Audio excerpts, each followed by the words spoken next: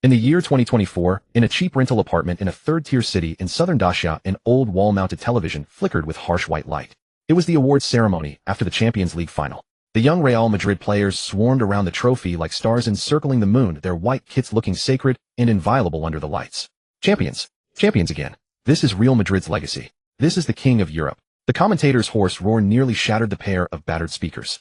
Leon slumped in the worn-out faux-leather sofa, clutching a half-empty bottle of baijiu, with only a sip left at the bottom, his eyes vacant. The world on the screen was dazzling and glamorous, a stage for geniuses, winners, and the favored. But Liang's world was this cramped den of less than 20 square meters, the meager salary of a part-time youth coach, and a right knee that ached as if steel needles were drilling into it on damp days.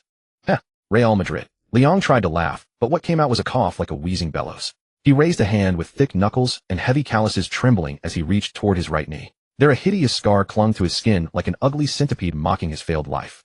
No one knew that 20 years ago he had also worn that white shirt and stood on the grass of the Valdebebas training ground in Madrid.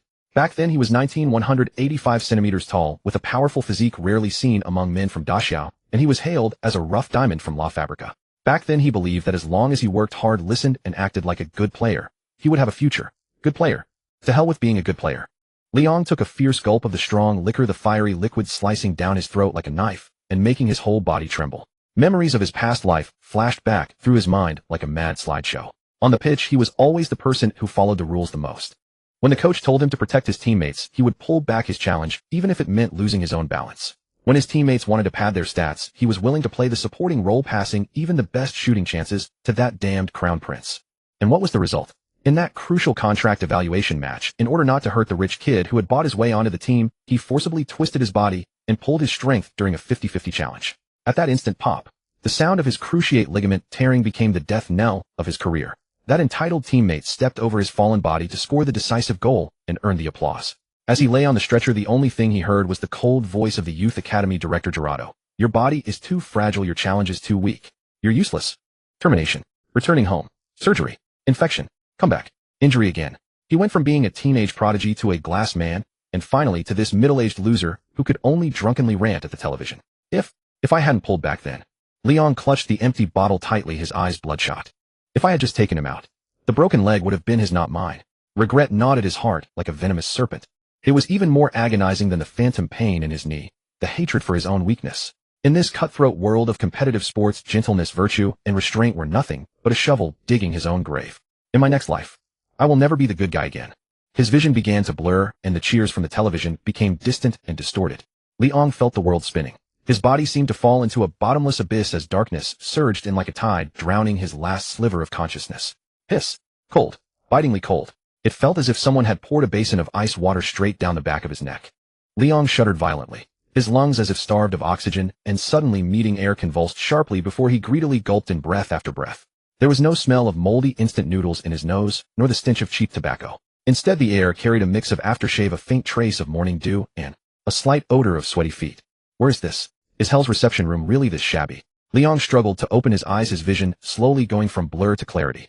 What met his eyes was not the moldy ceiling but the slats of a bunk above him, plastered with an expired yellowed marca poster, on which Ronaldo grinned his trademark buck teeth. He shot upright and realized he was lying on a narrow single bed. Around him was a somewhat cramped four-person dormitory, wooden floor, sneakers scattered on the ground, and on the back of a chair a white shirt, so bright it was almost blinding. On the chest of the shirt, Real Madrid's crest gleamed in the morning light. This? Leon froze. The scene was so familiar that it filled him with dread. This was the dormitory he had lived in for 3 years at the Real Madrid Youth Academy. He instinctively raised his hands. No calluses, no smoke-stained nails. These were a young man's hands, strong, powerful, and full of vigor. His skin was firm, veins faintly protruding, brimming with explosive power. Am I dreaming? Leon muttered. His voice was no longer the raspy, ruined smoker's voice, but carried the clarity and post-pubescent magnetism of a young man. As if suddenly remembering something crucial, he sprang from the bed like he'd been electrocuted. Not even bothering to put on shoes, he dashed barefoot into the tiny bathroom attached to the dorm room. In the mirror appeared a face, so young, it was almost enviable. Short black hair stood up in stiff bristles, a sharp brows, bright eyes, and angular features. Still somewhat green, but the wild male vitality was already taking shape. That was Leon at 19. But he didn't look at his face. His stare was locked on his legs below, in the mirror, especially his right leg. He reached out with trembling fingers. The moment his fingertips touched the skin of his knee, he didn't even dare to breathe. Smooth. Even. Warm. There was no ugly centipede scar, no swelling that would torment him on every rainy day for the rest of his life. He tried bending his knee, squatted, then leaped up violently. Thud. He landed steadily, muscles taut, the feedback from his knee joint smooth, powerful, and resilient. Huh. Ha ha. Liang looked at himself in the mirror, first letting out a low laugh, then the laughter grew louder until it became a nearly manic roar, tears streaming uncontrollably down his face. It's not torn. It's not torn. God, you really opened your eyes for once.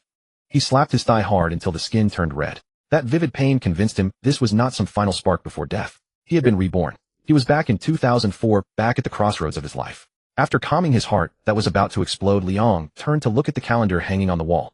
May 2004. The date of that week was heavily circled in red marker, accompanied by a scrawled line of Spanish, Castilla contract evaluation week.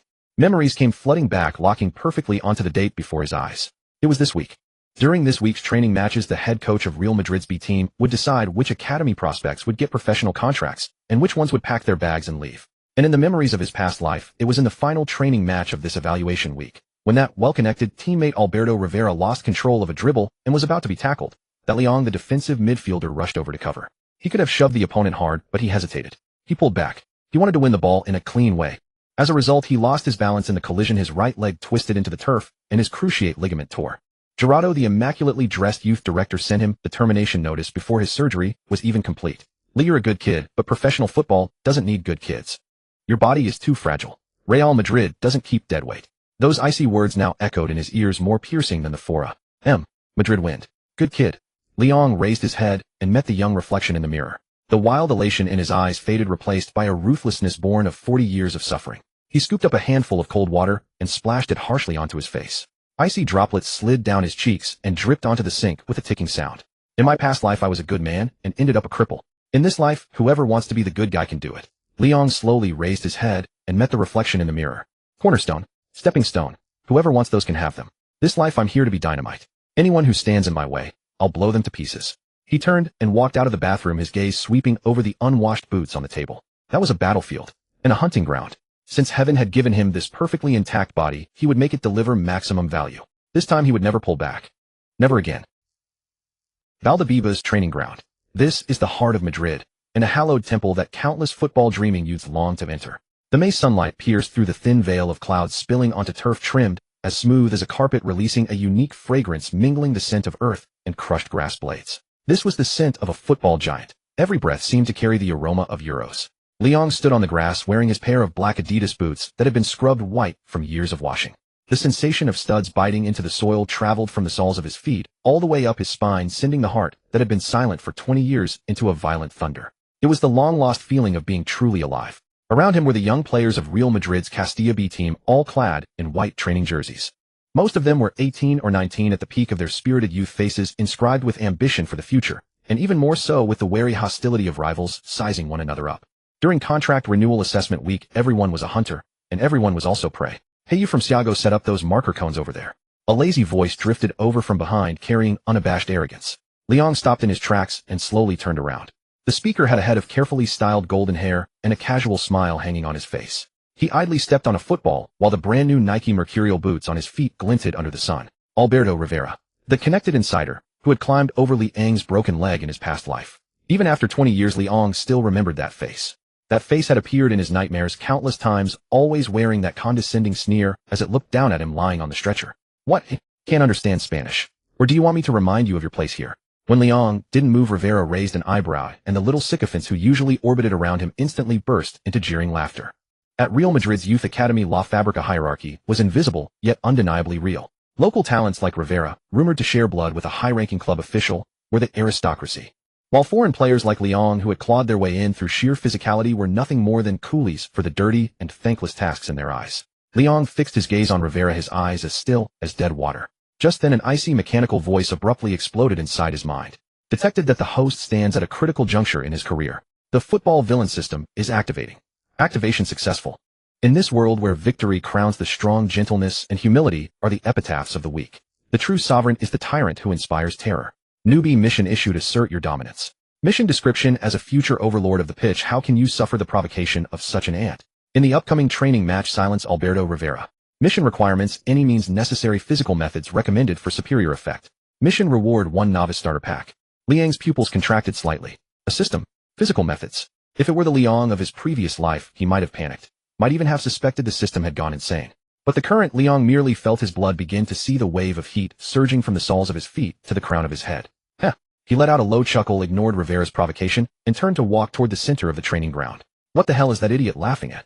Rivera frowned, feeling as if he had punched a ball of cotton, not only unsatisfying but infuriating.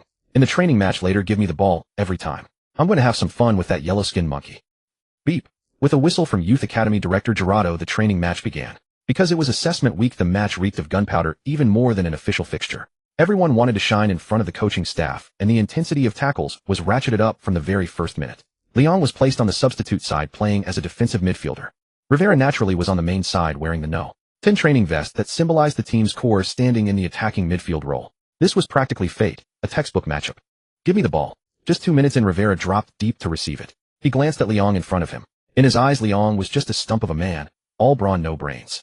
In his past life memories, when facing technical players like this, Liang would always instinctively retreat, keeping his distance, trading space for time in a bid to complete a clean defensive play. But this time Liang did not retreat. He stood rooted like a stake, his gaze not following the ball, but locked squarely onto Rivera's eyes. Rivera began his stepovers. Left, right, left. It had to be admitted the guy did have genuine footwork, flashy perhaps, but deceptive enough at this youth level. Suddenly Rivera dropped his left shoulder, feinting a burst to the left. Liang shifted his weight slightly. In that precise instant, Rivera flicked the ball with the outside of his right foot and followed through with a dizzying cutback. A nutmeg. The ball slipped precisely through Liang's legs. Whoa! A roar of astonishment erupted from the sidelines. The main team's substitutes and a couple of assistant coaches. Rivera swept past Liang like a gust of wind, and in the instant their shoulders brushed, he lowered his voice to a volume that only 2 people could hear. You idiot, you spread your legs too wide. Just like a cheap whore. Shame. Utterly shameless humiliation. Rivera dribbled off in triumph, and although the final shot flew wide of the target, he trotted back smugly and raised a little finger at Liang. See that? That is the gap in talent. You are only fit to haul bricks. This is Real Madrid, the cathedral of artists. Not a place for a brute like you. On the sideline, Youth Academy Director Gerardo scribbled on his notepad. Occasionally glancing up at Liang, his eyes betrayed a flash of impatience. Clearly that nutmeg had already condemned Liang in his eyes. Yet Liang simply stood there, showing none of the red-faced fury or wounded pride typical of young players. He merely turned around slowly, watching Rivera's arrogant back. The feeling was strange. The mocking laughter around him, the disappointed eyes of the coach, the insulting words of his opponent. None of it brought him shame. Instead, it was like buckets of gasoline thrown onto the flame of vengeance burning in his heart. Angry. Yes, furious. But as a man with a 40-year-old soul, Liang understood better. Anger, if not forged into strength, was nothing more than the impotent rage of the defeated. He took a deep breath, the cold air flooding his lungs. Artist. Liang murmured under his breath, his voice as hoarse as crude iron scraped across a whetstone. Today I'll show you what violent aesthetics truly means. The match continued. Liang began to deliberately adjust his positioning. He no longer marked blindly as before, but deliberately left a seemingly massive gap beside his defensive position. It was bait. A trap crafted specifically for an arrogant narcissist like Rivera. As long as he wanted to beat his man, wanted to humiliate Liang, he would inevitably take that path again. Sure enough, in the 10th minute, Rivera received the ball again in the middle. His earlier success had inflated his confidence to the skies. Seeing the huge gap in front of Liang, he charged forward without hesitation. Do it again. Send him back to Xia. A teammate cheered from the side. Rivera, a savage grin on his face, repeated the same trick. Stepovers, dropping the shoulder, flicking the ball. Every single motion seen through Liang's eyes, tempered by the years, seemed to dissolve into slow motion. Closer. Even closer. Liang could clearly make out the logo on Rivera's boots, hear his short, urgent breathing, even catch the cloying whiff of his cologne. Now, Liang did not retreat, did not stretch a leg to poke at the ball, did not attempt any conventional defensive positioning. He simply counted in his mind. 3, 2, 1. At the instant Rivera thought he would blow past the stump, just as before he was shocked to see that the eyes of the stump in front of him had transformed. They were no longer dull, sluggish eyes. They were the eyes of a wolf. Gloomy, greedy, ferocious. Liang's body suddenly snapped, taut, his thigh muscles swelling and bulging like a fully drawn longbow. He did not look at the ball. His gaze, like a hunter locking onto the throat of his prey, pinned itself piercingly onto the right ankle that bore all of Rivera's body weight. The system mission physical means. You thought you could get past me? Well, you'll have to ask my boot studs for permission. The air seemed to solidify in that instant. Alberto Rivera's smile was still plastered on his face, his right foot having just completed the seemingly graceful flick, his mind already rehearsing the celebration that would follow his dribble past Liang.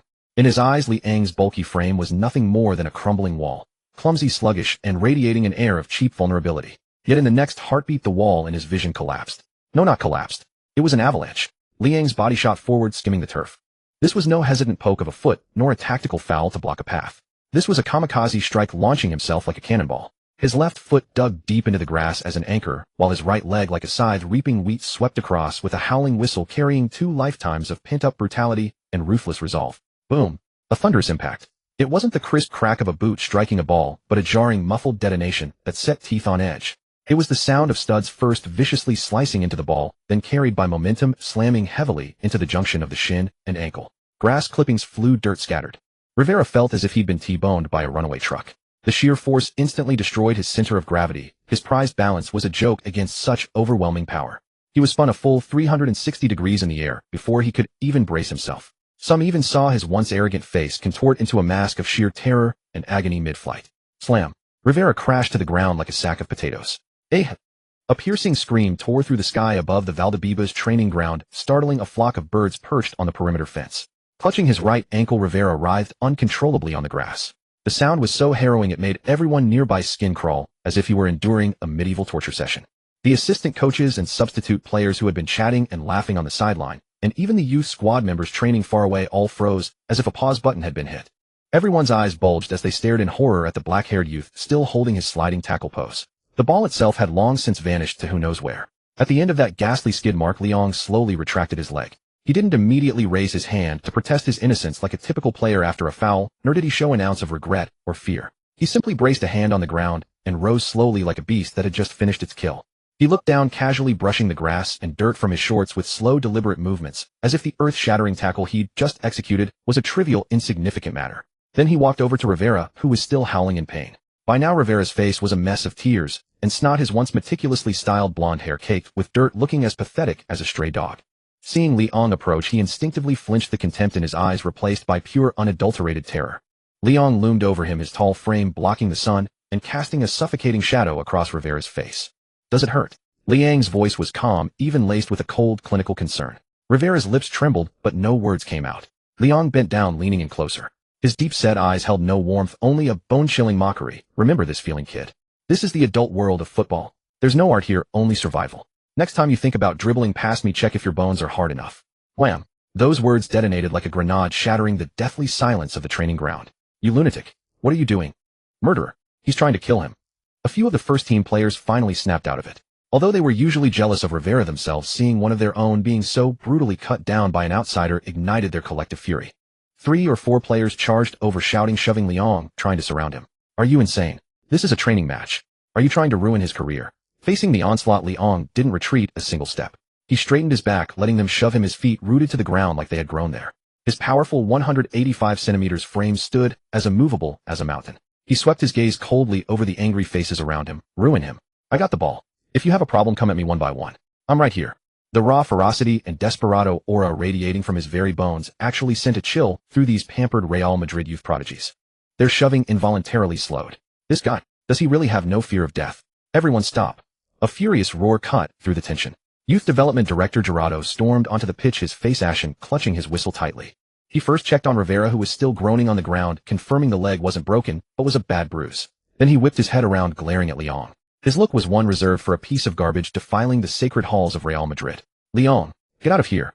Now. Immediately. Gerardo pointed at the training ground gates, bellowing, Real Madrid has no need for butchers. This is a place for football, not a gladiator arena. Leong looked at the apoplectic Gerardo with no emotion whatsoever. In his past life, this was the man who had handed him his release papers after his leg was broken, without a single word of comfort, coldly pronouncing his footballing death sentence. Now seeing Gerardo's contorted face, Leong felt nothing but satisfaction. 2 decades of pent-up frustration had been thoroughly purged with that single tackle. No need for butchers. Leong sneered, not even bothering to argue whether it had been a fair tackle. Because he knew that in a giant like Real Madrid, in this youth academy rife with politics and self-interest, explanations were the most useless currency. He turned, ignoring Gerardo's ranting and the horrified or disgusted stares of his teammates. A lone chest puffed out, he strode towards the sideline under the weight of everyone's gaze. In that moment, his silhouette seemed both lonely and overwhelmingly powerful. Just as he stepped over the touchline, that cold mechanical voice echoed in his mind again, and this time it sounded incredibly sweet. Ding. Congratulations, host. Novice mission established, dominance completed. Mission evaluation: you employed not only physical means, but also delivered a full score of psychological damage. Your ferocity instilled fear in your opponent and dread in the onlookers. This is the self-cultivation of a true villain. Notoriety 100. Dispensing reward. Congratulations, host. You have received the physical template of Arsenal legend defensive midfielder Patrick Vieira. Current integration 10. Boom. A surge of warmth erupted from his heart, without warning flooding his entire body. Liang felt his muscles being remolded, his bones crackling with minute pops. His already decent physique was undergoing a qualitative leap. Who was Vieira? A true midfield behemoth, the backbone of the Invincibles, a legend who made opponents tremble before the first whistle. Even with just 10 integration, it was enough to make Liang virtually untouchable at this age group. He clenched his fist, feeling the explosive power surging in his palm. The sensation was intoxicating. So this is the joy of being a villain. Liang stood on the sideline, glancing back at the chaotic training ground, watching Rivera being carried off by the medics, watching Gerardo still screaming. He knew his career at Real Madrid was over, but he felt no regret. On the contrary, he saw it as a perfect beginning. Goodbye, you softies, Liang said silently to himself. Next time we meet, I'll show you what true despair really means. He bent down, picked up his water bottle, took a long swig, then violently poured the rest onto the grass. Without a backward glance, he headed for the locker room. That was where his future lay. A future filled with blood, conflict, and conquest, yet undeniably spectacular. First blood had been drawn. Now it was time to thoroughly stir up this stagnant pool. The training match was forcibly halted by that earth-shattering sliding tackle. The team medics scrambled to carry the sobbing Rivera off on a stretcher, while the surrounding players avoided Liang, as if he were a plague, their eyes a mixture of fear, disgust, and a hint of schadenfreude. Liang had just washed the mud off in the locker room, and hadn't even had time to change into his casual clothes when a stoic assistant coach summoned him to the youth development director's office. The office's decor was very much in line with Real Madrid's style, understated luxury. Behind the mahogany desk, a massive floor-to-ceiling window overlooked the green pitches of the entire training complex. Gerardo sat in a wide leather chair, a cup of coffee in his hand. Wisps of steam rose, blurring his well-maintained features. He wasn't flying into a rage like he did on the training field. If anything, he was eerily calm. Sit. Gerardo gestured to the chair opposite him, his tone flat and devoid of any emotion. Liang didn't stand on ceremony. He pulled out the chair and sat down with an air of casual dominance, leaning back in a pose more relaxed than his hosts. Having just fused with 10 of Vieira's physical template, every move he made carried an imposing pressure. Gerardo set down his coffee cup and steepled his fingers on the desk. His shrewd eyes scanned Liang from head to toe, as if appraising a defective product salvaged from a trash heap. Li, do you have any idea what you did today? Gerardo began slowly. A tackle, Liang replied succinctly. A successful defensive play. Successful. Gerardo laughed, a laugh born of pure exasperation. You call putting a teammate on a stretcher successful? That was a 50-50 ball. Liang met Gerardo's gaze, his eyes sharp as a blade. He was too slow to react, and lacked any sense of self-preservation. If that had been a real match, the opponent wouldn't have been any more merciful than I was. Enough. Gerardo slammed his hand on the table. The sound wasn't loud, but it cut through the silence of the office with startling clarity. Don't bring your lower-class logic to Real Madrid. This is La Fabrica, a place to cultivate gentlemen and artists, not a gladiatorial arena for savages like you to run wild. He stood and walked to the floor-to-ceiling window, turning his back to Liang, his voice dripping with condescending arrogance. Do you know who Rivera is? His shirt pre-orders are #1 in the B team. His father is a major sponsor of the club. He brings Real Madrid attention, commercial value. And you, Gerardo spun around, pointing a finger at Liang, his eyes filled with undisguised contempt. What do you have besides brute force? Commercial value, market potential, or so-called talent? At Real Madrid, right and wrong don't matter. Sometimes even winning or losing doesn't matter. What matters is value. Do you understand? Value. Rivera's ankle is worth more than your entire career. These words struck Liang's pride like a barrage of sharp daggers. This was the elite club. This was the so-called aristocratic facade. In their eyes, football wasn't pure competition, but a business, a political game of interests. Players without backing or financial support were like sacrificial pawns on a chessboard, expendable at any moment. Listening to these venomous words, Liang felt an unexpected calmness in his heart. He even felt like laughing. In his past life, he had trusted in so-called fairness and believed that hard work leads to success, only to be battered and bruised by these very rules. So, are you asking me to apologize to your precious prince? Or are you going to dock my bonus? Gerardo was stunned for a moment. He hadn't expected this normally quiet kid from the East to still be able to smile at a time like this, let alone speak to him in such a tone. He took a deep breath, suppressing his rising anger, and pulled a pre-prepared document from his drawer, tossing it onto the desk in front of Liang. Slap. The document slid across the desk and stopped at Liang's hand. An apology? No, it's not that simple. Gerardo sat back down, resuming his cold, businesslike expression. This is a contract termination agreement. Given your malicious injury of a teammate during training, your severe violation of the club's disciplinary code, and the fact that your playing style and personality are fundamentally incompatible with Real Madrid's values, the coaching staff has unanimously decided to terminate your contract early. You don't even have to wait until the end of the season. You can get out now. Liang glanced down at the agreement. The terms were harsh. There was no severance pay, and they even reserved the right to hold him accountable for causing a teammate's injury. It was a blatant humiliation and oppression. Seeing Liang's silence, Gerardo assumed he was intimidated. He leaned forward slightly, his tone softening just a bit, as if offering a charity. Of course, if you're willing to go to the medical room now, kneel and apologize to Rivera, and make a self-criticism in front of the whole team, I might consider preserving your reputation and letting you find a spot on some third division team to make a living. After all, you did come through Real Madrid's system. Riot, a harsh tearing sound cut Gerardo's charitable offer short. The smile on Gerardo's face froze. Leon picked up a pen from the desk, didn't even glance at the terms, and scrawled his signature across the signature line with a flourish. He pressed down so hard the pen tip tore through the paper. Then he casually tossed the signed agreement back to Gerardo, as if discarding a used tissue. You? Gerardo's eyes widened, staring at Leon, as if he were a madman. This guy wasn't even going to beg for a second chance. Wasn't he going to put up even the slightest fight? This was Real Madrid, the club countless people would kill to stay at. Leon stood up, placing both hands on the desk. The oppressive pressure from his tall frame instinctively made Gerardo shrink back. Save your hypocritical act, Mr. Gerardo. Liang's voice was low and forceful, each word striking Gerardo's heart like a heavy hammer. You think you're doing me a favor? No, you're setting a tiger free. You say I don't fit Real Madrid's values. You're right, because my values are about winning, about crushing opponents underfoot, not like you lot raising a bunch of soft-footed pretty boys in a greenhouse. You think you're cleaning out the trash by kicking me out today. But soon you'll realize. Leon paused, his eyes flashing with a light that was hard to look at directly. You've personally released the nightmare of Real Madrid's next decade from its cage. With that, Leon didn't spare Gerardo another glance. He turned and strode purposefully towards the door. You'll regret this, Leon. You'll regret it. Behind him came Gerardo's furious roar, followed by the sound of a coffee cup shattering on the floor. I swear you'll never make it in Spain. No club will ever want a lunatic like you. You'll starve on the streets like a stray dog. Liang's hand rested on the doorknob, his steps pausing momentarily. He didn't turn around, but raised a single middle finger behind his back towards Gerardo. We'll see. Let's find out who ends up starving first. Bang. The office door slammed shut with such force that the Real Madrid crest on the wall tilted slightly. Gerardo collapsed into his chair, staring at the closed door, his chest heaving violently. He didn't know why, but even though he was the one who had driven the kid out in that moment, he felt a suffocating fear emanating from this young man who had nothing. It was like accidentally releasing a juvenile Tyrannosaurus Rex. Outside the door, the corridor was empty, only the echo of Liang's footsteps reverberating. He walked quickly with a steady gait. With each step it felt like he was crushing the humiliation and resentment of the past 20 years beneath his feet. Though he had nothing now, he felt richer than ever before. Because he possessed freedom. He possessed hatred. And he possessed a body enhanced by the system, a body craving battle. Real Madrid. We'll settle our score slowly in the future. He strode towards the dormitory where his belongings and a new journey awaited him. At this moment the sun over Valdebebas was still bright, but in Liang's eyes it was merely the afterglow of the past. What awaited him was a bloody and glorious dawn, the dawn of a villain. The setting sun like uncoagulated blood splashed across the western outskirts of Madrid. Back in his dormitory, Liang moved with swift, decisive precision, wasting not a single moment. The hard bed that had borne him for 3 years was stripped and tidied, the bedding folded into a crisp, neat block, as if no one had ever tossed and turned upon it. On the table lay a neatly arranged stack of training kit, socks, and a sports bottle emblazoned with the Real Madrid crest. These were the supplies issued by the club, symbols of status, the sacred relics that countless youths in Madrid dreamed of possessing. But now in Liang's eyes they were nothing but garbage. Shackles left behind by a hypocritical, cold, and profit-driven institution. He only stuffed a few changes of plain clothes into his worn-out black canvas bag. The moment he zipped it shut, 3 years of his youth were irrevocably concluded. Before leaving, his gaze fell upon a white towel hanging at the head of the bed. It was a souvenir the club had given him on his first day in the Real Madrid Youth Academy. Embroidered upon it were the sacred royal crown crest and the famous motto, Hala Madrid.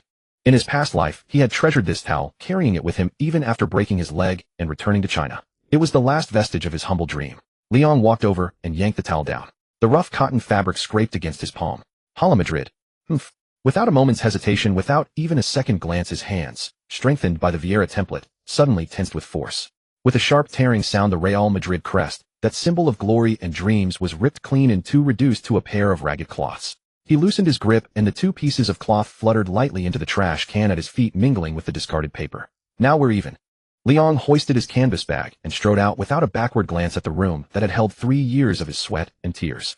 At the main gate of the training base, it was the most chaotic time of the day. The first team's training was about to begin, the moment the Galacticos set sail. Although the first team's training ground was strictly separated from the youth academy, they shared the same main gate. As Leon approached the entrance, he was hit by a suffocating wave of heat. Not from the temperature, but from the atmosphere. Hundreds of fans in white jerseys and reporters armed with cameras and microphones had already besieged the base's entrance. They waved their scarves and posters frantically, their eyes burning with a near-religious fervor. That kind of light was reserved for gods. They're here. They're coming. A shriek erupted from the crowd. A deep, luxurious engine roar grew closer. A black Audi luxury car slowly pulled up, followed by a red Ferrari, and then a silver Porsche. The motorcade of luxury cars, like a flowing river of gold, stung the eyes of the twilight. The car windows rolled down. From the first vehicle emerged the chubby figure with the bowl haircut and a goofy smile, Ronaldo. With just a casual wave from the alien, the crowd erupted into thunderous cheers. Ronnie. Next came the second car. That face calm as a sculpture carrying a Mediterranean charm, Zidane. The Frenchman didn't smile, only gazing ahead with aloofness. The aura of a master emanating from his very bones drove the reporters' flashbulbs to smoke. Then came Beckham Raul Figo. This wasn't just a team. This was Hollywood of Vanity Fair, the very apex of the footballing world. They were deities receiving the worship of mortals. And Leong stood less than 5 meters away. He carried his shabby canvas bag, wore a faded tracksuit, and stood alone in the shadow of the security booth. He was pushed to the very edge of the crowd, nearly toppled several times by frenzied fans. No one looked at him, not even a single glance. The blinding flashes went off hundreds of times a second, yet none were for him. The frantic cries and shouts were never calling his name. Beneath the radiance of these superstars, he was like an insignificant speck of dust, a mere ant struggling to survive in a corner. Even Ronaldo, who had briefly locked eyes with him, had a hollow gaze. It wasn't contempt. It was utter disregard. Because an elephant never pays attention to the joys and sorrows of the ants beneath its feet. Leong clutched the strap of his canvas bag tightly. He watched the luxury cars slowly drive into the base, watched the electric gate close, and watched the massive golden Real Madrid crest reflect a blinding light in the setting sun. An unprecedented immense sense of class disparity slammed against his chest like a heavy hammer. This was reality. This was the cruelest truth of the football world. If you have no value, even your breathing is a mistake. Being cast out is to them merely cleaning away a speck of dust. But Leong felt no inferiority. His heart pounded violently in his chest, his blood racing at an alarming speed. It wasn't fear, it was ambition, desire, a maddening impulse to trample all of this underfoot. God's sake. Leong stared at the now closed gate, at the receding figures in his vision. In his deep dark eyes, 2 eerie green flames of ghost fire burned. One day I will drag you all down from your pedestals. I will make this stadium, this city, even all of Europe look at me, listen to my voice, and fear me. He slowly turned around his back to the base that represented the highest echelon of football. Before him lay Madrid's dimming streets, an unknown future fraught with thorns. But he didn't hesitate. He took a step, then another. Just as he was about to be swallowed by the darkness, the dormant system in his mind suddenly emitted a sharp, stirring chime. Ding! Detected an extremely intense desire for revenge and conquest erupting from the host's soul. Core system modules are restructuring. Main quest triggered: conquer the Bernabéu. Quest description: a discarded pawn can also slay a dragon. You were expelled by this stadium and ignored by these gods. The host must return to the Bernabéu in the future as a conqueror. Completion conditions: choose one, lead another team to defeat Real Madrid at the Bernabéu and be named man of the match MVP. At the Bernabéu, make 80,000 Real Madrid fans boo you or applaud. You must achieve an explosive effect after the stadium falls silent. Make Florentino Perez, Real Madrid president, personally invite you back and offer you a maximum salary contract. Quest reward: this reward will be sufficient to alter the host's destiny trajectory. Li Eng's footsteps faltered for a moment. He stared at the blood-red quest panel in his vision. 3 conditions. He muttered to himself on the empty street. Kids make choices. I'll take them all. He tightened his backpack and strode purposefully into the night, his figure soon merging with the darkness. Tonight Madrid gained one more homeless stray dog. In the scorching July heat of Madrid, where the sun was fierce enough to melt the asphalt, Li Eng's heart was a frozen wasteland. A month had passed since he had walked out of the gates of Valdebebas. During this month, Leong truly understood the meaning of when a wall is about to collapse, everyone gives it a push. Gelato's banishment order came faster and harsher than he had imagined. That impeccably dressed hypocrite didn't issue a grand public notice. He merely mentioned it casually over a few dinners with youth coaches. That kid from the Great Sia. His technique is as rough as a shot putter's, and he's got a violent temper. He's a locker room bomb. Whoever signs him will regret it. In Madrid's football circles, that was more than enough. The Real Madrid Youth Academy director's word was law. Sorry, Lee, our spots are full. That was the reply from Rayo Vallecano. The doorman there didn't even let Leong put on his boots, turning him away with that flimsy excuse. We don't need a butcher who might cripple his own teammates, even if you waive your salary.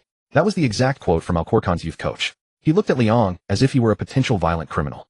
1 month, 7 clubs, all without exception, rejected him.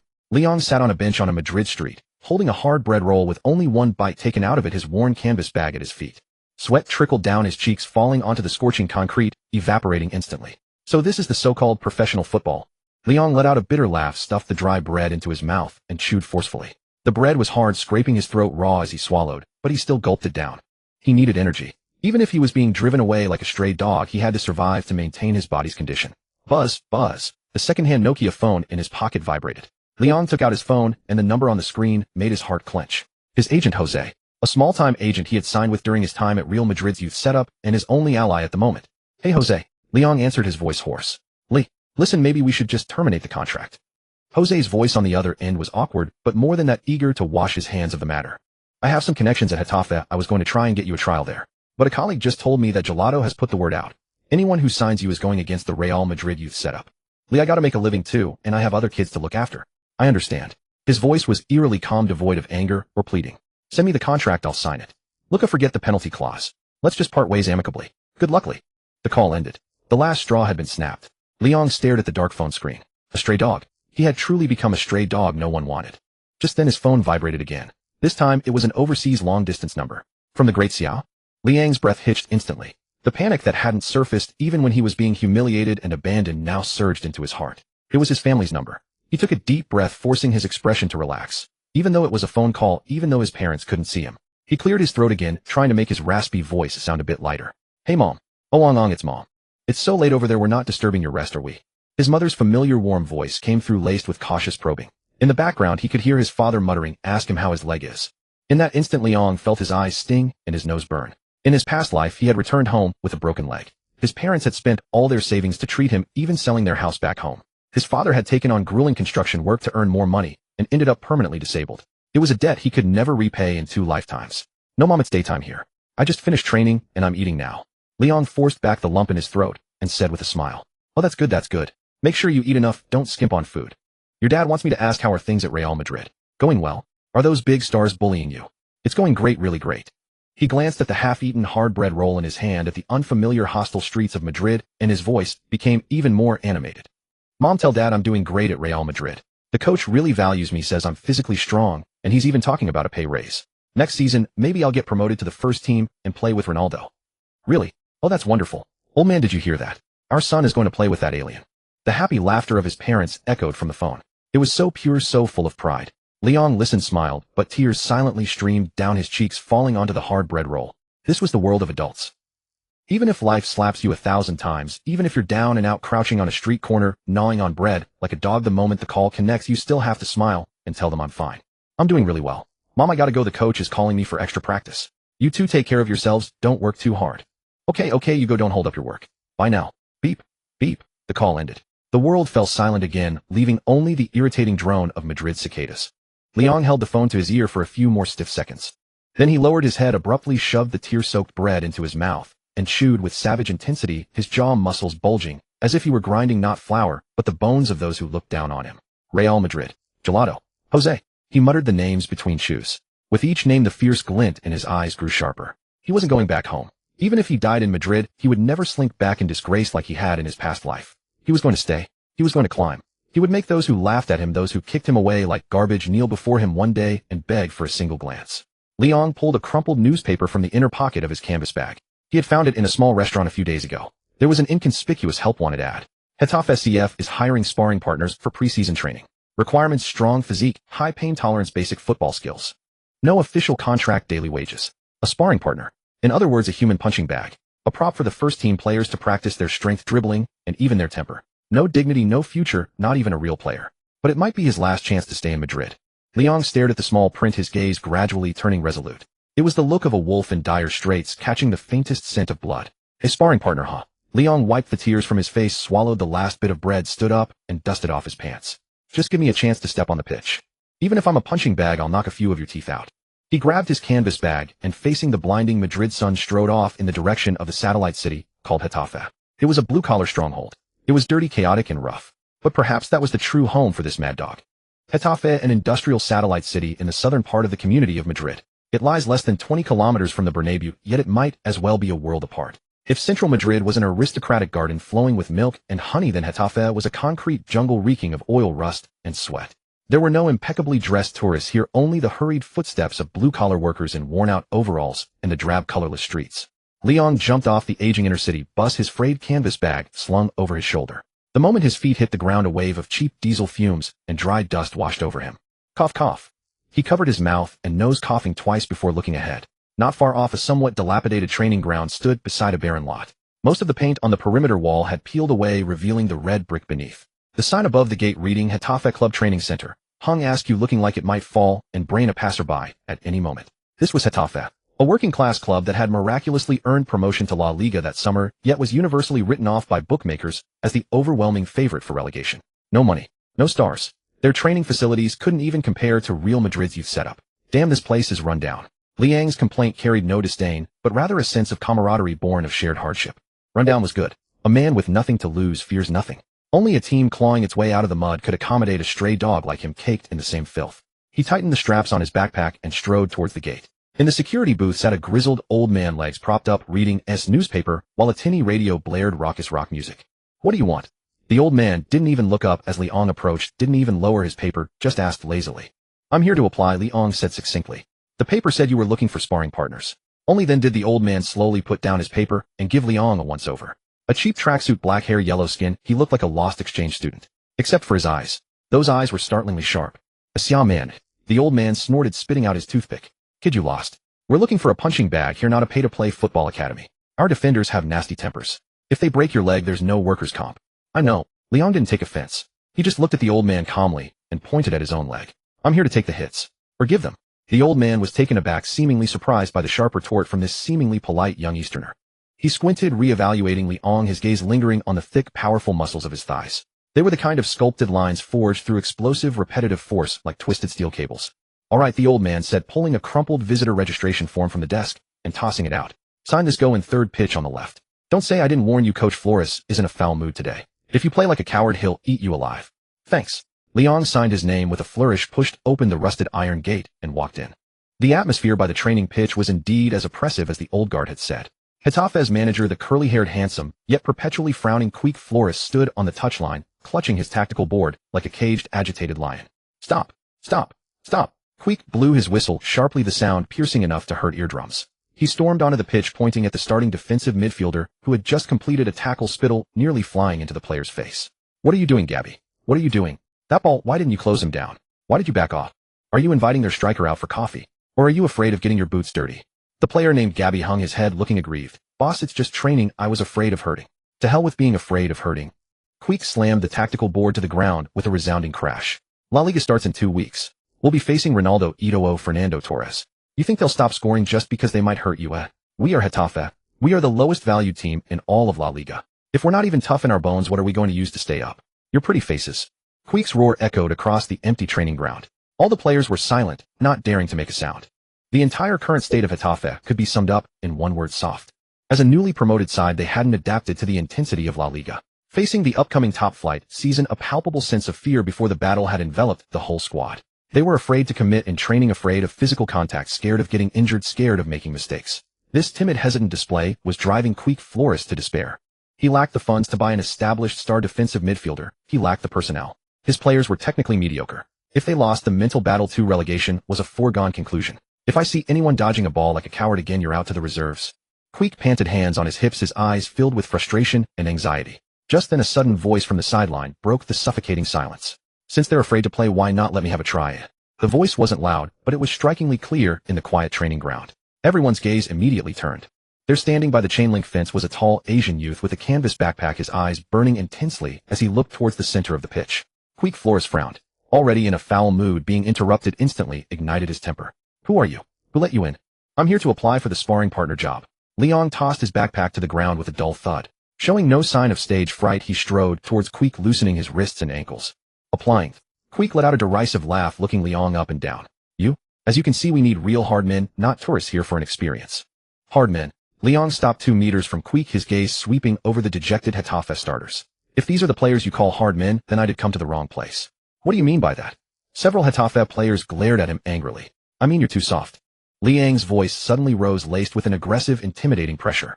That ball, just now, if it were me, that striker would be on the ground looking for his teeth, not standing there listening to your lecture. How dare you? This kid's asking for it. The players stirred, a few hot-headed defenders looking ready to charge. But Quique raised a hand to stop them. He looked at Liang, eyes narrowing slightly. He sensed something from this young man. It wasn't sweat or cologne. It was a disconcerting scent of blood, the kind a cornered beast emits. That look in his eyes, he had seen it in the butchers of top-flight football and desperados who would stop at nothing to survive. Do you know who you're talking to? Quique asked coldly. Yes, the manager of Getafe, Liang replied calmly. A poor sod currently worried about his team's lack of spine. Quique's eye twitched. The remark was scathing but painfully accurate. You say you can play? Quique pointed to the group of bruisers on the pitch. They may be soft, but they're still professionals. What makes you think you're better than them? That mouth of yours. Because I'm the one Real Madrid kicked out. Liang suddenly smiled, a grin carrying 3 parts self-deprecation and 7 parts ruthless malice. Because in a practice match I tackled their crown prince straight into the hospital. This statement caused an uproar. Real Madrid's youth academy. Send a teammate to the hospital. This was the worst kind of villain. Quique's pupils contracted sharply. He had heard about this. A while back it was the talk of Madrid's football circles, a madman at La Fabrica blacklisted by Gerardo across the industry. So this was the guy. If it was true, then this kid was indeed tough. And indeed crazy. And wasn't that exactly the kind of reckless rabid dog Getafe needed right now? Quique looked at Leon, the scales in his mind beginning to tip. He needed a shot of adrenaline, even if it was poison. I don't have the money to pay you a high salary, Quique said tentatively. Sparring partners get a daily rate, no insurance. If you break a leg, it's on you. I don't want money. Leon took a step forward, his eyes locking onto Quique. Give me 30 minutes. Put me on the pitch, and he sighed. If after 30 minutes anyone can still receive the ball and turn comfortably, I'll leave on my own. But if I succeed? Leon paused, his gaze sweeping over the hostile players, his voice low as thunder. Give me a contract. I want to stay in La Liga. I want to make some people regret their stupid decisions. A breeze swept across the training ground, kicking up a few dead leaves. Quique Flores stared at Leon for a full 5 seconds. Then he suddenly smiled, the smile of a hunter finding a fine hunting hound. All right. Quique turned, picked up a yellow training bib from the ground, and threw it directly into Liang's face. Hey you. Pull the substitute's defensive midfielder off. Kid, put it on. Go play that position. Remember the bullshit you just spewed. If you can't back it up, I'll have security throw you out like garbage. Leon snatched the bib off his face. It smelled of the previous owner's sweat, but to him it smelled like the scent of prime prey. Without another word, he pulled the bib over his head and bent down to tighten his laces. Ding. Detected host is about to participate in a high-intensity trial. System temporary buff, all or nothing, activated in this training match. Stamina consumption is doubled, but physical confrontation ability is increased by 20, and pain perception is reduced by 50. Leon straightened up, cracking his neck with a series of sharp pops. He walked towards the center of the pitch, each step heavy and deliberate. The Getafe starters around him watched, some with disdain, some with wariness, some with anger. But in Liang's eyes they all had only one identity: whetstones. Come on then. Leon stood in the center circle, licking his slightly chapped lips, revealing a set of gleaming white teeth. Let the storm rage on. Although Quique Flores had given him a chance, it didn't mean the Getafe dressing room had accepted this outsider. As Leon walked onto the pitch wearing that sweat-stained yellow substitute's bib, the glances cast his way were mostly filled with undisguised mockery and contempt. Hey, look at that kid's boots. The main team striker, a burly man with a mohawk named Pichon, nudged his partner with his elbow and laughed loudly. What brand are those? Adidas. Looks like something from my grandfather's era. Are the studs worn down to nothing? Maybe he fished them out of a trash can at Valdebebas. The midfield core, Ruben Rivas, wearing the number 10 shirt, shrugged his shoulders, his tone dripping with the condescension of a city slicker looking down on a country bumpkin. I heard he's a madman kicked out of Real Madrid. I think he's just a naive rookie who's never seen the world. Pass me the ball later, and I'll teach him what La Liga level technique looks like. The ridicule wasn't deliberately lowered, carried by the wind straight to Liang's ears. Leon lowered his head and glanced at his own admittedly worn-out football boots. These were the boots he had worn for 2 full years in the youth academy in his past life, every crease held within it sweat and dirt. He didn't retort, didn't even lift an eyelid. He simply bent down, silently retied his laces, and made a double knot. On the football pitch, this was a signal that he was ready to fight for his life. Tweet. With a blow of the assistant coach's whistle, the 30-minute trial match that would decide his fate officially began. The main team blue kicked off. As a newly promoted La Liga team, Getafe's tactical discipline wasn't actually bad. The ball was passed around among the defenders for a few rounds before quickly finding its way to the feet of midfield core Ruben Rivas. Rivas was a typical Spanish technical midfielder, skilled with the ball at his feet, fond of dribbling, but physically soft. After receiving the pass, he didn't rush to release it, but habitually stepped on the ball to survey the situation. In his eyes, the opposing reserve team was like a pile of loose sand. Especially that new yellow-skinned kid charging over like a headless fly, clumsy in his movements, full of holes in his game. Too slow. Facing Liang's press, Rivas calmly turned his body, preparing to execute a trademark dragback, turned to breeze past this rookie, who only knew brute force. He had performed this move countless times in training, never failing. However, at that very moment of his turn, a suffocating sense of crisis shot up from his tailbone straight to his brain. That figure, which was a good 3 meters away, had somehow filled his entire field of vision in the blink of an eye. Leon didn't slow down. In full sprint, his thigh muscles bulged violently, the terrifying explosive power brought by the Vieira body template on full display. If Rivas was dancing an elegant waltz, then Leon was driving a heavy tank. There was no flashy tackle attempt. Leon used himself as a battering ram, slamming hard into the side of Rivas's body that was shielding the ball. System skill triggered brutal charge, novice. Effect within legal shoulder charge range. Host strength stat is increased by 30, impact force converted into an intimidation effect. Bang! A dull heavy thud of body colliding with body exploded across the training ground. The sound was so loud it even drowned out the wind, making everyone around grit their teeth in discomfort. Arg! Rivas felt as if half his body had been hit by a rampaging bull. A searing pain instantly numbed his nerves. His prized balance and control seemed like a joke in the face of such absolute brute force. His entire body shot sideways like a kite with its string cut. He slid 2 or 3 meters across the grass, tumbling over several times before coming to a stop, lying on the ground, unable to catch his breath for a long while. And the instigator who had knocked him flying, Liang, didn't even stagger. He stood firmly over the ball as easily as if he were stepping on an ant. So this is your so-called La Liga technique. Controlling the ball without rushing to pass, Liang cast a cold glance at the groaning Rivas on the ground, his voice not loud, but laced with a chilling menace. Too light. Like cotton. The smiles of the main team players who had been expecting a joke froze on their faces. They had anticipated Liang might slide in, but they never expected him to use such a primal, brutal, yet perfectly legal method to completely dominate them in physical duels. This. On the sideline, Quique Flores's eyelid twitched violently. That challenge just now, though fierce, saw Liang's arms tucked in tight, using purely shoulder-to-shoulder contact. It was a textbook perfect legal shoulder charge. Only the disparity in strength was too immense, so much so that it felt like a crime. Continue. Don't stop. That was a legal charge. Quique shouted, but his eyes gleamed with excitement. This was the hardness he wanted. This was Getafe's hope for survival. The match continued. But the atmosphere had completely changed. If the main team were playing possession football before, now they were forced into survival mode. Because the midfield now had a tireless meat grinder. Liang was like a starving wolf released from its cage, sweeping across the midfield with ferocious energy. 5th minute. The main team's winger attempted to cut inside. Using the incredible leg reach from the Vieira template, Liang executed a sliding tackle from behind, taking both the man and the ball. The crisp sound of the tackle left the winger rubbing his ankle nervously as he got up. 12th minute. The main team tried to play a high ball towards striker Pichon. Liang, standing 185 meters tall, jumped straight up, his terrifying leaping ability allowing him to rise a full half head above Pichon. He collided with Pichon in the air, winning a powerful header that cleared the ball a full 40 meters away. As he landed, Pichon clutched his chest, feeling like his ribs were about to break. 20th minute. The main team no longer dared to receive the ball in the middle. Rivas, who had been controlling the tempo, now instinctively passed the ball away whenever he saw that yellow-bibbed figure approach, even resorting to passing it back to the goalkeeper. Fear. A primal instinctive fear began to spread through the hearts of Getafe's main team players. They realized this Eastern kid was simply unreasonable. Don't pass. He'll run you over. Try to dribble. He'll tackle you. Want to challenge him? Then we'll see whose bones are harder. Liang alone turned the previously disjointed reserve midfield into an impassable minefield. Too soft. Haven't you eaten? After a successful interception, Liang didn't pass to a teammate. Instead, he drove forward a couple of steps himself, roaring at the surrounding main team players. At this moment, he was covered in mud, grass clippings stuck to his socks, sweat dripping from his resolute jawline. His eyes burned with fierce ambition and killing intent, making him look less like a trialist on the fringes and more like a tyrant surveying his domain. Stop him. Don't let him get too cocky. The main team's captain, center-back Berenguer, finally had enough. As the senior figure in the team, he couldn't tolerate some outsider acting like he owned the place. Berenguer charged out of the penalty area, rushing straight at Liang. He intended to teach this newcomer a lesson with his experience and physicality. Good. Liang saw Berenguer coming, and instead of slowing down, he accelerated further. In the instant before they were about to collide, Liang made a move no one expected. He didn't cut inside, nor did he pass. He simply knocked the ball a long way forward, a good 5 or 6 meters ahead. It was a pure test of speed. It was also the ultimate show of disrespect to a defender, burning him for pace.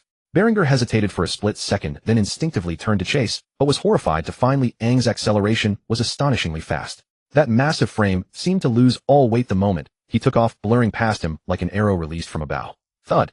Their shoulders clipped at high speed. Berenguer felt a tremendous force, his legs buckling beneath him, nearly falling flat on his face. Liang, however, only swayed slightly before regaining his balance, continuing his tank-like advance. He was through, using the simplest, most brutal, most unreasonable method. One-on-one with the keeper.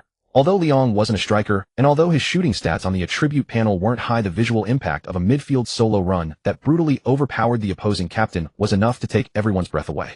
Facing the charging goalkeeper, Liang didn't opt for a placed shot into the corner. He wound up his right leg, putting every ounce of strength into a ferocious strike on the ball. Boom! The ball rocketed towards the center of the goal like a cannonball. The goalkeeper instinctively flinched, not daring to even put his hands up to stop such a powerful thunderbolt.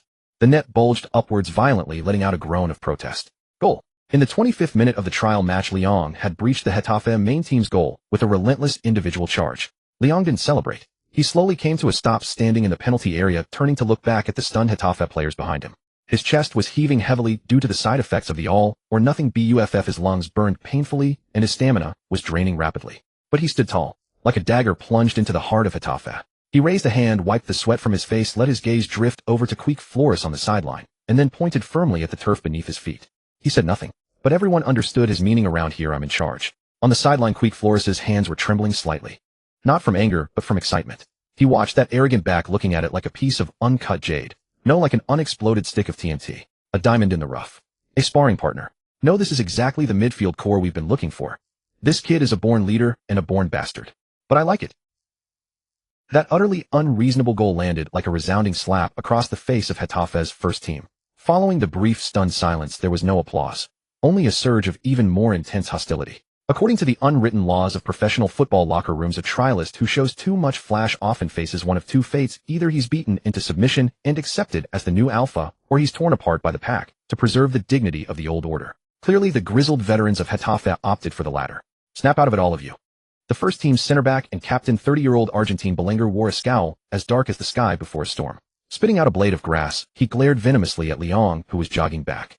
A nameless trialist thinks he can walk all over us. If word of this gets out, how can we show our faces in Madrid? Belenguer's voice carried a vicious, thuggish edge. Having toiled in La Liga and La Liga 2 for years, his football skills might not have been top tier, but he had long mastered the art of the dirty tricks that make opponents miserable. Rivas stopped dodging him like a coward. Move the ball around, but if you get the chance.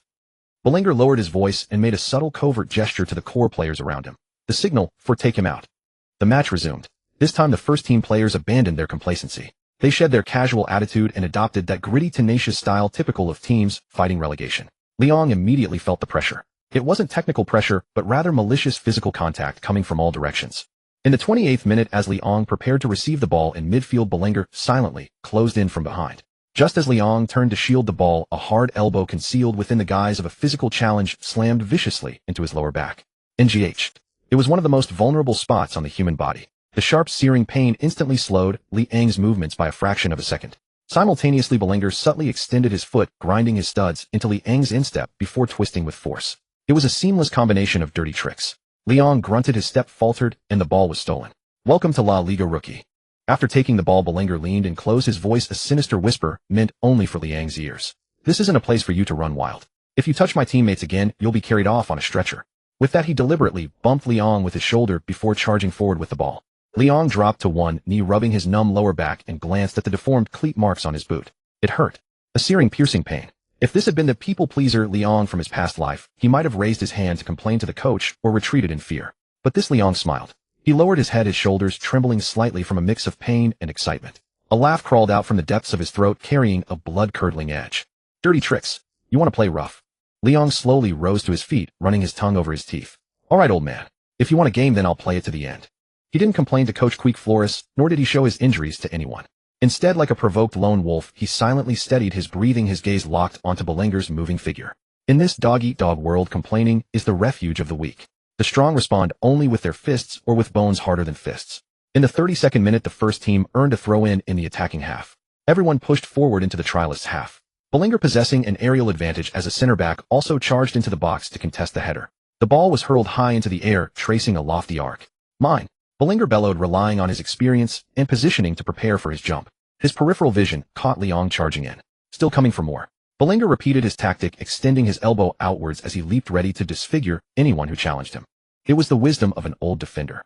In aerial duels, as long as the movement was discreet, you could smash someone's face, and the referee could only call it a contested header. However, he underestimated Leong's madness. Leong saw the raised iron elbow, but he didn't slow down, didn't dodge, and didn't even blink. Passive triggered tenacity, pain reduction 50. Active skill activated brutal charge. Like a derailed train, Leong took 2 steps, and then launched himself into the air, propelling off the ground with both feet. He wasn't aiming for the ball at all. He was aiming for the man. Get out of my way. Leong unleashed a beastly roar midair. He used neither hands nor feet. Instead, ignoring the raised elbow, he used his own hard skull as a projectile, slamming it directly into Belenguer's face with the force of a cannonball. Fighting fire with fire. Trading injury for injury. You want to elbow me? I'll ram you to death. Thwack. A sickening dull thud echoed like 2 watermelons colliding with tremendous force. It was the most direct conversation of bone against bone. Belenguer's vision went black as if a sledgehammer had smashed into his face. His so-called experience and dirty tricks crumbled like paper against such absolute suicidal recklessness. The burly man, standing over 1.8 meters tall, was sent flying through the air. He tumbled like a rag doll, flying 2 meters before crashing heavily into the advertising boards with a loud clatter followed by a piercing pig-like squeal. Leong also landed heavily. He staggered 2 steps, dropped to 1 knee, and gasped for air. A warm trickle of liquid ran down his forehead, past his eye, blurring his vision before dripping onto the grass. Blood. It was pouring from a split in his brow. Vivid red, stark against his skin. Everyone stared in horror. If the earlier tackle and collisions were within the bounds of football, this last act was nothing short of attempted murder. Crazy. This kid is crazy. Midfielder Rivas, closest to the scene, paled in fright, his legs trembling uncontrollably. In over a decade of playing, he had never seen such a reckless style. Head-butting someone's elbow just to contest a routine header. How was that humanly possible? TSK. Liang raised a hand and casually wiped the blood from his face. Half his face was instantly smeared crimson. Combined with his expressionless stare, he looked like an Azura demon crawling out of hell. He slowly straightened up. He paid no attention to Bellinger, who was writhing and wailing on the ground, nor to the terrified gazes around him. He turned and pointed a blood-soaked finger at each member of the first team. Wherever his gaze fell, those grizzled Getafe veterans who had moments ago sought to intimidate him collectively took a step back. They were scared, genuinely terrified. This was exactly the effect Liang wanted. Who's next? He grinned, revealing teeth stained red with blood. The smile was ferocious and horrifying. Who else wants to teach me the rules? If you don't want to play, then get the hell off my pitch. Domineering, arrogant, unconquerable. He stood there isolated in the box, face covered in blood, yet he resembled an invincible war god, single-handedly cowing Getafe's entire starting lineup. On the sidelines, Quique Flores' hands gripped the chain-link fence tightly, his knuckles white from the strain. His heart pounded violently. He stared at the young man standing tall despite the blood, his eyes shifting from initial appreciation to undisguised fervor. Wasn't this exactly what he had been dreaming of? Getafe was too poor, too weak. They desperately needed this kind of intimidating spirit that could frighten opponents. This team was a flock of sheep. And now the wolf had arrived. A true bloodthirsty alpha wolf capable of leading the pack out of the mire. Medic! Medic! Quique spun around and shouted, but not to substitute Liang off. It was to keep him fighting. Get over here and look at the new guy. Stop the bleeding. Make sure it doesn't get infected. As for Bellinger, Quique glanced at the still howling captain and waved his hand dismissively. Get him off the pitch. Bring on the second team center back. This attitude said it all. Between the hard man and the old fox, the head coach had made his choice. The medic rushed onto the field with his kit, intending to escort Liang off for treatment. No need. Liang pushed away the stretcher, allowing the medic to only clean the wound briefly before wrapping a few layers of white gauze around his forehead. Blood quickly soaked through the gauze, blooming like a red flower at the corner of his brow. But it only made him look more formidable. Can you still play, eh? Quique shouted from the sideline. Liang turned and across the expanse of the pitch gave his head coach a thumbs up. Then he walked back to the center circle and beckoned with his finger to the already terrified first-team players. The match isn't over. Let's continue. The next 10 minutes became a nightmare for Getafe's first team. They no longer dared to make any unnecessary moves around Liang, nor even initiate any physical contact with him. Whenever Liang charged, they would panic and hoof the ball away. A La Liga midfield was being completely overrun and broken apart by a single gauze-wrapped trialist. Peep, peep, peep. Finally the whistle blew. For the first team, it was a heavenly sound. The match was over. Liang stood still, but there was no celebratory cheer. No one dared approach him except himself. He felt a wave of dizziness, the aftermath of blood loss and exhaustion. Yet he kept his back straight and refused to fall. Number 24. Quique Flores strode onto the pitch and came directly to Liang. He looked at the young man, who was half a head taller than him, at his blood-stained face, and into his eyes that still blazed with an intimidating light. Quique took a deep breath, pulled a cigarette from his pocket, but didn't light it. He just held it to his nose, inhaling its scent to calm his racing nerves. Go take a shower and get that wound properly treated. Quique patted Liang's iron-hard shoulder, his voice low, yet clear enough for everyone on the pitch to hear. Then come to my office. We need to talk about your contract. Upon hearing this, the tension finally eased from Liang's body. Sure thing, boss. He knew he had won. He had used his own blood to forcibly carve open a crack in the hard ground of Madrid. The stray dog had finally found its own territory. The club office of Getafe was so shabby it hardly resembled a La Liga club. A desk with chipped paint, a creaky swivel chair, and an old air conditioner humming in the corner. Everything here whispered the same word: poor. After his shower, Liang sat across from Quique Flores, a large conspicuous white bandage plastered on his forehead. Besides Quique, there was a middle-aged man with gold-rimmed glasses, shrewd and worldly in appearance. He was the club manager of Getafe, Angel Torres. Lee Wright, Quique told me about your performance on the training ground. Frankly, a bit brutal, but it's exactly what we need. So we've decided to offer you a professional contract. With that, he slid a thin contract across the table to Liang. This is the standard rookie contract. 800 per week, 3 years. If we manage to avoid relegation this season, there will be a bonus. The release clause. 5 million. Torres leaned back, arms crossed with an expression that said, you've hit the jackpot. 800 per week. That sum was less than what an ordinary construction worker in Madrid earned. And a 5 million release clause for a newcomer who hadn't proven himself in La Liga was nothing short of an exorbitant ransom. This was blatant exploitation. Quique Flores frowned, clearly finding the offer too harsh. He was about to speak up for Liang when he saw Liang had already picked up the pen on the table. Lee, you don't have to rush. Quique warned. You can look over the terms. No need. Without even glancing at the dense clauses, Liang flipped directly to the last page and signed his name with a flourish. Scratch, scratch, scratch. The sound of the pen gliding across paper was particularly distinct in the silent office. Torres was stunned. He had prepared a whole speech ready for bargaining, even prepared to slightly raise the salary. But he never expected this young man to be so straightforward. like a starving man seeing a piece of moldy bread and swallowing it without hesitation. You signed it just like that? Torres asked incredulously. Leon put down the pen and pushed the contract back. He raised his head, his deep, penetrating eyes fixed on Torres, his fingers tapping rhythmically on the table, producing a steady thump-thump. Senor Torres, you think this contract is clever, don't you? Torres raised an eyebrow. Isn't it? For a discarded player thrown out by Real Madrid, this is a gift. Discarded? Leon let out a light laugh and slowly rose to his feet. His shadow cast on the wall looked like a beast stretching its muscles. You will regret this contract soon. His voice was not loud, but it carried a chilling certainty.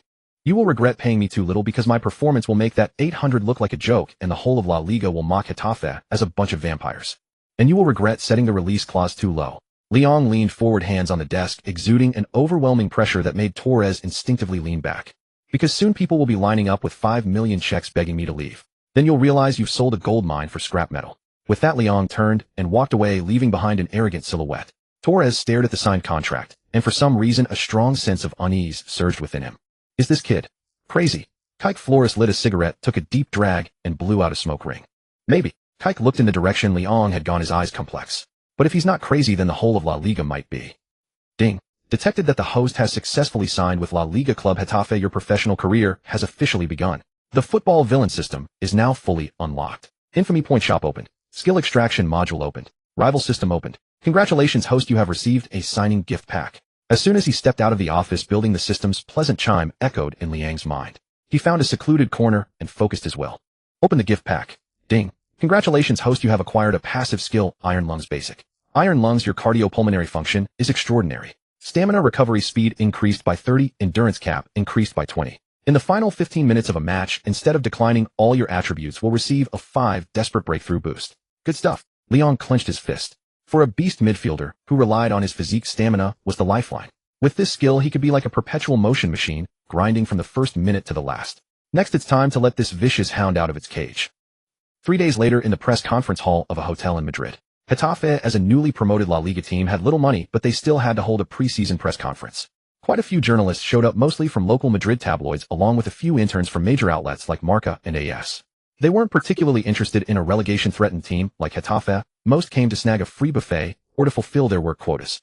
Leon, wearing a brand new, slightly oversized Getafe blue jersey, sat on stage alongside the other new signings. No one recognized him. Until an eagle-eyed intern from Marca noticed the blood-stained bandage on Liang's forehead, quickly flipped through the reference photos, and suddenly shouted, as if he had discovered a new continent. Wait, you're that Leon? The journalist's voice was loud, instantly drawing everyone's attention. Which Leon? Someone nearby asked. The one who a while ago in Real Madrid's youth academy tackled Rivera into the hospital. The intern excitedly flipped through his notebook.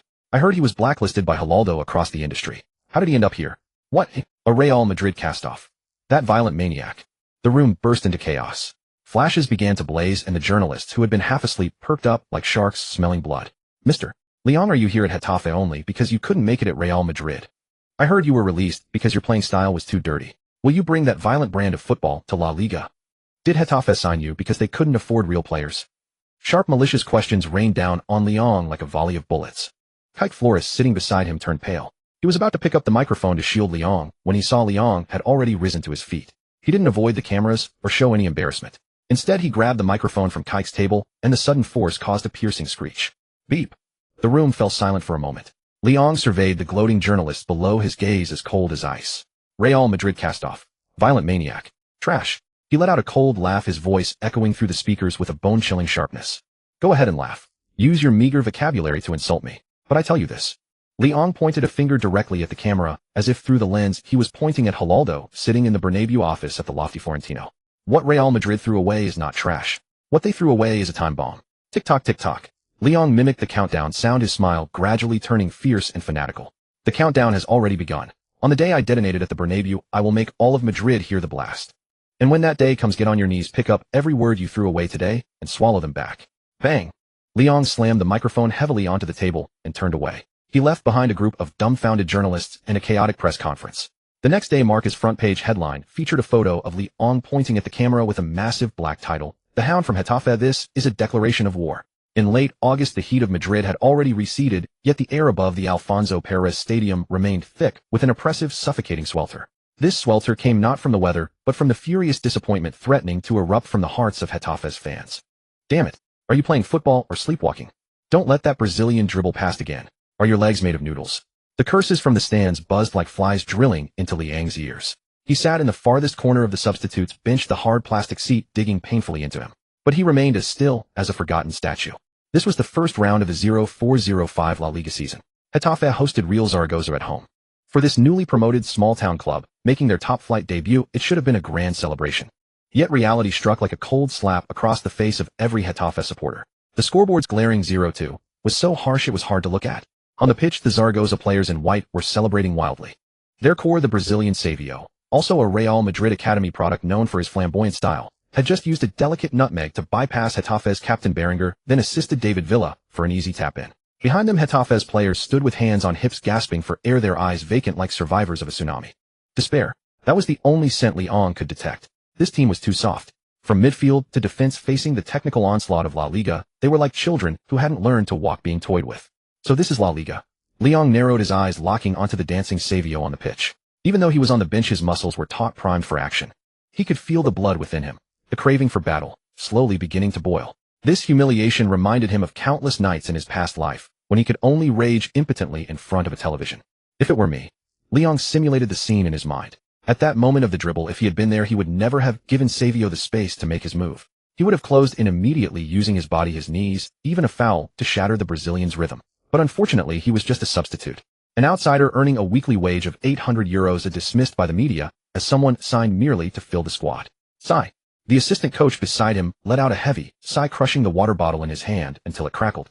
The midfield is completely out of control. Rivas can't run anymore, and Gabi is being toyed with losing his confidence. If this continues, we'll be torn apart. Leon turned his head to look at the sideline. Head coach Quique Flores was crouched in the technical area, clutching his hair with both hands. His carefully ironed shirt was soaked through with sweat clinging to his back, making him look utterly disheveled. Quique hesitated. It was the 75th minute. The team was trailing by 2 goals. At such a time, the typical choice was to bring on a striker to gamble on a comeback. But looking at the defensive midfield that was sieved like a colander at the back line being ravaged by the opponent, Quique knew that if he couldn't stop the bleeding first, throwing on more forwards would be suicide. He needed toughness. He needed someone to tell Zaragoza, this is Getafe's turf. If you want to win, fine, but you'll have to pay a price. Quique stood up abruptly, scanning the substitutes bench. A few substitute forwards averted their eyes. No one wanted to be the scapegoat at this moment. Only one person in the corner. The dark-haired young man stared at the pitch with a nearly voracious gaze. It wasn't the look of a spectator, it was like a wolf that hadn't eaten for 3 days, eyeing the fat sheep in the pen. Their eyes met. Leon didn't flinch. He raised his chin slightly, his Adam's apple bobbing. No words were needed. That primal hunger for battle struck straight into Quique's heart. At that moment, the familiar mechanical voice resounded in Liang's mind. Ding! Detected an opportunity for the host's professional debut. In this brutal arena, no one remembers the tears of the loser. They only remember the villain who makes the opponent tremble. Triggering temporary mission debut, yellow card. Mission description: within the limited playing time, execute a defensive action or foul that makes the opponent remember you and earn a yellow card. Let La Liga know that Getafe has brought in a mad dog. Mission reward: 1 free attribute point, suggested allocation, tackling, or aggression. Failure penalty: randomly deduct 1 point from a physical attribute. A yellow card. This mission was tailor-made for him. In this La Liga dominated by technical finesse, some rules were about to be rewritten. On the sideline, Quique Flores finally made up his mind. He strode to the substitutes bench, bypassing the forwards who were still warming up, and pointed at Leon in the corner. Lee, stop sitting there. Quique's voice was hoarse, carrying a desperate all-or-nothing resolve. Go warm up. No, don't warm up. Just come here. Leon sprang up from his seat like a rocket, tearing off his substitute vest to reveal the Azure No. 24 jersey underneath. The lines of his muscles were faintly visible beneath the tight jersey, exuding explosive tension. Without a word, he rushed to Quique in a few strides. Boss. Quique grabbed Leon by the neck, pulling him close, and pointed at Savio, who was still showboating on the pitch. Gnashing his teeth, he said, see that? That Brazilian has turned our home into his personal garden. I want you to go in. No, I want you to make him uncomfortable, make him suffer, make him regret ever crossing the halfway line with the ball. Can you do it? Leon adjusted his shin guard, his eyes as cold as a 1,000-year-old glacier. Boss, don't worry. As long as I'm on the pitch, he won't get a single comfortable touch of the ball again. Unless he steps over my dead body. Quique gave Leon a deep look, then slapped him hard on the back. So hard it seemed he wanted to inject some kind of energy into him. Go. Show them what you're made of. The fourth official raised the substitution board. Red no. 24 on. Green no. 10 off. The substituted Rivas limped off the pitch, his face covered in sweat and shame, not daring to look at the fans. When he high-fived Leon, his hand was trembling. Be careful. That Brazilian. He's slippery. Rivas whispered. Leon didn't reply, just gave Rivas's hand a firm squeeze, making it ache. Then he took a deep breath and stepped over the sideline. Boom. Though no goal was scored the moment his foot truly touched the La Liga turf, the entire world seemed to fall silent for Leon. The curses and boos around him became a distant background noise. His eyes were fixed only on the white figure receiving the ball not far away. That was his prey. It was also the offering for his declaration of return to this world. System activate all or nothing mode. Liang whispered in his mind. Even though this was only a substitute appearance, he would treat these 10-odd minutes like a Champions League final. He wasn't here to play football. He was here to wage war. Hey, who was that Asian player who just came on? The commentator in the booth flipped through the squad list, his tone full of doubt. Liang, a Real Madrid Academy reject. Signed by Getafe on a free. Bringing on a defensive midfielder who has never played a professional match at this moment. Is Quique Flores giving up on the game? The commentator's skepticism echoed through the stadium via the broadcast. Liang heard it.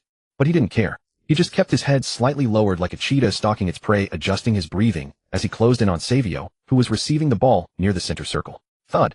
The ball was viciously kicked into the sky, emitting a dull explosive sound. It wasn't a goal, nor a shot on target, nor even a routine long pass. This was Liang's first touch of the ball in La Liga. Just as Savio was about to execute his signature flip-flap to deceive Gabi, a flash of blue lightning suddenly burst forth from the side and behind. Without a moment's hesitation, without a hint of deceleration, Liang, like an out-of-control cannonball, hurled himself fiercely forward. He didn't go directly for the man, but instead with a highly aggressive sliding tackle first launched the ball into the air with one foot, and then immediately. Bang! His body, propelled by immense momentum, slammed heavily into Savio's standing leg, the one supporting his weight. Savio, still mid-feint and completely off balance, was sent flying by the challenge. He spun half a turn in the air before crashing onto the turf like a bird shot down mid-flight. Arg! Savio clutched his ankle, letting out a scream of agony. The referee's whistle pierced the air instantly. The main official sprinted over like a 100-meter dash champion, his hand already reaching for his pocket. A yellow card. That is an extremely malicious foul. What is that Asian doing? Is he trying to end Savio's career? The commentator's voice in the broadcast booth rose to a frantic pitch. The entire Zaragoza fanbase erupted in furious boos, and several players rushed over, angrily pointing and shouting curses at Liang.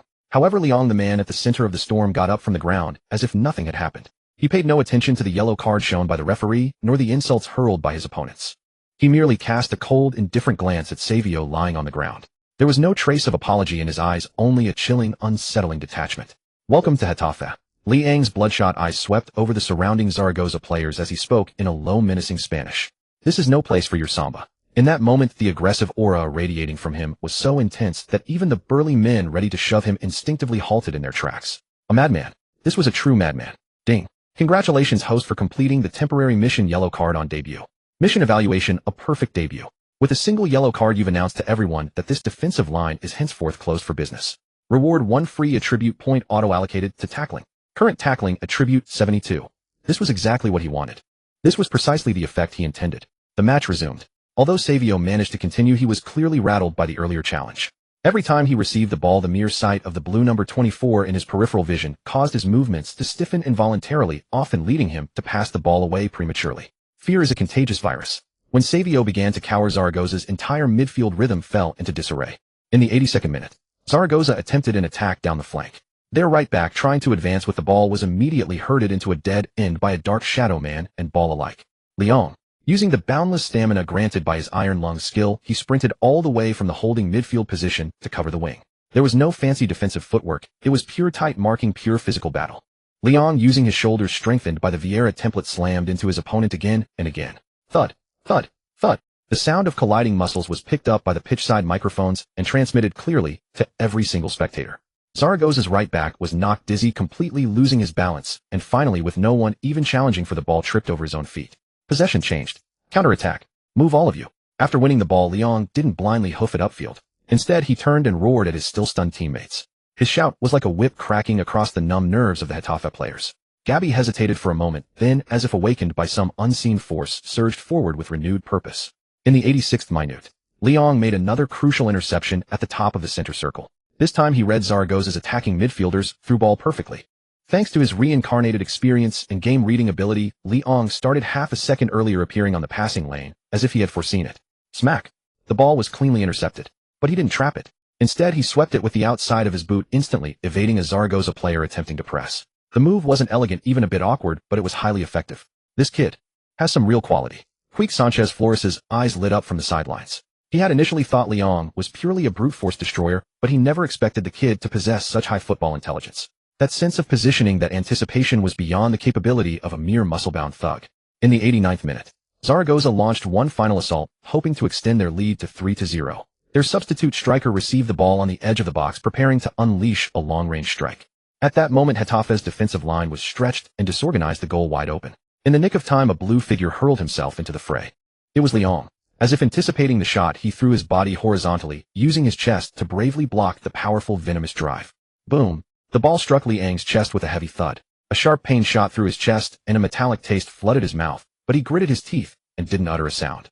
After landing, he didn't even glance at his reddened chest. He scrambled to his feet immediately and hoofed the ball clear over the sideline. Huff! Puff! Lyon leaned forward, hands on his knees, gasping for air. Sweat dripped from his hair, soaking the turf. It was now the final minute of stoppage time. Although the score remained 0-2, although Getafe's defeat was sealed. Yet at this moment in the stands of the Alfonso Pérez Coliseum, the fans who had been relentlessly jeering suddenly fell silent. They watched the number 24 who sprinted tirelessly across the pitch, throwing his body into every challenge, biting into every opponent like a rabid dog. A long-forgotten passion slowly ignited within their hearts. This was what they wanted to see. Even in defeat, show some fighting spirit. Well done, number 24. Someone initiated the chant. Hesitant applause began growing louder and louder, eventually swelling into a modest but resolute wave of support. Peep, peep, peep. The final whistle blew. Lyon straightened up, staring at the scoreboard displaying 0-2. Defeat. But he wasn't disheartened. He saw the palpable relief on the Zaragoza players' faces as they left the pitch and the wary, fearful glances they cast his way. He also heard the applause from the stands. Haley, Gabby approached him. Despite the loss, his eyes held a new measure of respect for Lyon. That tackle earlier was damn impressive. Gabby reached out and gave Lyon a firm, approving slap on the shoulder. Next time, count me in. We'll destroy them together. All right. Lyon extended his fist, bumping it heavily against Gabby's. Next match, we won't just make tackles. We're going to win. He turned around, walking towards the players' tunnel amidst the applause from the stands. The 10-minute war was over. But for Lyon, his journey in La Liga had only just begun. The air in the post-match press conference was thick with tension. Victor Munoz, the head coach of Zaragoza, stood before a forest of microphones and cameras, his face burning with righteous indignation. This is an absolute farce. A murder of football as an art form. Munoz slammed his hand on the table, his voice trembling with emotion as he pointed at a freeze frame in his hand, which clearly showed Liang's tackle that had brought down Savio. Look at this challenge. This isn't playing football, this is assault. If Savio hadn't been quick enough to get out of the way, his career could have been over just like that. I cannot understand how Getafe could field such a butcher. He deliberately stressed the word butcher, his eyes dripping with contempt for Getafe. A player like this is a disgrace to La Liga. He turns an elegant sport into a barbaric brawl. I call on the Federation to severely punish this kind of violence. The reporters in the room scribbled furiously. Butcher, disgrace, violence. These keywords were practically front-page headlines for tomorrow. When Quique Flores, the Getafe manager, took the stage, the atmosphere turned awkward. Having lost the match and been branded dirty by his counterpart was not a proud moment for any coach. Yet Quique showed no trace of remorse. He adjusted his tie, looking at Munoz with a stony expression, and said coldly, "Football is a man's sport. If you want to watch ballet, the Grand Theater is just down the street. My players were engaging in physical challenges within the rules. If you think that yellow card wasn't enough, you can appeal to the referee committee instead of whining here like a bitter old woman."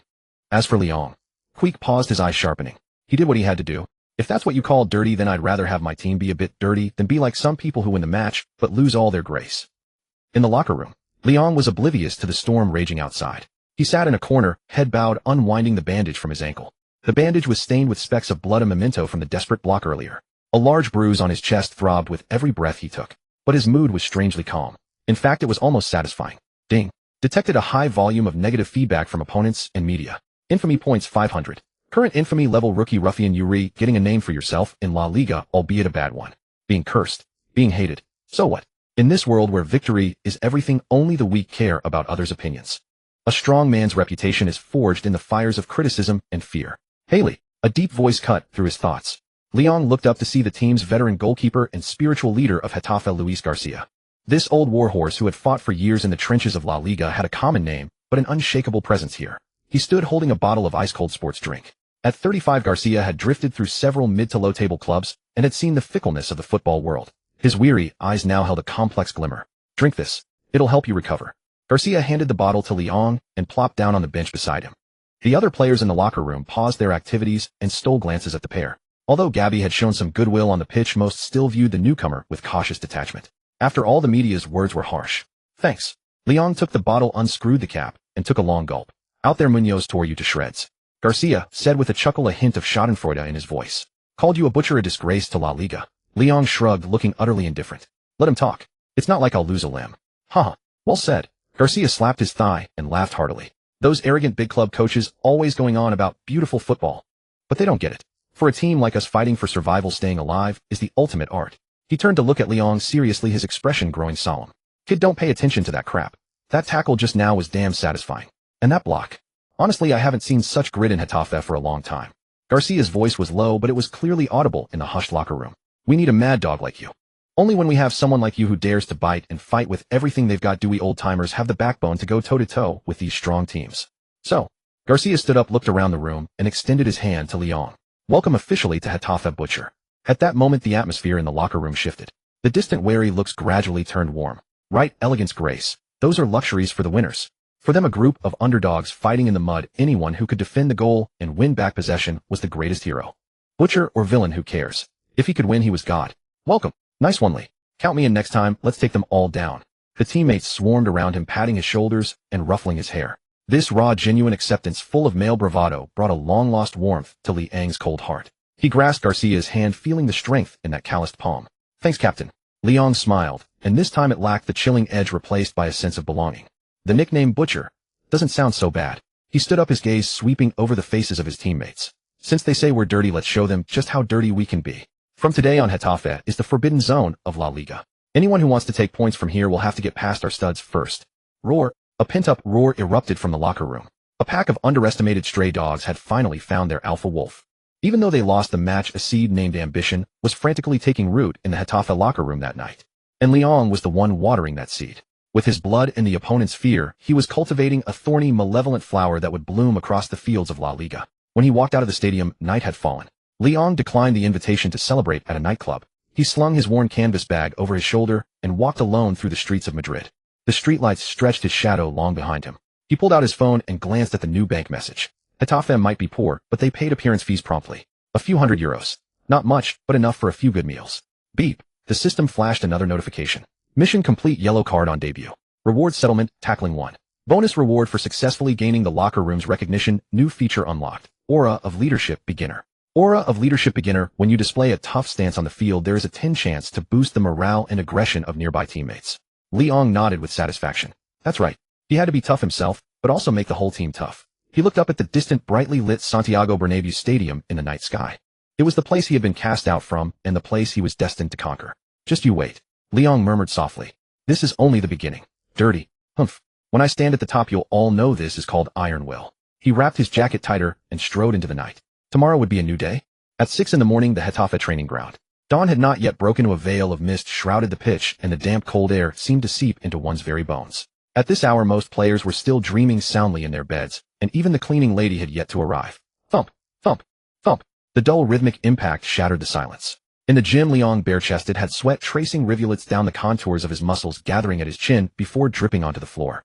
He was performing weighted squats. The plates bent the steel bar perceptibly. With each descent and rise, the muscles in his thighs tightened like a winch, veins bulging prominently.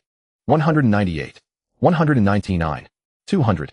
With a low growl, Liang slammed the barbell back onto its rack. Huff. He gasped for air, grabbing a long drenched towel to wipe his face. Since his debut, Liang's life had become a monotonous routine dormitory to training ground. He refused all social engagements, turning down teammates who wanted to drag him to Madrid's nightclubs to sample the glittering world. In this seductive footballing circle, he lived like an ascetic monk. To avoid being trampled, you must be harder on yourself than anyone else. Liang gazed at his reflection, strong yet far from his ultimate potential, his eyes burning with discontent. Vieira Body Template Fusion 15. It was the system's notification. Though he already possessed the rudiments of Vieira's formidable frame and explosive power, he was still leagues away from becoming that midfield behemoth who dominated the Premier League. Not enough. I need to train more. Liang took a swig of flat mineral water, then pulled a plastic container from his bag. Inside was boiled chicken breast accompanied by a few equally bland florets of broccoli. It was his self-prepared breakfast. No oil, no salt, not even a sprinkle of black pepper. For a soul accustomed to the rich flavors of his homeland, this was akin to chewing on wax. Yet he ate it with relish, or rather with ferocity. Each mouthful was a battle against the food, chewing vigorously, then swallowing. This is no way for a man to live. Just then the changing room door swung open. Sanchez, the backup goalkeeper and notorious party animal, strolled in with a yawn, clutching half a leftover bacon pizza. The tantalizing aroma of cheese wafted across the room. Spotting Liang eating his pig slop, Sanchez froze, then exclaimed dramatically, "My God, Lee. Are you punishing yourself? Even a dog wouldn't eat that." He approached, offering the pizza. "Want a slice? This is from that authentic Italian place on the next street. Leftover from last night, tastes incredible." Liang glanced at the glistening, greasy slice, his atoms, apple bobbing involuntarily. It was his body's primal craving for carbs and fats. But he quickly averted his gaze, forking another piece of dry chicken breast into his mouth. No thanks. Liang's voice was calm. I'm monitoring my body fat percentage. Body fat? Sanchez rolled his eyes, speaking with his mouth full. That's something narcissists like Ronaldo obsess over. We're at Getafe, a relegation battling team. All we need is to run around the pitch. Why suffer like this? Life's short, you know. Eat, drink, and be merry. Liang didn't argue. He silently finished the last piece of broccoli, snapped the lid shut, and stood up, grabbing his sweat-soaked training top. Maybe. But I want to win. I want to survive in this damn La Liga, and survive standing tall. With that, he turned and walked out, leaving Sanchez staring at his unyielding, iron-like back. Sanchez watched him go, the pizza suddenly losing its appeal. He muttered, madman. Yet his eyes held less mockery and more of an unfamiliar respect. Morning training session. Queek Flores stood on the sidelines holding the latest fitness assessment report. Liang body fat 8.5, top of the team in endurance tests, second in explosive power. Queek stared at the astonishing data, then at the figure sprinting tirelessly on the pitch like a perpetual motion machine, his feelings complex. This kid was a monster. In just 2 weeks since signing, Liang seemed like a completely different person. If he was a rough, unpolished stone upon arrival, now he was forging himself into a sharpened dagger. This almost pathological self-discipline reminded Queek of the superstars at the pinnacle of the game. Boss, this kid pushes himself too hard. The assistant coach approached his tone worried. Yesterday he trained until 9 at night. At this rate will he burn himself out? As long as he doesn't die on the training ground, let him be. Queek put away the report, his gaze profound. Getafe is too comfortable. These complacent veterans need a catfish to stir up this stagnant pond. Liang is that catfish. Just then a cry of alarm rang out on the pitch. The starting defensive midfielder Gabby collapsed during a non-contact shuttle run, clutching the back of his thigh, his face contorted in agony. Damn it. Queek's heart sank. It was a classic sign of a muscle tear. The team doctor rushed onto the field, and after an examination made a helpless gesture towards Queek, at least 2 weeks out. Queek's face darkened instantly. This was the sorrow of a small club, with insufficient squad depth. Losing one starter felt like half the sky collapsing. Gabby was the team's midfield metronome. Though his style was somewhat soft, his experience was invaluable. With him injured, how would they approach the next match against Athletic Bilbao? They were the formidable Basque Lions, the most physically imposing team in La Liga. Who could step in? Queek's gaze swept over the bench. The backup defensive midfielders were either too young and inexperienced or too old and slow. They'd be lambs to the slaughter. Finally his eyes settled on Liang, who had just finished a set of sprints and was catching his breath with his hands on his knees. That figure, though still slightly lean, exuded a reassuring resilience. An opportunity, Queek murmured to himself. Perhaps this was a chance from God for Liang and a gamble for Getafe. After training, Queek kept Liang behind. Gabi's injured, Queek stated bluntly. I know. Liang wiped his sweat, his expression calm. The next game is away at San Mames. Queek stared into Liang's eyes, his tone serious. Athletic Bilbao? Do you know what that means? Liang knew perfectly well. San Mames, La Liga's infamous fortress of a stadium. Athletic Bilbao, a unique club that fields only players of Basque origin. They played with fierce, aggressive style, embracing physicality. Arguably the team in La Liga closest to the Premier League's approach. Playing their mint, facing the jeers of tens of thousands of fervent Basque fans, and contending with a pack of muscle-bound brutes. For a rookie who had only played 10 minutes of professional football, this was a trial of hellish difficulty. I know. Liang nodded. You'll start. Queek finally uttered the words. But I'll be frank with you. If you buckle under the pressure, if your legs turn to jelly on the pitch, or if you lose your head over their damn provocation. Queek paused, his voice turning icy. Then this will be your last start. I'll keep you glued to the bench until your contract expires. It was a brutally cruel ultimatum. Either achieve glory in one match or be damned forever. Such was the law of survival in professional football. Listening to this, Liang didn't flinch. He smiled. His usually stern face revealed a bloodthirsty excitement. He had been waiting for this day for far too long. Boss. Liang raised his head, his eyes burning with fierce ambition, blazing with an intensity that was almost startling. Don't worry. I'm only afraid they won't be tough enough. If San Mames is hell, then I'll be the demon guarding its gates. Queek was taken aback for a moment, then burst into hearty laughter, clapping Liang firmly on the shoulder. Good. That's the spirit. Now go get ready. Let those Basques see that Getafe's backbone isn't made of clay. Liang turned and walked away, his steps resolute. The setting sun stretched his shadow long like a sharpened sword being drawn from its sheath. For survival. For dignity. This battle he would fight to the bitter end. In September, the Basque country was drenched by relentless rain, as if the heavens themselves had sprung a leak. San Mames Stadium, the legendary arena hailed as the cathedral of football, was shrouded in a gray, misty veil of downpour. As the fortress of Athletic Bilbao, this ground is one of the most dreaded destinations for visiting teams across Europe. Unlike the regal aura of the Bernabéu or the grandeur of the Camp Nou, San Mames exudes a primal, savage, and fanatical pressure. In the stands, 40,000 Basque supporters clad in red and white stripes unleashed thunderous roars from the depths of their throats. The sound, mingled with the pounding rain, resembled an enraged lion poised to tear any intruder into its territory to shreds. Inside the Getafe dressing room, the atmosphere was suffocatingly tense. The very walls seemed to tremble with the roar from outside. Listen up, I know what you're afraid of. Queek Sanchez Flores stood before the tactics board, his voice forced up an octave to pierce the cacophony. They will charge, they will slide, they will drive their elbows into your ribs. This is their turf. The referee will feel the pressure, and the fans will bear down on you. Flores paused, his gaze sweeping across each player's face before settling on Leong, who sat quietly in the corner meticulously adjusting his shin guards. But don't forget who we are. We are Getafe. We're here to fight for survival, not to be lambs for the slaughter. Lee? Flores suddenly barked. Leong looked up, his dark eyes gleaming with startling intensity in the dim light. His face was a mask devoid of any emotion, like a killing machine about to be unleashed. Here, you're starting today as the lone defensive midfielder. Flores's finger jabbed emphatically at the center of the tactics board. You have one job: destroy. No matter who's across from you, no matter if they call themselves the Lions of Biscay, if they step into your zone, turn them into dead dogs. Understand? Leong rose, yanking the laces of his shorts tight. Understood, boss. As long as I'm standing, the center will not fall. In the player tunnel, the two teams lined up ready to take the pitch. The Athletic Bilbao players were predominantly tall and burly, most sporting thick beards and fierce, menacing eyes. As a club that fields only players of Basque heritage, they exude an inherent arrogance and toughness born of exclusivity. Standing next to Leong was Bilbao's midfield enforcer Pablo Orbias. The man stood nearly 1.9 meters tall, with a face full of hard flesh and muscles on his arms as solid as stone. He cast a sidelong glance at Leong, his eyes lingering for 2 seconds on the young Asian face. Then he let out a dismissive snort, turned, and muttered something in Basque to the teammate behind him. Even without understanding the language, the contempt in his tone was unmistakable to anyone. It was probably something like Getafe scraping the bottom of the barrel, sending a yellow monkey out to die. Leong didn't look at him, staring straight ahead, but his system panel was already flickering frantically across his retina. Warning, warning. High-risk match environment detected. Opponent Athletic Bilbao style, extremely physical, adept at body challenges, home advantage active. Matched opponent Pablo Orbias, strength 82, aggression 88. System suggestion: host's current body template integration is only 15. Probability of winning direct duels is below 40. Recommend adopting a hit-and-run strategy, avoiding direct confrontations to minimize injury risk. Avoid direct confrontations. Leong stared at the red warning text from the system. Instead of caution, the pent-up ferocity suppressed for 2 lifetimes erupted within him like a volcano. In the past, maybe he would have listened, but now he was a cornered dog fighting for survival. If he was afraid of these Basques, then what was he doing playing football? He might as well go home and sell sweet potatoes. System, Leong responded coldly in his mind. Disable alerts. I'm here for a fight today. Screw your advice. Let's crash. Tweet. The referee's whistle signaled the start of this volatile clash unfolding amidst the torrential rain. From the very first whistle, Athletic Bilbao bared their lion fangs. They had no interest in midfield tiki-taka, launching long balls directly towards their towering center forward Urzias. The ball sailed back and forth through the air, resembling a volleyball match more than a football one. It was a tactic Getafe struggled to handle. The 3rd minute.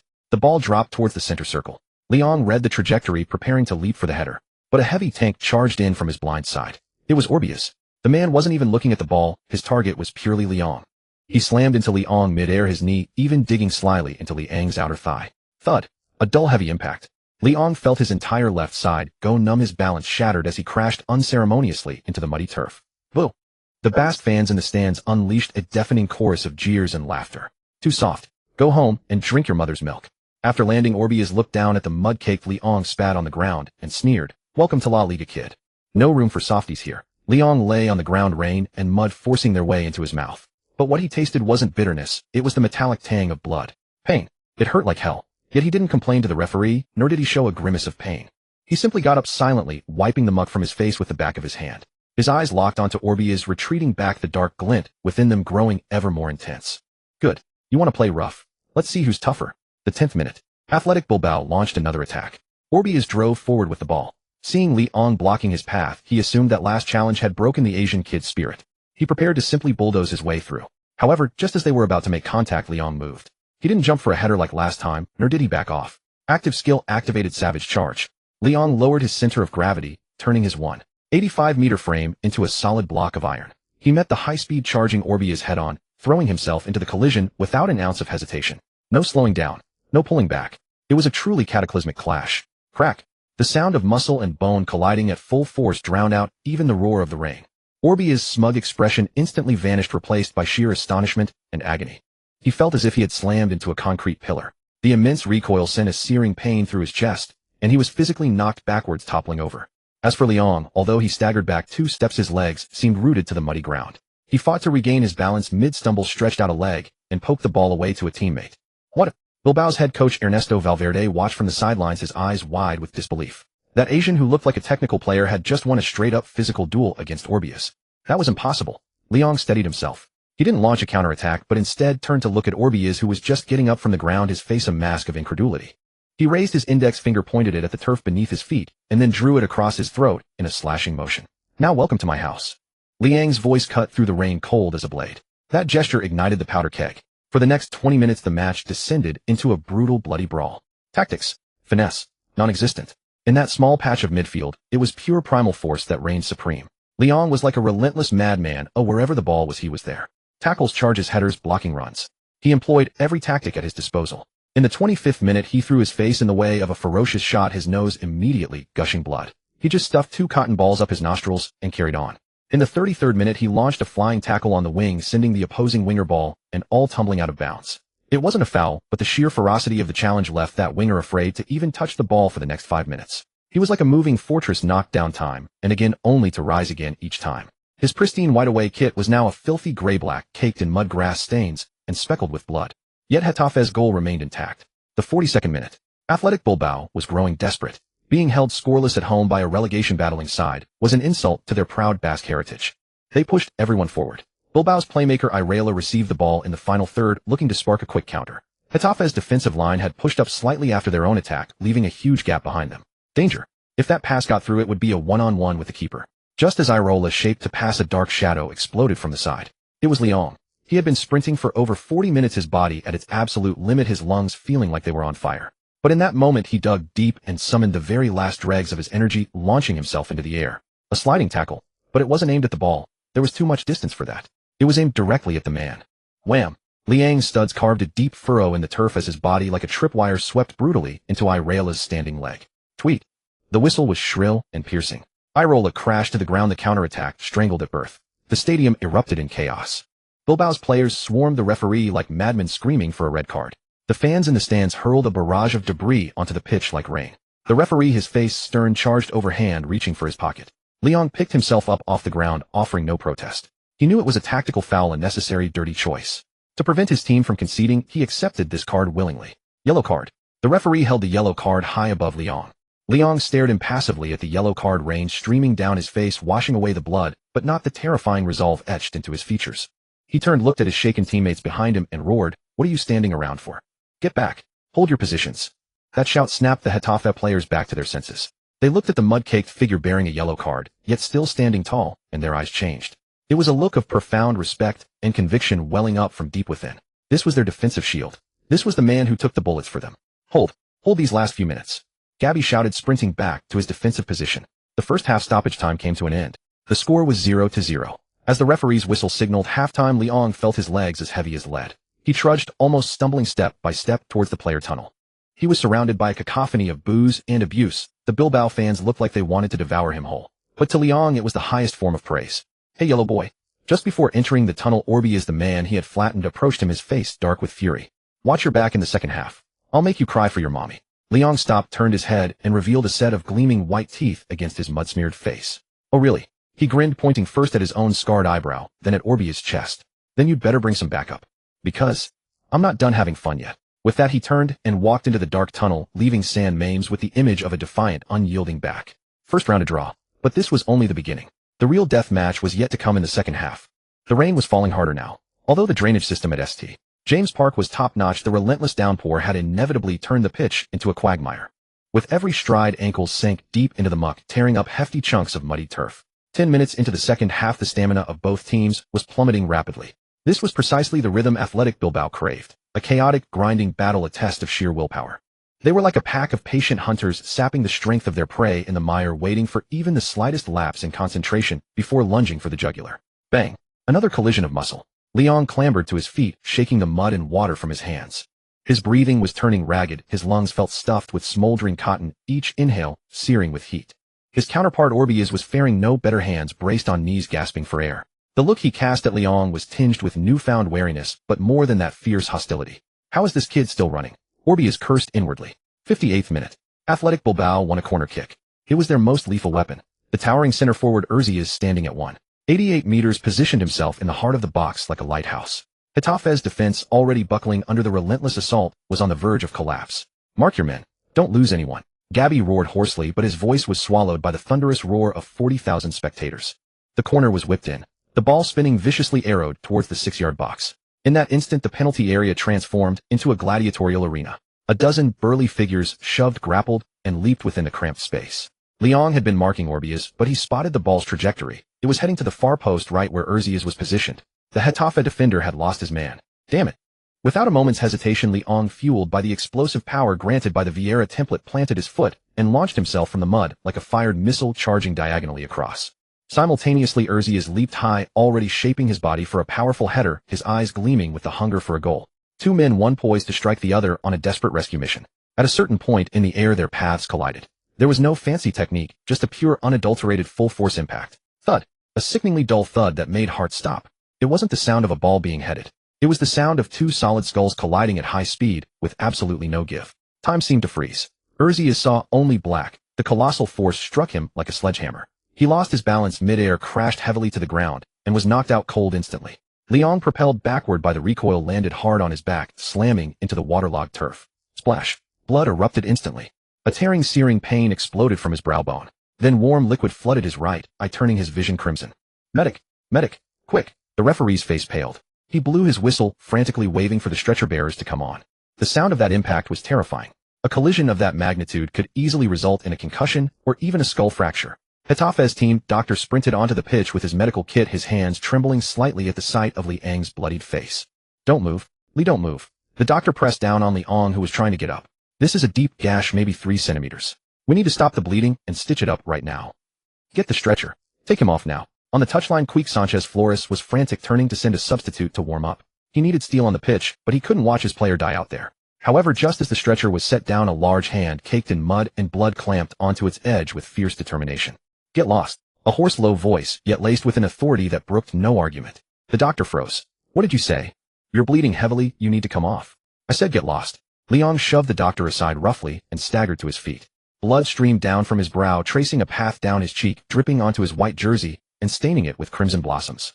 But his one good left eye still blazed with the fierce light of a lone wolf on the steps. He wiped his face carelessly with the back of his hand, smearing blood and mud, making his visage utterly ferocious. "Stitches. No time for that. Just wrap it up. Tight. But. No buts." Leong roared, his voice carrying a chilling savagery. "Unless my leg is broken, or I'm dead, no one is carrying me off this pitch." The Athletic Bilbao fans, who had been jeering him moments before, now stood with mouths agape, silent. They had seen tough guys. The Basque country bred them. But they had never seen a madman so reckless with his own life. This was a desperado willing to risk everything, even his life, to defend his goal. Overawed by Liang's sheer presence, the doctor could only fumble with the gauze wrapping thick layers around his head. The white bandage was soon soaked through with blood, yet it paradoxically lent Leong an air of tragic, heroic grandeur. Phew. Leong shook his head, feeling the dizziness subside slightly. He turned to look across the pitch. Urzias had already been carried off. The collision had knocked him unconscious. Now the Athletic Bilbao players stood nearby, staring at this opponent with a bandaged head and a face smeared with blood. Their eyes had changed. The previous mockery, disdain, and hostility were all gone. In their place was a deep-seated respect, even awe for a fellow warrior. Orbias, the one who had provoked Leong earlier, watched him now, his Adam's apple bobbing with a difficult swallow. He had played football for over a decade, priding himself on being a tough guy, but he knew he could never stand there like Leong, as if nothing had happened after getting his head split open. This kid. He's a real man. Orbias muttered to his teammate beside him. On the football pitch, respect is never given, it's earned with blood and guts. The match resumed. But this time the atmosphere on the pitch had shifted subtly. Athletic Bilbao continued to attack and challenge physically, but the malicious, sneaky fouls disappeared. They began to treat Leong as a worthy adversary. It was a silent understanding. The highest honor you can pay a brave man is to try and beat him in the most honorable way possible. Come on. Leong stood at the edge of the box, letting out a defiant roar. His face was pale from blood loss, but his body stood like an insurmountable monument. 75th minute. 80th minute. The rain continued to fall, the mud grew deeper. Both teams were running on fumes. Getafe's players were barely shuffling their feet. Even the famously tireless Athletic Bilbao players' movements were becoming slow and labored. Everyone's lungs were burning, their legs feeling like lead. Except for one person. Ding. Host stamina has reached a critical point. Passive skill, Iron Lungs Beginner, has been activated. Effect stamina recovery speed increased by 30. Endurance limit temporarily broken through. Just as everyone thought the bloodied Asian player was about to buckle, Leong seemed to have been injected with a powerful stimulant. The suffocating feeling receded, and his heavy legs were suddenly reinvigorated. 83rd minute. A A fresh athletic Bilbao forward, just brought on as a substitute, dribbled forward attempting to use his energy advantage to bulldoze through the Getafe defense. The Getafe defender couldn't keep up, watching in despair as his opponent raced away. At that moment, a mud-caked figure came charging from 30 meters away. It was Lyon. While everyone else on the pitch was gasping for air and moving as if in slow motion, he was sprinting. The visual impact was staggering. He was like a perpetual motion machine, immune to fatigue and pain. Leave that. Just as his opponent was about to pull the trigger, Lyon slid in with a perfectly timed tackle, deflecting the ball out for a corner kick. Huff, puff. Lyon got up from the ground, looking around him. His Getafe teammates, who had been running on empty, looked at Lyon still sprinting at the bandage soaked with rain and blood on his head, and their eyes reddened. Shame, emotion, inspiration. An indescribable feeling exploded in every chest. If a newcomer could risk his life for the team, what excuse did they, the seasoned veterans, have to slack off? Run, everyone run. Gabi bellowed, charging forward despite the cramp in his thigh. For Getafe. The entire Getafe team came alive, and the defense, held together by the sheer force of Liang's spirit, stood like an iron wall, unyielding even in the storm at St. James Park. On the touchline, Quique Sanchez Flores had stopped giving instructions. He just stood silently in the rain, letting it soak him to the bone. He watched the figure tirelessly running across the pitch, his eyes filled with sheer astonishment. The fourth official raised the stoppage time board high. The vivid red number 4 gleamed starkly in the rainy night. For Getafe, already running on fumes, these 4 minutes felt longer than 4 centuries. The rain at San Mamés showed no sign of letting up. Instead, accompanied by thunder, it grew more ferocious. The muddy pitch had become a giant suction pad, each step demanding twice the usual energy. The edge of Getafe's penalty area had descended into utter chaos. Everyone was packed in there. Not just the defenders, but even the forwards had retreated to the 30-meter zone to help defend. This was the survival rule of a relegation-threatened team.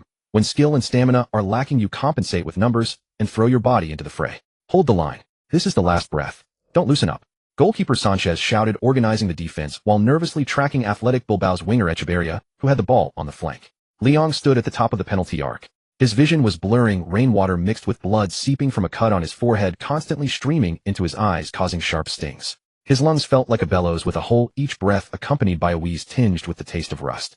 Yet he remained rooted to the spot like a nail. As long as he stood, Getafe's central barrier remained unbroken. In the 92nd minute, Athletic Bilbao launched their final assault. They abandoned intricate combinations and resorted to high balls and long crosses, hoping to snatch a win through sheer height advantage. The ball was sent into the box. Amidst a chaotic scramble for the header, the ball wasn't cleared far, landing in an open pocket on the left side of the penalty area. Their athletic substitute striker Llorente had appeared with intelligent positioning. Damn it. Quique Sanchez Flores felt his heart sink on the sideline. Getafe's right back, exhausted, had just slipped, leaving that area completely unguarded. Llorente controlled the ball on his chest, took a touch, and surged straight into the box. One-on-one with the keeper. This was a chance to seal the game. San Mamés erupted. 40,000 fans were already raising their arms, ready to celebrate a hard-fought victory. Goalkeeper Sanchez had no choice but to charge out, spreading himself like a frantic spider, diving towards Llorente. But the young Llorente displayed remarkable composure. Instead of shooting immediately, he calmly dragged the ball back with his right foot, evading Sanchez's desperate lunge. An open goal. The vast net yawned like a black hole waiting to swallow the ball. Getafe's players were in despair. Gabi knelt in the mud. The central defender closed his eyes in agony. After 92 minutes of desperate defending, blood and sweat, was it all to be for naught in the final moment? Llorente eyed the empty net, adjusted his stride, and gently pushed the ball with the inside of his right foot. It was destined for the back of the net. But then, at that precise moment, as the ball rolled towards the line, a figure covered in mud with a blood-stained bandage wrapped around his head charged in from the side with almost insane speed. It was Lyon. When everyone else had given up, he was the only one still running. The moment Llorente had rounded the keeper, Lyon had already sprung into action. He pushed his body to the absolute limit, feeling the ominous twinge of cramp in his thigh muscles from sheer exhaustion, but he completely ignored the warning signs. His eyes were locked only on that black and white sphere rolling towards the goal. Stop. Now. Lyon roared internally. 2 meters from the goal line. Too late. No, it had to be in time. Just as the ball was about to cross the white line, Lyon executed a move that left the entire stadium breathless. He didn't slow down. Like a starving tiger pouncing on its prey, he hurled his body horizontally across the turf. This wasn't a slide tackle, it was pure self-sacrifice, throwing himself into the line of fire. Thud! The ball slammed squarely into Liang's chest. The immense impact made his sternum groan under the unbearable pressure. The ball was blocked. It rebounded off Lyon and back into the box. But the momentum didn't stop. Liang's body, uncontrollable in the air, slid forward across the slick grass, and then, crash. A sickening thud echoed. It was the sound of a human body violently colliding with the metal goalpost. His back, and even the back of his head, smashed hard against the unyielding post. The entire goal seemed to shudder from the impact. Lyon saw stars, his mind reeling as if a flashbang had detonated inside his skull. Intense pain instantly severed his consciousness. He collapsed like a wet rag, slumping limply inside the goal, motionless. "Oh my God!" The commentator shrieked, his voice cracking. "He blocked it. He blocked it. That number 24? That madman. He blocked a certain goal with his body. It was suicidal defending." On the pitch, Llorente stood stunned. He stared at the opponent lying in the goal, unsure if he was alive or dead. That mud-caked, blood-smeared figure who had just displayed such explosive speed and absolute resolve sent a shiver down his very soul. What kind of man was this? What kind of will was this? Wheat. The referee glanced at his watch, and without even awarding Athletic the corner, blew the final whistle. 0-0. Getafe had miraculously snatched a point from the fearsome San Mames amidst the raging storm. But there was no celebration from the Getafe players. Gabi was the first to react. He sprinted frantically to the goal, knelt beside Leong, and reached out to check his breathing, his voice choked with emotion. "Medic! Someone get out here! Damn it! Hurry!" The other teammates gathered around, their faces etched with fear and anxiety. That collision had sounded terrible, and hitting the post like that. If his spine or brainstem were injured. Quique Sanchez Flores, disregarding all decorum, ran onto the pitch. Rain soaked his glasses, but he didn't bother to wipe them, his eyes fixed on Leong lying on the ground. "Wake up, you bastard. You can't die here," Quique yelled. The Athletic Bilbao players hadn't left the field. They stood nearby, watching their flustered opponents with complex expressions. Especially Orbiz, who stared at the figure surrounded by players, his mind in turmoil. Throughout this match, he had gone from initial contempt to subsequent anger, and now to admiration. This Asian man had defined defense with his very life. Cough. Just as everyone feared the worst for Leong, a violent fit of coughing erupted from the center of the crowd. Liang's fingers twitched, followed by a pained groan. "Shit. That fucking hurts." He forced his eyes open. His vision was still blurry, but he could make out the circle of concerned faces looking down at him. He's alive, Sanchez shouted ecstatically, tears mixing with the rain streaming down his face. Leong felt like his back was broken, his chest was too tight to breathe, and his head was ringing. But he still managed to force out an ugly smile. Don't look so grim." His voice was weak and halting, yet carried a core of toughness. "Did it? Go in." Gabi nodded, vigorously gripping Liang's muddy hand. No, you kept it out. You're a hero, Li. You're our hero. Good." Leong breathed a sigh of relief, his taut nerves finally relaxing. He wasn't dead. He had won again. Won against his opponents, and won against himself. Ding. Host detected, completing an extreme defensive maneuver and surviving extreme danger. Hidden achievement, Great Wall of Flesh and Blood unlocked. Congratulations. Host has acquired rare trait Tenacity passive. Tenacity, your body has withstood a hellish trial. Permanent 20 reduction in injury probability, 10 reduction in pain sensation, and 20 increase in injury recovery speed. When you are bleeding or injured, mental attribute is temporarily increased by 5. Listening to the notification in his mind, Leong, despite grimacing in pain, was inwardly overjoyed. This was a worthy trade. Even if it cost him a couple of broken ribs, getting this passive skill was totally worth it. For a physical beast of a defensive midfielder, this was practically a god-tier skill. "Lift him up. Carefully." Quique Sanchez Flores directed the players. They didn't use a stretcher. Gabi and another sturdy center back carefully hooked Liang's arms over their shoulders and slowly helped him to his feet. Liang's feet touched the grass again. Though he was trembling, he refused to rely entirely on his teammates. He straightened his back. Even with his face covered in blood and walking unsteadily, he was determined to walk off the pitch on his own 2 feet. The rain gradually stopped. In the stands at San Mames, 40,000 Basque fans watched this scene in silence. There were no jeers, no insults. Just as Leong was about to enter the players' tunnel, a round of applause suddenly started from one corner of the stands. Quickly the applause spread, swelling into a thunderous ovation. It was the highest honor for a warrior. Football transcends nationality, transcends allegiance. When you display courage that defies life and death, you earn everyone's respect. Leong stopped, turned back to look at this legendary stadium and at the opposing fans applauding him. He raised his right hand with difficulty, clenched it into a fist in the air, and pumped it forcefully. In that moment, the young man who had once been discarded like a stray dog at the gates of the Bernabéu had finally planted his own flag on the map of La Liga. A spirit stained with blood is the most stirring sight. In the post-match mixed zone, Leong was absent, having been rushed to the hospital for a full examination. But his name was on everyone's lips, the most frequently uttered word among the journalists. Athletic Bilbao's coach Ernesto Valverde shook his head ruefully in front of the cameras. "We played well today and created many chances. But unfortunately we came up against a wall. Not a tactical wall, but a wall of willpower. That number 24. He reminded me of the hard men of the past. If Getafe can keep him, avoiding relegation will be a non-issue for them." Meanwhile, when asked by reporters whether Liang's play was too violent, Quique Sanchez Flores simply sneered. "Violent? If blocking a certain goal with your face is violence, then I wish all my players were violent maniacs." The night in Madrid was ablaze with lights. But for these Getafe players just returned from the hell of San Mames, it was a warm home, a safe harbor. The atmosphere on the charter flight back from Bilbao to Madrid was exceptionally lively. Holding mighty Athletic Bilbao to a 0-0 draw was for a relegation battling team tantamount to a victory. Liang's examination results were out. Fortunately, no bone damage, only severe soft tissue contusion and slight dizziness from the concussion. A few days of rest would see him recover. That tenacity trait seemed to already be taking effect. It was already 11 p.m. when they returned to Getafe's training ground. No one's going home tonight. The team captain, the 35-year-old veteran goalkeeper Luis Garcia, waved his hand and bellowed from the center of the locker room. I've booked a table at Old Man's Grill. Team dinner. Celebrating our survival from hell. Oh. A roar of approval erupted in the locker room. For these blue-collar players with little money and little fame, hearty eating and drinking was the best team building there was. Old Man's Grill was a famous Argentine steakhouse in Getafe known for its affordable prices and generous portions of favorite among the players. A dozen tables were pushed together laden with sizzling steaks, grilled sausages, and cases of ice-cold beer. Smoke curled, and the aroma of alcohol filled the air. Come, to our tough bones, to our mad dogs. Garcia raised his glass, the first to stand, his gaze fixed directly on Leong in the corner. To Leong, to the mad dog. Everyone raised their glasses, even the substitutes who had previously harbored some complaints against Leong, now wearing expressions of genuine admiration. Such was the simplicity of the football world. You take a bullet for us, you get us points, then you're a brother. Leong still had bandages wrapped around his head. Despite changing into clean clothes, the lingering scent of blood made him seem somewhat out of place. He looked at those eager eyes, and the taut string within him finally began to loosen.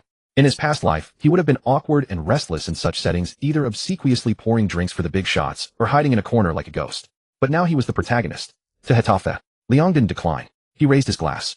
But his glass contained water, not beer. Huh. Garcia was taken aback, then burst into laughter. Lee, that's not cool. On such a happy day, water. His teammates began to chime in. Drink one. Just one. Leong smiled slightly, a smile carrying the calm confidence and firmness of a mature man. The doctor said I can't drink during the concussion observation period. It was a perfect excuse. But in truth, even without the injury, he wouldn't have drunk. Alcohol was a cardinal sin for professional players, especially for someone like him who aspired to be a top superstar. A self-discipline was the bottom line. All right, listen to the doctor. Garcia didn't press and downed his drink in one go. Kid, you're really tough on yourself. As the drinks flowed, the atmosphere grew even more heated. Players started boasting and joking, discussing which nightclub had the best-looking girls and what car to buy with next week's bonus. This was the norm for lower-tier players. Their happiness was cheap and fleeting. Leong silently cut into the beef on his plate, not participating in the conversation. He was observing every single person on this team. Goalkeeper Sanchez, quick reflexes, but prone to lapses in concentration, an optimist by nature, good for team morale. Defensive midfielder Gabby, technically average, but industrious and obedient workhorse, could be cultivated as his deputy. Striker Pichon, physically strong, but with a rough finishing touch, needs someone to feed him or create space for him.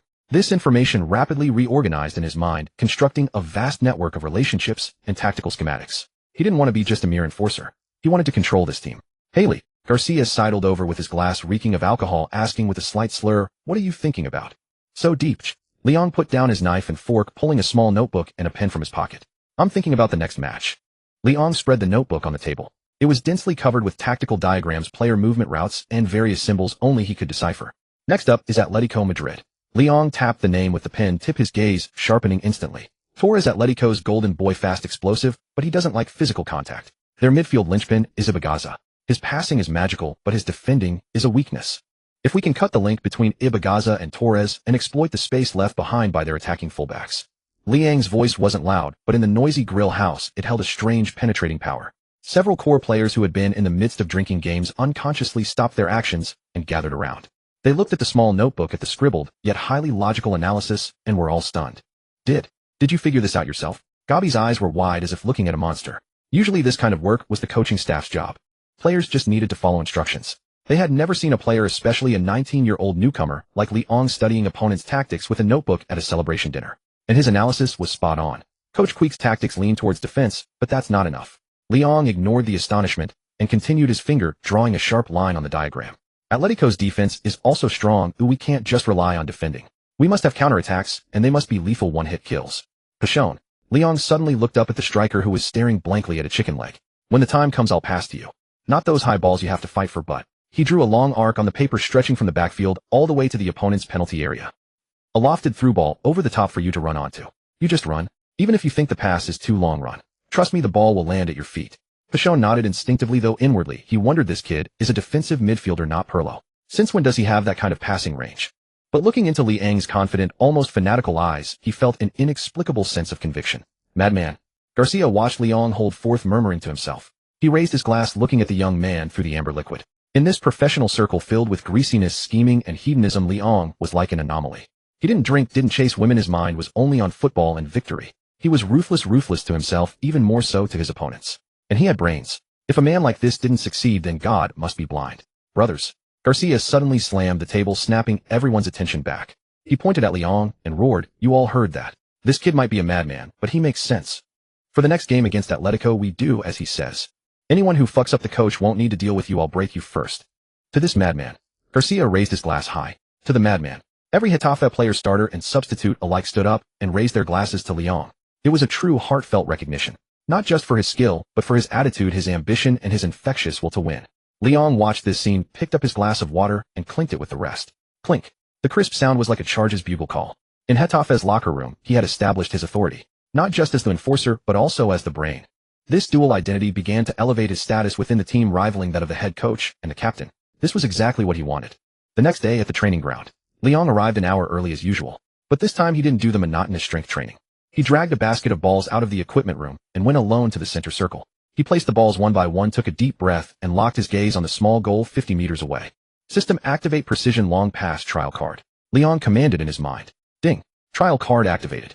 Remaining uses 33. Skill description: for each subsequent long pass, your passing accuracy will be elevated to a master level standard similar to Perlo Beckham, accompanied by a significant vision correction effect. A strange sensation washed over him. Leon felt as if a magical force had been infused into his feet. His perception of distance, wind, and power became incredibly clear. He took his run-up, swung his leg, and struck the ball. Thump. The ball soared into the air, tracing a magnificent arc across half the pitch, and then, swish. It landed precisely into the small goal less than a meter wide, without even brushing the netting. A perfect, clean strike. Perfect. Leon clenched his fist, his eyes blazing. Atletico.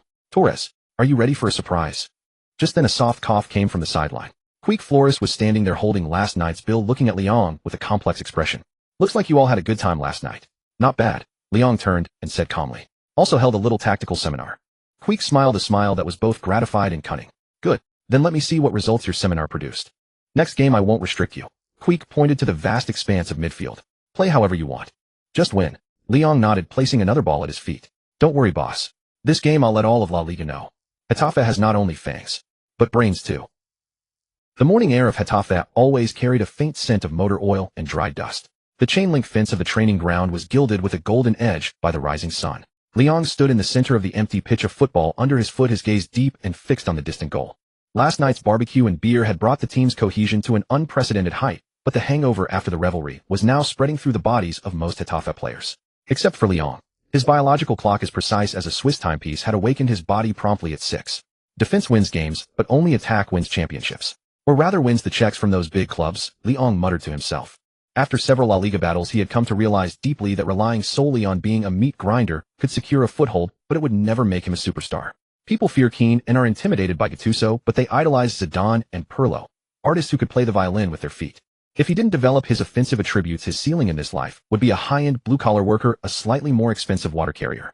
To command the thunder and to trample those lofty superstars underfoot, he needed some real weapons. System.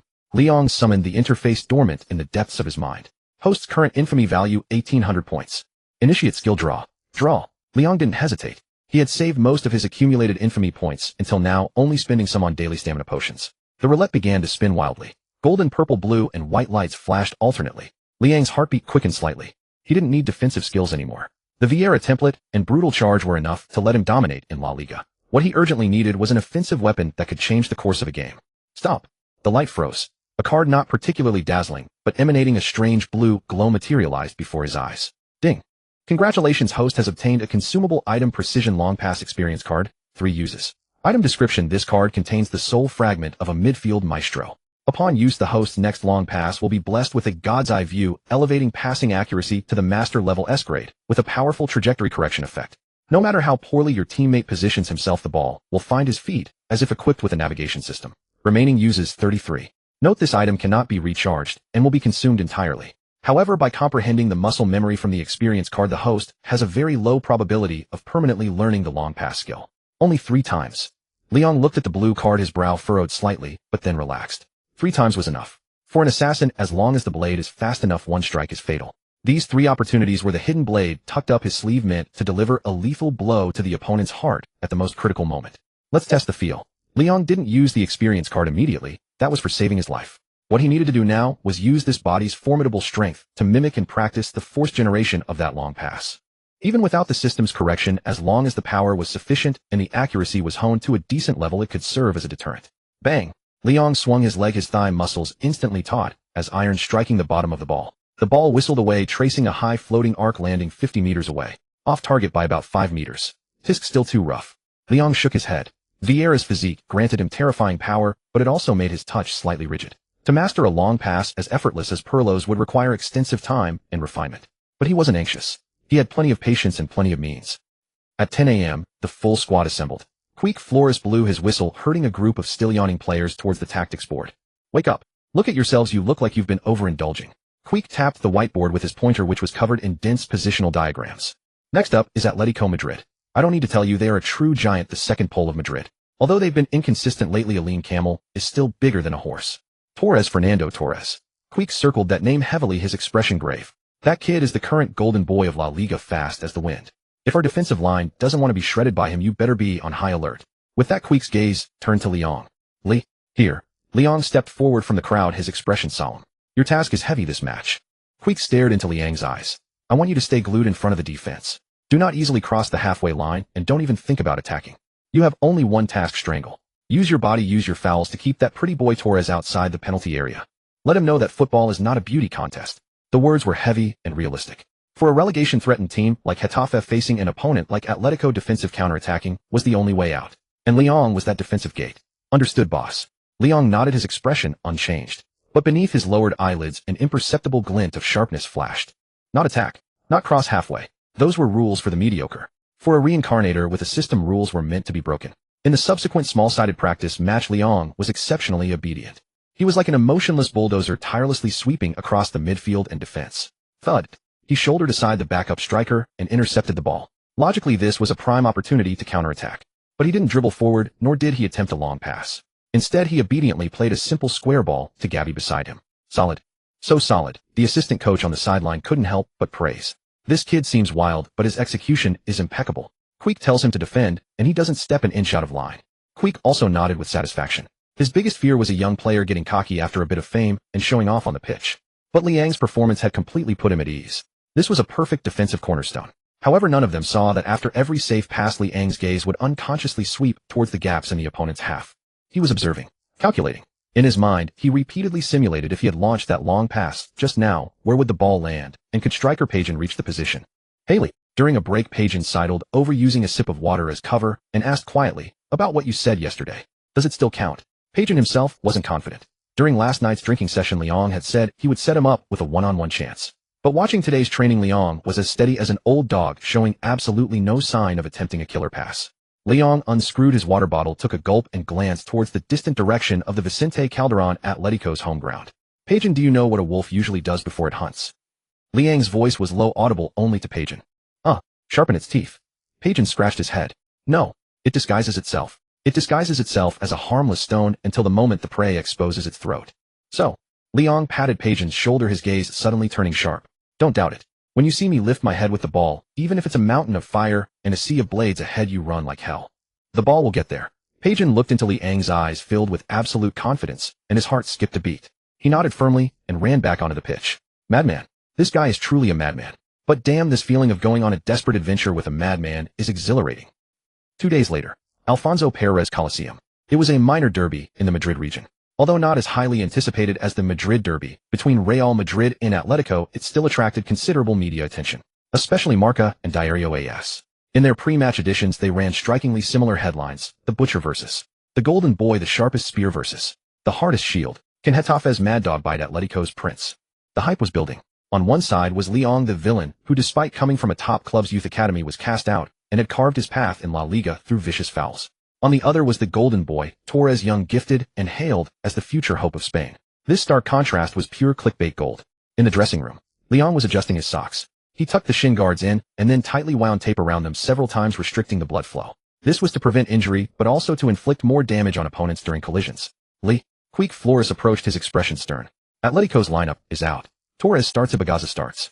Their intention is clear, they want to destroy us with their attack. Remember what I asked of you. Queek leaned down, staring at Liang. Defend for your life. Even if you have to act as a goalpost, stay planted in front of the box. Understood. Liang stood up, stomped his feet hard, producing a thump-thump sound. I'll show them what an impenetrable wall looks like.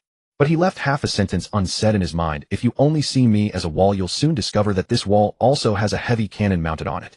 Let's go, Captain Luis Garcia roared. Leon followed at the back of the line, exiting the dressing room. In the tunnel, the noise surged in like a tidal wave. He looked up at the blinding lights, took a deep breath. The blue precision long pass experience card was already poised in the system space, emanating an alluring glow.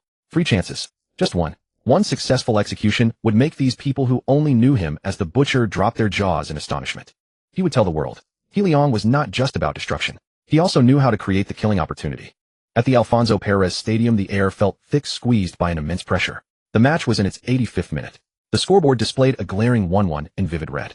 Getafe's players were defending as if their lives depended on it. They were like a garrison trapped on an isolated island, while Atletico Madrid's assaults came in relentless waves, one after another, granting no respite. Hold the line. I said hold the line. Quique Sanchez Flores screamed from the touchline, his voice hoarse, his tie loosened, his shirt collar soaked with sweat. On the pitch, Fernando Torres, Atletico's golden boy, a young man blessed with handsome features and a cheetah's speed, was visibly agitated. He had been utterly frustrated today. For 85 minutes, wherever he went, whenever he tried to enter the dangerous zone, he would crash into a wall named Leon. This Getafe defensive midfielder was like a ghost, an indefatigable jailer. With tireless running, fierce positioning, and even tactical fouls that earned him yellow cards, he strangled every Atletico attack in its cradle. Damn it, is this kid made of iron? Torres glanced at the figure still standing straight as a javelin not far away. Liang's jersey had turned a muddy gray and fresh blood seeped through the bandage on his forehead. But the light in his eyes had not dimmed, instead it grew more frantic as his physical limits were pushed. Ibagaza, give me the ball. Torres raised his hand, demanding the pass. He refused to settle for a draw. Atletico's midfield commander Ibagaza seized the moment and delivered a piercing through ball aimed at the gap in front of the box. Torres exploded into motion. His burst of speed was on full display like a red and white lightning bolt, instantly shaking off the defender, marking him closely. A one-on-one. The hearts of Getafe fans leaped into their throats. Just as Torres was about to touch the ball, a blue figure emerged as an interceptor from nowhere, cutting into his path with a whistling wind. It was Leon again. He had anticipated the pass. Bang! The two collided at high speed with no embellishment. Torres felt as if he had hit a slab of granite. His balance shattered instantly, and he stumbled and fell sideways. Though Leon also wobbled, his legs seemed rooted to the very core of the earth, firmly controlling the ball. A clean tackle. Crisp and decisive. Bravo. The stands erupted with a cheer of survival against the odds. But the danger was not over. Atletico's defensive line was pushed very high, almost all of them in Getafe's half. Liang's interception occurred at the top of the penalty arc, surrounded by Atletico players. Clear it. Boot it long. Quique Sanchez Flores waved his arms frantically on the sidelines. At that moment, the safest choice was to blast the ball into the stands or kick it blindly into the forward space, letting the final minutes tick away. Even Atletico's players thought the same. Two midfielders rapidly closed in, ready to block Liang's passing lanes and force a mistake. Yet amidst the chaos and noise, Leong made a move that caught everyone by surprise. He did not clear the ball long. Neither did he pass to the nearby Gabby. He did not even take an extra step. In the 10th of a second after the interception, he abruptly lifted his head. His eyes held no panic, no fatigue, only a chilling calmness and a madness that had long been premeditated. His gaze pierced through the crowd of players across 30, 40, 50 meters of space and precisely locked onto the vast, unguarded stretch of grass in Atletico's half. Their solitary blue figure was accelerating. It was Pa Chiong, the striker whom Leong had told the night before, just sprint the moment you see me raise my head. Pa Chiong, Leong roared in his mind. System item activated, precision long pass trial card 13. God's eye view enabled, wind correction, power correction, trajectory locked. Liang's right leg swung back high, his thigh muscles swelling instantly like a bow pulled to its extreme limit. What is he doing? The commentator exclaimed. Taking a shot from that position. Is he insane? The next moment. Thwack! A crisp metallic sound exploded across the stadium. The ball soared into the air. It was neither high and floating like a clearance nor straightforward like a shot. It carried a strange, mesmerizing, fierce spin, painting an impossibly perfect rainbow arc in the sky. It flew over the stunned Atletico midfielders. It flew over the dumbfounded defensive line. Like a precision-guided cruise missile, it traversed a full 50 meters, even arching over the head of a chasing defender. All 40,000 spectators raised their heads, their eyes fixed on the ball, tracing a brilliant trajectory through the night sky. Time seemed to slow. Everyone's mouth hung open, their breath forgotten. Was this the kick from that butcher? From Leong the brute, who only knew how to slide and barge. The ball's flight path was elegant, precise, deadly, as if Pirlo had possessed him, as if Beckham himself had taken the kick. And at the landing point, Pa Chiong was sprinting. He had almost given up, thinking it was just a futile run to stretch the defense. But he remembered Liang's eyes, the look that said the ball will come. So he ran. Then he saw the ball descending from the sky as if guided by some mysterious force, landing perfectly gently 2 meters ahead of him. He didn't even need to slow down or adjust his stride. No complex trapping was necessary. The ball led the man. It was a textbook one-on-one chance. God! Atletico goalkeeper Leo Franco despairingly rushed out, but he knew it was too late. Facing a mostly open net with a chance that would be eternally shameful if missed. Pochettino took a deep breath and calmly slotted the ball. It rolled across the grass and nestled into the net. Swish. The crisp sound of the net was like a death sentence. 2-1. A stoppage time winner. The 89th minute winner. After a brief silence, the Alfonso Perez Stadium erupted into a volcanic roar of celebration. Goal. The commentator screamed hysterically, his voice cracking. A winner. Getafe has beaten Atletico. Unbelievable. Absolutely unbelievable. Pochettino's goal was crucial, but that assist was a miracle. Lyon. Again Lyon. The man called a butcher in the final moment of the match killed the game with a crossfield pass spanning half the pitch.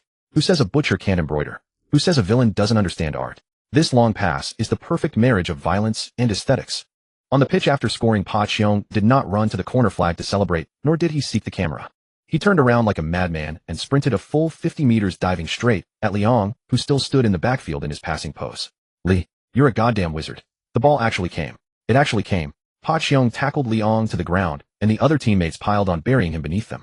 This was their moment. A miracle for Getafe. Amid the chaotic celebration, Lyon lay on the grass, staring at the floodlights in the night sky, gasping for breath.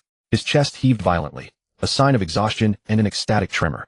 He felt the thrill of controlling the entire game and striking with lethal precision. The pleasure of silencing everyone, of stunning the world.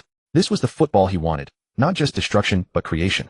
Not just inspiring fear, but also commanding respect. He pushed off the teammates on top of him and staggered to his feet. He didn't roar or strip off his shirt. He just stood there calmly, his gaze piercing through the frenzied crowd toward Atletico's half. There the so-called golden boy Torres stood with his hands on his hips, staring blankly at the scoreboard, as if still processing what had happened.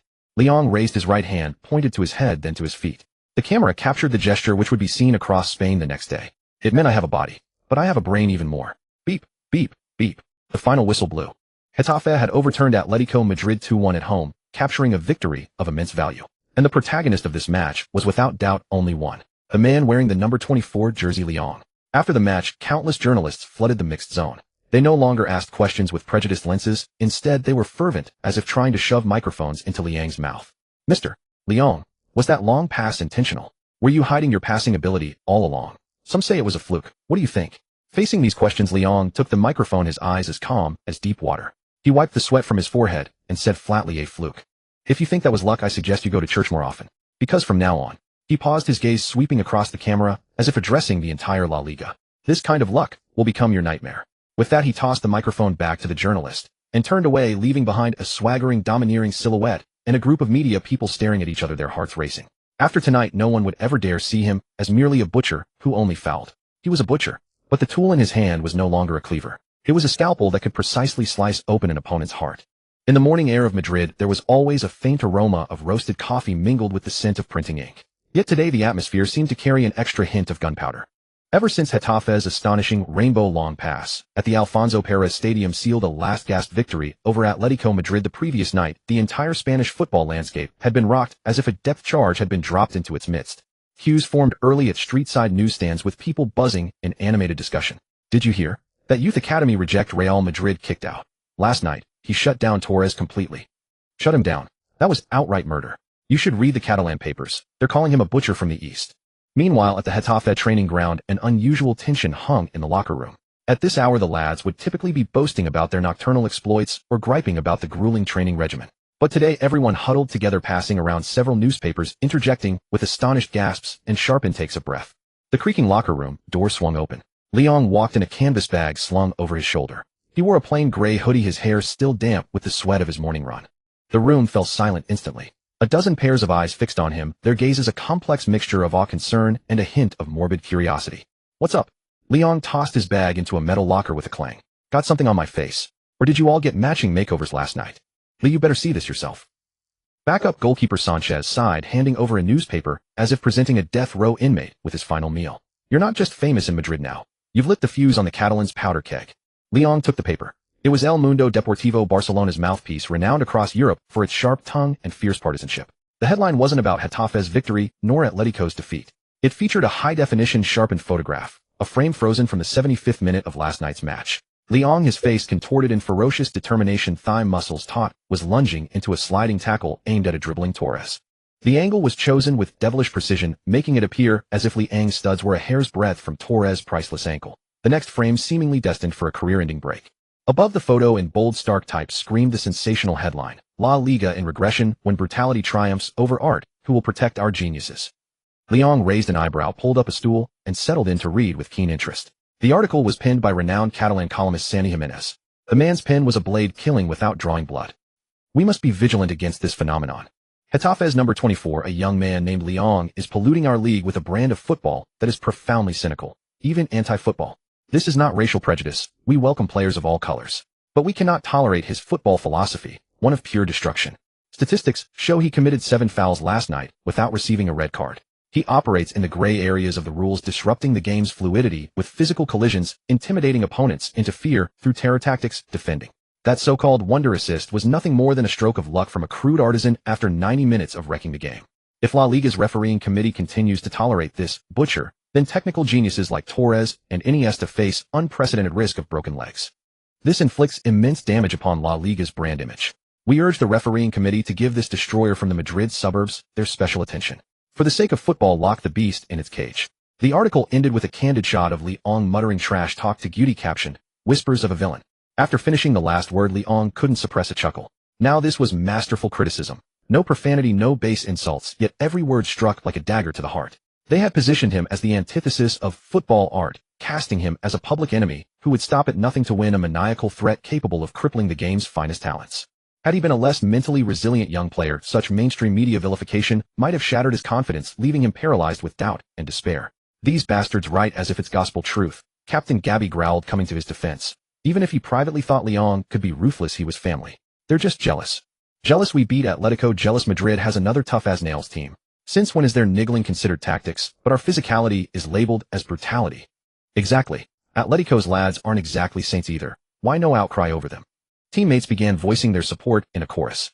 Leong, however, raised a hand to quiet them. He pulled a pair of scissors and a roll of tape from his locker. Under everyone's puzzled gaze, he cut out the most scathing headline from the paper and carefully pasted it on the inside of his locker door right at eye level. What are you? Sanchez was confused. This is a medal. Leong flicked the paper, bearing his fierce photograph, his eyes growing deep and cold. When your enemies go to such lengths to condemn you, it means you've done something right. He turned to face his teammates. They're not jealous, they're terrified. They're afraid La Liga will become the Premier League, afraid that soft tiki-taka football will meet a real meat grinder.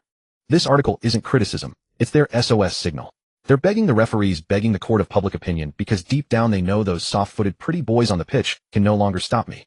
The arrogance was off the charts, but so was its effectiveness. The locker room's earlier tension and anxiety over the media attack instantly morphed into a heady, delicious sensation of being the final boss. Damn right. If the haughty Catalan media were this rattled, it was a testament to his power. He's right.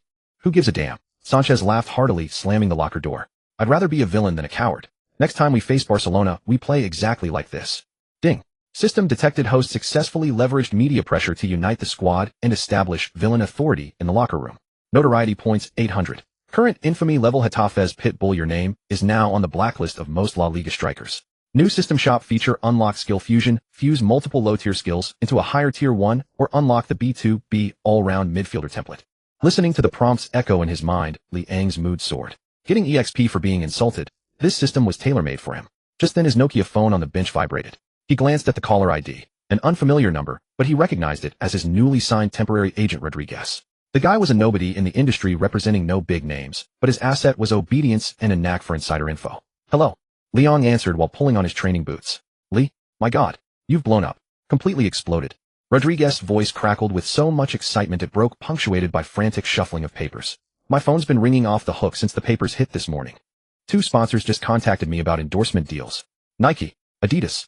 Leong raised an eyebrow, his tone flat. He knew this wave of publicity would monetize, but hadn't expected it this fast. Not sportswear brands. Rodriguez paused awkwardly, choosing his words. The big brands are still waiting to see how things settle. Your image is a bit. Well, you know, the ones who've come knocking are special local businesses. Special. Leong paused mid-motion. One is a Madrid-based Black Shield security company.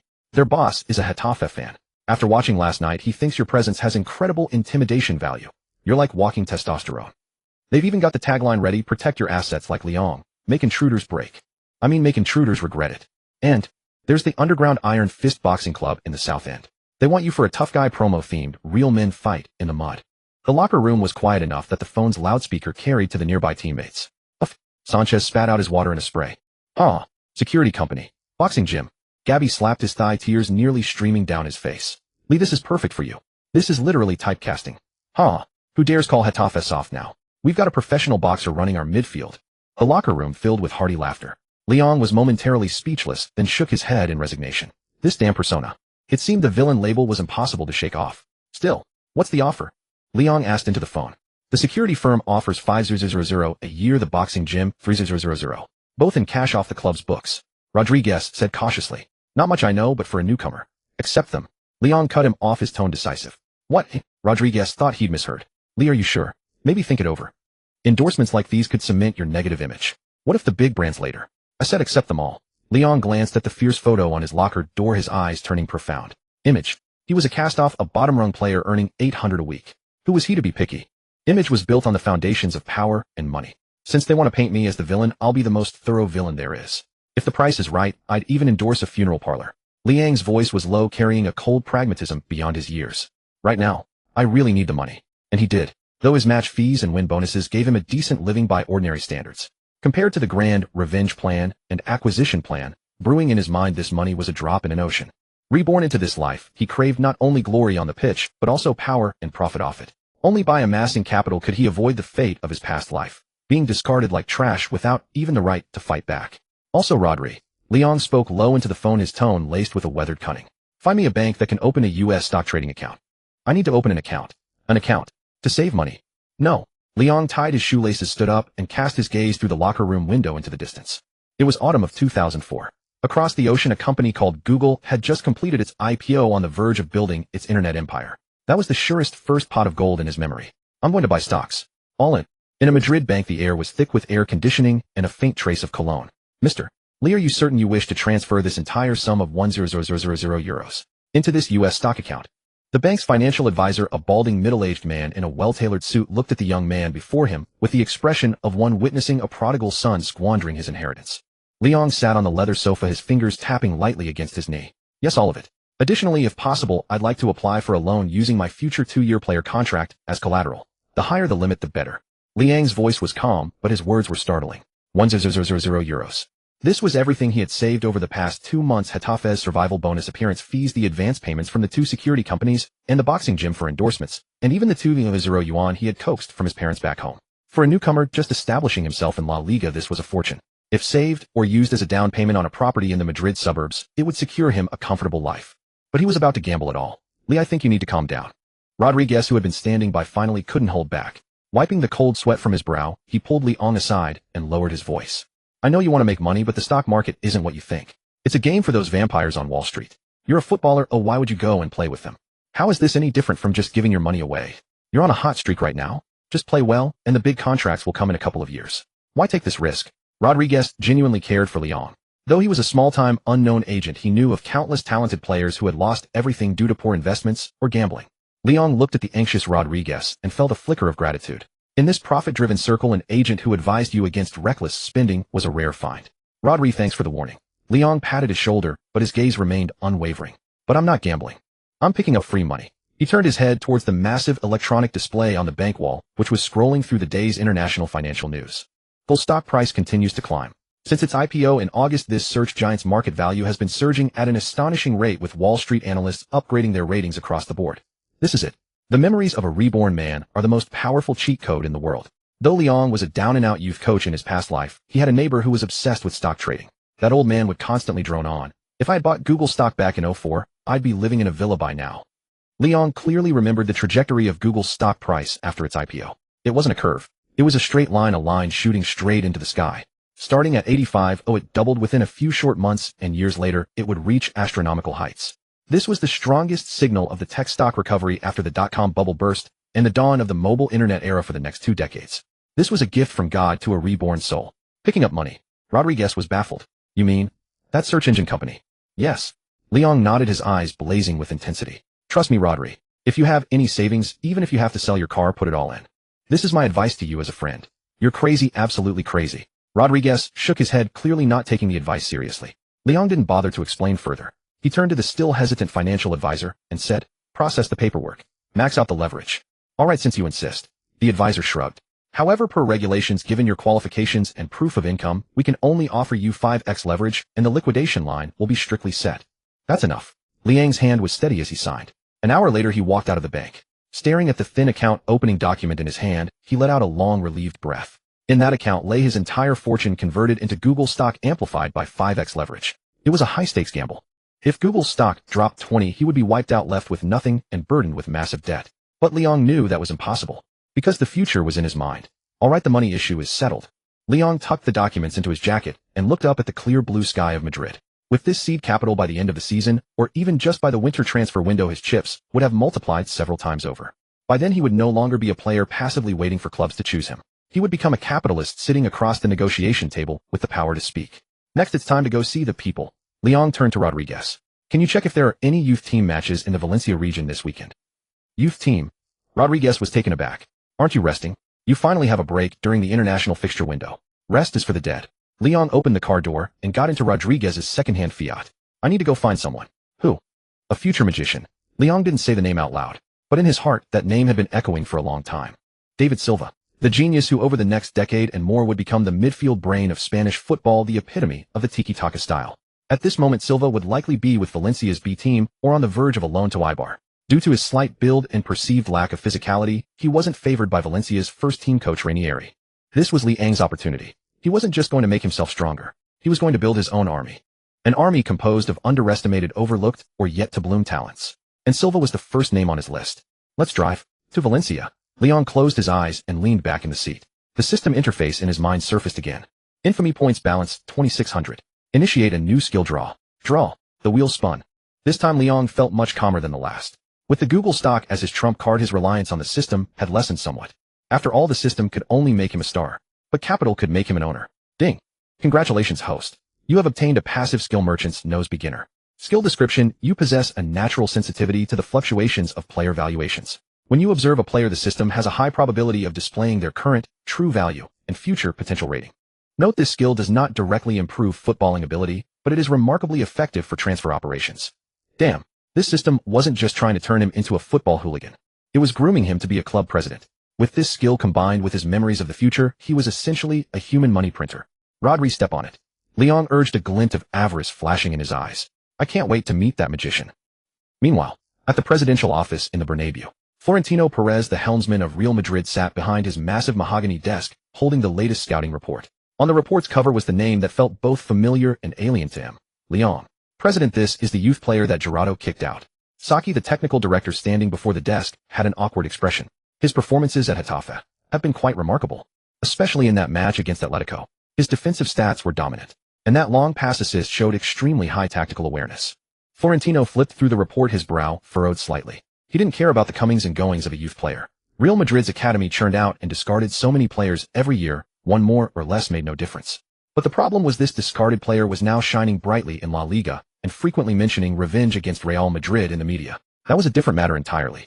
It was a slap in the face to Real Madrid, a slap to Florentino Perez himself. What does Gerardo have to say? The old man put down the report, his tone cold. Gerardo insists it's just luck. He says Leong is a brainless brute, technically crude, good for nothing but committing fouls. Saki answered cautiously. A brute.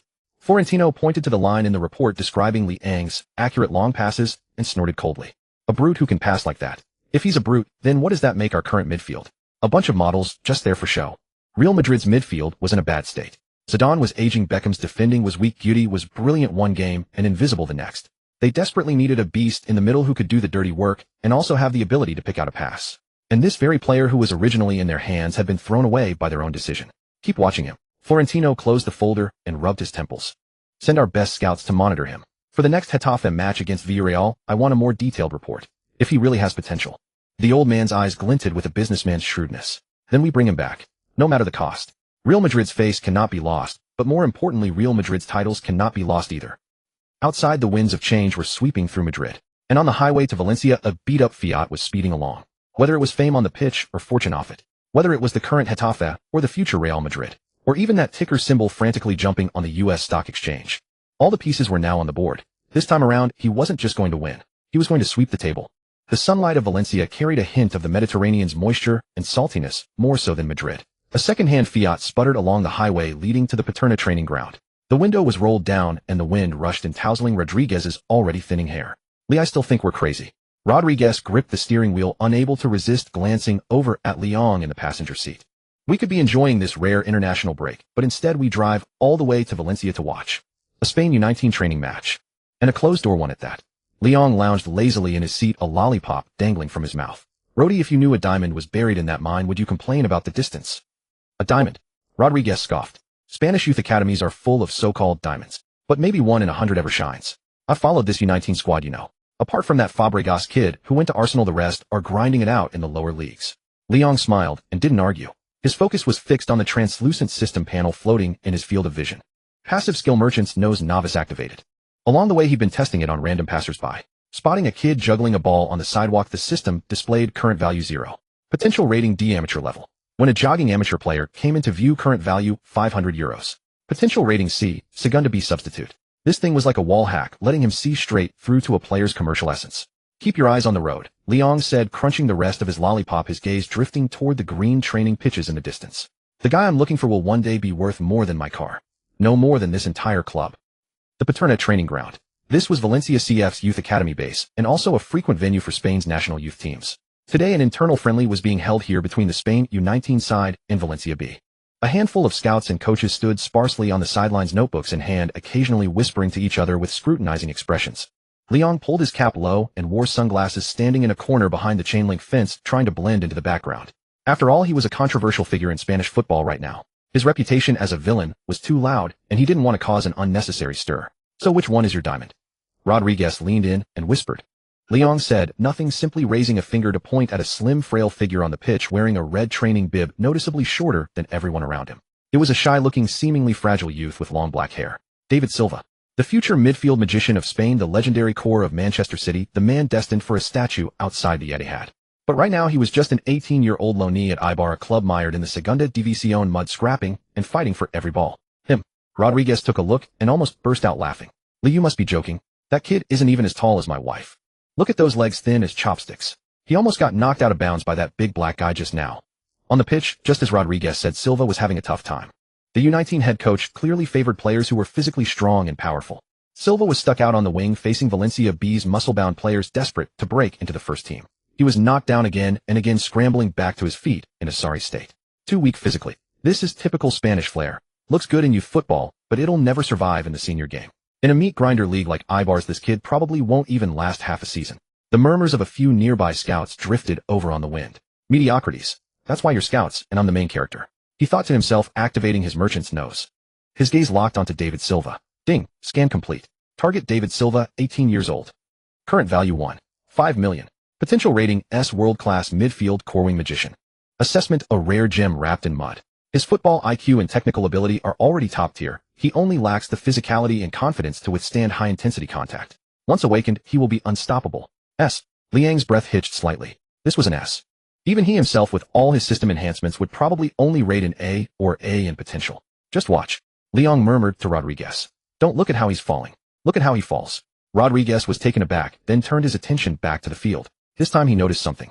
Although Silva was constantly being knocked around, he was like a weeble. Every time he was about to lose his balance, he used a bizarre, almost unnatural flexibility to shield the ball, or in the split second before hitting the ground, he'd release a perfectly weighted pass to a teammate. In the 35th minute, Silva received the ball on the wing.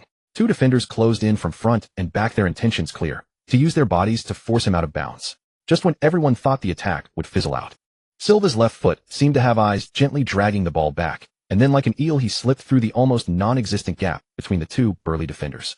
La Croqueta. Without waiting for the covering defender to arrive, he unleashed a visionary through ball. The ball skimmed the turf, slicing through the entire defensive line, landing right at the striker's feet. One-on-one with the keeper. Although the striker ended up blazing it over the bar, that pass was like a bolt of lightning cutting through the night, illuminating the entire stadium for a split second. What the? Rodriguez's jaw dropped. That pass. It's a bit like yours. No. Leong shook his head, a glint of appreciation, and something more predatory, in his eyes. His is far more refined than mine. My path is carved with a knife, his is one that water seeps through. Guys like him are born for the big clubs. The match soon ended. Although it was just an internal friendly for these young men desperate to make a name for themselves, every minute was precious.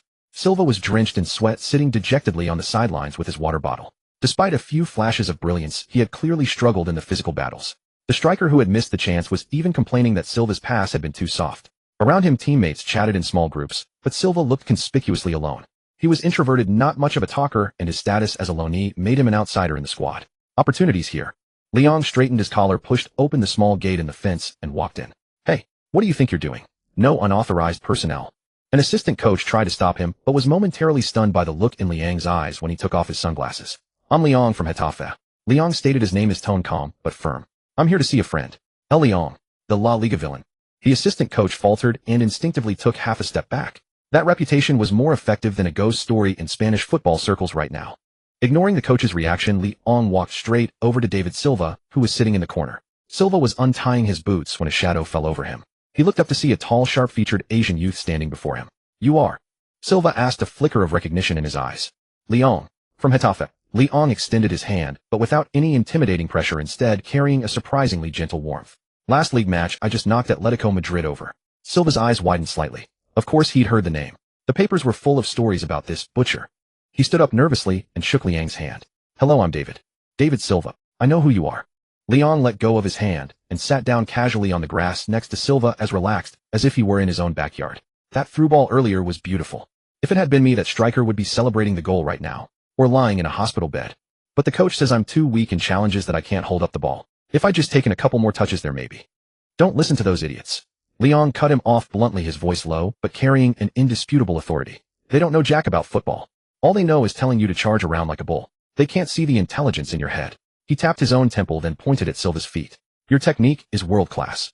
Your touch, your vision, your rhythm. That's a gift from God. Those guys relying on brute force could train for a lifetime and never come close. Silva was stunned. All his life, because of his slight frame, all he'd ever heard was, you need to get bigger. You need to get stronger. No one had ever told him with such unwavering conviction that he was a genius, that he was world class. And especially not from the mouth of a notorious pit bull of the pitch. But Liang's tone shifted, his gaze growing sharp. The world is cruel. A genius without armor will be destroyed by the mediocre. To make it in La Liga, to go to a big club, to play for the national team, talent alone isn't enough. You need to learn to protect yourself, to use the rules to your advantage, and even to make your opponents fear you. Silva looked a bit lost. So what should I do? Hit the gym and bulk up. Hitting the gym is one part. Liang looked at the future magician like he was looking at a key piece of his own future puzzle. What's more important is that you need a bodyguard. Or rather, you need to be in a system that lets you play your game in peace. David, remember what I'm telling you. Liang stood up, brushing the grass clippings off his pants, and looked down at Silva. In this position, you're the future king. Don't doubt yourself because of temporary setbacks. Keep leveling up at Ibar. Hone your skills until they're even sharper. I'll come for you soon. Come for me. Silva was confused. Yes. Liang flashed a smile of supreme confidence, one that seemed to gleam brilliantly in the sunlight. When that time comes, I'll take you to a truly grand stage. There no one will dare to kick you, because I'll be standing behind you. Anyone who lays a finger on you will regret ever being born. I'm Liang, the future captain of Real Madrid. Having delivered this outrageously arrogant statement, Liang didn't linger. He put his sunglasses back on and turned to leave. He left David Silva standing there alone, water bottle in hand, staring blankly at his retreating figure. Captain of Real Madrid. Was this relegation battling Getafe player insane? But somehow, recalling the unwavering look in Liang's eyes, Silva didn't find it absurd at all. Instead, he felt a strange sense of anticipation. It was like walking alone in a dark tunnel for a long time, and suddenly someone lights a torch up ahead, telling you, follow me, there's light ahead. Liang. Silva whispered the name, etching it deep into his memory. Back in the car, Rodriguez was utterly bewildered. That's it. You drove hundreds of kilometers just to say a few words to him. No agency contract. Didn't even get his number. Patience. Liang buckled his seatbelt, feeling pleased. The seed is planted. If I signed him now, I wouldn't have the capital or the resources to develop him properly. When he's ready to sprout, I'll be there to harvest. And besides, Liang glanced at the system panel, noting the increase in the merchant's nose skills proficiency. This trip was worth it. Come on back to Madrid. Next up is Villarreal. I hear that Riquelme is being called the last classical maverick. Liang licked his lips, a predatory glint flashing in his eyes. Perfect. This modern butcher has a taste for antiques like him. I'm going to show him that in this era, slowness is a capital offense. On the eastern coast of Spain in November, the sea breeze carried a hint of damp chill, yet it did little to cool the searing fervor of El Madrigal. Villarreal, a small town of nearly 50,000 souls, had become the focus of worldwide attention, thanks to a team clad in yellow. Discounting the two superpowers, Villarreal was undoubtedly the most aesthetically pleasing team to watch in La Liga at the time. The source of it all pointed to the man donning the number 8 jersey, one Roman Riquelme.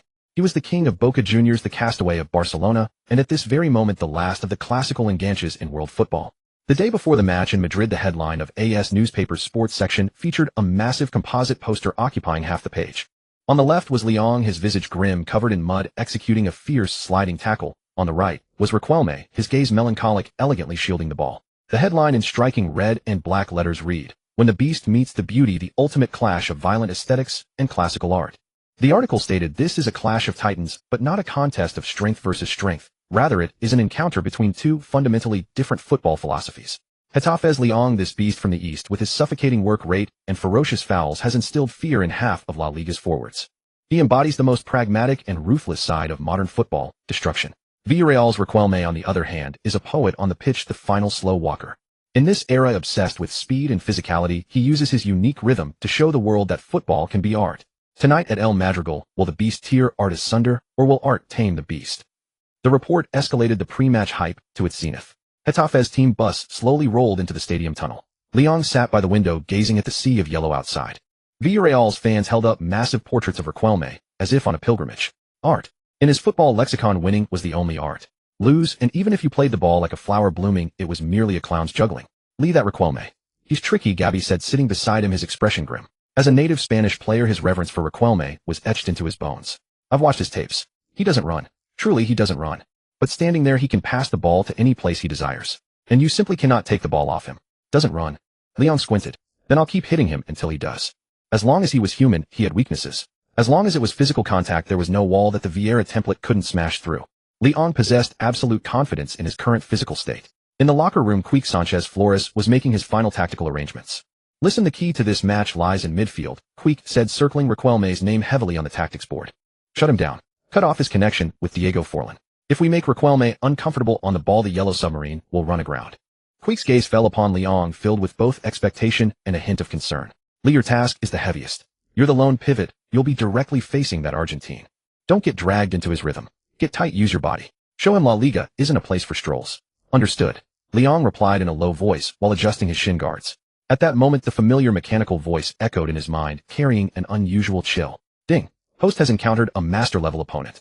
S-Class Challenge mission triggered, neutralize the maestro. Mission description: 1. Roman Riquelme, the swan song of the classical enganche, a master of ball control. His match rating consistently hovers above 8.0. The host must use every means necessary, including, but not limited to, defending, disrupting, psychological warfare, to force his final rating in this match below 6.0, a failing grade. Mission reward: gold tier skill, chest 1.0, free attribute points 5.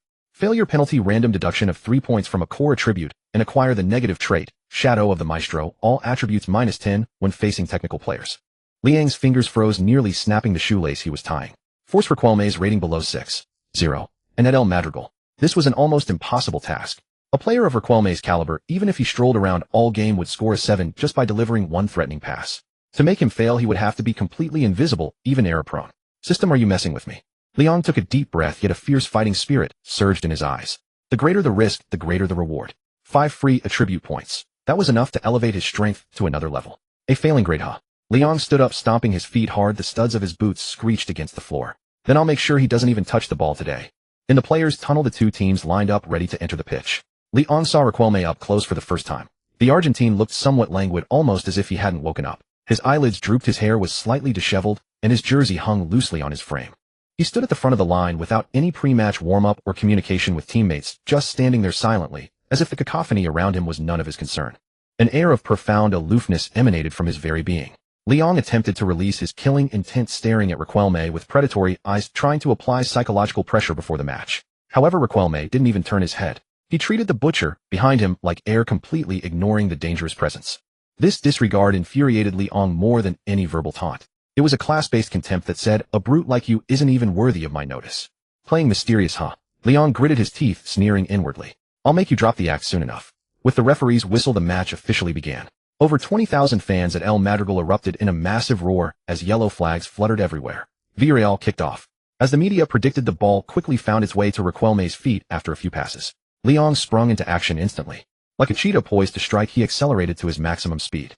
Barbarian charging. Leon anticipated Riquelme would turn or shield the ball upon receiving it.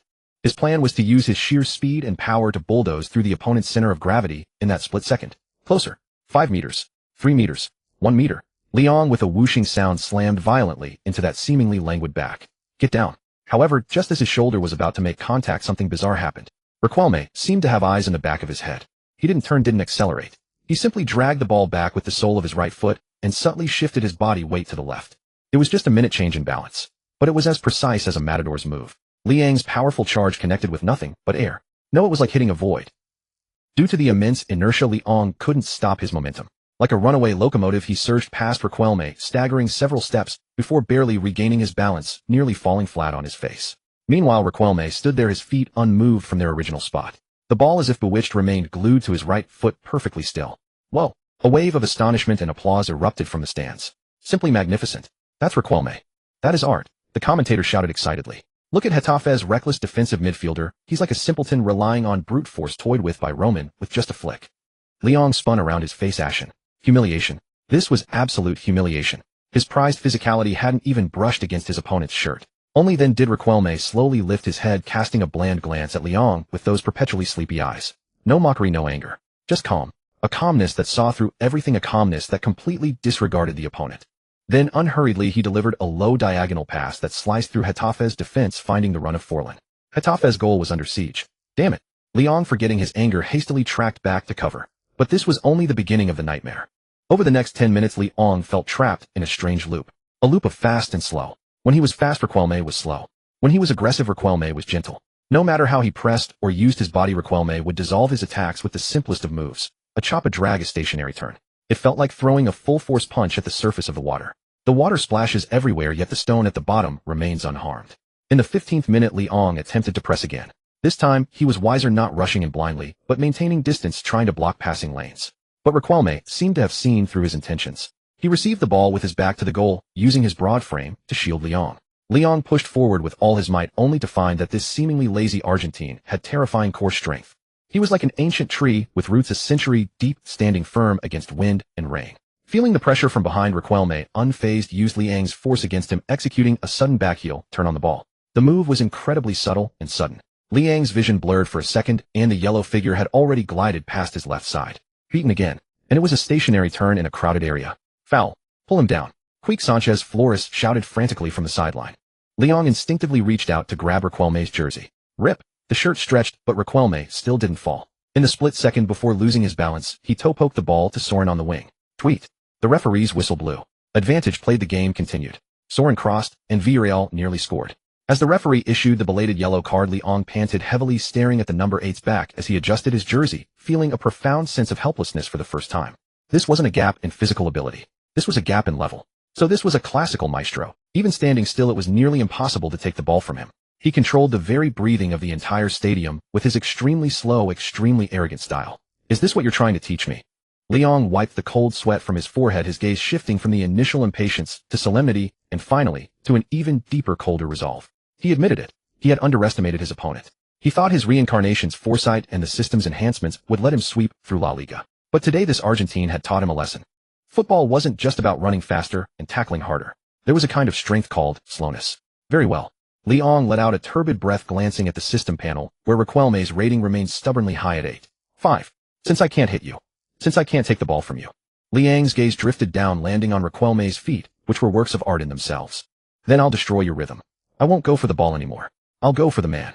The mad dog had been toyed with, but a mad dog was a mad dog because it never let go. Since art couldn't be understood, then drag art down into the mud and roll around in it together. Goal. The roar of the crowd at El Madrigal surged like a tsunami, instantly engulfing the entire stadium. In the 28th minute, Villarreal broke the deadlock. This was not a whirlwind counterattack, but a slow surgical execution as precise as a scalpel. It all originated from the man wearing the number 8 jersey. Riquelme received the ball near the center circle. Facing the double team of Liang and Gabi, he neither passed nor accelerated. He simply stood there, gently dragging the ball with the sole of his foot, feinting left to shift Gabi's weight, then suddenly unleashed a piercing lofted through ball with the outside of his right boot. The ball sailed over the heads of Getafe's entire backline, landing perfectly in Diego Forlan's running path. The Uruguayan striker volleyed it first time without breaking stride. 1-0. Damn it. Liang stood in the center circle, gripping his hair fiercely with both hands, a sharp sting radiating from his scalp. This feeling was utterly dreadful. It was like throwing a punch with all your might only to hit a wad of cotton which then wrapped around your fist, leaving you completely immobilized. So this is a maestro. Liang watched Riquelme in the distance, who was being hugged by teammates with an expressionless face, his own chest heaving violently. His prized physicality, his renowned mad dog defensive style, seemed so clumsy and laughable against a rhythm maestro of Riquelme's caliber. Don't freeze, Lee. Stick to him. Don't give him time to think. From the touchline, Quique Flores's shout rang out, laced with urgency. Liang gritted his teeth and exhaled a turbid breath. Stick to him. I want to stick to him too. But this guy seemed to have eyes in the back of his head. Every time Liang got close, the ball was already gone, or he had used his body to shield the best position, forcing Liang to crash into his back and concede a foul. The match restarted. After conceding, Getafe became more frantic, which was exactly the rhythm Villarreal preferred. In the 35th minute, Liang encountered Riquelme again in midfield. This time Liang held nothing back. He activated brutal charge, surging forward like an out-of-control heavy truck. "Stop right there," he roared inwardly, his eyes fixed solely on the ball. However, just as they were about to collide, Riquelme made an extremely subtle dip of his shoulder. A feint. Liang's brain registered it, but inertia made it impossible for his body to stop. Riquelme nudged the ball with his left foot, and it obediently slipped between Liang's legs, as if glued to his boot. A nutmeg. Another nutmeg. In that instant, shame flooded Liang's mind like lava, incinerating all his rationality. He remembered the days of being nutmegged by Rivera at Real Madrid's youth academy, remembered those mocking gazes. Go to hell. Already off balance, Liang in the moment of falling let his malice get the better of him. He didn't pull his foot back. Instead, he lifted his studs and viciously raked them across Riquelme's shin. This was not a defensive challenge at all. This was revenge. Crack. A sharp sound. Riquelme was swept to the ground, but unlike other players, he didn't roll around theatrically or scream in agony. He simply fell, shielded the ball, and then stared coldly at Liang, who was getting up from the ground. Tweet. The referee's whistle was sharp and urgent. He ran over, reaching for his pocket without hesitation, and immediately showed Liang a yellow card. That challenge was excessive. It's a red card offense. Villarreal players surrounded him, angrily shoving Liang. Get away from me. Liang shoved the approaching Sorin aside, his gaze fierce enough to devour. He panted heavily, his chest heaving, sweat dripping down his cheeks onto the turf. The yellow card dangled before his eyes, a silent mockery. Li, calm down. Captain Garcia rushed over and grabbed hold of Liang. You're on a booking. If you lose your head again, you'll get sent off. Liang broke free from the captain's grip and turned to look at Riquelme on the ground. Riquelme had already been pulled to his feet by his teammates. He patted the grass clippings off his socks and straightened his slightly disheveled jersey. Then he did something Liang would never forget for the rest of his life. He turned and walked towards the spot of the foul. From start to finish, he didn't even glance at Liang. No anger, no contempt, not even disgust. Like a highborn aristocrat whose trouser leg was nipped by a stray dog on the road. He would merely find it dirty, brush off the dust, and continue on his way rather than stop and bark back at the dog. Complete and utter disregard. This silent disdain stung Liang more than the nutmeg. Damn it. Liang clenched his fists so tightly that his nails dug into his palms, drawing blood. This feeling of helplessness was suffocating. He felt like a clown being toyed with, putting on a pathetic wrestling show on stage while the audience and opponents alike watched on with cold indifference. For the remainder of the first half, Liang seemed lost in a daze. He dared not make any rash challenges, fearing a second yellow card. Riquelme exploited this, orchestrating play in midfield with even greater impunity. Getafe's goal was under siege. If not for their goalkeeper's extraordinary performance, the scoreline would have been 0-3 long ago. Tweet. The halftime whistle finally sounded. Getafe trailed 0-1. The players trudged dejectedly towards the tunnel. Liang walked at the back, head down, staring at his boots, his mind replaying those moments of being toyed with over and over. In the dressing room, the atmosphere was suffocatingly tense. Quique Flores angrily kicked over the tactics board. What are you doing out there? Sleepwalking. Li, especially you. Quique pointed at Liang in the corner, shouting, where's your aggression? Where's your brain? You were charging around like a headless chicken in the first half. That yellow card was completely worthless. Are you trying to get yourself sent off for the opponent's benefit? Liang didn't retort. He sat on the bench, draping a wet towel over his face, shutting out the world. Beneath the towel, his eyes were wide open, bloodshot. He refused to accept it. He refused to be resigned to it. Having been reborn, having the system, having Vieira's body, was he still destined to be trampled upon like in his past life? Was physicality and violent aesthetics truly just a joke in the face of absolute technique and talent? No, never. Liang let out a low growl in his mind. System. Enter the simulation training space. This was an auxiliary function of the villain system, allowing him to consume notoriety points to simulate match scenarios in his consciousness for review and tactical deduction. Ding. Simulation space activated. Current scenario: El Madrigal, 35th minute of the first half. Notoriety points consumed 500. The surrounding noise vanished instantly, the world dissolving into a monochrome grid. Liang's consciousness stood in the center of the pitch. Opposite him stood a virtual Riquelme performing that infuriating shoulder drop feint. Again, Liang charged forward. This time, he didn't bite on the feint, anticipating the dribbling path in advance. But the virtual Riquelme merely flicked his ankle and changed direction again. Failure. Again. Failure. Again. Failure. Time flowed differently within the consciousness space. Within just a few minutes of halftime, Liang had already faced Riquelme in his mind over 100 times. Every single time he was beaten. Every single time he was toyed with. Liang panted heavily. Even as a consciousness, he felt profound exhaustion. Why can't I stop him even when I anticipate it? He stared at the virtual figure, frantically replaying every detail in his mind. Was Riquelme fast? No, he was slow. But how did he beat players? Rhythm. He changes direction a split second before you commit your foot and accelerates a split second after your weight shifts. He manipulates you like a puppet on strings. If you follow his rhythm, you'll forever be chasing his shadow, eating his dust. Rhythm. Liang murmured to himself. Suddenly a flash of insight struck him. Since I can't match his rhythm, then destroy his rhythm. Liang snapped his head up, a glint of understanding in his eyes. His previous defensive strategy was wrong. He always tried to intercept the ball to anticipate its path. But under the feet of a maestro like Riquelme, the ball was alive. Trying to win it was nearly impossible. However, the man was mortal. Riquelme needed to observe to turn to swing his leg. These actions all required space and time. I won't watch the ball. I'll watch the man. If I make him uncomfortable, the ball becomes uncomfortable. He charged at the virtual Riquelme once more. This time he didn't focus on the ball, but locked his gaze onto Riquelme's torso. The moment Riquelme received the ball, a split second before the maestro could execute his feint, Liang like a tank closed the distance instantly. Not to win the ball, but to hit the man. Thud. Using his chest, his knees, his thighs, he compressed Riquelme's physical space from every angle. The virtual Riquelme's movements contorted, the feint failed, his balance wavered. The ball was lost. Ding. Simulation challenge successful. Tactical insight acquired, suffocating man marking. When facing technical players, abandon the obsession with the ball and instead apply relentless physical pressure to the carrier, disrupting their balance and rhythm. Defensive success rate increased by 40. Liang ripped the towel off his face. In the real world, the dressing room lights were glaring. Quique Flores was still elaborating on tactics, his teammates looking grim. Liang stood up. His face no longer held the confusion and impatience from before. In its place was a chilling calm and confidence. It was the confidence of a hunter finally finding his rifle. Boss. Liang spoke, interrupting Quique. Everyone in the dressing room turned to look at him. Liang walked to the tactics board, picked up a marker, and drew a large X over Riquelme's name. Second half, no substitutions.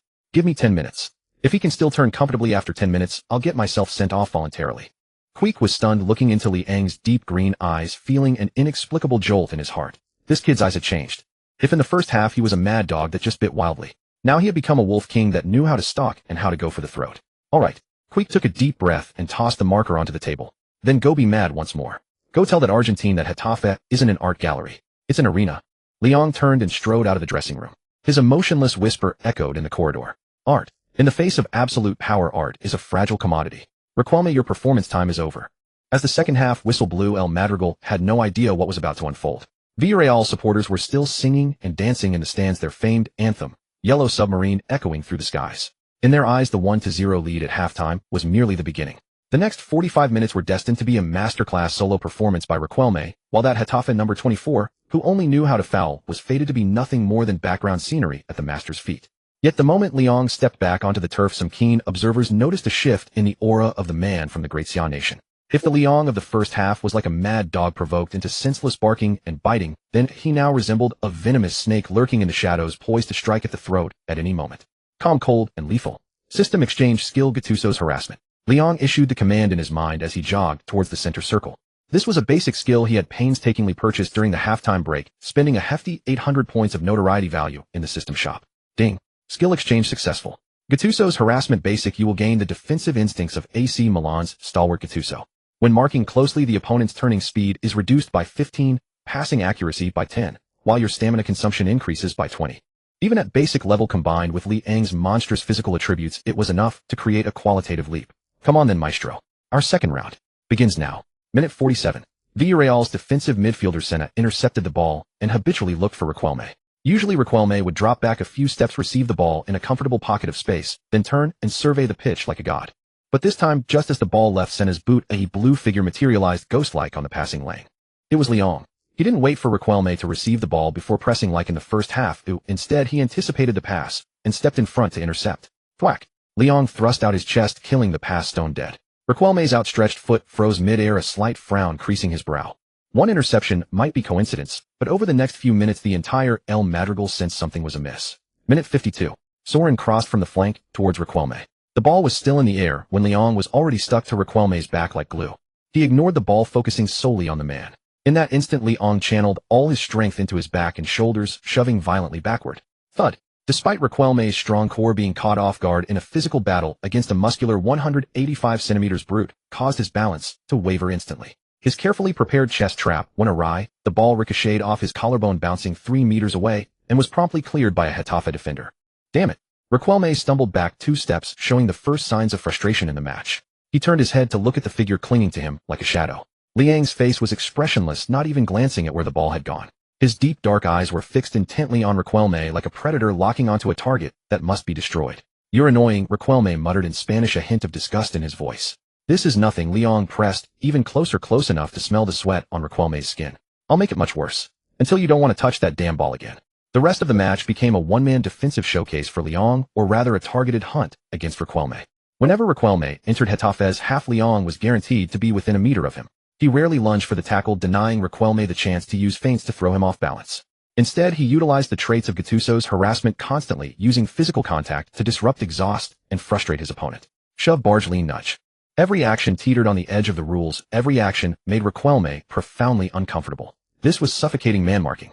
Not letting you turn, not letting you lift your head, not even letting you breathe. Minute 60. Riquelme finally lost his patience. As a classic number 10, he needed space and rhythm. This feeling of being stuck to like an undergarment was driving him insane. He decided to use his skill to teach this arrogant brute a lesson. Near the center circle, Riquelme received the ball with his back to goal.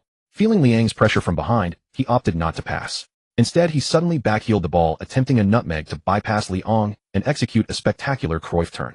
In the first half, Liang would have been fooled. But now, sharpened by the system's simulated training, he saw it coming all the way.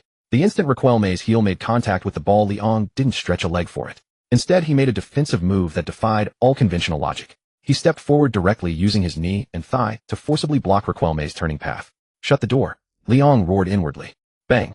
Riquelme's half-turned body slammed solidly into Liang's rock-hard thigh muscles. The ball got through. The man didn't. That's what they call ball pass, man not passed. But because Liang had established his position early, it wasn't even deemed a blocking foul, just a fair physical challenge. Riquelme felt as if he had run into a brick wall. He was sent bouncing back, his feet tangling, and he fell awkwardly onto the turf. Liang meanwhile calmly took control of the ball and hoofed it long to a teammate on the wing. Whoa! A gasp of disbelief rippled through the stands. It was the sound of Villarreal fans in shock. Their king, the maestro with magic in his boots, had been physically bulldozed by that Getafe butcher in a straight-up contest. And the referee hadn't blown his whistle. It was a clean tackle. How is this possible? Pellegrini shot up from the sidelines, his glasses nearly falling off. He saw it clearly. Liang's defense, though rough, was legal. He had used his physical advantage and anticipation to execute a stranglehold within the rules. It was pure brute force dismantling art. Huff. Puff. Riquelme sat on the ground, not getting up immediately. He stared at the tall, retreating figure, a flicker of confusion appearing in his eyes for the first time. His rhythm was broken. The feeling of total control had vanished, replaced by a constant sense of being stalked by a wild beast. Fear began to take root in the maestro's heart. Get up, Roman. Don't lose to him. Fans shouted from the stands. Riquelme gritted his teeth and stood up, but he noticed his knees felt weak, the fatigue from continuous high-intensity battles. Liang, in contrast, was drenched in sweat, his shirt soaked through, yet his mental state was frighteningly energized. The iron lung skill was continuously fueling him. He was like a tireless perpetual motion machine, slowly but surely devouring the artist's space to operate. Minute 72. The consequences of his mental imbalance finally surfaced. To escape Liang's clutches, Riquelme was forced to drop deeper and deeper to receive the ball. This was exactly what Liang wanted. When a number 10 drops back into the defensive midfield position, his threat to the goal diminishes to almost zero. Riquelme received the ball just behind the center circle. As soon as he turned, Liang's smirking face was right there again. Fancy meeting you again, Liang whispered. Frustration surged within Riquelme. He attempted a long pass to Forlan. But just as he wound up his leg, Liang, who had been content to merely shadow him, suddenly exploded into action. He sprang forward like a cheetah, not aiming for the ball, but targeting Riquelme's swinging leg. The moment the ball left the ground, Liang's studs dug deep into the turf, launching his body horizontally to block the pass with his chest. Lump. The ball struck Liang square in the chest with a dull thud. The searing pain made his vision flash black, but he bit his tongue, forcing himself to stay conscious. The ball rebounded. It landed behind Riquelme. A chance. Ignoring the agony in his chest, Liang scrambled to his feet and lunged for the ball like a wild animal. Stunned by the block, Riquelme was a fraction of a second slow to react. And that fraction decided everything. Liang got to the ball first, poking it away, and then using his momentum slammed his shoulder into Riquelme, who was trying to win it back. Get out of my way. A thunderous roar. Riquelme was knocked backwards, stumbling, forced to watch helplessly as that beast in the number 24 shirt sprinted away with the ball. A turnover. And in Villarreal's half. Wide open space ahead. Counterattack. Counterattack. The Getafe commentator screamed hysterically. Liang has won the ball. He has destroyed Riquelme. Now Getafe have a 3-on-2 advantage. Liang sprinted forward, the wind roaring past his ears. He could feel the despairing gaze from Riquelme behind him. Bliss. Absolute bliss. This feeling of dragging the lofty maestro down from his pedestal and grinding so-called art into the dirt was more intoxicating than scoring a goal. This was violence aesthetics. This was the victory of the villain. Pichon. Make the run. Liang bellowed, drawing the attention of the last Villarreal defender. He didn't get greedy. Instead, he delivered a pass that wasn't exquisitely weighted, but was perfectly adequate, a through ball. The ball rolled towards the right side of the penalty area. Getafe's striker Pichon was arriving in full stride. One-on-one with the keeper. Pichon, facing the advancing Reina, calmly slotted the ball into the far corner. Swish. The ball hit the back of the net. 1-1. In the 75th minute, Getafe had equalized. Pichon sprinted wildly towards the corner flag in celebration, but everyone's eyes were fixed on the number 24, still bent over gasping for air near the center circle. Leong leaned on his knees, sweat pouring down like rain. He lifted his head and looked towards Riquelme, who was standing nearby looking dejected and somewhat disheveled. Their eyes met across the pitch. This time Riquelme didn't ignore him. The Argentine's eyes were filled with shock, confusion, and a hint of poorly concealed defeat. Leong raised his hand, made a shush gesture, and then pointed at the scoreboard. As if to say, your art right now is worthless. El Madrigal fell into a brief silence followed by a torrent of boos. But to Liang's ears those boos were sweeter than any applause. Because it was the ultimate recognition from his opponents. He had done it. He had dragged La Liga's most elegant maestro from the clouds and into the mud using the most brutal, most ruthless, most unreasonable methods. And stomped on him hard. When the referee's triple long whistle finally pierced the stifling air above El Madrigal, the red digits on the scoreboard froze at 1-1. Villarreal, a formidable side boasting South American stars such as Riquelme, Forlan, and Sorin, had been held to a draw at home by Getafe, a team fighting relegation. Or to be more precise, a butcher named Leong had forcibly ripped the victory from their grasp. The final 15 minutes were an inescapable nightmare for Riquelme. He tried to orchestrate counterattacks to tear open the defense with his unparalleled passing.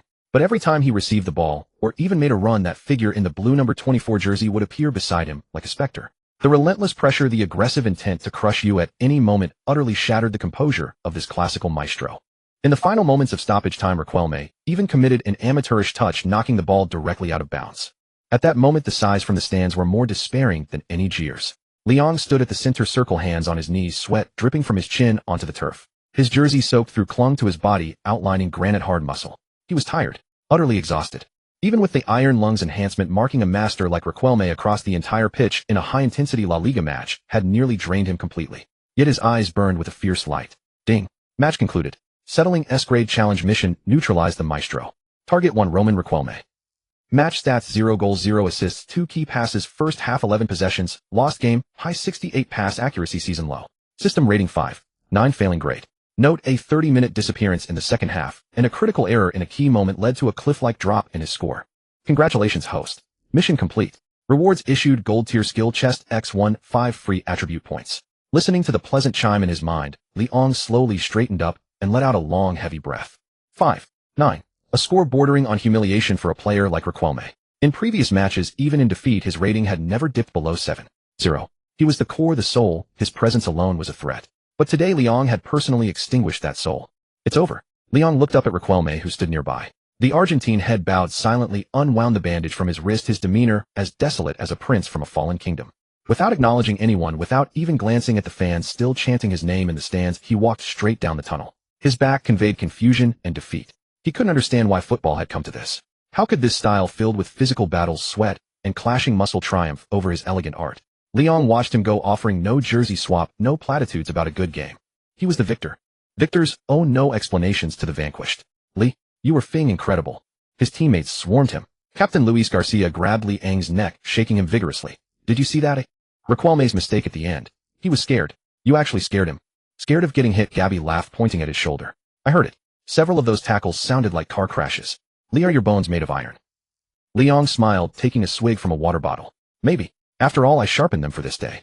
Quique Sanchez Flores stood on the sideline, watching Leong surrounded by his teammates, concealing the shock in his eyes. He had only hoped Leong could contain Riquelme. He never imagined Leong would effectively neutralize him entirely.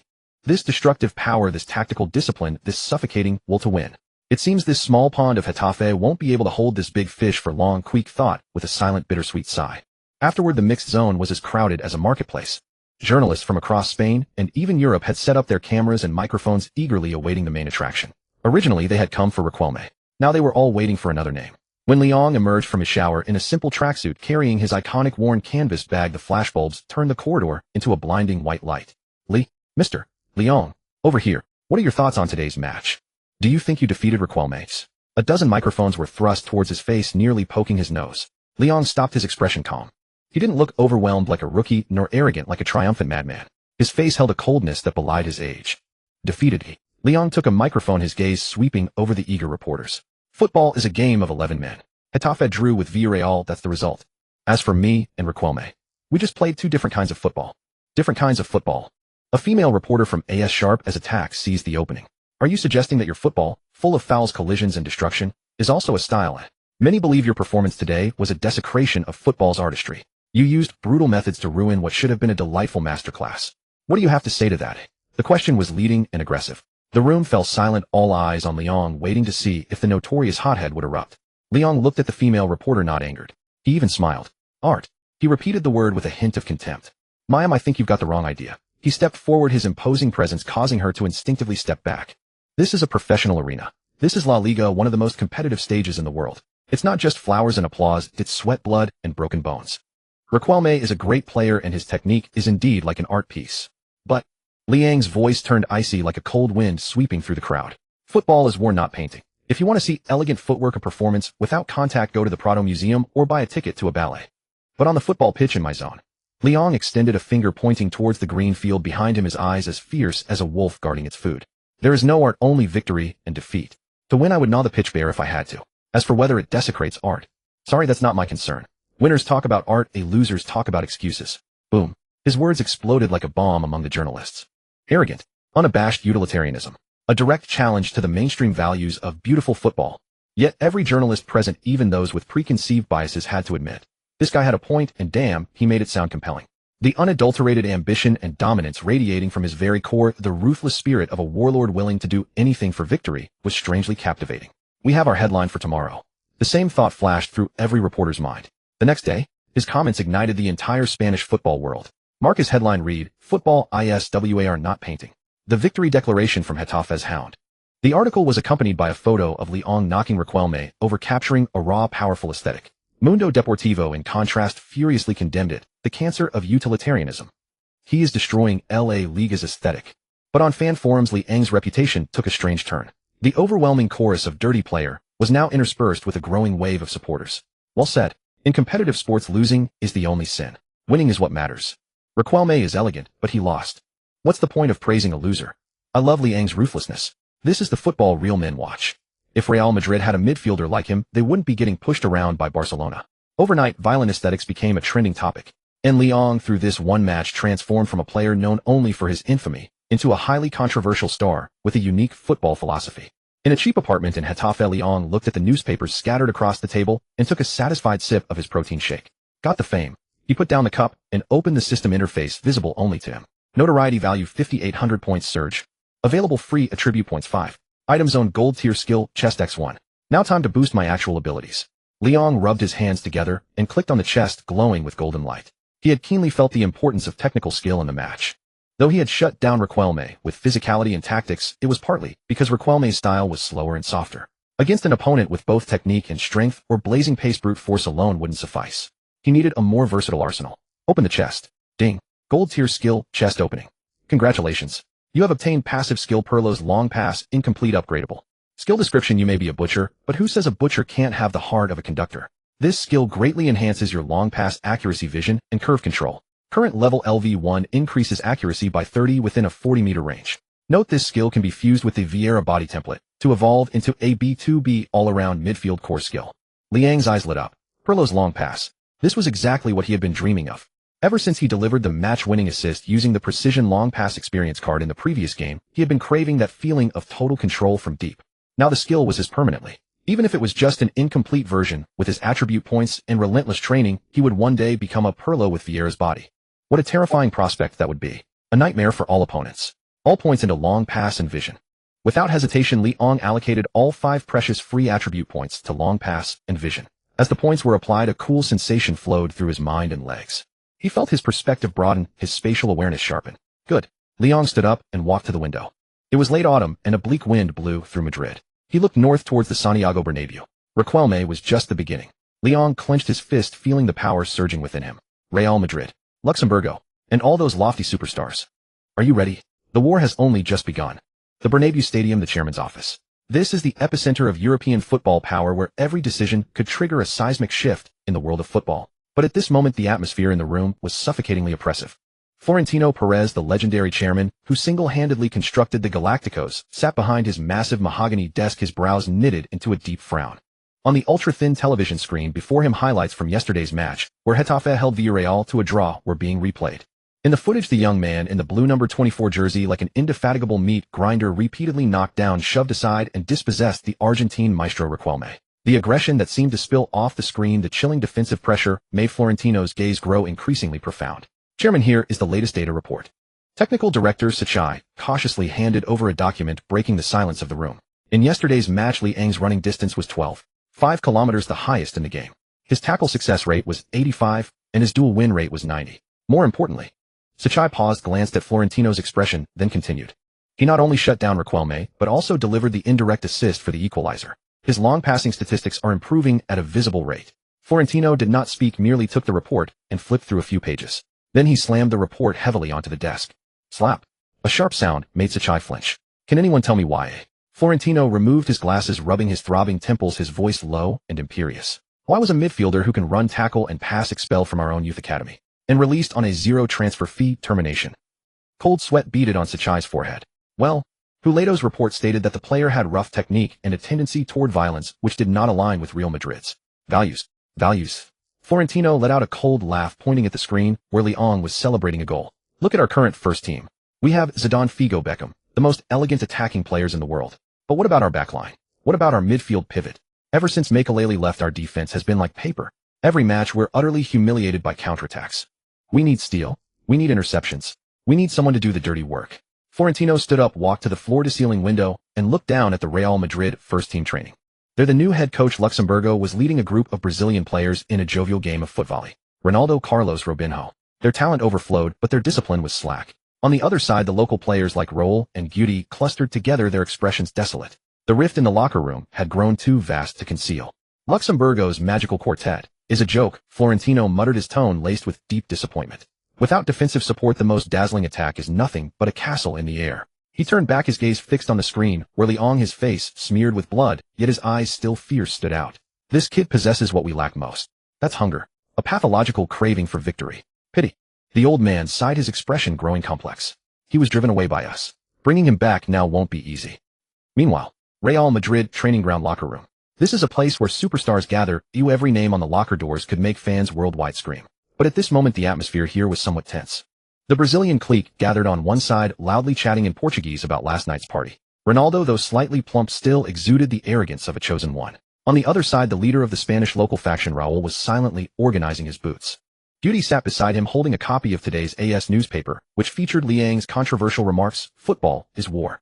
This kid is interesting." Guti shook the newspaper, a flicker of amusement flashing in his eyes, which were always tinged with a certain effeminate quality. To openly challenge beautiful football in the media, to say he'll trample art underfoot.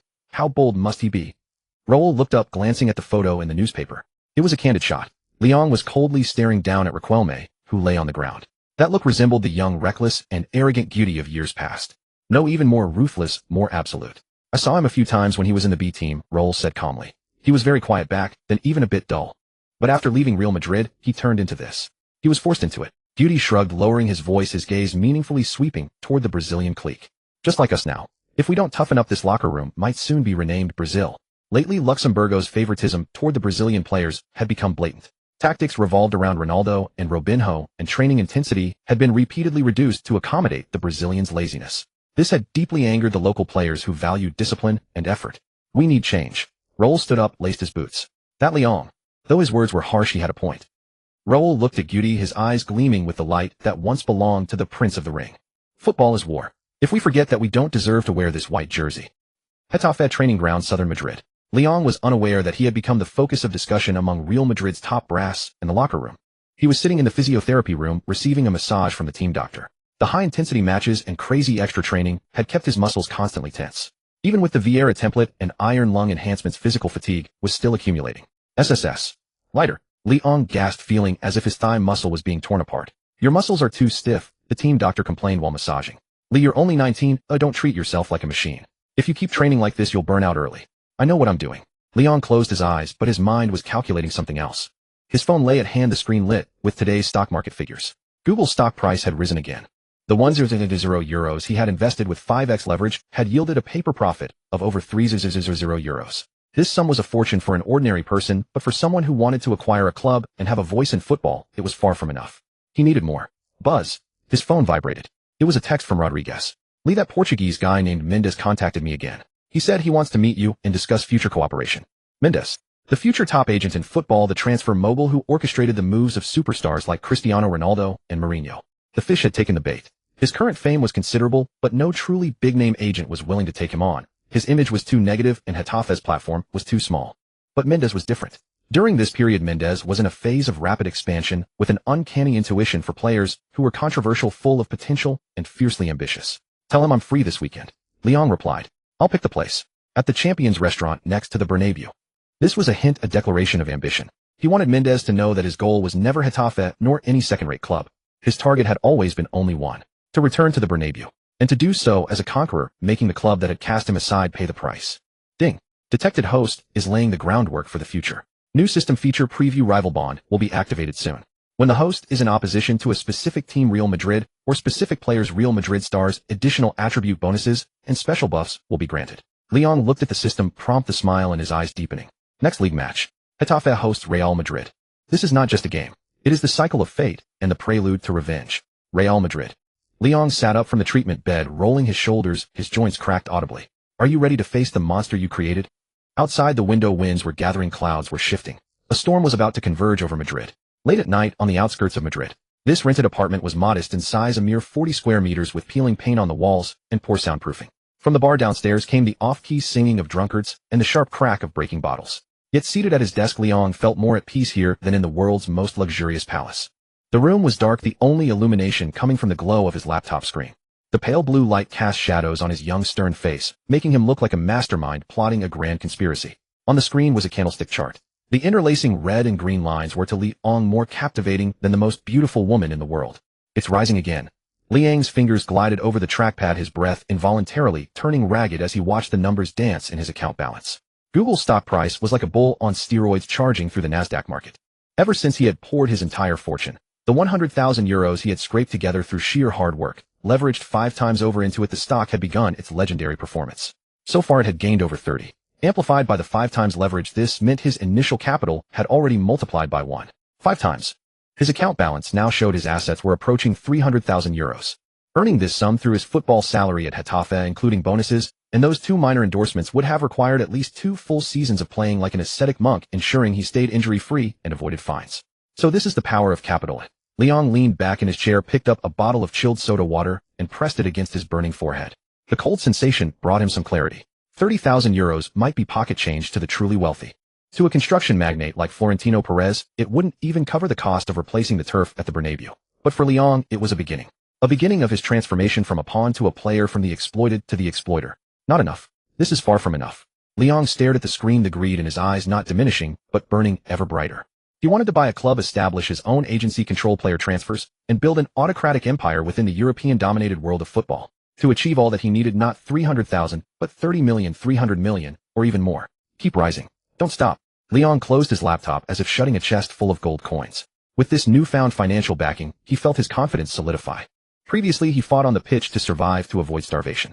Now he fought to conquer, to force those who looked down on him to kneel. His mindset had shifted, and with it his perspective. Just then the cold mechanical voice that always lingered in the depths of his mind sounded without warning. Ding. Detected that the host has not only gained infamy in the competitive arena, but has also taken a solid step forward in wealth accumulation. System judgment. The host now possesses the initial form of a football tycoon. Activating hidden module. Leon raised an eyebrow. A hidden module. So the system had more tricks up its sleeve. Closing his eyes, he delved his consciousness into the system space. The interface, previously only showing the attribute panel and shop, now displayed a new icon in the top right corner. It was a complex pattern woven from red and blue lines, resembling both a tangled knot and a vast net. Below the icon were a few small characters. Bond, rival system. Bond, rival. With a thought, Leon tapped the icon. Function description. Football is not a solitary game. In this circle you will encounter comrades fighting alongside you and enemies who harbor intense hatred for you. The system will quantify your relationship with other players' teams and grant the host special buffs based on the relationship level. Scanning current relationship list. The interface began to refresh with rows of avatars and names. At the top of the list were conspicuously his Getafe teammates. Gabi teammate relationship value 75 trust. Buff effect when you and Gabi are on the pitch simultaneously. Gabi's defensive positioning awareness increases by 10. Luis Garcia teammate captain relationship value 80 appreciation. Buff effect when you are involved in a conflict. Garcia has a 50 chance to step in and shield you from the referee's wrath. Leon nodded slightly as he looked at the data. His recent hard work hadn't been in vain. These brothers at Getafe truly considered him one of their own. He continued scrolling. The colors on the list began to change. From the green of friendship to the yellow of neutrality, and then to a jarring red. Requelme opponent relationship value -60 dislike. Buff effect: when facing Requelme, your defensive pressure increases by 10 and the opponent's error rate slightly rises. Torres opponent relationship value -50 apprehension. Buff effect: when you are within 5 meters of Torres, the opponent's shooting accuracy decreases by 5. These were the stars he had previously disciplined. It seemed his fearsome reputation had truly taken root, even instilling psychological trauma in top-tier players. But the list wasn't finished. Liang's gaze fell upon the very bottom. There a massive crest was engulfed in black flames. Real Madrid. Rival team, Real Madrid. Relationship value -100 sworn enemy reconcilable. Evaluation: you are the Bernabéu's castaway, seen by them as trash, a traitor, and a madman. Your hatred for them and their contempt for you has reached a critical point. This is no longer simple athletic competition. It is a war for dignity. Congratulations, host. Successfully activated the unique legendary buff, Avenger. Avenger Aura Effect 1. Attribute Berserk: when you play against Real Madrid or its affiliated players, all your basic attributes, speed, strength, stamina, technique, etc., are temporarily increased by 5. 2. Iron Body: in matches against your sworn enemy, your stamina consumption is reduced by 20, and the probability of injury is significantly lowered. For the sake of revenge, your body will surpass its limits. 3. Tyrant's Descent: every tackle, every charge, and every goal you make will deal double the psychological damage to Real Madrid players, greatly increasing the likelihood of them losing their composure, becoming impatient, or even causing internal strife. Liang stared at the cascade of text, his breath nearly stopping. A 5 increase to all attributes. A 20 reduction in stamina consumption. This was practically an official cheat code. At the top level of the sport, even a 1 difference was monumental. A 5 boost was enough to transform him from a competent workhorse into a world-class midfield destroyer instantly. And that psychological damage effect seemed tailor-made to shatter Real Madrid's fragile locker room. What was the current state of Real Madrid? A galaxy of stars, but each fighting for themselves. The Brazilian contingent and the domestic players were at odds, and head coach Luxemburgo was a puppet without authority. That team was a powder keg waiting to explode. And Liang was the one holding the torch. Heh, haha. In the dark room, Liang couldn't help but laugh out loud. The laughter rose from a low chuckle to a high pitch, finally becoming a near-maniacal cackle. Avenger. What a fitting title, Avenger. He abruptly stood up, walked to the window, and threw open the curtains. Outside lay the Madrid nightscape. In the distance, the majestic Bernabéu Stadium was still brightly lit, standing like an arrogant white castle overlooking the city and the ants, like Liang below. Previously looking at it, Liang felt only hatred and the humiliation of being cast out. But now he saw it as a delicate piece of porcelain he was about to shatter. You looked down on me, didn't you? You thought I was just a brute force junk player, didn't you? Gerard Florentino and all you high and mighty superstars. Liang's finger traced a line across the cold glass, leaving a faint streak. Now I'm going to use this cheat system and all this burning rage to grind your faces into the mud. He turned, pulling the latest sheet from the pile of fixtures on the table. It was the fixture list for the next round of La Liga. Date: November 21st, Sunday. Match: Getafe vs Real Madrid. Venue: Alfonso Perez Coliseum, Getafe's home ground. It was the very next match. It was this weekend. Fate, like a cunning screenwriter, had placed the final boss right in his path at the moment. He was brimming with confidence, freshly armed with the system's power and his first fortune. This wasn't a coincidence. This was a declaration of war. Liang stared at the prominent Real Madrid crest on the fixture list, the light in his eyes intensifying. He felt no fear, no tension. Only a bloodthirsty excitement that made every pore on his body open wide. He could almost picture the scene: Zidane struggling against his defense, Ronaldo shaking his head in frustration after being dispossessed by his tackles, and Giroud, the man who had cast him out, sitting on the coaching bench with a face ashen with fury. System exchange for a stamina potion, Liang commanded in his mind. I need to train extra hard this week. I need to get my condition to 120%. No, 200%.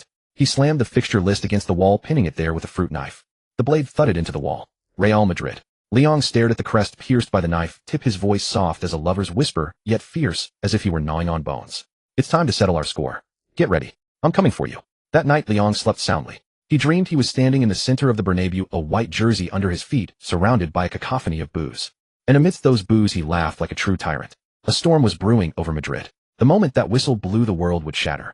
In November, Madrid was struck by a sudden cold snap that swept through the city overnight like an uninvited guest arriving ahead of schedule.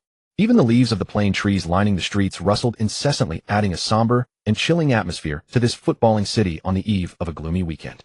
It was supposed to be just another La Liga fixture. Getafe versus Real Madrid. By the script of previous years, this was nothing more than a friendly between a giant and its satellite town Minho. As fellow clubs within the Madrid region, Getafe had long played the role of Real Madrid's blood bank and recycling center.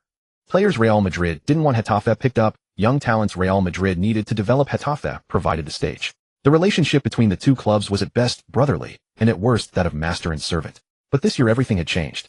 Because of one man. Because of Leon, who wore the number 24 jersey for Getafe, was cast out by Real Madrid and was now wreaking havoc across La Liga.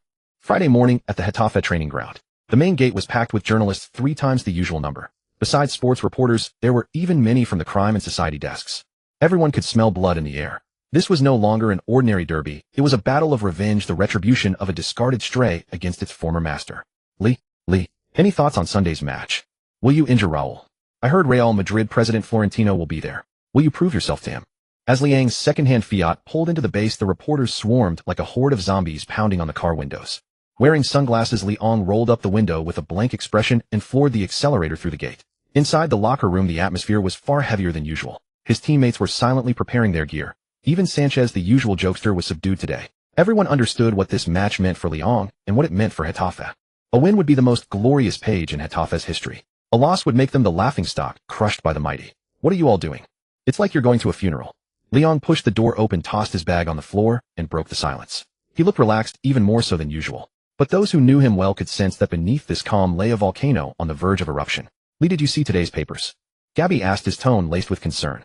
No, I didn't, Liang replied, taking off his jacket to reveal a toned upper body. But I can guess what they wrote. Probably something like, Real Madrid will teach the traitor a lesson, or Galacticos to crush the village team. That kind of nonsense. Something like that. Gabby gave a wry smile. As even ran a betting poll on how many minutes it'll take for you to get sent off. Then they're going to lose a lot of money. Liang sneered, starting to wrap bandages around his legs. Just then head coach Quique Flores walked in. He scanned the room, then walked straight over to Liang.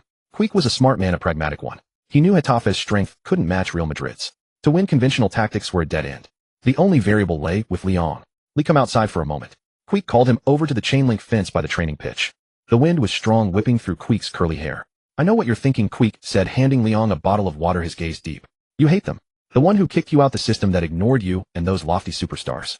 Liang took the water, not denying it, simply unscrewing the cap and taking a sip. Hate is a good thing.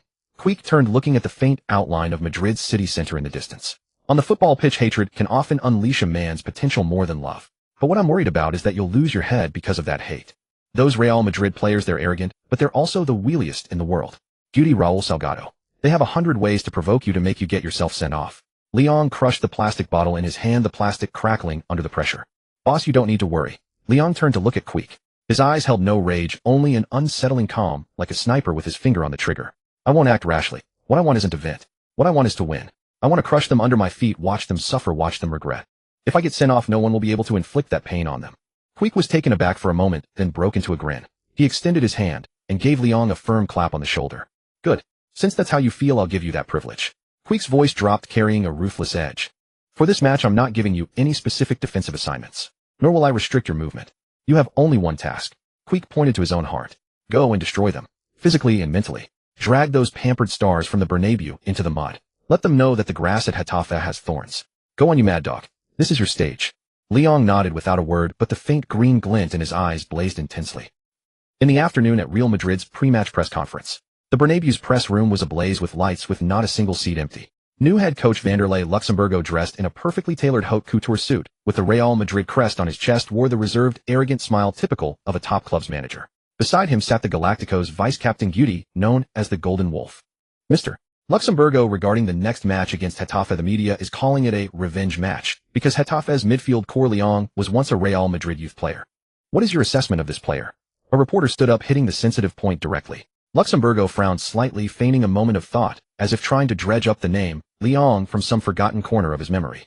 After a full 2 seconds, he leaned into the microphone and gave a dismissive smile. Revenge? I'm sorry, I don't think that's the right word. Real Madrid's rivals are Barcelona, Bayern Munich, Manchester United. Getafe. Forgive me for saying so, but they are simply a relegation-threatened team worthy of respect. As for this, Lee, you mentioned. Luxemburgo shrugged, spreading his hands in a gesture of helplessness. Real Madrid's youth academy produces and discards hundreds of kids every year. We cannot keep track of everyone who leaves. If everyone wanted revenge on Real Madrid, we would be far too busy, wouldn't we? A wave of laughter rippled through the journalists in the audience. This was the bearing of a giant, or rather its arrogance. In their eyes, Liang was nothing more than an insignificant castaway, a stray dog barking from the sidelines, deluded enough to think it could bite a lion to death. Mr. Guti, what are your thoughts? A reporter stubbornly turned the microphone to Guti. I heard he once injured a Real Madrid player in a training match. Guti flicked his flowing blonde hair, his eyes full of contempt. I haven't heard about that. He leaned back lazily in his chair. Stories happen every day on the Real Madrid training ground, but not every story is worth remembering. We have Zidane, Ronaldo, Figo. Our focus is on playing beautiful football and winning titles. As for players who rely on fouls and physicality to grab attention, Guti scoffed, wagging his finger at the camera. He is not worthy of being our opponent. On Sunday we will show him with goals that football is a game of skill, not brute force. The press conference was light-hearted, brimming with the confidence of a giant. All the spotlights were on them as if victory was already in their pocket. 8 o'clock that evening at Liang's apartment. The television was replaying Real Madrid's press conference. Liang sat on the sofa, an apple in hand, peeling it slowly as he watched the screen. He watched Luxemburgo's casual smile, Guti's wagging finger, the chorus of sycophantic laughter from the journalists below. Not worthy. Liang repeated the words softly. The fruit knife in his hand was razor-sharp, glinting coldly under the light. A long, unbroken ribbon of peel fell from the blade, finally snapping and landing on the floor. Crunch. Liang took a bite of the apple, the crisp sound echoing in the quiet room. System. Host, I am here. Against Real Madrid, what are my chances of winning? According to data simulation, even with the Avenger, BUFF Getafe's overall strength is 3 tiers below Real Madrid. In a direct confrontation, the win probability is less than 10. Liang chewed the apple, his eyes growing colder. That's enough. To kill it only takes one strike. He put down the apple and picked up his phone. Social media in that era wasn't as developed as it would later become. Twitter and Facebook were just getting started. But in Spain, players were already beginning to have their own personal blogs or columns.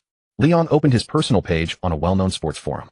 It was already a battleground of haters and die-hard fans arguing fiercely about the upcoming match. Liang didn't write a long post to refute Luxemburgo and Guti. He simply uploaded a photo, one he had just taken. The background of the photo was a dimly lit room, the subject a table. On the table sat a pair of gleaming boots, their studs reflecting a metallic glint under the light. And next to the boots lay the knife he had just used to peel the apple. The blade was pristine white, sharp and menacing. The caption was brief, without even punctuation. See you Sunday. Sent. Liang turned off his phone and sheathed the knife. No more words were needed. This image, this sentence, was the declaration of war. It was a response to Real Madrid's arrogance and an ultimatum for this war. Half an hour later, the image was being reposted frenziedly by major media outlets. Marca Online, murderous intent. Getafe's stray dog shows off, knife sharpening photo. Yes, a threat or a declaration of war. Liang's response to Guti, see you Sunday. All of Madrid was buzzing. Some called it a stunt, others said he was overestimating himself, while a few felt a flicker of unease. Because the murderous intent in that photo was too real. That wasn't a player preparing for a match. That was a butcher sharpening his blade. Outside the window, a storm was brewing. Liang stood at the window, looking towards the distant Bernabéu. That glorious stadium stood like an invincible fortress in the night. Laugh. Go ahead and laugh. Liang's fingers tapped lightly on the window frame. When Sunday comes, I'll make you understand. Arrogance has a price. And it's a price paid in blood. Sunday, 6 o'clock in the evening. Inside the changing room at Alfonso Pérez Coliseum, the air felt as heavy and solid as concrete.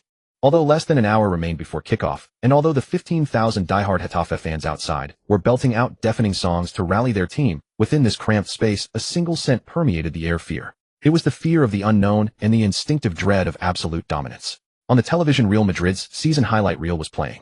Ronaldo's signature stepovers, Zidane's ethereal volleys, Beckham's curling free kicks. Each highlight landed like a hammer blow against the fragile nerves of the Getafe players. This is the Galacticos. Midfielder Rivas muttered, his throat dry as he strapped on his shin guards, eyes glued to the screen. Can we really hold them off? That's Ronaldo, man. My childhood idol. Forget about defending. A substitute striker slumped in the corner chimed in, dejectedly clutching a brand new Getafe jersey, seemingly lost in thought. I'm thinking after the match how to snag Zidane's jersey. I heard those Atletico guys missed out last time. There'll be a ton of people gunning for it. I want Beckham's too, another young defender murmured in agreement. If I got my hands on his match-worn shirt, hanging it at home would be such a flex. Yeah, who cares if we lose by a few goals as long as it's not embarrassing? Losing to Real Madrid isn't shameful anyway. A plague of preemptive surrender was rapidly spreading through the dressing room. In their minds, the outcome was already decided. Their only task was to lose gracefully, and then like starstruck fans beg for scraps of memorabilia from the superstars after the final whistle. Even the team captain Luis Garcia was frowning in silence. Facing such a vast chasm in quality, even this seasoned veteran couldn't find the words to inspire his men. In the corner, Liang's hands, which had been tying his laces, abruptly stopped. He slowly raised his head, his deep-set eyes churning with a terrifying fury. In his past life, he had been just like this. Timid and subservient before Real Madrid, gazing up at those superstars as if they were gods. And what had it gotten him? The gods hadn't even spared him a glance before discarding him like trash. And now his teammates were walking down the exact same path. Is this the extent of your ambition? A cold, sharp voice abruptly cut through the murmur of conversation. Rivas froze, turning to look at Liang. Li, what did you say? I said. Liang shot to his feet. Bang. He lashed out, driving his foot into the metal locker in front of him with brutal force. The thunderous impact echoed through the confined space, leaving ears ringing. The sight of the dented locker door sent a jolt of shock through everyone present. I said, you bunch of spineless bastards make me sick. Leong snarled, jabbing a finger at the substitute, who was still dreaming of jersey swaps. His face was twisted into a ferocious grimace like a predator ready to strike. The match hasn't even started, and you're already planning how to be lapdogs. Jersey swaps. Not only do you want to lose, but you want to hand over your dignity for them to wipe their boots with. Lee, calm down. Pashon tried to intervene. He was the starting striker, and usually on good terms with Leong. Shut up. Leong whipped his head around his bloodshot eyes, startling Pashon into taking a step back. Look at yourselves. Do you look like professional footballers? You're a flock of lambs waiting for the slaughter. Leong strode to the center of the room, his gaze sweeping over everyone. His voice was hoarse, yet brimming with raw, incendiary power. You think they're gods? You think losing to them is just fate? Bullshit. They're men too. They feel pain when tackled, they fall when hit, and they cry when they lose. Their price tags are 100 times ours. So what? It just means their underwear is fancier than ours, not that their spines are stiffer. Leong snatched the tactics board, jabbing a finger at Real Madrid's star-studded starting lineup. Ronaldo, Zidane, Beckham. At the Bernabéu, they're superstars. But here at the Alfonso Pérez Coliseum, they are invaders. If someone broke into your home, stole your things, and slept in your bed, what would you do? Would you kneel and beg them for a shirt as a souvenir? No one spoke. Only Liang's heavy breathing filled the silence. But the players who had been avoiding his gaze slowly began to lift their heads. Their cheeks burned. A feeling called shame fermented in their hearts, rapidly transforming into anger. Yeah, this was our home turf. Why the hell should we kowtow to them like servants? Ding. Host detected engaging in passionate pre-match rally. Skill triggered aura of leadership novice. Affect teammates fear -30, fighting spirit 28, team aggression significantly increased. An intangible force radiated from Leong, washing over every single person in the room. Today I'm not swapping jerseys, Leong said, looking into their eyes, enunciating every word. And I won't allow any of you to swap jerseys either. There's only one thing we need to do. He clenched his fist and slammed it into his palm. Tear this damn Galacticos ship apart piece by piece. Show them that Getafe may be poor, but our teeth can rip out their throats. After a brief silence. He's right. Captain Luis Garcia was the first to stand, hurling his water bottle to the ground with force. To hell with the Galacticos. This is Getafe. Let's crush them. Pashon roared, as well, the fear in his eyes replaced by a fierce glint. No jersey swaps. Whoever swaps is a coward. The atmosphere in the room had completely transformed. The cowering timidity was gone, replaced by a tragic, almost frenzied fighting spirit. Queek Flores stood at the door, watching the scene unfold without interrupting. The army's morale was high. 10 minutes later, the players' tunnel. In the narrow tunnel on one side stood the Getafe players in blue, faces taut with tension. On the other, the Real Madrid galaxy of stars, in pristine white, chatting and laughing with ease. The air was thick with two contrasting scents: the cheap analgesic spray and sweat of one side, and the expensive cologne and hair gel of the other. Ronaldo was joking with Carlos, Zidane adjusting his collar, Beckham smiling and waving at the cameras. They looked relaxed, as if this was just another routine procession. As for Leong, standing in the Getafe line, they didn't even spare him a second glance. That kind of disregard cut deeper than any insult. It was the natural obliviousness of an elephant to an ant, as if his provocations and bold words were nothing more than a clown's pathetic act. Leong stood at the back of the line, watching the scene with cold eyes. Just then, Guti, standing at the front of the Real Madrid group, seemed to sense something and turned around. Their eyes met in the air. Guti saw Leong, paused for a moment, as if trying to place him. After a few seconds it clicked. That madman who had been posting provocations online. Guti said nothing, merely shrugged with utter disdain, then turned back to continue his conversation with Roll. His look seemed to say, "Oh, it's you, the clown." Leong didn't feel angry. He stared at the back of Guti's golden head, feeling the rage meter of the Nemesis system within him skyrocketing. Nemesis detected Guti. Hostility value 90 extreme. Avenger buff activated, all stats 5, stamina consumption -20. A surge of immense power flooded his body. Leong took a deep breath, drawing in the air thick with cologne and arrogance, then slowly exhaled. Laugh. Go ahead and laugh. The more elegant you are now, the more pathetic you'll be in a little while. Let's go. The referee team started walking. Leong followed the line step by step towards the brilliantly lit pitch. His hands hung at his sides, fingers gently brushing against the rough fabric of his shorts. Since you don't remember me, then today I'll carve my name into your bones. The Alfonso Pérez Coliseum blazed with light. Though it could hold only 15,000 souls tonight, it roared louder than the Bernabéu with its 80,000. The Getafe faithful knew this might be their sole chance to witness such a constellation of global superstars on their own turf. But for Leong, this was merely an arena destined to be drenched in blood. A shrill whistle pierced the air. The referee signaled the start of the match. Real Madrid kicked off. The ball was tapped from the center circle, and after 2 simple passes it found its way to the feet of the vice-captain Guti, who wore the number 14 jersey. Guti, a man known as the Golden Wolf, was one of the finest products of Real Madrid's youth academy and one of La Liga's most elegant and enigmatic midfield maestros. He always received the ball with an air of nonchalance, back straight, head held high like a king surveying his domain. Facing Getafe's initial press, Guti appeared utterly indifferent. To him, these opponents in blue were like children who hadn't yet learned to play football. A simple feint would send them stumbling, utterly bewildered. Too slow.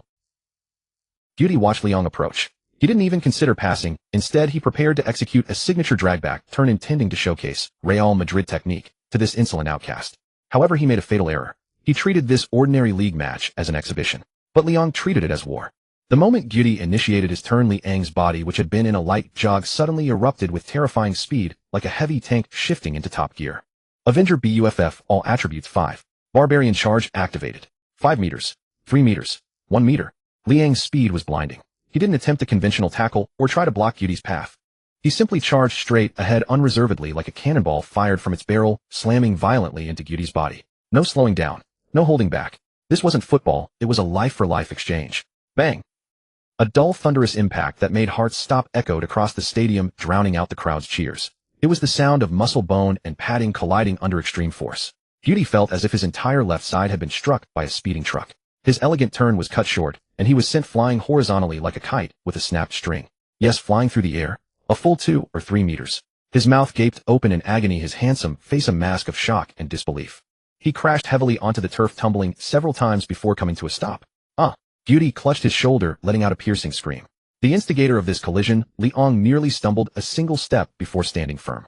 The ball rolled to his feet, but he made no move to chase it. He just stood there looking down at the writhing Guti, his chest heaving slightly from the impact. Silence. The once raucous stadium fell into a brief, deathly hush. Everyone was stunned. The commentator's jaw dropped, speechless. Real Madrid's Galacticos halted, their faces a mixture of shock and confusion. Even Guti's own Getafe teammates were taken aback by the sudden burst of violence. Just 45 seconds into the match, the first physical challenge, Liang had delivered a thunderous wake-up call to the lofty Galacticos in the most devastating way possible. Tweet, tweet, tweet. The referee snapped back to reality, blowing his whistle frantically while reaching for his cards, charging over with fury. Foul. A serious foul. Real Madrid's players finally snapped out of their daze. Ronaldo, Raul, Carlos. These superstars, usually looking down their noses at everyone, angrily swarmed around Liang, shoving him and demanding an explanation. Are you insane? Are you trying to kill him? Raul screamed, pointing a finger at Liang's face. Facing the onslaught of stars, Liang did not retreat an inch. He straightened his spine, letting the shoves land on him, his deep-set eyes showing not a trace of fear, only a chilling indifference. Kill him. I'm just playing football. A fair shoulder charge. If he can't handle contact like that, he should go back to being a model instead of embarrassing himself on the pitch. Raul's face turned pale with rage. The referee pushed through the crowd, separating the players. He glanced at Guti, still groaning on the ground, then at the nonchalant Liang. In the end, he did not pull out a red card, because by the letter of the law, it was a side-on charge. The force was absurd, but there were no studs, showing no follow-through. It was just excessively brutal. Verbal warning. Watch your tackles. Number 24. The referee barked sternly. Liang nodded in acknowledgement. He turned and walked towards Guti, who was still receiving attention from the medical staff. The Real Madrid players, assuming he was coming to apologize, parted to let him through. Guti had been helped into a sitting position. He clutched his numb shoulder, his face pale, his eyes fixed on Liang with a mixture of venom and a barely perceptible flicker of fear. Liang stopped 2 meters from Guti. He didn't bend down, didn't offer a hand. He simply lowered his head slightly, looking at the golden wolf, who had been mocking him with his eyes moments before. Does it hurt? Liang asked softly, his voice devoid of any warmth. This is just the beginning. Welcome to hell, princess. Guti's pupils contracted sharply. Princess. It was the ultimate insult. You? Guti started to retort, but was cut off by the icy stare in Liang's eyes. What kind of gaze was that? Like a wolf, like a ghost, like a demon crawling out of a mountain of corpses and a sea of blood. In that instant, Guti had a delusion. If he dared to talk back, this madman would snap his neck without a second thought. Liang ignored him and jogged back to his defensive position. He knew the net had been cast. This collision wasn't just for revenge, it was to establish dominance. He would use this most primal and violent method to tell these lofty superstars at the Bernabéu, you are gods.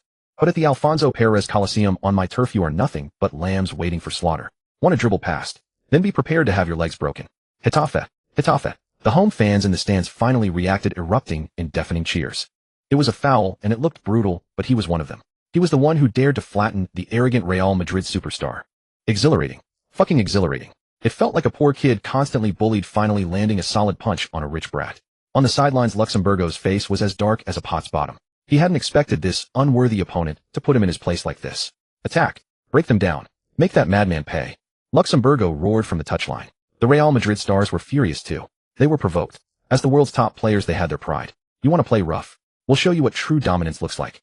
The match restarted. Real Madrid's attacks immediately became sharper. Zidane dropped deep to collect the ball. Beckham made frequent runs down the flank, and Ronaldo prowled up front like a awakened beast. But Leon was not flustered. On the contrary, he felt his blood boiling. That long-missed thrill of dancing on the edge of a knife made every cell in his body tingle. Come on. Leon stood in the center of the pitch watching the wave of white shirts surging towards him and licked his lips. Now this is more like it. Our score. We'll settle it slowly. The sight of Guti being knocked flying made the Galacticos of Real Madrid realize a serious problem. The man in the number 24 jersey in the middle was a true iron wall. Under Luxemburgo's loud shouts, Real Madrid quickly adjusted their attacking strategy. Since there was a madman in the middle, they would go through the flanks. The ball was moved to the right flank, the corridor belonging to the heartthrob David Beckham. At this time, Beckham was at the peak of his career. Although he was criticized at Real Madrid for lacking speed and sharp dribbling, his golden right foot, known as God's gift, and his terrifying stamina that could outrun marathon runners still made him one of the most dangerous wide midfielders in the world. Give the ball to David. Let him cross. Raul signaled in the box. If Beckham's curling cross could be delivered, it would be the deadliest weapon. Beckham received the pass from Zidane. He glanced at the box, leaned his body slightly, and struck that iconic sculpted cross pose. In his view, Getafe's left back could not interfere with him at all. However, just as his right foot was about to touch the ball, a suffocating pressure suddenly descended. A blue shadow like a moving wall abruptly inserted itself between him and the box. It was Leon. He was like a tireless phantom. A moment ago, he was hassling Zidane in the middle, and the next moment, he had sprinted 30 meters to cover the flank. Avenger buff activated, stamina consumption -20. Vieira template coverage area max. One across. Did you ask my permission? Leon growled in his heart, threw himself forward, sliding on the grass, with his legs blocking all of Beckham's passing lanes. Bang! The ball slammed heavily into Liang's thigh with a dull sound and bounced out for a throw-in. Beckham was stunned. Such fast recovery speed. Doesn't this guy need to breathe? That's just the first time, David. Leon got up, patted the grass off his thigh, and flashed a grim smile at Beckham. Today your Beckham curve can only be used to kick the air. The next 15 minutes became the most frustrating moment of Beckham's career, an endless nightmare. No matter where he ran, no matter how much space he tried to create through off-the-ball movement, whenever he received the ball, that damned number 24 would immediately appear a meter in front of him. Like a piece of stubborn sticky candy that could never be shaken off. In the 15th minute, Beckham tried to feint to create an angle. Leon didn't bite on the feint. He simply used his body, pushing Beckham back 3 steps with his powerful chest and directly stealing the ball. In the 19th minute, Beckham dropped deep to receive the ball, attempting a long switch. Leon leaped high and blocked the long pass with his face. Yes, with his face. Blood trickled from his nose, but he didn't even wipe it. He continued pressing like a mad dog. In the 23rd minute, Beckham began to lose his composure. His handsome face was now etched with anxiety and sweat. His meticulously styled hair was a mess, with strands of wet hair clinging to his forehead, making him look disheveled. As a gentleman, as an idol who always maintained elegance on the pitch, he had never been pushed to such an extent. Damn it. Why are you always following me? During a dead ball, Beckham couldn't help but complain to Leon. Leon stood opposite him, hands on his hips, panting heavily. Despite the system's boost, this high-intensity sprinting across the field made his lungs burn. But the light in his eyes grew brighter and fiercer. Because you're the engine of Real Madrid. Once I pull out this spark plug, the Galacticos become scrap metal. You? Beckham's chest heaved with anger. The match continued. In the 25th minute, Real Madrid had a throw-in. Salgado threw the ball to Beckham, who was facing away from Leon, trying to control and turn. But Leon didn't give him the chance. Skill Gattuso's tussle barbaric version. Leon pressed from behind his thigh against Beckham's thigh, his arm discreetly hooking Beckham's waist, then suddenly exerted force to shove. This kind of close-quarters combat was what Beckham from the Premier League knew best, but also hated the most. Against Vieira-level strength, Beckham felt like he was trapped in an iron clamp. Get off. Beckham angrily swung his elbow back, trying to break free. This was exactly what Leon wanted. Slap. Beckham's arm hit Liang's chest. The force was not great at most, a shove. But Leon, as if shot by a sniper, let out a scream, fell dramatically backward, and rolled on the grass in pain twice. The referee's whistle immediately blew. Yellow card. The referee rushed over and showed a yellow card to a bewildered Beckham. He pushed. That's a retaliatory action. Getafe's players also surrounded the referee, applying pressure. Beckham looked at Leon, who was writhing in agony on the ground, trembling with rage. He was an honest man, but that didn't mean he had no temper. His red card years ago was due to youthful impetuosity. Now, though more mature, he couldn't stand such blatant diving. You liar. What are you pretending for? Beckham shouted at Leon on the ground. However, the next second Beckham was stunned. Because the Leon who had been rolling on the ground suddenly stopped moaning the moment the referee turned away. He sprang up nimbly, getting to his feet. Where was the slightest sign of pain? Leon walked up to Beckham and even provocatively straightened his skewed collar. David, don't be so angry. Leon whispered in Beckham's ear, his tone full of mockery. This is war. You have to not only beat me physically, but also outsmart me mentally. Too bad this round you lose. Beckham stared at Leon, fists clenched. He had never seen such a shameless person. Even in the Premier League, facing thugs like Roy Keane, they fought openly. A man as ruthless and cunning as Leon, who manipulated the rules so deftly, was truly a devil. You'll regret this, Beckham said through gritted teeth. Regret. Liang laughed unbridled. He pointed at the scoreboard. Although it was still 0-0, in terms of momentum Getafe had completely suppressed Real Madrid. The ones who will regret are you. Your curving cross is beautiful, really like a work of art. Liang turned around back to Beckham, and as he jogged toward the center circle, he left a final piercing remark. But in my defensive zone, works of art are meant to be shattered. Beckham stood there watching that arrogant back, took a deep breath, and forced himself to calm down. But in his eyes, always full of warmth, genuine anger now burned. The Galacticos of Real Madrid finally realized a problem. Today's match was no longer a show, no longer a formality. If they didn't adopt a desperate attitude, this Galactico ship of theirs could truly capsize in a ditch. Because that number 24 on the opposite side was not just one man. He was the leader of a pack of hungry wolves staring greedily at the veins in their throats. As Beckham's yellow card was shown, the atmosphere at the Alfonso Pérez Coliseum grew increasingly tense. Real Madrid's tactic of attacking from both flanks had one wing brutally clipped by Liang alone. Beckham on the right had lost his composure, while Carlos on the left dared not push forward, recklessly wary of Liang's relentless covering defense. Under Liang's command, Getafe's midfield had transformed into a suffocating swamp. Damn it, how many legs does this kid have? Ronaldo threw up his hands in frustration up front. He hadn't touched the ball in 10 minutes. Every time he finally received a pass, it was either intercepted by Liang's preemptive reading or broken up by his ferocious positioning. Real Madrid's attack had ground to a halt. Someone had to step up. Zidane, the most elegant, powerful, and awe-inspiring midfield maestro on the planet, slowly retreated from the attacking third to the center circle. His iconic receding hairline glinted under the floodlights, yet his deep gaze held no trace of panic. Only the calm of one who has weathered countless storms. Since the wings are sealed, we'll go through the middle. Zidane raised his hand, signaling for the ball. Facing such a formidable opponent, Liang dared not be careless. He knew the true test had arrived. If Beckham was the engine of Real Madrid, Zidane was the brain, the very soul of this Galactico armada. Come on, maestro. Liang steadied his breath, bending his knees slightly like a beast poised to strike, his gaze locked onto the white figure advancing with the ball. Minute 28. Zidane received the ball. He didn't accelerate urgently, but closed in on Getafe's defensive line with that unique, almost leisurely stroll of his. That rhythm was the most unsettling. You never knew when he'd pass or when he'd suddenly burst forward. Liang stepped up to meet him. He didn't charge in like he had against Guti, nor did he engage in close quarters grappling as with Beckham. Against Zidane, any reckless lunge could be a fatal mistake. Gattuso's harassing full power. Liang maintained a 2-meter distance, retreating slowly with Zidane's advance, his eyes locked onto the maestro's center of gravity. Zidane moved. He nudged the ball to his left with his right foot, leaning his body that way. It was an impeccably deceptive feint. Any ordinary defensive midfielder would have been fooled, their balance shattered. But Liang didn't budge. Having been tormented countless times by Riquelme in the system's simulation space, he had developed razor-sharp instincts. Useless Zizou, Liang sneered inwardly. Seeing his feint, ignored, a flicker of surprise crossed Zidane's eyes. But he reacted swiftly. Planting his left foot, he pivoted 180 degrees clockwise. The Marseille turn. It was Zidane's signature move, one of the most graceful dribbling maneuvers in football history. Countless defensive masters had fallen victim to it. But this time he faced Liang. The instant Zidane began his turn, Liang moved. He didn't go for the ball. That would have been futile. Instead, he threw his body like a wall, forcibly inserting himself into Zidane's turning path. Blocking. Thud. Zidane's back slammed solidly into Liang's chest. A tremendous force rebounded through him. Zidane felt as if he'd collided with a slab of granite. His smooth rotation halted abruptly, and the ball at his feet drifted slightly away as he lost his balance. Trying to spin past me. Not without my permission. Liang growled, using the strength advantage from Vieira's template to hold Zidane firmly, leaving him no room to turn. The two were locked in a tussle near the center circle. This was no longer a football match, it was a wrestling bout. Though Zidane's technique was peerless at 32, his physical edge was beginning to fade. Liang, meanwhile, was at his physical peak at 19, augmented by the system possessing astonishing power. Damn it, how is this kid so strong? Zidane gritted his teeth, trying to use his elbow to push Liang away, but found his opponent's lower body was rock solid. No matter how he shoved, Liang remained immovable. A deadlock. A suffocating deadlock. The surrounding players from both teams were stunned.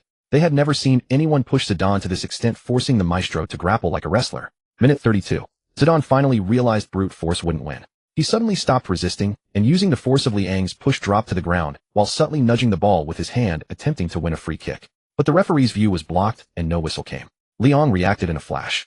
The moment Zidane hit the ground, he stretched out a long leg, and poked the ball to a teammate behind him. Tackle successful. Whoa. Thunderous applause erupted from the stands. My God. Liang stole the ball from Zidane. It's unbelievable. He won a one-on-one duel against Zidane. But Liang didn't let the success go to his head.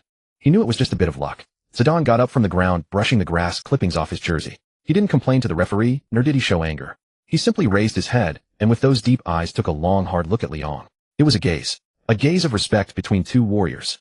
Before this, Zidane had looked at Liang as if he were just a brute relying on force. But now that look had changed. It turned serious, wary, and even carried a hint of appreciation. Good lad, Zidane muttered softly in French. He admitted it. He had underestimated this young man. This was no mere butcher, this was a monster with top-tier defensive instincts and terrifying physical attributes. Again, Zidane's gaze sharpened. As the world's #1 midfielder, his pride wouldn't allow him to concede defeat so easily. The match continued. Zidane changed his tactics. He stopped trying to dribble past Lyon, instead using his immaculate ball control to play around him, seeking to unlock the defense with his passing.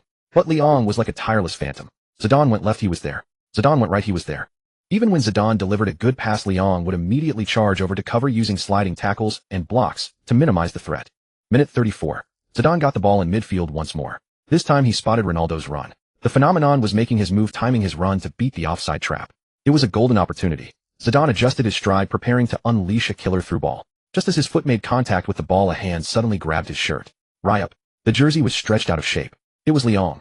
Realizing he had been beaten and couldn't intercept the pass, he had instantly chosen the most pragmatic, the dirtiest, yet the most effective option, a tactical foul. Zidane's pass was skewed, the ball rolling weakly to a Getafe defender. Tweet. The referee's whistle sounded. Foul. A pulling foul. Zidane spun around furiously, ready to confront Lyon. But Lyon had already raised both hands, looking at the referee with a nonchalant expression, as if to say, "Yep, that was me. Go ahead, card me."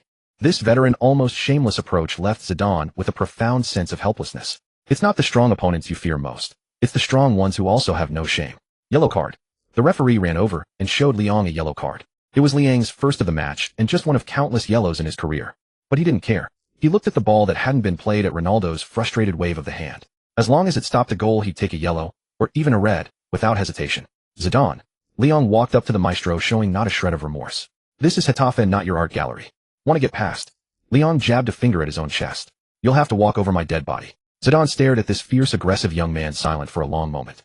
Then he shook his head. You're a bastard, Zidane said. But you're a damn good defensive midfielder. At that moment, the king of the Bernabéu finally acknowledged the tyrant from the slums. But acknowledgement didn't mean surrender. Zidane turned and looked towards Ronaldo up front. Rony, he called out, making a subtle gesture. If conventional methods failed, then it was time for that tactic. Just give the ball to the phenomenon. Let him solve everything. There is a certain despair on the football pitch when you've given your all, yet your opponent has merely exerted a modicum of effort. The match reached the 35th minute. The air at the Alfonso Pérez Coliseum seemed to solidify. Getafe's players, like tireless worker ants, employed frantic running, aggressive tackles, and even threw themselves into the path of shots, constructing a human bulwark in front of their own penalty area. Lyon was the cornerstone of this defense. His jersey, soaked through, clung to his body, and every breath was accompanied by a burning sensation in his lungs. Under his command, Real Madrid's luxurious midfield had been rendered ineffective for the first half hour. We've held them. In the stands, Getafe fans waved their scarves, shouting with hoarse voices. They glimpsed a glimmer of hope, a faint light suggesting they could hold the Galacticos to a draw or even defeat them. However, in the 36th minute, that glimmer was mercilessly extinguished by a single foot, a foot belonging to the one they called the alien. Zidane found himself entangled with Lyon once again near the center circle.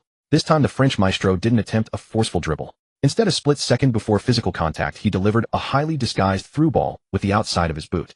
The ball, like a scalpel, sliced through the gap in Getafe's defensive line. No one was there initially. Wait, someone was arriving. A white lightning bolt exploded into motion. Ronaldo. This Brazilian, whose figure had thickened, criticized by the media for being too fat and undisciplined, unleashed a terrifying burst of speed that seemed to turn back the hands of time. Stop him. Someone stop him. Goalkeeper Sanchez shouted in panic. Getafe's center back Bellinger gritted his teeth and charged forward. He was the last line of defense. Facing Bellinger, Ronaldo, dribbling at full speed, didn't slow down or even change direction. His upper body began to sway violently from side to side. Left, right. The pendulum dribble. This was Ronaldo's signature move. The nightmare of countless defenders and goalkeepers, the most taxing on the knees, yet the most unstoppable dribbling technique. Bellinger's vision blurred, his balance thrown off as if pushed by an invisible hand. He crashed to the ground. This veteran La Liga defender, without any physical contact, was completely fooled by Ronaldo falling awkwardly onto his face. He's through. Ronaldo has beaten Bellinger. The commentator's voice trembled. He's in the box, one-on-one with the keeper. Meanwhile, Lyon was sprinting back from midfield with reckless abandon. Avenger buff at full power. Wind-chasing youth. He was like a bloodthirsty cheetah, eyes locked on Ronaldo's back. Closer. Just 3 meters away. If he could have just one more second, he could slide in from behind, even if it meant a red card. He was determined to stop this attack. But geniuses are geniuses because they don't need that extra second. Ronaldo sensed the murderous intent closing in behind him. Without adjusting his stride, without even glancing at the goal, a tenth of a second before Liang's studs could graze his heel, Ronaldo's right leg swung with incredible subtlety. Thwack! A crisp sound. The ball, like a cannonball, leaving the barrel, skimmed the grass and arrowed into the bottom corner. Sanchez dove, but his fingertips were a full half-meter away from the ball. Too fast. Too precise. Swish. The ball rippled the net, kicking up a small white splash. 0-1. Real Madrid had scored. Goal. Ronaldo, the alien, descends upon the outskirts of Madrid. This is a superstar. This is the crushing weight of talent. Getafe defended for 35 minutes. They did admirably, but against Ronaldo, all defenses seem as fragile as paper. After scoring, Ronaldo spread his arms wide, flashing his trademark gap-toothed grin, and as he ran towards the corner flag, he raised his index finger and wagged it. It was his signature celebration. The Galacticos rushed over to embrace him. Zidane smiled and patted Ronaldo's bald head. Beckham gave him a high five, and even Guti, who had been roughed up by Lyon earlier, was now triumphantly shaking his fist towards the stands. But behind them, Getafe's players crumbled. Bellinger knelt on the ground, pounding the turf with his fists, his face a mask of shame and despair. That nutmeg, that fall, had completely shattered his confidence. Gabby stood with his hands on his hips, gasping for air, his eyes hollow. It's useless. We simply can't hold them. The young fullback even had red-rimmed eyes. The powerlessness of giving everything only to be effortlessly beaten was enough to break any ordinary person. The entire Alfonso Perez Coliseum fell into a profound silence. The home fans, who had been roaring moments before, were now like ducks with their necks squeezed, unable to make a sound. Cruel. Utterly cruel. This is the class barrier of the football world. You blue-collar workers desperately haul bricks and build walls, but the aristocratic young masters only need to flick a finger to shatter your efforts. On the sidelines, Real Madrid's coach Luxemburgo smugly adjusted his suit, even shrugging towards the livid Quique Flores, as if to say, I can't help it, I have Ronaldo. In the center of the pitch, Lyon gradually slowed his chase. He stood on the edge of the penalty area, watching the Real Madrid stars celebrating by the corner flag, watching those dazzling white shirts. His chest heaved violently, sweat stinging his eyes. So, that's a goal, Lyon muttered under his breath. In that instant, he did feel a flicker of despair. It was the helplessness of a mortal before a deity. No matter how powerful his system, no matter how strong his body, it all seemed so pale and insignificant against Ronaldo's sheer inexplicable talent. Gabby approached, his voice low and hoarse. Forget it. We did what we could. It's Real Madrid. Losing to them isn't shameful. Shut up. Lyon suddenly spoke, cutting Gabby off. Gabby was stunned, looking at Lyon. He saw Lyon slowly raise his head, his sweat-soaked face devoid of any frustration or despair. Instead, there was only a heart-stopping rage, an extreme fury born of humiliation, disrespect, and being trampled upon. Ding. Detected intense emotional fluctuation in host. Nemesis system responding. Real Madrid player's celebration, finger wag, judged as provocation towards the host. Rage value max. Special state triggered tyrant's wrath. State description for the remainder of the match. Host stamina consumption is temporarily locked. No depletion. Pain sensation is 100 nullified, and all attributes receive an additional 5 boost. Duration 10 minutes. Huff. Lyon exhaled a scorching breath, feeling as if the blood in his veins had turned to magma, surging wildly. Forget it. Losing isn't shameful. To hell with not being shameful. I've lived a second life. What's the point of this system? What's the point of this body? Is it to kneel before these so-called gods once again and admit I'm just a mortal? No. Lyon spun around, strode towards the goal, and snatched the ball from the back of the net. Clutching the ball, he marched purposefully towards the center circle. Passing his dejected teammates, he suddenly erupted with a roar, "Pick your damn heads up." The shout was like a thunderclap, startling everyone. Who are you making those faces for? Is the game over? Has the referee blown the whistle? Lyon slammed the ball down onto the center spot, his gaze sweeping fiercely over each teammate. We're only 1 goal down, and you're acting like you've lost everything. Is this your backbone? Getafe might be poor, might be weak, but the men of Getafe are no cowards. He pointed at the Real Madrid players walking back at the still smiling Ronaldo. Look at their smug faces. They're laughing at our incompetence, at our weakness, at us being a bunch of groveling dogs. Tell me, do you want to be dogs? No. Gabby was the first to roar back, his eyes red. No. Screw them. The other teammates were jolted awake by the scolding. They realized that if they were going to lose anyway, why lose on their knees? Even if they had to die, they would tear a chunk of flesh from these arrogant aristocrats. Lyon looked at his teammates, their fighting spirit rekindled. He turned around, facing Real Madrid's half, facing those so-called superstars. Ronaldo seemed to sense something and glanced back. He saw the 24 standing at the center circle. The young man stood tall as a javelin, aimed at the sky. The fire burning in those eyes was even more intense, even more crazed than before. It's not over yet. Lyon, facing Ronaldo's direction, extended his right thumb, then coldly flipped it downwards, delivering a highly provocative thumbs-down gesture. This action, captured by the live broadcast, was seen around the world. Arrogant. Audacious. Unconquerable. The commentator was stunned. My God. What is that Getafe 24 doing? Is he provoking Ronaldo? While trailing 0-1. Has he lost his mind? Lyon wasn't crazy. He just refused to lose. System, give me everything you've got. Lyon commanded coldly in his mind. Today, even if it costs me my life, I'm going to make these gentlemen from the Bernabéu sweat for this victory. The wind suddenly picked up. It whipped up dust from the pitch. The young man, standing at the center of the storm like a final boss about to engulf the world, bared his most ferocious fangs. The counterattack begins now. With a shrill whistle, the match resumed. Although Getafe had been jolted awake by Liang's roar after conceding, the stiffness in their bodies and the chaos in their tactics could not be resolved by a few shouts alone. Real Madrid clearly intended to press their advantage and kill the game off. In the 39th minute, Zidane received the ball in midfield. Facing Liang's pressure, he didn't dwell on it this time, quickly spreading it wide. Beckham curled a cross in from the right with Raul attacking the near post.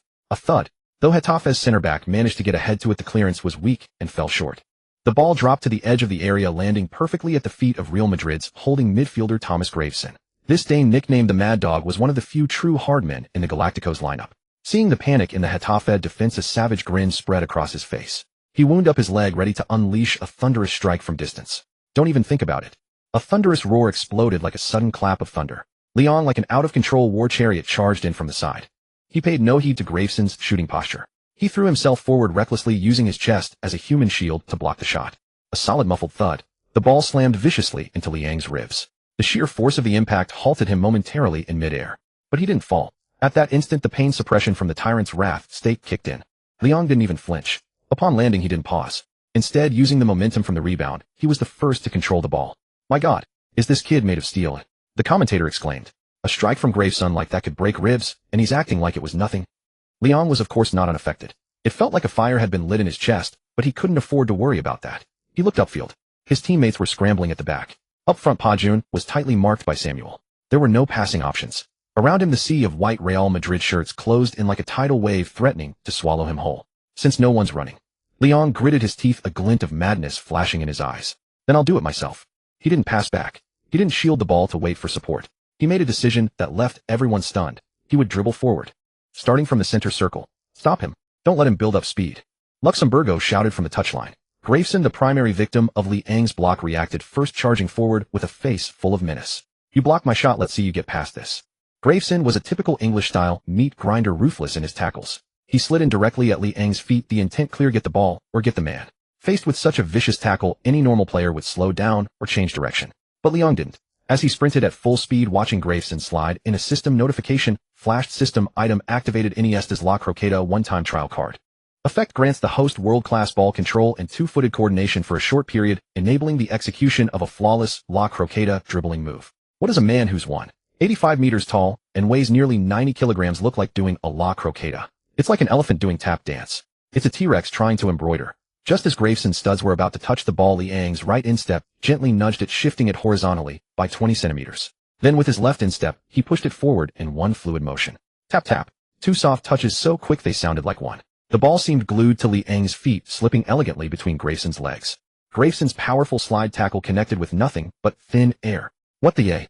Graveson's eyes widened in disbelief as he watched Liang's bulky frame glide past him with an almost unscientifically nimble grace. The entire stadium erupted. "My God, what am I seeing? A La Croqueta. That brute just pulled off a La Croqueta." This is as absurd as seeing Tyson practicing Tai Chi. Having beaten Graveson, Liang was suddenly in open space. But it wasn't over yet. Though surprised by the move, Real Madrid's defense didn't collapse. Samuel and Helguera were quickly converging, preparing to shut the door. He was still 35 meters from goal. Liang knew he couldn't dribble all the way into the box. His pace, while decent, wasn't enough to simply burn past Samuel. But that didn't mean the attack was over. System. Activate all boosts. Liang roared inwardly. The power boost from Barbarian Charge. The explosive force from the Vieira template. The all-attribute amplification from the Avenger buff. He didn't continue dribbling.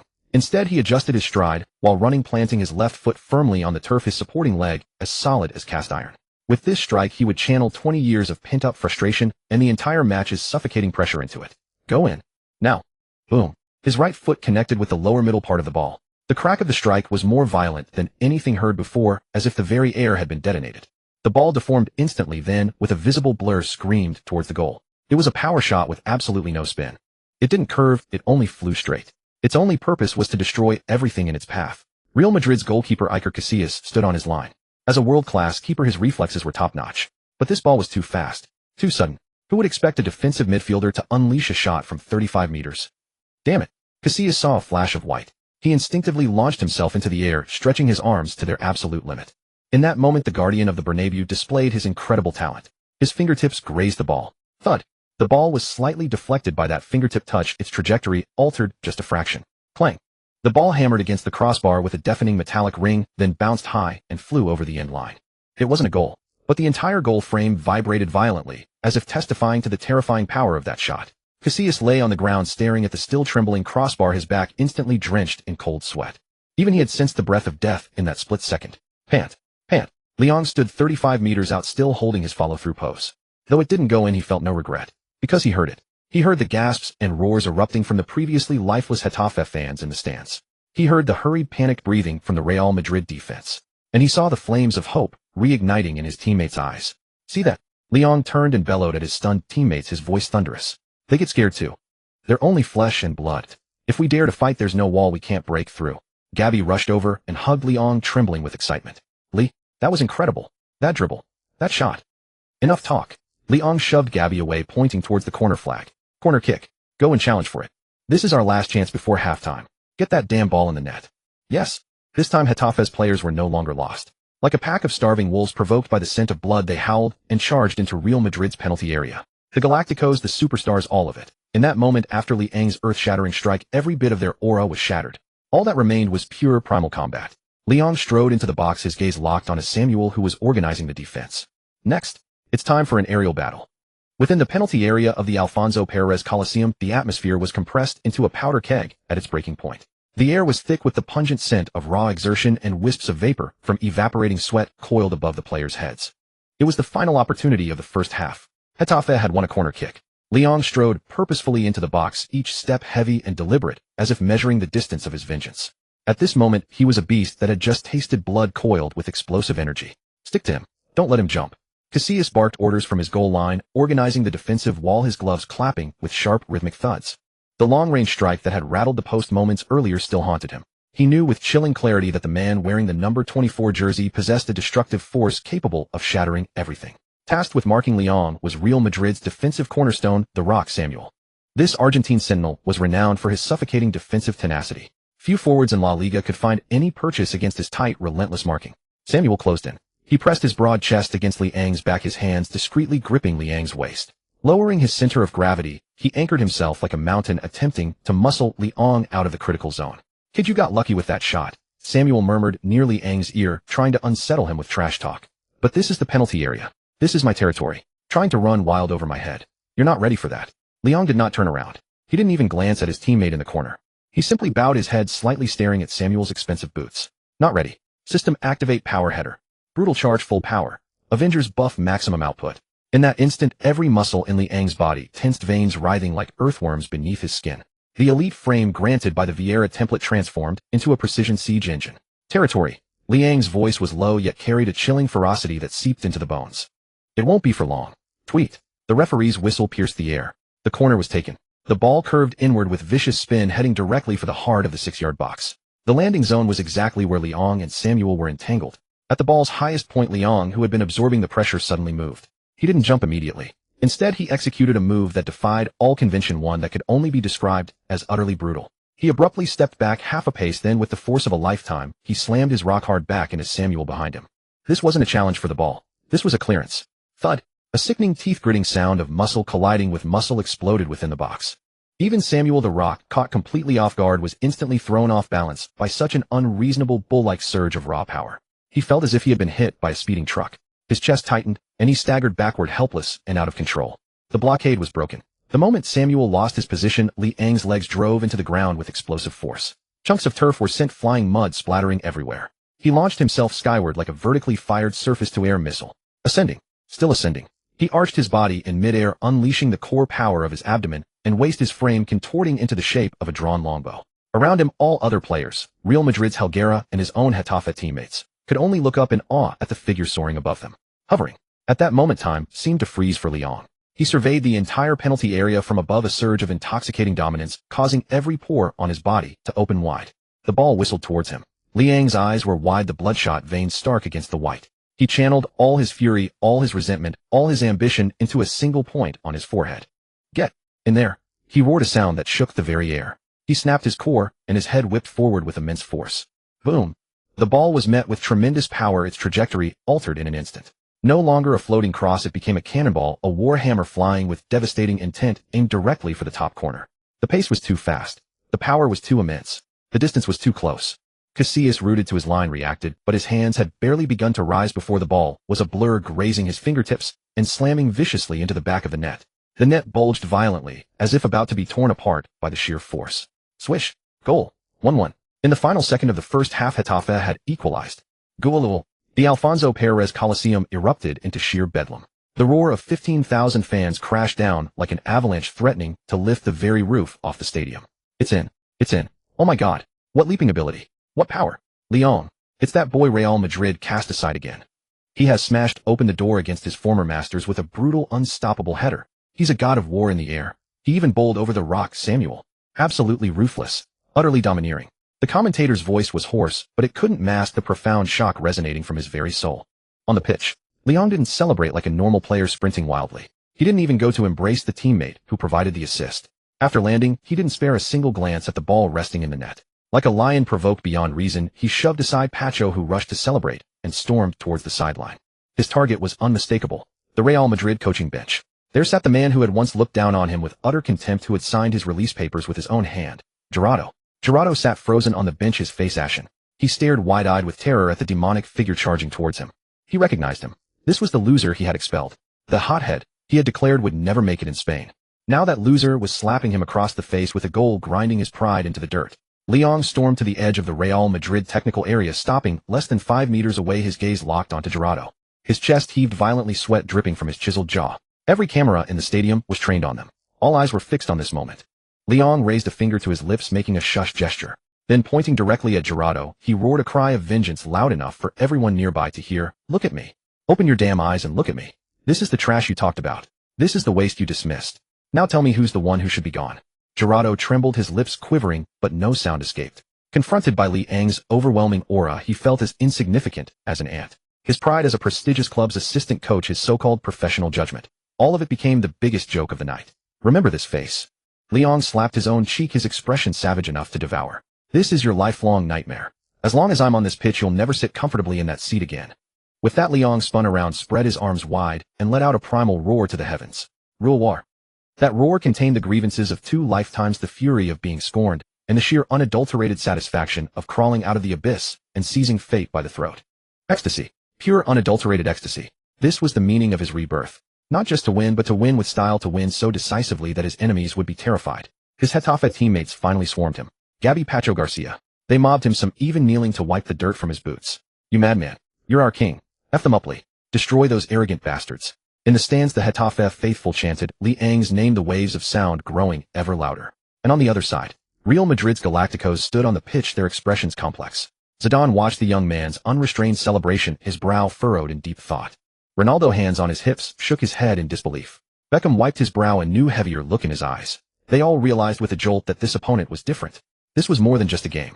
This was a vendetta. A war without quarter. Tweet. Tweet. The referee's whistle signaled the end of the first half. 1-1. Leon stood at the center of the group, then pushed his teammates aside and headed for the tunnel. As he passed the Real Madrid bench, he didn't even spare Gerardo a glance. Because in his mind, that hypocrite was already a dead man. His gaze shifted, looking towards the direction of the VIP boxes. There sat Florentino. This is just the beginning, Leon sneered inwardly. The real show is only just starting. The second half whistle, like a starting gun, instantly ignited the powder keg of the Alfonso Pérez Stadium. A 1-1 scoreline was a pleasant surprise for Getafe, a glory they could boast about for a year. But for Real Madrid, for this galactic armada built with hundreds of millions of euros, it was a disgrace, an unforgivable mishap. Luxemburgo's roar still seemed to echo in the dressing room. Attack. Tear them apart. Don't let the whole world laugh at us. Real Madrid was anxious. Genuinely anxious. As the second half began, they pushed their formation extremely high up the pitch. Even the fullbacks Carlos and Salgado seemed intent on living in Getafe's half. They wanted to use the most ferocious attack to put this arrogant relegation-battling team back in its place in the shortest possible time. Give me the ball. Beauty shouted near the center circle. Upon receiving the ball without any adjustment, he launched a long pass straight to Ronaldo up front. However, this kind of impatient mentality often marks the beginning of mistakes. Just in the ball's flight path, a blue figure leaped high. It was Leon. He was like a radar-equipped anti-aircraft missile with precise anticipation and terrifying leaping ability. He outjumped Raul, who was attempting to head the ball, and controlled it perfectly with his chest. Don't even think about getting past. Leon landed, and before Raul could press him, he used his broad back to deliver a powerful shove. Thump. Raul felt as if he had collided with an iron wall. His chest tightened, his legs gave way, and he was bounced back 2 meters. Counter. Leon roared. Instead of blindly hoofing the ball forward, he calmly distributed it to Gabi on the wing. This scene repeated itself constantly during the first 15 minutes of the second half. Real Madrid's attacks looked powerful, but against the midfield defense led by Lyon they appeared chaotic, even panicked. They wanted to win too badly, wanted to prove themselves too much, and in doing so they lost the composure and rhythm befitting a giant. The 60th minute. Zidane had the ball again. The midfield maestro's forehead was covered in fine beads of sweat, and his breathing was becoming labored. The physical battle with Lyon in the first half had drained his energy, and that madman in the number 24 jersey, instead of tiring, seemed injected with adrenaline, running even more actively. System passive activated iron lungs basic. Current stamina reserve 85, opponent average stamina 70. Lyon felt his lungs burning, but that burn brought not pain, but an inexhaustible source of power. He looked at the panting Zidane in front of him. What's wrong, Zizou? Lyon closed in, using his suffocating aggressive defense to constantly compress the space around Zidane. Tired. Legs feeling weak. But I'm just getting warmed up. Trash talk. Pure psychological warfare. Zidane frowned, trying to shake off the mark with a drag-back turn. But his movements were noticeably half a beat slower than in the first half. The lactic acid building up in his leg muscles caused a slight deformation in his technical execution. Now, Lyon keenly seized this momentary flaw. Instead of backing off, he stepped forward, planting his left foot firmly, and like a cheetah pouncing on prey, stretched out his right foot to poke the ball away with precision and ferocity. Snap! The ball was stolen. Before Zidane could complete his turn, Lyon had forcibly stripped the ball from the feet of the World Player of the Year. Damn! Zidane lost his balance and instinctively tried to grab Liang's shirt, but Lyon was like a tank at full throttle. The immense momentum easily broke free from Zidane's grasp. Charge! After the steal, Lyon sprinted forward with the ball. Real Madrid's midfield had suddenly become a vacuum. Due to committing so many men forward, only the two center-backs Samuel and Helguera remained in Real Madrid's defense. Facing Getafe's three-pronged counterattack, they were at a complete loss. Fall back. Get back. Casillas shouted in despair from his goal line. But the superstar forwards could only watch Liang's retreating back, their hearts willing, but their legs unable. Ronaldo stood in the center circle, hands on his hips, shaking his head in resignation. He couldn't run anymore. He truly couldn't run anymore. Beckham was still gasping for air on the wing. His jersey was soaked through, his blonde hair plastered messily to his forehead, his eyes filled with exhaustion and shock. That guy. Is he a monster? Beckham asked himself. Why? Why after 60 minutes of this intense, grinding battle could that number 24 still sprint? Still run all over the pitch like it was the start of the game? The 65th minute. Lyon drove the ball into the 30-meter zone. Samuel was forced to abandon his marker and charge out to block. Facing the rock, Lyon didn't dwell on the ball. At full speed, he used the outside of his foot to gently flick the ball out wide to the overlapping Pichon on the right. Pichon received the ball and whipped in a cross. Although the resulting header went just wide, this sharp counterattack thoroughly frightened Real Madrid. They began to fear. The arrogance of "we'll devour them in one bite" transformed into the panic of "could we actually lose?" with every tackle and counterattack from Lyon. The Galactic Armada was rattled. The 75th minute. The game entered its most grueling phase. Players' actions were becoming sloppy and fouls were increasing. Guti had the ball in midfield. Unable to find a passing option, he grew impatient and attempted a forced dribble. Stay down. Lyon came flying in from the side with a vicious sliding tackle. A tackle. This time Lyon didn't hold back. His studs scraped across the turf with a piercing screech as he slid in hard for the ball, inevitably catching Guti's standing leg as well. Boom. Ball and man. Guti crashed to the ground heavily once more like a felled tree, clutching his shin, screaming and writhing in agony. Tweet. The whistle was shrill. The referee rushed over with a stern face, his hand reaching for his pocket. Red card. That's definitely a red card. Real Madrid's players surrounded him like madmen. Ronaldo pointed at Liang's nose, shouting emotionally. He went for the man. He did it on purpose. Bullshit. Gabi and the other Getafe players also rushed over, shielding Lyon. It was a clean tackle. He got the ball first. Players from both sides were shoving each other, and the situation threatened to spiral out of control. But Lyon, at the center of the storm, slowly got up from the ground. He was already on a yellow card. That challenge was indeed on the borderline between a red and a yellow. But he had gambled and won. He bet that the referee wouldn't dare send off the home team's key player at Getafe Stadium in such a 50-50 situation. Besides, his tackle had clearly made contact with the ball first. This was what you call calculated brutality. Lyon pushed aside the teammates shielding him and faced the furious Real Madrid stars directly. His face was drenched in sweat, his jersey caked with mud, and there was a dry blood scab near his eye. He looked like a vengeful demon crawling out of a pile of corpses. He looked at Ronaldo, at Zidane, at those superstars worth millions. Then he smiled. He laughed recklessly, a smile that sent chills down the spine. What? Scared? Liang's voice was hoarse, yet carried a suffocating pressure. Afraid of breaking a leg. Afraid of getting hurt. Then go back to your greenhouse. This is a battlefield. He pointed at the turf beneath his feet, then at Guti, who was still writhing on the ground. Want to take 3 points from here? Fine. Then trade your legs for them. Arrogant. Arrogant to the extreme. The referee looked at this fierce young man, hesitated for a moment, but ultimately didn't pull out the red card, only issuing a verbal warning. At this moment, the mentality of the Real Madrid players completely collapsed. They looked at Leong as if he were an incomprehensible madman, a bomb ready to explode at any moment. A deep-seated fear began to spread within them. They started to pull out of tackles, subconsciously began avoiding physical contact with Leong, and hesitated when making passes. Even Zidane, in front of this madman, lost his usual composure. The 82nd minute. A Real Madrid midfield pass went astray. Beckham, under no pressure at all, passed the ball directly out of bounds. Oh! A burst of mocking laughter erupted from the stands. Beckham covered his face in frustration. He was too tired and too annoyed by Leong's constant harassment. That omnipresent pressure made him hallucinate, feeling that the number 24 might appear behind him at any moment. They're falling apart. Leong stood in the center circle watching the scene with cold eyes. He could feel the engines of this galactic armada beginning to smoke. Beneath that glamorous exterior was a heart trembling with fear. System. Leong thought silently. Now is the time to reap. Ding. Detected rival team's morale has significantly dropped. Player mentality is unstable. Avenger aura effect enhanced whole team stamina recovery speed. 10. A host key attributes temporarily break limits. Leong took a deep breath, feeling his lungs fill with renewed strength. He turned around and waved his arm forcefully at his teammates behind him who were struggling to run. Last 10 minutes. Brothers. They're scared. They're out of gas. Fight them to death. Attack. Watching that unyielding figure, the Getafe players felt a miraculous surge of strength flow through their exhausted bodies.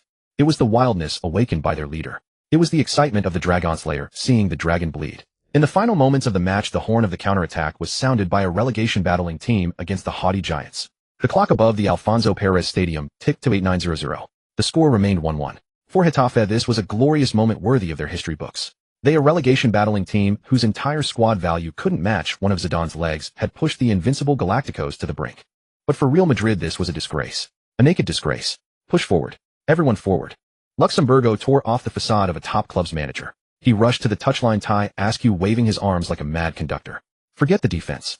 We need a goal. Now. Immediately. Madrid's stars were also red-eyed, being held to a draw by a small-town team. They could already imagine the mocking headlines in tomorrow's Diario AS. The fury of humiliation outweighed even their profound exhaustion. Roberto Carlos surged forward, Salgado surged forward, and even center-back Helguera pushed up to the halfway line. At this moment, only Samuel was left in Madrid's defensive half, standing alone behind the center line, facing the vast, empty expanse of their own half. It was a gamble. A bet that Madrid's unparalleled talent could break down Getafe's goal in the final minutes. A bet that Getafe's blue-collar players running on fumes and cramping legs had no energy left for even one more counterattack. At 8935, Madrid formed a siege outside Getafe's box. After a series of passes, the ball found its way to Ronaldo at the edge of the D. Give the ball to Ronaldo. That was the consensus of everyone at Madrid. In desperate times, the alien remained the most reliable finisher. Ronaldo received the ball with his back to goal, holding off Getafe's center back. His breathing was as heavy as a bellows, and the ache in his knees reminded him his body was at its limit. But he couldn't back down. He was Ronaldo. Come on. Ronaldo spun, facing the dense crowd of defenders. He chose not to pass to an unmarked Beckham, but to force his way through. A feint left to chop right. Even exhausted, the alien's tricks were full of deception. Getafe's defender shifted his weight off balance. A killing opportunity emerged. Ronaldo saw the gap for a shot, winding up his right leg to end this damn match. However, at the very moment he applied power, that familiar suffocating sense of crisis rose again from his spine. Where do you think you're going? A voice cold and devoid of any emotion exploded in his ear. Ronaldo's eyes widened in shock. A figure caked in mud, as if crawled from a pool of blood, slid in with a desperate, decisive tackle at the critical moment. Leong again. Like a Terminator that never shuts down, he maintained a terrifying level of focus in the final minute of the match. Ronaldo tried to pull his foot back to change direction, but his body wouldn't respond. Thud. A crisp sound. Clean and precise. Leong's toe perfectly stabbed the ball, poking it away from Ronaldo's control. They collided immediately after. The referee's whistle hesitated in his mouth, but ultimately remained silent. It was a perfectly timed, violent, yet beautiful tackle. Ball first by a hair's breadth. Ronaldo lost his balance and stumbled to the ground. Leong, however, rolled on the turf, scrambling to his feet, like a beast, hands and feet working in unison. The ball was at his feet. Ahead lay a glorious wide-open space. Counterattack. Getafe's commentator screamed his most piercing shout of the night, as if jolted by electricity. Leong has taken the ball off Ronaldo. Getafe counter. This is a chance for a winner. Leong began to dribble forward. Madrid's players were still upfield. They turned back in horror, watching the blue figure sprinting with the ball, despair filling their eyes. Stop him. Foul. Pull him down. Casillas screamed frantically from his goal, his voice full of fear. But who could possibly stop him? Guti tried to grab Leong's shirt, but his exhausted arms couldn't hold onto the charging beast. Leong shrugged his shoulders, shaking Guti off like swatting a fly. Leong sprinted. 1 step, 2 steps, 3 steps. His speed increased despite playing the entire match, despite carrying a yellow card, despite his thigh muscles cramping. With the dual boost of Avenger and Iron Lungs, he was a heavy tank loaded with explosives.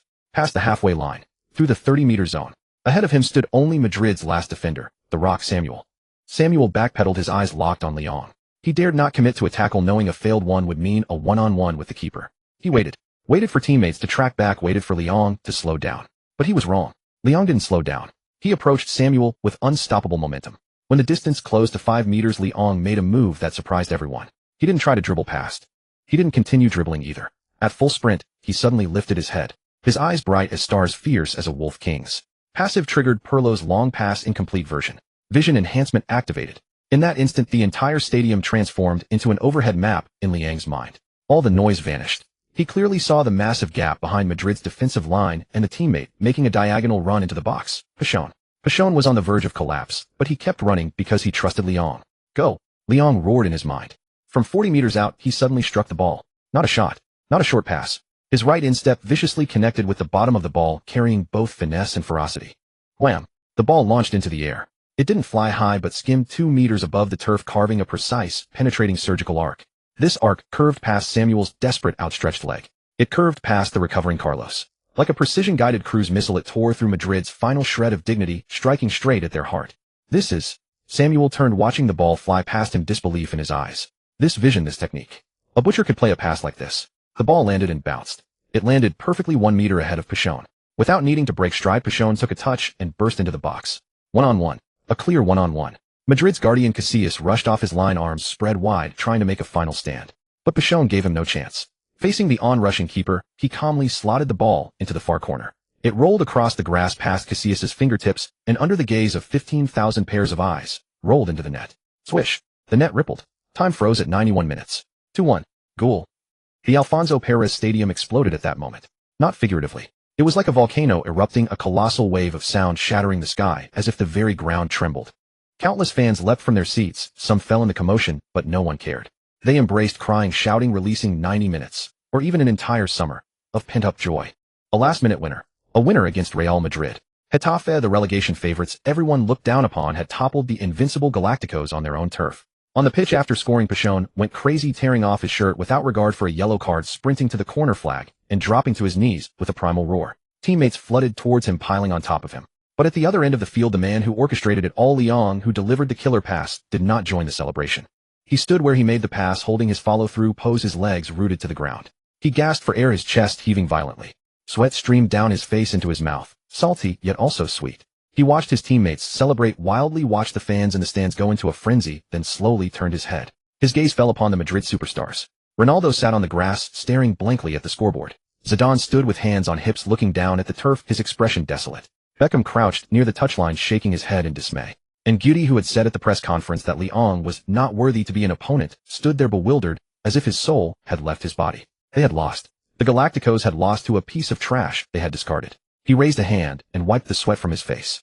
Then he looked towards Madrid's bench at the ashen-faced Jordi and slowly raised his right hand. It wasn't a middle finger. Instead, he extended his index finger, tapped it firmly against his temple, and then pointed emphatically at the grass beneath his feet. Clean, decisive, and dripping with menace. I told you, Leon thought to himself, his inner voice cold as ice. I will make you regret this. This is just the first payment of interest. Peep, peep, peep. The referee blew the final whistle. It signaled Getafe's miracle and the official commencement of Liang's path of vengeance. Getafe's players rushed over. They bypassed Pichon, all converging on Leon. They hoisted him high into the air. Lee. The fans in the stands began chanting his name in unison. The sound was deafening, echoing through the Madrid night sky.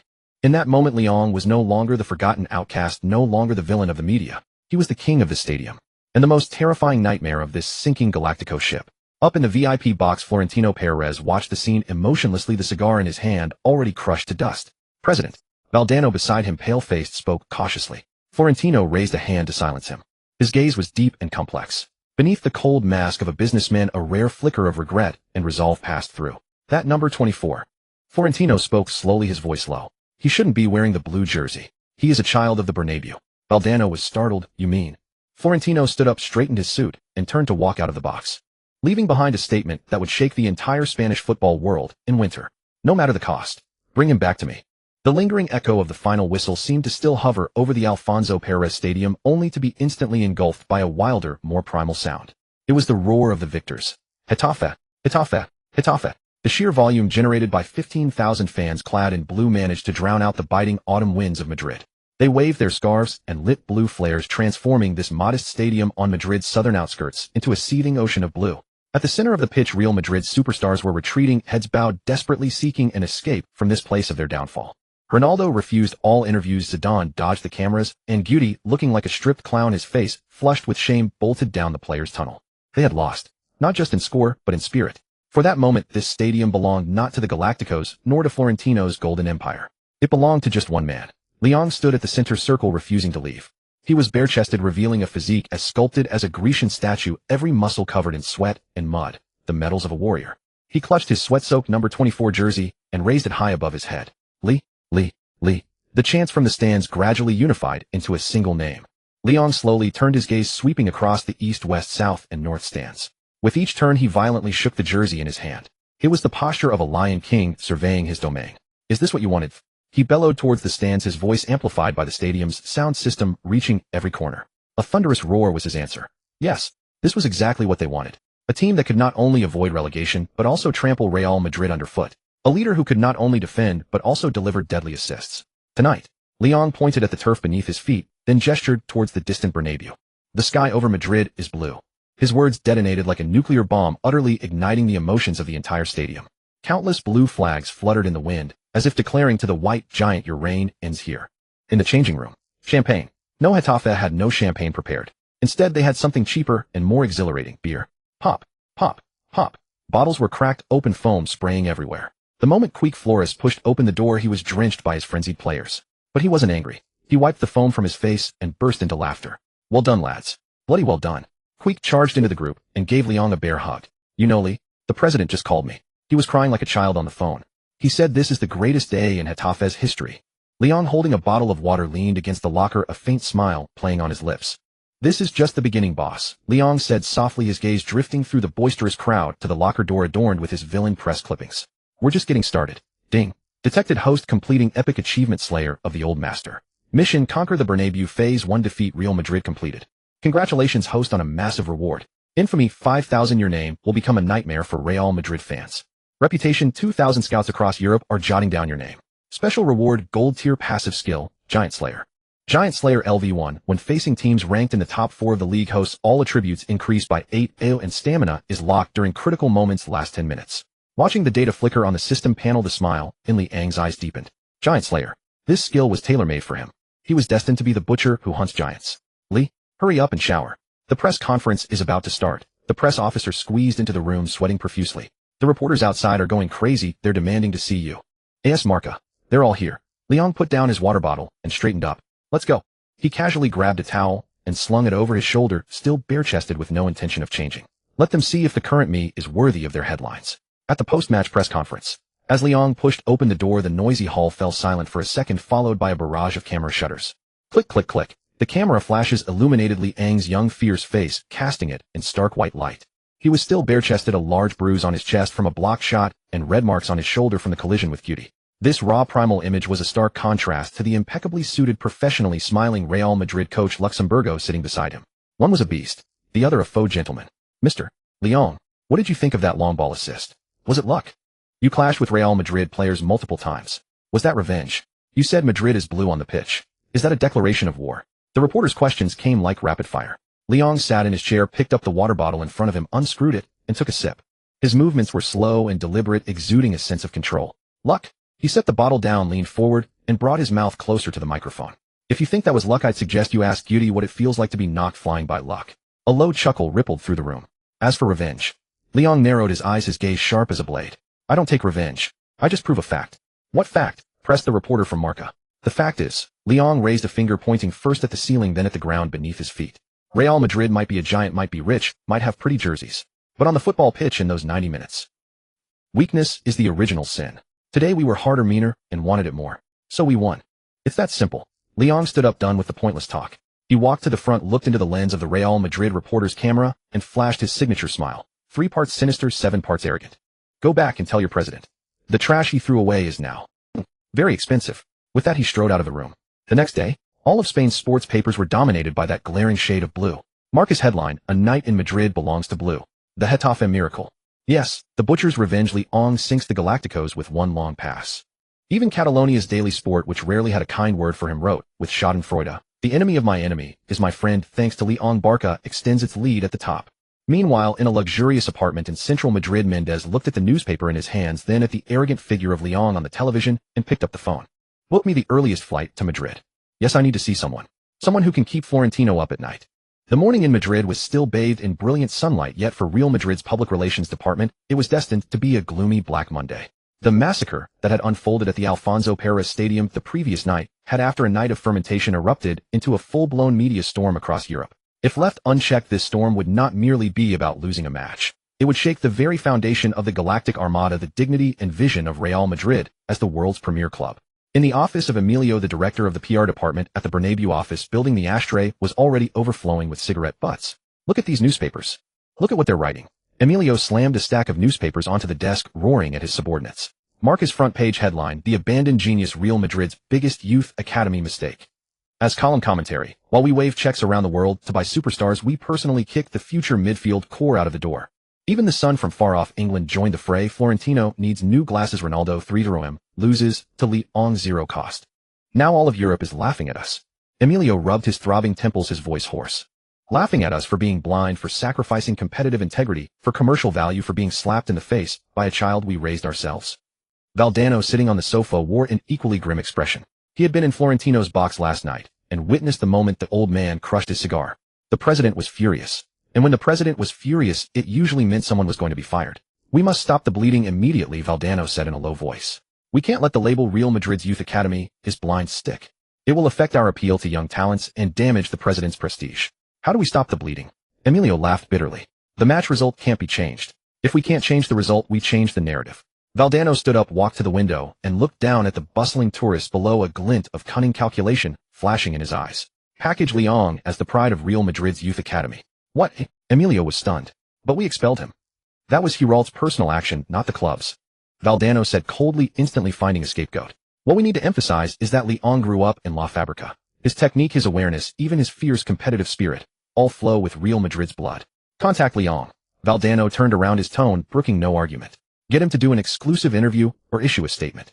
The content should be something like thanking Real Madrid for years of training, that although he left, his heart is still with the Bernabéu and last night's match was just a matter of serving his own club. Even if we have to pay him to play along with this act. As long as he agrees to say a good word about Real Madrid, we can smoothly turn the narrative around. Look, this is a child who grew up at Real Madrid. Even after leaving, he's still excellent and grateful. That's what we call club pedigree." Emilio's eyes lit up. This tactic of moral blackmail plus financial inducement was almost irresistible for a young, inexperienced player. After all, who wouldn't want to keep a good relationship with Real Madrid? What if he could come back one day? "I'll get on it immediately." At the Getafe training ground. Though they had just fought a fierce battle yesterday, there was still a recovery session today. Leong was lying in the physiotherapy room enjoying the masseur's technique. Last night's match had taken a heavy toll, his muscles were still aching badly. Buzz, buzz. His phone on the bedside table vibrated. It was an unfamiliar Madrid local number. Leong picked up the phone and pressed the answer button. "Hello. Hello, is this Mr. Leong? I am Emilio, the head of the public relations department at Real Madrid." A polite, even somewhat warm voice came from the other end. "Here it comes." Faster than he expected. "What's up?" Leong replied indifferently with 2 words. "Well, Mr. Leong, first of all, congratulations on your brilliant performance last night. It was truly a great match." Emilio's voice was full of persuasion. "The club's top management, including Mr. Valdano, are very pleased with your growth. We have always believed that you are one of the most outstanding products of La Fabrica in recent years." "Products?" Leong sneered. "I remember 3 months ago I was nothing but trash and thug in your eyes." "A misunderstanding, a complete misunderstanding," Emilio quickly explained. "That was the personal bias of Giralt, the former youth academy director. The club has internally criticized him. We value you greatly, Lee." "So," Leong cut off his preamble. "What do you want?" "We hope to make a small cooperation with you." Emilio finally revealed his hand. "The current media atmosphere is not good for either side. The press is creating division, which is also detrimental to your future development. After all, you carry the label of Real Madrid's Youth Academy. That's your golden ticket. We have drafted a statement, and we hope you can release it through the media. The content is simple, just express gratitude for Real Madrid's training and your longing to return to the Bernabéu in the future. In return, Real Madrid is willing to offer you a very sincere image maintenance fee of €50,000. How about that? €50,000. To buy his thank you." In 2004, for a newcomer who had just started playing, this was definitely a big sum. But Leong only felt disgust. This condescending charity, this arrogance of trying to wash black white with money. It made him sick. They still didn't understand that Leon didn't want money nor the so-called Real Madrid label. What he wanted was dignity. The dignity of trampling those who had looked down on him and hearing them beg for mercy. 50,000 euros. Liang's voice suddenly became very soft and gentle over the phone. Mr. Emilio, do you think my dignity is worth only 50,000? No, this is just a bonus, a beginning. Emilio thought Leon was asking for more. We can have more cooperation in the future. Keep that money to buy some supplements for your superstars. I noticed their legs were quite weak last night. Leon said coldly. Also, please pass this message to Valdano or Florentino. Don't disgust me. I, Leon, have never lacked backbone in my life. Beep, beep, beep. The call ended. Leon threw his phone aside, took a deep breath, and felt some of the pent-up anger in his chest dissipate. What's wrong? Who got to you? The masseur who was massaging his calves was startled. Nothing. Just turned down a madam who wanted to set up a monument for me. Half an hour later at the entrance of Getafe's club, dozens of media outlets were already waiting in ambush. They were like sharks smelling blood, eager to dig more explosive stories from this rising star. When Leon walked out with his bag, cameras and microphones were instantly shoved in his face. Lee, I heard Real Madrid intends to buy you back in the winter window. There are rumors that you have privately reached a reconciliation with Real Madrid's top management. Will you apologize for last night's foul? Leon stopped. He looked at these reporters and remembered the phone call just now. Since Real Madrid wanted to play the game of public opinion and tie him to the pillar of gratitude, he might as well flip the table. Everyone quiet down. Leon raised his hand, exuding an imposing presence. He now had the authority of a tyrant on the pitch, and the reporters instinctively fell silent. I know there are rumors outside saying I am a child of Real Madrid, that I should be grateful for the training at La Fabrica. Leon looked into the camera, a sardonic smile on his face. Today I want to clarify something here. I, Leon, have no emotional ties with Real Madrid whatsoever. 3 months ago I was thrown out of the base like trash bag and all. No severance pay, no blessings, just to get lost. After that I wandered the streets of Madrid, was rejected from trials, and nearly starved to death. Where was the so-called Real Madrid family then? It was Getafe that gave me a meal. It was Coach Queek who gave me a chance to play. It was the fans here who cheered for me. Liang's voice grew louder, each word like a bullet aimed at those trying to whitewash the situation. So don't ever talk to me about pride of Real Madrid's youth academy. It makes me sick. What I have achieved today, I earned with my sweat, my blood, my broken brow bone. It belongs to me, to Getafe. As for Real Madrid, Leon raised a finger and gently shook it at the camera. Belated affection is cheaper than grass.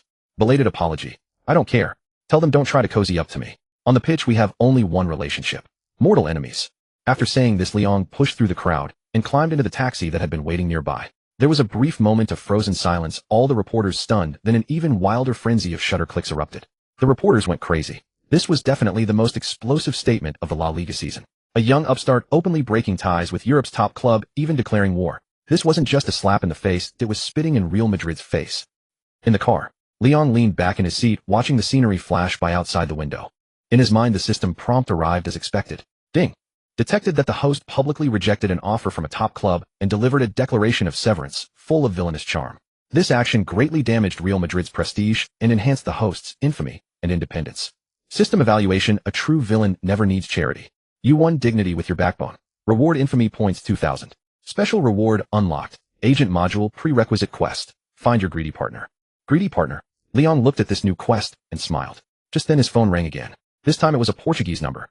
Hello, Lee. The voice on the other end was slightly husky, seductive, the voice of a top businessman. I'm Jorge Mendes. I watched your interview. I have to say you spoke brilliantly. Fancy a drink?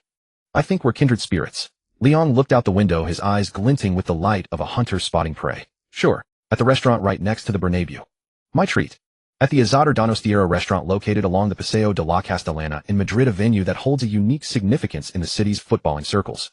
It is the favored canteen for Real Madrid players and executives alike, a silent witness to countless transfer negotiations, celebratory banquets, and even clandestine locker room conspiracies. The walls are adorned with signed photographs of footballing legends, and the air is thick with the aroma of charcoal-grilled steaks and the scent of money. Liang's choice of this venue was in itself a powerful statement. He sat in a private booth in the corner, dressed in a simple black jacket, casually swirling a glass of soda water. Even in such an upscale setting, he exuded an unmistakable aura of sharpness that commanded respect. Apologies for the wait, a voice with a heavy Portuguese accent broke the silence. Jorge Mendes strode over. He wore a meticulously tailored dark blue suit, his hair impeccably styled, and a Patek Philippe on his wrist glinted subtly in the dim lighting. At this moment, Mendes wasn't yet the all-powerful football crocodile he would become, but having orchestrated the summer moves of Mourinho and Carvalho to Chelsea, he was already a rising star in European football's power circles. Right on time, Mr. Mendes. Please sit. Even if this is Real Madrid's turf, I must say the steak here is excellent. Mendes sat down, but instead of ordering, he scrutinized the young man before him with shrewd eyes. He had done his homework before coming. Leon 19, a Real Madrid cast-off La Liga's #1 villain who had just publicly humiliated the club's hierarchy. By all accounts, he was just an arrogant, reckless kid. But now looking into Liang's deep, unfathomable eyes, Mendes felt he wasn't facing a young player, but a wily old fox seasoned in the business world. Lee, that declaration of severance of yours was quite something. Mendes broke the deadlock, first pulling a thick file from his briefcase and sliding it across the table. But forgive my bluntness, character alone isn't enough. You need someone who can turn that character into cold hard cash. Right now you're like an erupting volcano. Spectacular, but without guidance you'll only burn yourself out. This is the career plan I've drafted for you. Mendes tapped the file, his tone brimming with confidence and professionalism. I know your current agent is an amateur. Hand it over to me, and I'll help you redesign your image. We can commercialize your villain label just like Cantona or Keen. I have the connections with Nike and resources with Pepsi. Within a year, I can multiply your commercial income tenfold. This was the classic pitch of a top-tier agent. Professional, enticing, and sweeping. For any young player desperate for fame, this was poison impossible to refuse. But Leon didn't even glance at the file. He simply stared at Mendes silently until the Portuguese man began to feel a creeping unease. Are you done? Leon took a sip of his soda, asking calmly. Mendes frowned. What? Not satisfied with the terms? We can negotiate. No, mister. Mendes. Leon leaned forward, clasping his hands on the table, the pressure instantly reversing. Your plan is impressive, but it's for an ordinary star. And I am not an ordinary star. You came to me so urgently not because of my commercial potential. Or rather not just for that reason. Liang's gaze sharpened like a blade, piercing into Mendes's core. You came to me because you are anxious. Anxious? Mendes laughed as if he'd heard a joke. I have a European champion coach and a squad of talented players. What could I possibly be anxious about? Because your empire is missing its most crucial piece, Spain. Liang's voice was low, but each word struck a nerve in Mendes. You are the king in Portugal, and you've established a foothold in England. But in Spain, at the world's biggest club, Real Madrid, you are still an outsider. You want to infiltrate the Bernabéu, but Florentino only trusts local agents or the established giants. You can't break into that circle. You have Ronaldo at United. He's good, but he doesn't have the weight to pry open Real Madrid's doors yet. You need a lever, a point of entry to make waves in Madrid. Mendes's smile gradually faded. He narrowed his eyes, reevaluating Leon, his gaze now filled with gravity and wariness. How could this young man know so much? This was indeed Mendes's current pain point. He was ambitious, aiming to build a pan-European network, but the La Liga market was fiercely controlled by long-established agents, and he couldn't get a foothold. Go on, Mendes said in a low voice. You need a Trojan horse, Leon pointed to himself. Right now Real Madrid is desperate to solve their midfield problems. The defensive midfielders on the market are either too old, too expensive, or unsuited to La Liga. I am the only and best choice. Florentino is probably watching my highlight reels right now, feeling regret and indecision. He wants to buy me, but he can't swallow his pride. That's when a powerful agent appears, gives him a face-saving way out, and takes the opportunity to bleed him dry. Leon smiled like a demon. You'll not only earn a hefty commission, but also become a guest of honor at Real Madrid. Isn't that exactly what you want? If you help me engineer my return to Real Madrid, I'll open the gates of the Bernabéu for you. Then your Pepe, your Ronaldo, your Mourinho, they can all come through this door. Silence. A long silence filled the private room. The only sound was the sizzle of meat on the grill. Mendes's heart was pounding. He was stunned by Liang's words. Not just because Liang had precisely seen through his strategic plans, but because of the foresight and vision this young man displayed. This was number 19-year-old player. This was clearly a capitalist in a footballer's jersey. You? Mendes took a deep breath, unbuttoned his suit jacket, and tried to relax. His professional smile was gone, replaced by an expression of appreciation for a kindred spirit. You're a monster, Lee. Thanks for the compliment, Leon shrugged. But why should I believe you can return to Real Madrid? You just insulted them. Mendes countered, what if Florentino would rather lose matches than buy you? He's a businessman, Leon stated with absolute certainty. For a businessman there are no eternal enemies, only eternal interests. When my value surpasses his pride, he will personally roll out the red carpet to welcome me home. And besides, Leon pulled a folded piece of paper from his pocket and slid it to Mendes. This is my data projection for the second half of the season, along with my analysis of Getafe's upcoming matches. Take a look. If I achieve these goals, then, when the winter transfer window opens, we'll be ready to fleece the fat sheep. Mendes took the paper, glanced at it, and his pupils contracted. It was filled with outrageous statistical targets, including the seemingly impossible goal of leading Getafe into European competition. All right. Mendes tucked the note into his breast pocket and extended his hand to Leon. I'm in on this bet. But my commission is 10. That's the industry standard. Deal. Leon grasped the hand adorned with the expensive watch. Their hands clasped firmly. One was a future super agent wielding immense power, the other a soon-to-be dominant tyrant of the football pitch. On this Madrid night, filled with the scent of grilled meat, an alliance of interests was forged, one potent enough to reshape the landscape of European football for the next decade. Pleasure doing business, Jorge. Pleasure doing business, Lee. By the way you analyzed the situation just now. Mendes grinned, revealing the fangs of a capitalist. Was a real bastard move. Right back at you. Meanwhile, at the Bernabéu's executive offices, the light in the technical director's office was still burning. Sachai was shouting into the phone, what? Getafe rejected our offer. Are they insane? €2 million for a youth reject, and they won't sell. A scout's helpless voice came through the line. Director Getafe says Leong is not for sale. And we just got word that scouts from Chelsea and Juventus were also spotted in the stands at Getafe's last match. Damn it. Sachai slammed the phone down. A sense of unease crept over him. He had thought this was just a slightly talented nobody that Real Madrid could pick up with a snap of their fingers. But now it seemed this was a deeper game than he had anticipated. The boy they had cast out seemed to be weaving a vast web waiting for them to walk right into it.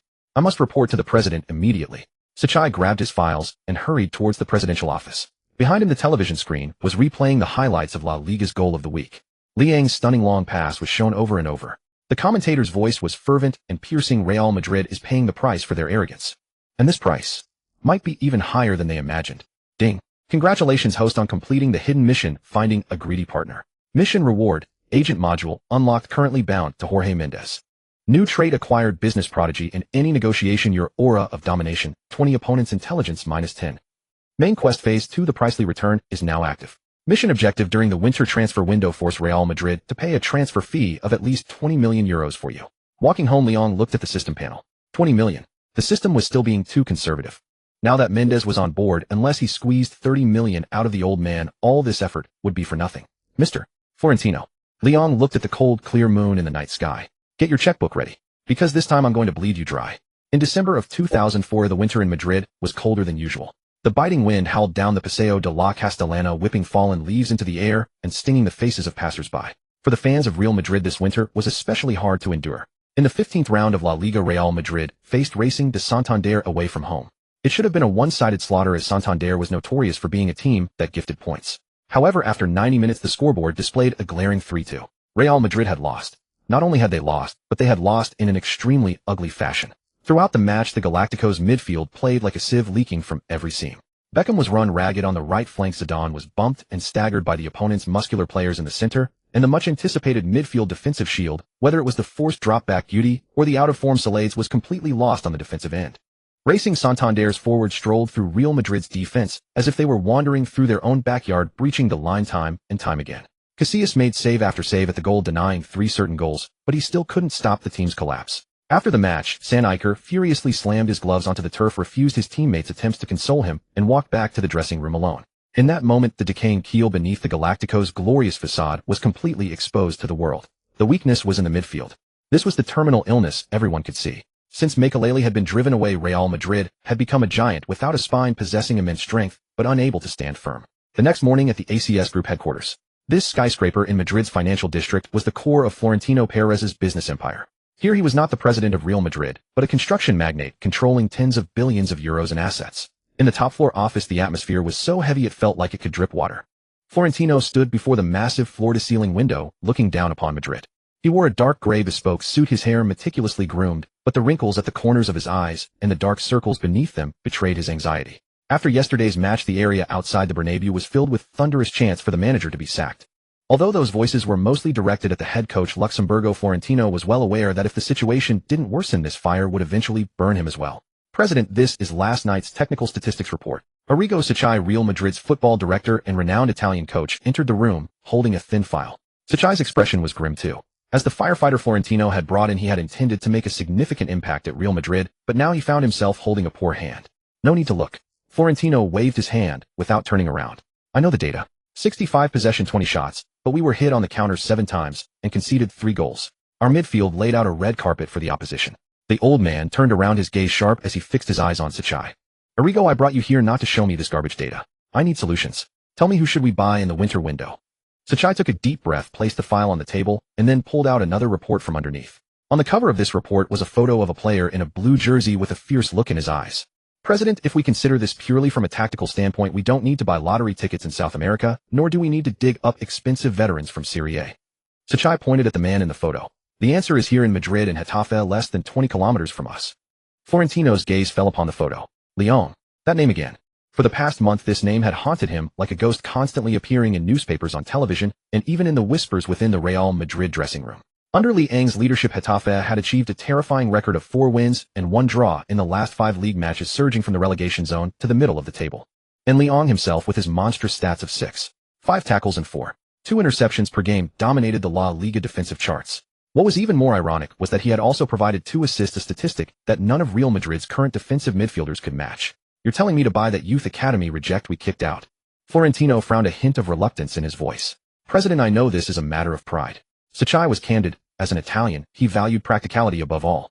But from a professional point of view, Leong is currently the only young defensive midfielder in all of European football who can perfectly adapt to Real Madrid's system. He has Vieira's physique, Gattuso's fighting spirit, and, as recent matches have shown, he's also developed a decent ability for long-range passing and orchestration. He's an upgraded version of Makelele. Moreover, he holds a valuable homegrown status from our youth academy, so he wouldn't occupy a non-EU spot. Sacchi paused, delivering his final trump card. Most importantly, President Barcelona has already made their move. I've received word that Barcelona President Laporta's special envoy was spotted in the stands at Getafe's stadium yesterday. If we don't act, even if he just sits on the bench for Barcelona, it would be a devastating blow to our prestige. A Real Madrid cast-off becoming the final piece in their arch-rivals Barcelona's title puzzle. That was a thought too terrible for Florentino to even contemplate. In that instant, the businessman's rationality overcame his pride. Florentino was silent for a long time, then let out a long sigh. Contact him. No, not through the club's official channels. That's too formal, and the media would blow it up. The old man walked to his desk and pressed the intercom button. Prepare the car and arrange a meeting with Leong. Tell him I'd like to invite him for a coffee. The location will be the private lounge at ACS headquarters. Just the 2 of us. That afternoon, Getafe's training had just ended. Leong was about to do some extra practice when a black Mercedes S600 blocked his path. The window rolled down, revealing the face of a bodyguard who, despite wearing sunglasses, exuded an air of intimidation. Mr. Lee, someone would like to see you. The bodyguard handed over a business card. There were no titles on the card, only a name embossed in gold, Florentino Perez, and an address. Leong pinched the thin piece of paper. Finally, he glanced at Mendez beside him. This super agent had been staying in Madrid recently like a crocodile that had smelled blood, patiently waiting for its prey to take the bait. Jorge, it seems the old man can't sit still anymore. Leong handed the card to Mendez. Mendez looked at it, a sharp glint flashing in his eyes. ACS headquarters. A private meeting. Mendez smiled. He's trying to play the emotional card to negotiate the price down first, and then go through the official process later. So should I go or not? Leong asked. Go, of course you go. Mendez straightened Liang's collar like a general sending a soldier off to battle. But don't bring me. Go alone. Why? Because this is a conversation between 2 men, a conversation to establish your standing. If I go with you, it becomes a purely commercial negotiation, and you'll look like a commodity. Mendez patted Leong on the shoulder, his tone meaningful. Lee, you need to make him understand that you're not just a football player. You're someone with thoughts, with ambition, someone who can converse with him as an equal. Only by conquering the man can we conquer his wallet at the negotiating table. Leong nodded. Understood. He didn't change into a suit, still wearing the Getafe training kit and carrying his worn canvas bag. And so he got into the luxury car sent by Florentino. Half an hour later, at the top floor of the ACS tower. It was the best vantage point to overlook Madrid. Before the huge floor-to-ceiling window, Florentino had been waiting for some time. On the coffee table were 2 cups of steaming top-grade Blue Mountain coffee, along with some exquisite pastries. There was no one else in the room. It was so quiet that only the faint hum of the central air conditioning could be heard. Knock, knock. The sound of knocking came. The bodyguard opened the door, and Leong walked in. Florentino turned around, a trademark benevolent and approachable smile on his face. It was the mask he wore as a politician and businessman, one that could make countless people let their guard down instantly. Welcome, my boy. Florentino extended his hand proactively, even taking 2 steps forward, lowering his stance considerably. Long time no see. The last time I saw you was probably in a group photo at the youth academy a few years back, right? You were so skinny back then. You filled out a lot now. This barrage of charm would have overwhelmed any ordinary young player, making them feel immensely honored and grateful. After all, this was Florentino, the Caesar of the football world. But Leong merely extended his hand, calmly gave a firm but brief shake, and then withdrew it. Good afternoon, President Perez. Liang's voice was steady without a trace of tremor. He walked straight to the sofa and sat down, showing no discomfort at his training gear clashing with the opulence of the room. On the contrary, his relaxed posture added a touch of wild dynamism to the office steeped in wealth. Florentino's expression shifted subtly. This kid's aura had changed. He was no longer that timid youth academy apprentice, but seemed like a seasoned veteran who had seen the world. Try this authentic Blue Mountain coffee. Florentino sat down opposite him, smiling. I know you've been through a lot of unfairness. I've already dealt with the Gerardo matter. That fool has been transferred from his post. Real Madrid is a big family. Sometimes parents might make mistakes and let their children suffer. But the door to the family home is always open for its children. The old man's voice was magnetic, persuasive. I watched your matches at Getafe. Great, truly great. You have Real Madrid's white blood flowing in your veins. That never say die spirit is exactly what we're missing right now. Come back, my boy. Florentino leaned forward, his gaze sincere. The Bernabéu needs you. Raul and Guti are waiting for you. That is your stage, not that small place called Getafe. We can give you a new contract with a salary 10 times your current one. Just say the word, and we're family. The emotional card. Again, the emotional card. This pitch would be a killer for any player who had grown up dreaming of Real Madrid. But Leong listened, his heart completely unmoved, even feeling a hint of amusement. Family. When you kicked me out, you didn't mention family then. When you froze me out, you didn't mention family then. Now that I've proven myself, now that I'm valuable, you want to talk about feelings. Leong picked up the coffee and took a sip. Bitter. Damn bitter. He set the cup down with a soft clink. Then he looked up, his deep eyes directly meeting Florentino's. There was no emotion in them, only cold, clear-sighted awareness. President. Leong spoke, interrupting Florentino's emotional performance. I believe you've misunderstood something. What? Florentino was taken aback. That kid in the youth academy dormitory who slept hugging the Real Madrid crest and dreamed of serving the White Army until the end. Leong pointed to his own chest, his tone as indifferent as if he were talking about a stranger. Died on that cold morning 6 months ago at the gates of Valdebebas. Florentino's smile froze on his face. The person sitting before you now is not your child, nor is he a Real Madrid youth prospect. Leong stood up, hands in his pockets, looking down at the football titan. I am Leong, the midfield core of Getafe, a professional footballer, and a businessman. So President Perez, put away those cheap emotional tactics. If you truly want me to return, then let's talk like adults. Talk business, not feelings. Because feelings are worthless. But the current me. Leong extended his fingers and made a slight counting gesture in the air as if counting money. Is very expensive. Madrid, the administrative building of the Bernabéu Stadium. The private meeting at ACS headquarters 3 days ago felt like a skirmish before the storm. With an almost ruthless resolve, Leong shattered Florentino Perez's illusion of leveraging sentiment to acquire him cheaply. Today marks the formal negotiation. Unlike the private and cordial atmosphere of that day, today's meeting room brimmed with the acrid smell of gunpowder and burning money. At either end of the long mahogany conference table sat two factions. On one side was Real Madrid's negotiation team, led by General Manager Jorge Valdano, flanked by the grim-faced technical director Arrigo Sacchai and several lawyers. Florentino Perez sat at the head of the table, toying with a pen, his expression unreadable like a statue of a deity poised to unleash thunder. On the other side sat Leong and his new partner Jorge Mendes. 15 million euros. Valdano tossed a quote sheet onto the center of the table, his voice cold and hard, carrying the usual arrogance of a footballing giant. This is Real Madrid's final offer. For a youth academy player who was worth nothing 6 months ago, this is an exorbitant premium. Young man, one should know when to be content. Valdano stared at Leong, attempting to suppress him with seniority and authority. Content. Before Leong could speak, Mendes let out an exaggerated snort. The Portuguese superagent was clad in an impeccably tailored Italian suit, his hair slicked back to a glossy sheen. He leaned back, eyeing Valdano as if he were a country bumpkin. Senor Jorge Valdano, it's the winter of 2004, not 1994. 15 million. Are you trying to give alms to a beggar? Mendes raised 3 fingers, waving them in the air. 35 million euros. Not a cent less, or we walk right now. What a... Real Madrid's legal team nearly jumped out of their seats. Sacchai was so furious he slammed the table and stood up. 35 million. Are you insane? That price could buy Vieira. It could buy Eschen. You're committing robbery. Would Vieira come? Can Eschen join immediately this winter? Leong leaned back in his chair, crossing his arms, interjecting calmly. His voice was soft, yet it struck Real Madrid's most vulnerable spot with pinpoint accuracy. Mr. Sacchai, you know the transfer market better than I do. In winter, top clubs don't let go of their core players. All you can buy are either benchwarmers or unopened lottery tickets. And Leong pointed at himself, his gaze confident and sharp. I am La Liga's top tackler, the core of Getafe, who just defeated you. I am a ready-made plug-and-play asset. Moreover, I have a Spanish passport, so I don't occupy a non-EU slot. Being expensive is never a flaw. Useless things, even if they cost just €1, are a waste. Liang's words left Sacchai speechless. Indeed, Real Madrid's problem was urgency. They were falling behind Barcelona in the league. Their Champions League campaign was hanging by a thread, and their defensive midfield weakness was a fire that needed immediate extinguishing. They couldn't afford to wait, nor could they afford to gamble. Still, it's not worth 35 million. Valdano gritted his teeth. Lee, don't forget your roots are in Madrid. No club other than Real Madrid would offer such a price for a defensive midfielder. Is that so? Leong smiled. He turned to look at Mendes. Mendes understood and slowly pulled a document from his briefcase, sliding it gently across the table to Florentino Perez. It was a photocopy of a fax. At the top was a crest of red and blue. Barcelona. Just last night, President Laporta personally called me. Mendes smiled, but to the Real Madrid executives, that smile was more terrifying than a demon's. He said that although Barcelona's midfield is strong, they wouldn't mind adding another dagger aimed at Real Madrid. Mr. Laporta said that if Leong were willing to go to the Camp Nou, he could guarantee a starting position, and the transfer fee would have no ceiling. Of course, there's also Chelsea. Mr.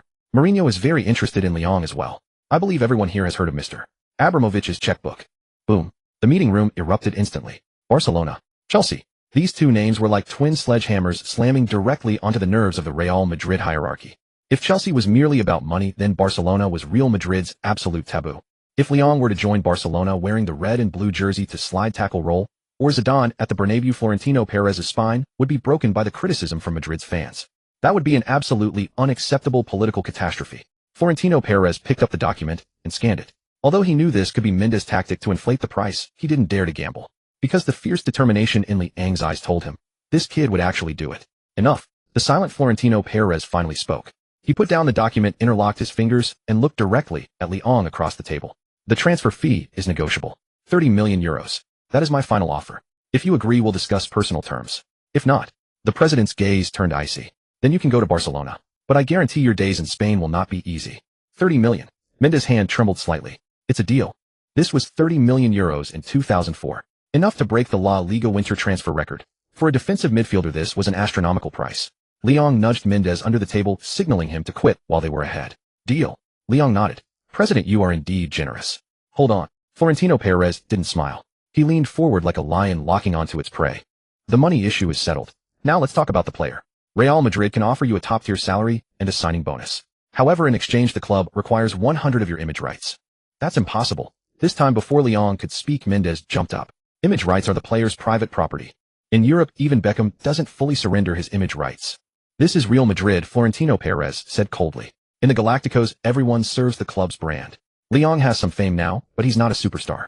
The club is spending a fortune on him and needs to recoup that commercially. 100 image rights is our standard clause for young players. This was the arrogance of a footballing giant. They buy out a player's everything with hefty transfer fees and salaries, then leverage the massive Real Madrid platform for commercial development. For an ordinary player, this might be a good deal, because the Real Madrid platform could multiply their commercial value 100-fold. But Liang was no ordinary player. He was a reborn man. He knew the heights he would reach and the enormity of his future commercial empire. Selling himself to Real Madrid. That was a slave contract. President, you not only want to buy my legs, but also my face, and even my soul. Liang looked at Florentino Perez with a mocking tone. 100 image rights. Are you kidding me? I came to play football, not to sell myself into servitude. Florentino Perez frowned. This is the rule. Raul Guti, they all did this when they were young. That was them. Liang stood up, bracing his hands on the table, and the aura of a tyrant was unleashed without reservation. I am Liang. I will not accept any form of enslaving clause. 50. Liang raised a hand palm open and slammed it heavily on the table. A 50 split on image rights. That's my bottom line. Not just now, but forever. Even if I win the Ballon d'Or one day, this ratio will not change. You? Valdano was red with rage. Who do you think you are? The Ballon d'Or. You're not even a substitute for a top club yet. I will be soon. Liang refused to yield an inch, his gaze defiant. And I have one more condition. He raised a second finger. This is also a prerequisite for my return to Real Madrid. Florentino Perez looked at this overwhelmingly assertive young man, and instead of feeling disgust, a flicker of appreciation arose within him. A young man who could hold his own in such high-pressure negotiations and even dare to counter with his own conditions was a rare sight. This was the character needed to command the Real Madrid dressing room. Speak. Florentino Perez leaned back. Liang's gaze swept across everyone present, finally resting on the player file in Sachai's hands. Beyond money and rights. Liang's voice dropped low, laced with a vengeful satisfaction. I also need to dispose of some garbage. That youth academy director who kicked me out, Gerardo. I hear he's an assistant coach for the first team now. I don't want to see that nauseating face on the training ground. He must go. That is my condition. It was a power play. A blatant ultimatum. A player who hadn't even officially signed was demanding the club fire a member of the coaching staff. This was virtually unheard of in Real Madrid's history. That's impossible. Valdano refused outright. Gerardo is a longtime club employee. You can't just... Personal grudge. Liang cut him off, his gaze sharp as a blade. No, it's a matter of principle. I don't work with the blind. If Real Madrid can't even make such a decision, can't even part with an incompetent fool. Liang straightened up and adjusted his collar, a motion indicating he was ready to leave. Then I think this galactic fleet is truly destined to sink. And I have no intention of boarding a sinking ship. He turned to Mendes. Let's go, Jorge. It seems Mr. Laporta's sincerity is more substantial. Mendes cooperatively stood up and began to gather his papers. They both made a move to leave. 1 step, 2 steps, just as Liang's hand was about to touch the door handle. Wait. From behind came Florentino Perez's calm, cold voice. Liang stopped. He knew. He had won. On the scales of interest, the weight of an incompetent assistant coach versus a core player who could save the club's future. The shrewd Florentino Perez knew exactly which was heavier. So-called long-time employees were nothing but expendable resources in the face of capital. Come back. Sign. Florentino Perez picked up his pen, struck out the clauses regarding image rights and the release clause in the contract draft, and then dialed an internal line. HR. This is Florentino Perez. Inform Gerardo that he is terminated. Immediately. Right now. In the meeting room of the Bernabéu administrative building, as the pen's tip settled on the final document, a gamble that would etch its name into the annals of La Liga transfer history was officially sealed. 30 million euros. This was the price Real Madrid paid to bring back the discarded outcast they had unceremoniously cast out just 6 months prior. Florentino gazed at the still damp signature on the contract, a whirlwind of complex emotions churning within him. As a successful businessman, he was accustomed to controlling everything, yet today, he had been led by the nose by a 19-year-old. Pleasure doing business, Mr. President. Liang rose to his feet, his demeanor betraying none of the elation one might expect from securing such a lucrative deal. His expression remained as placid as a deep, still pool, with only a flicker of ambition smoldering in the depths of his eyes. I hope my return ensures your every euro is well spent. Florentino gave him a long, hard look before extending his hand. If you can bring us titles, I'd consider 30 million a bargain. 30 billion would be worth it. But if this season ends in failure. The president's words trailed off, the implication hanging heavy in the air. Then I'll pack my bags and leave on my own accord. Liang straightened his collar and turned to face his agent Mendez, who stood beside him. The Portuguese magnate was visibly struggling to suppress the smile, threatening to break across his face. This deal had not only netted him a hefty commission, but more importantly had finally wedged his foot through the formidable gates of Real Madrid. Let's go, Jorge. I suspect the air around here is about to get considerably more interesting. Liang's words proved prophetic. There are no secrets in the world, especially not in the football-obsessed city of Madrid. Within a single night, the news of Madrid's astronomical buyback of Liang had spread like wildfire, finding its way into the hallowed locker room of the Valdebebas training ground. Though nothing was official yet, and the transfer window remained closed, there were few secrets hidden from these titans of the game. The atmosphere in the locker room was suffocatingly strange. This was the inner sanctum of the Galacticos, the most expensive, luxurious, and complex arena of ambition in the world. Usually at this hour, the Brazilian duo of Ronaldo and Roberto Carlos would be cracking jokes at full volume. Beckham would be fussing over his hair, and Guti would be discussing weekend tactics with Raul. But today silence reigned. Or rather, hushed murmurs revolved around a single name. 30 million. You're joking, right? Julio Baptista, nicknamed the Beast, who had himself just arrived from Sevilla for a fee of 20 million euros that winter, widened his eyes in disbelief. As a loyalist handpicked by Luxemburgo, he was enjoying a massage from Robinho while asking in Portuguese, that madman who plays for Getafe. He's worth that. More than my own transfer fee. If they were just buying a workhorse, no, Carlos grunted while tying his laces, his tone dripping with hostility. But if they're buying a headache, then it's a hefty price indeed. As the patriarch of the Brazilian contingent, Carlos harbored no goodwill towards Liang. The reckless style of play Liang had displayed in the last Getafe-Madrid clash, coupled with his arrogant post-match comments, had long since earned Carlos's disdain. More importantly, Liang's return meant the battle for midfield places was about to turn bloody. The current manager was Luxemburgo, a Brazilian. His tactical system inherently favored Brazilian players. If Liang arrived, he'd surely command a starting defensive midfield spot. What then for Gravesen? What about Guti? And could it even threaten the influence of the Brazilian faction? I've heard he's a troublemaker. Robinho said, worriedly juggling a ball. He was a bully at Getafe, even the coach had to listen to him. If he comes, will he clash with us? In the corner, Ronaldo mid-stretch looked up, revealing his signature buck teeth. Troublemaker or not, the alien's tone was relaxed, carrying the confidence and languor of a top superstar. As long as he wins the ball and plays it to my feet, he's welcome. Isn't that exactly the kind of mad dog we've been missing? But Carlos started to object. No buts, Ronaldo shrugged. I can't run as much as I used to. Having someone to clean up behind me sounds pretty good. Across the room, the Spanish core had gathered. Raul and Guti sat together, their expressions even more conflicted than the Brazilians. Guti stared blankly at his locker door. His shoulders still seemed to ache, a phantom reminder of the psychological scar left when Liang had flattened him 45 seconds into their last match. He's really coming back, Guti muttered, his voice betraying a bitter, indefinable emotion. 6 months ago, he was a kid picking up balls for me in the B team. Now he's a 30 million euro record signing, a hero who climbed over us to get there. This world is fucking insane. Raul sighed, patting his longtime partner on the shoulder. As captain, his concerns ran deeper. Jose, you have to admit we need him, Raul said, his voice soft but firm. Look at the table. Barcelona is pulling away. We can't control the midfield, and the defense leaks goals every game. We've been crippled since Makelele left. Liang is arrogant and rough, sure, but he has something we lack. And that's steel. But Guti gritted his teeth, a flash of resentment in his eyes. With his attitude, will he even listen to anyone here? He's publicly insulted this club. And I also heard something. Guti lowered his voice, leaning in close to Raul. This morning, first-team assistant coach Gerardo got his formal dismissal notice. He was given 2 days to clear out his desk and had all his access privileges revoked. Raul's pupils constricted sharply. Gerardo, the youth academy director who originally kicked Liang out. Yes, Guti nodded, a hint of wariness in his eyes. Word is Liang demanded it at the negotiating table. No Gerardo sacking, no signature. Raul drew a sharp breath. A player yet to officially report for duty, strong-arming the club president into firing a staff member. What audacity! What ruthless efficiency! This wasn't signing a teammate. This was inviting a plague god into their midst. Looks like the peaceful days are over, Raul said with a wry smile, shaking his head. This kid is establishing his authority before he's even walked through the door. Just then the locker room door swung open. Head coach Luxemburgo strode in, his face dark as a storm cloud. It was clear he was aware of the transfer and Gerardo's dismissal.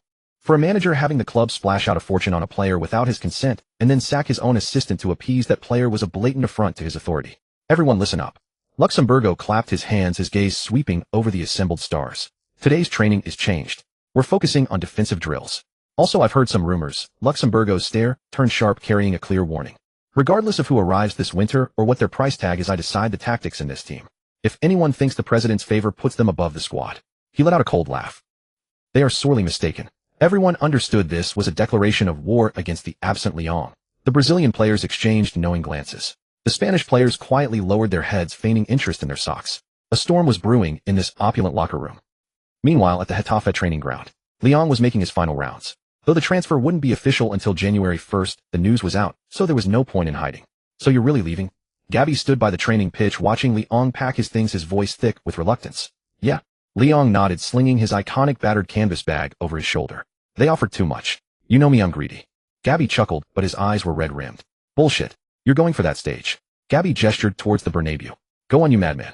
That's where you belong. Just remember, when we meet, go easy on me. Lyon walked over and hugged his first friend in La Liga tightly. Don't worry. First chance I get, I'll slide right through you. Bastard. Gabby laughed, punching him in the arm. Lyon let go and turned to face Quique Flores. The coach was leaning against the wall smoking. Seeing Liang's gaze, he flicked his ash. Contract signed. Signed? For how much? 30 million. Quique shook his head, a proud smile spreading across his face. The best deal I ever made was letting you play those 30 minutes that day. Go on, don't look back. Quique waved his hand, his eyes slightly misty in the swirling smoke. Go turn that broken ship into a true battleship. Don't bring shame to Getafe. Lyon nodded solemnly. He took one last look at the modest training ground, at his unheralded but spirited teammates. These 6 months here had been the starting point of his rebirth, the cradle of his unbridled growth. Now the wild dog had evolved into a beast. The cage could no longer hold him. Farewell. Lyon turned and strode purposefully towards the parking lot where Mendez's car awaited. And dozens of kilometers away within that white cathedral, a group of the world's proudest superstars awaited his arrival. Some with fear, some with hostility, some with anticipation. But regardless of their sentiments, the tyrant had arrived. The final La Liga match of 2004.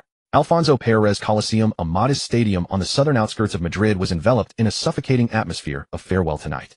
Though nothing was officially announced in this age of information overload, everyone knew the Mad Dog, wearing the number 24 jersey, the leader who had dragged Getafe from the relegation zone to the middle of the table, was leaving. In the stands there were no usual torrents of boos or frantic chants. Instead, countless banners painted in blue paint were unfurled. "We take our pride to the Bernabéu. This will always be your doghouse. Don't forget to visit." And one banner, the most striking and heart-wrenching of all, hung at the very center of the faithful supporters section. "Goodbye, tyrant. Thank you for teaching us how to bite." In the locker room, Lyon was tying his bootlaces. His movements were slow, deliberate, as if performing a sacred ritual. This was his final preparation in this humble locker room. The locker door adorned with a villain newspaper clipping, the shower head that always leaked, even the smell of sweat mixed with cheap air freshener. All felt exceptionally vivid now. "Lee." Gabby approached, hesitating. "Don't be so sentimental," Lyon said, standing up and stomping his feet firmly, the studs of his boots clicking sharply against the floor. "This is my farewell performance. Everyone get your heads in the game. Today we don't just win, we win beautifully. I want those gentlemen who paid 30 million euros to see exactly what kind of monster they're buying." Beep. With the referee's whistle, the match between Getafe and Sevilla officially began. Sevilla were no pushovers, boasting tough players like Sergio Ramos, Alves, and Navas, known for their physical style and lethal counterattacks. But tonight Lyon was like a powder keg with its fuse lit. From the very first minute he switched into rampage mode. 15th minute. A Sevilla midfielder tried to hold the ball. Lyon shot out like a blue lightning bolt from the center circle, executing a fierce, yet clean sliding tackle, taking both man and ball. Thud. The dull sound of colliding muscles sent a surge of adrenaline through the crowd. 28th minute. Lyon intercepted the ball in his own half, but he didn't pass. Facing Sevilla's triple defensive line ahead, he made a choice no one expected. A solo charge. Vieira template max carrying ability. System skill brutal charge. Like a heavy tank at full throttle, Lyon bulldozed through the midfield, shrugging off the pull from Sevilla's Marty, charging past the halfway line. "Stop him. Someone stop him." The Sevilla coach screamed in panic from the sidelines. But there was no stopping him. Lyon was too fast, too powerful. He used his shoulder to shove aside the recovering Alves and executed a simple, yet devastatingly effective long touch to sprint past the chasing Navas. Past 3 players. Shoving, charging, powering through. It was the ultimate display of brute force aesthetics. He's through on goal. Lyon is at the edge of the box. The commentator's voice trembled. Is this the 30 million euro midfielder? He's a human monster. Facing the advancing goalkeeper, Lyon didn't slow down. In full stride, he swung his right leg, thigh muscles tensing like iron, striking the lower middle of the ball. Boom. The ball, like a cannonball fired from a barrel, whistled through the air and rocketed into the top corner. 1-0. Liang didn't sprint off in celebration. He stood still, arms wide open, head tilted back, eyes shut, taking a deep, deep breath of the Alfonso Perez Coliseum air. This was his final goal for Getafe. Full of power, full of dominance, just like the mark he had left here. A tsunami of cheers erupted from the stands, countless fans crying and shouting his name. The match continued. Sevilla had no intention of being a footnote in Liang's farewell. They launched a furious comeback. 85th minute of the second half. The score remained 1-0. Getafe were camped deep in their own half, their energy reserves utterly depleted. Just then Sevilla carved out a golden counter-attacking opportunity. Their winger Navas used his blistering pace to burn past Getafe's left-back, raced to the byline, and delivered a deadly cross. In the box, Sevilla's striker was perfectly positioned, while Getafe's goalkeeper Sanchez misjudged his rush, leaving the goal wide open. It's over. Quique Flores closed his eyes in despair on the sideline. It was a certain goal. Just as everyone thought Getafe's resolve would crumble, and Liang's farewell would end in regret. A figure like a demon emerging from the abyss hurled himself recklessly towards the Sevilla striker poised to shoot. It was Liang. He was still 3 meters away, far too distant to block the shot. But he didn't give up. A fierce, desperate glint flashed in his eyes. If he couldn't reach the ball then. System warning: extremely dangerous action may result in a red card. So what if it's a red card? Liang roared inwardly. He pushed off the ground violently, launching himself into the air. Not to block the ball, but directly from the side, both feet off the ground, he crashed his studs into the striker's standing leg. It was an indisputable career-ending red card challenge. It was the choice of a villain. Crack. A deafening impact. The Sevilla striker, a split second before shooting, was sent flying, man and ball, by Liang's lunge. The ball skewed off target and rolled out for a goal kick. No goal, but the man was airborne. Tweet, tweet, tweet. The referee's whistle shrieked like an air raid siren. He sprinted over, face pale with shock, and brandished a bright red card. Get off the pitch. Sevilla players swarmed him like madmen, shoving Liang. If not for the referee's intervention, a full-scale brawl would have erupted. Everyone was stunned by the brutality. Liang picked himself up off the ground, his sock torn, blood seeping from his knee. He glanced at the red card held before his face, showing no regret, no fear, and even a hint of relieved smile. He had held the line. He had secured Getafe's victory in the most extreme, most violent, and most fitting way for his villain persona. I owed you this, Liang muttered to himself. He ignored the opponent's abuse, offered no excuses. He simply and slowly removed the captain's armband from his arm, the one Garcia had specially placed on him before his departure, and carefully slipped it onto the arm of the arriving Gabi. Hold the line for the last 5 minutes, Liang said, patting Gabi's shoulder, his voice calm. Don't let my red card be in vain. With that he turned, and under the complex gaze of 15,000 spectators walked slowly towards the sideline. It was the last time he would walk across this turf as a Getafe player. There were no boos. Even though the foul was so malicious, so contrary to sportsmanship. But in the eyes of the Getafe fans, it was a sacrifice made to protect the team. Lee. Applause began, starting from a few scattered claps, swelling into a chorus, and finally erupting into thunderous ovation. Everyone stood up, tears in their eyes, saluting the departing tyrant. Liang reached the sideline and stopped. He didn't walk straight into the tunnel. He turned around, facing the stands, facing the blue-collar workers who had screamed themselves hoarse for him. Even he, often called cold-blooded, felt a sting in his nose. A staff member handed him a microphone. It was a special arrangement by Quique Flores, ensuring Liang could address the crowd regardless of the result. Liang took the mic, looked at the stands, and paused for a few seconds. Sent off with a red card, he normally wouldn't have been entitled to this. But this transcended rules. It was purely about emotion. I'm not a good person, Liang's voice, slightly hoarse, echoed through the stadium speakers. I play dirty, I have a bad temper, and I'm greedy for money. I know people outside call me a butcher, a thug. He paused, his gaze sweeping across the sincere faces before him. But when I was like a stray dog rejected by everyone, when I was starving on the streets of Madrid. Only this place gave me a meal. Only you never treated me like garbage. Liang's voice choked up, but he held back his tears. In my life I value money, but I also value loyalty. Getafe is the starting point of my career, and it will always be my home. No matter what color jersey I wear in the future, no matter how high a stage I stand on, if Getafe ever needs me, my life is still yours.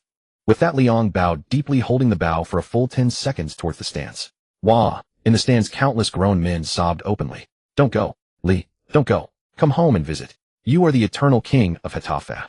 Liang straightened up, took one last look at the 1-0 on the scoreboard, and one last look at his teammates still battling desperately on the pitch. Goodbye. He lowered the microphone, turned, and walked into the player tunnel. His back was resolute, but no longer lonely. Ding. Getafe career ended. Achievement unlocked, king of the blue collars. You have left an indelible mark on Getafe. Your name will be forever remembered by this city. Spiritual attributes significantly increased. Next stop, Bernabéu. The end of the tunnel was dark, but beyond that darkness lay an even more dazzling white light. That was the stage for the elite, and the throne for the tyrant. Liang wiped the dampness from his eyes, his gaze turning cold and resolute once more. The tender moment at Getafe was over. What awaited him next was the Galacticos, a world of calculated schemes, interests, and top-tier combat. New Year's Day, 2005. The winter in Madrid was exceptionally cold, with fine snowflakes drifting down from the sky, draping a silver mantle over this bustling capital of football. For most Spaniards, it was a lazy morning of recovering from hangovers and enjoying the holiday. But for the sports journalists of Europe, it was a day to keep a vigilant eye on fax machines and official websites. The winter transfer window had officially opened at that very moment. At 10 in the morning, the doors of the Santiago Bernabéu's press room remained tightly shut, yet hundreds of reporters from around the world had already gathered outside. A formidable wall of telephoto lenses and cameras was set up, with the test flashes flickering incessantly, resembling the dense rattle of gunfire on a battlefield. No one knew what Real Madrid was about to announce, but everyone had received a brief and mysterious notice. Real Madrid Club will hold a press conference regarding a major matter at 10:30 a.m.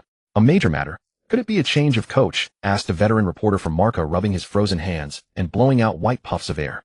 Luxemburgo hasn't been here that long, has he? Maybe they've signed some superstar, speculated a reporter from his next to him. But I haven't heard any rumors. Except for that Getafe thug they keep talking about. Don't be ridiculous, the veteran reporter scoffed. Would Real Madrid buy back that madman they kicked out? Has Florentino lost his mind? That would only happen if the sun rose from the west. As the reporters buzzed with speculation, the doors to the press room slowly swung open.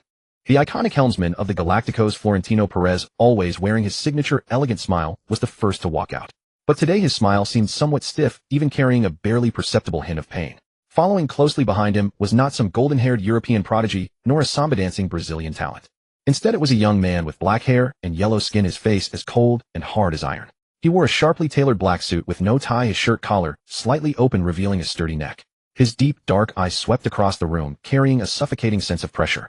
A second later, boom!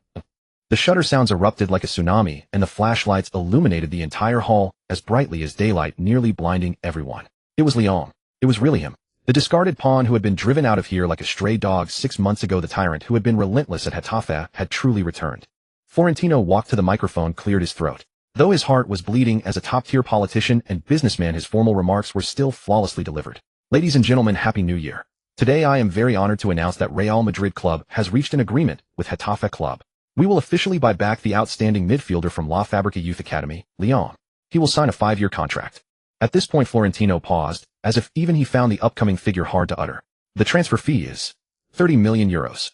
This, a collective sharp intake of breath echoed through the room. 30 million euros. Even the most seasoned journalists accustomed to grand spectacles wondered if they had heard correctly. Remember, this was 30 million euros in 2005. In that era, this sum was enough to buy a world-class striker or 2 top-tier defenders.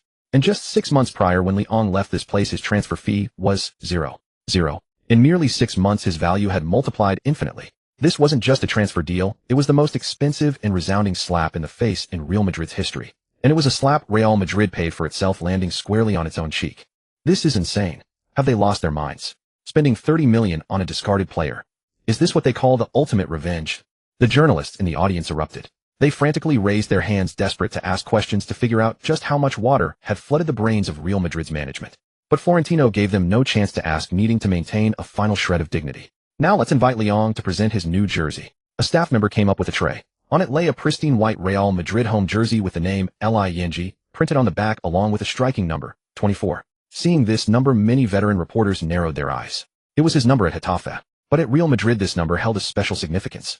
It was the number left behind by the former midfield anchor Claude Makelele. Ever since Florentino sold Makelele to Chelsea, this number had been seen as a symbol of the water carrier and grunt worker unworthy of any star. And now Leon had chosen it. Taking the jersey, Leon didn't kiss the crest with a beaming smile like other new signings, nor did he show any trace of homecoming excitement. He simply grabbed the jersey by the collar with one hand and held it up casually to his chest, as if hoisting a trophy. Click, click, click. This moment was frozen on countless rolls of film. In the photos, Liang's eyes were defiant. Rather than joining, he looked like a conqueror who had just stormed and taken the castle. Mr. Leon, what are your feelings right now? Are you excited? Returning to the Bernabéu, do you see this as Real Madrid correcting their mistake? Will the 30 million price tag put pressure on you? The reporters finally couldn't hold back, their questions surging like a flood. Leon tossed the jersey to a staff member, placed his hands on the podium, leaned forward, and got close to the microphone. Excited. His voice was deep, carrying a metallic quality as it filled the hall through the speakers. No, I'm not excited. I just think this is fair. Fair. The reporters were stunned. Yes. Leon scanned the room, his gaze finally settling on the somewhat awkward Florentino beside him. 6 months ago, someone told me I wasn't worth a dime, that I wasn't fit to wear this jersey. 6 months later, with my feet, my sweat, and even my blood, I've taught everyone a truth. Leon raised 3 fingers. Dignity comes with a price. Those 30 million weren't just for my skills, they were payment for Real Madrid's past arrogance. The entire room was in an uproar. How arrogant. Publicly mocking the club's past at his own presentation. It was unprecedented in football history. Florentino's cheek twitched, but he held his tongue. The money was spent, turning hostile now would be unwise. As for pressure, Leon let out a contemptuous laugh, as if he'd heard a joke. I've crawled out of hell, rolled around in the mud, and scored goals amidst the jeers of tens of thousands. Do you think money would pressure me?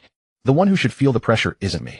Leon straightened up, adjusted his suit cuffs, releasing the full force of his tyrant aura, making the front row reporters feel breathless. The ones who should feel the pressure are my opponents.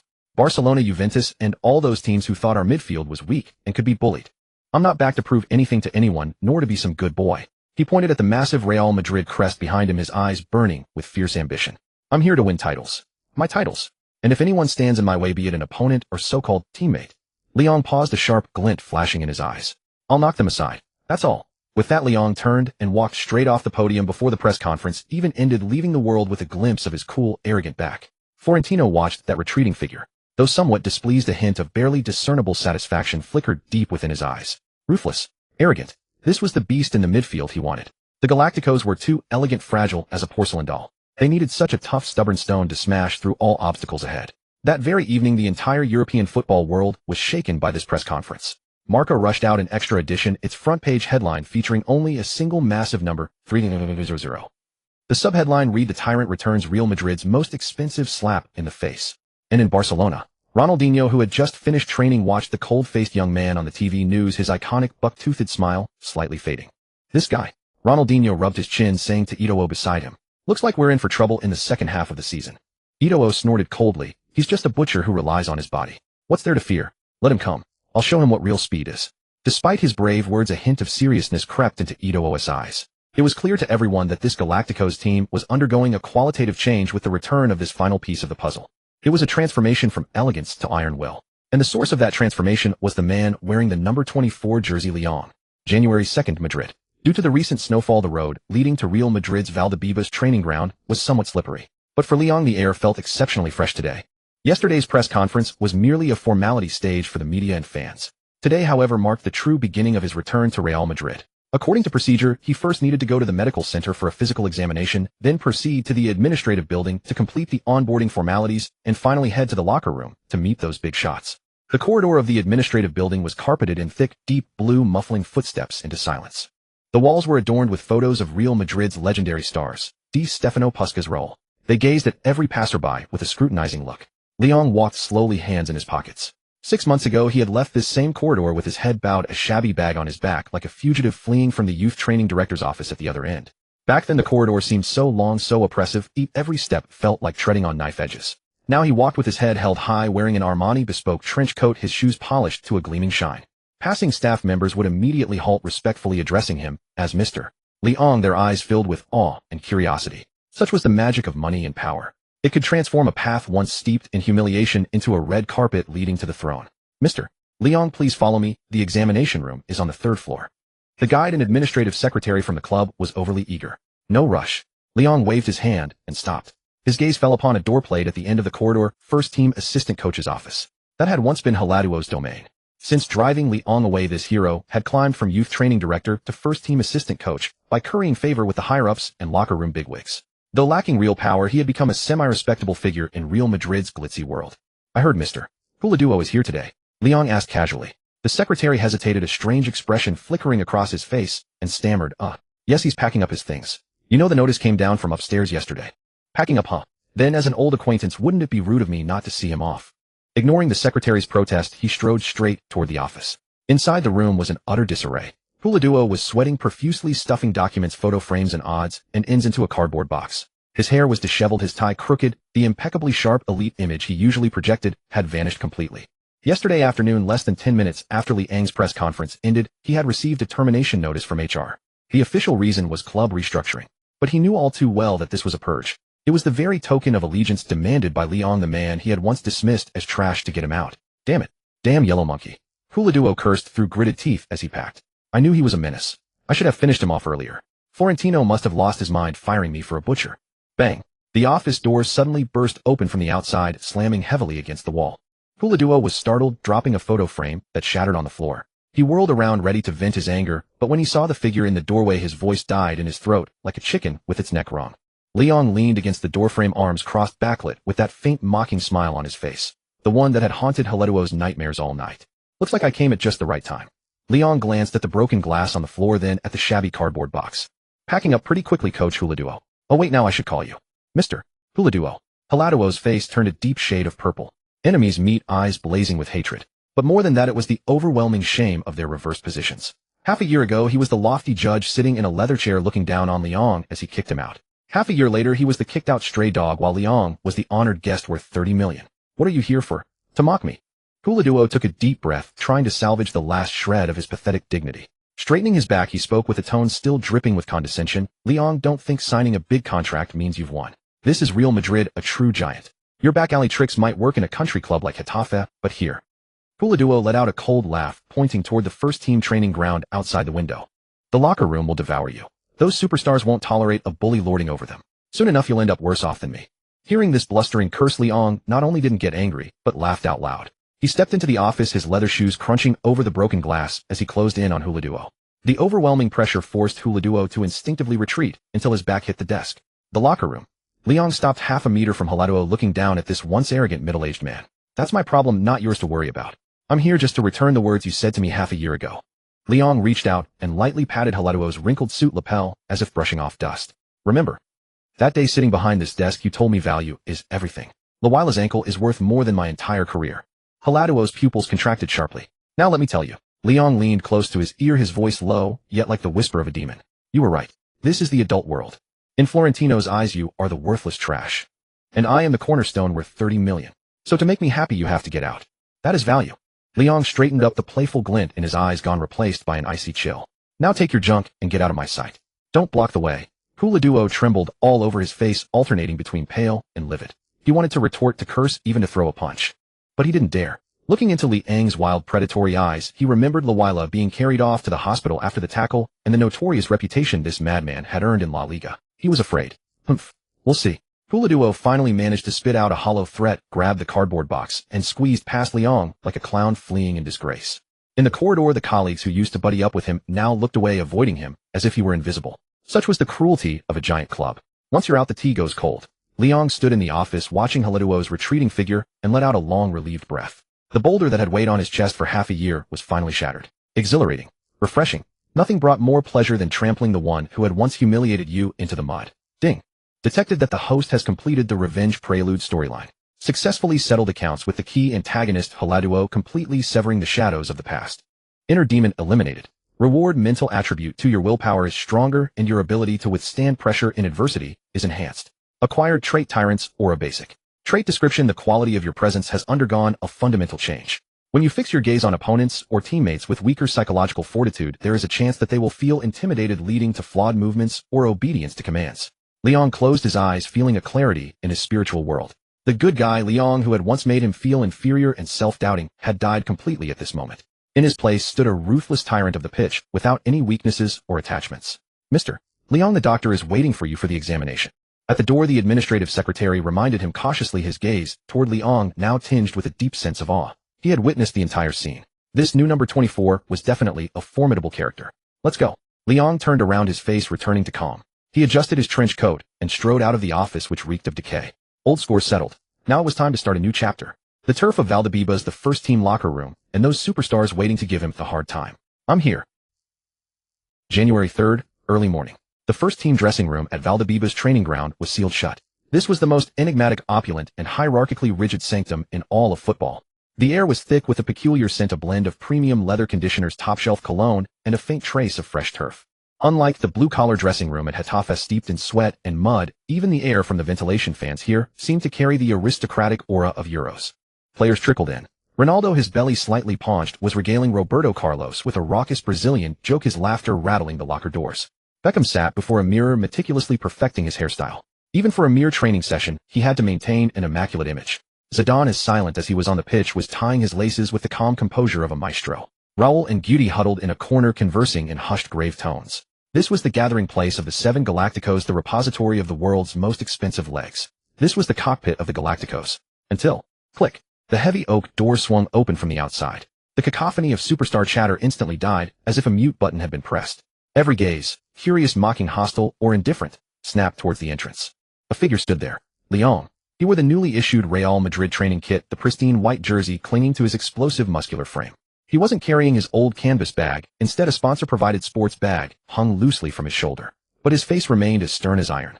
Even facing this room full of Ballon d'Or winners and World Player of the Year laureates, his eyes showed not a flicker of timidity or fanboyish fervor.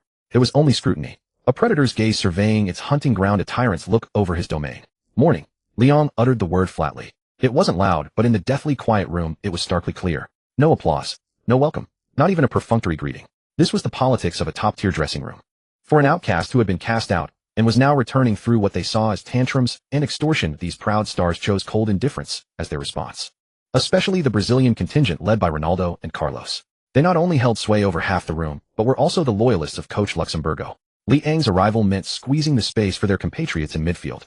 Humph. Carlos sneered deliberately, stretching his legs out, blocking the aisle. He turned away, continuing his Portuguese banter with Ronaldo, treating Leon as if he were invisible. Leon walked over expressionless. Passing Carlos's thick thighs, he didn't detour or pause. He simply lifted his foot slightly higher. It was a stance that said if Carlos didn't pull his leg back, he would step on it without hesitation, even if it were a golden left foot worth millions. Carlos's eyes twitched wildly. He was brash, but not foolish. He had seen photos of Liang's tackles in the papers. That was genuinely ruthless.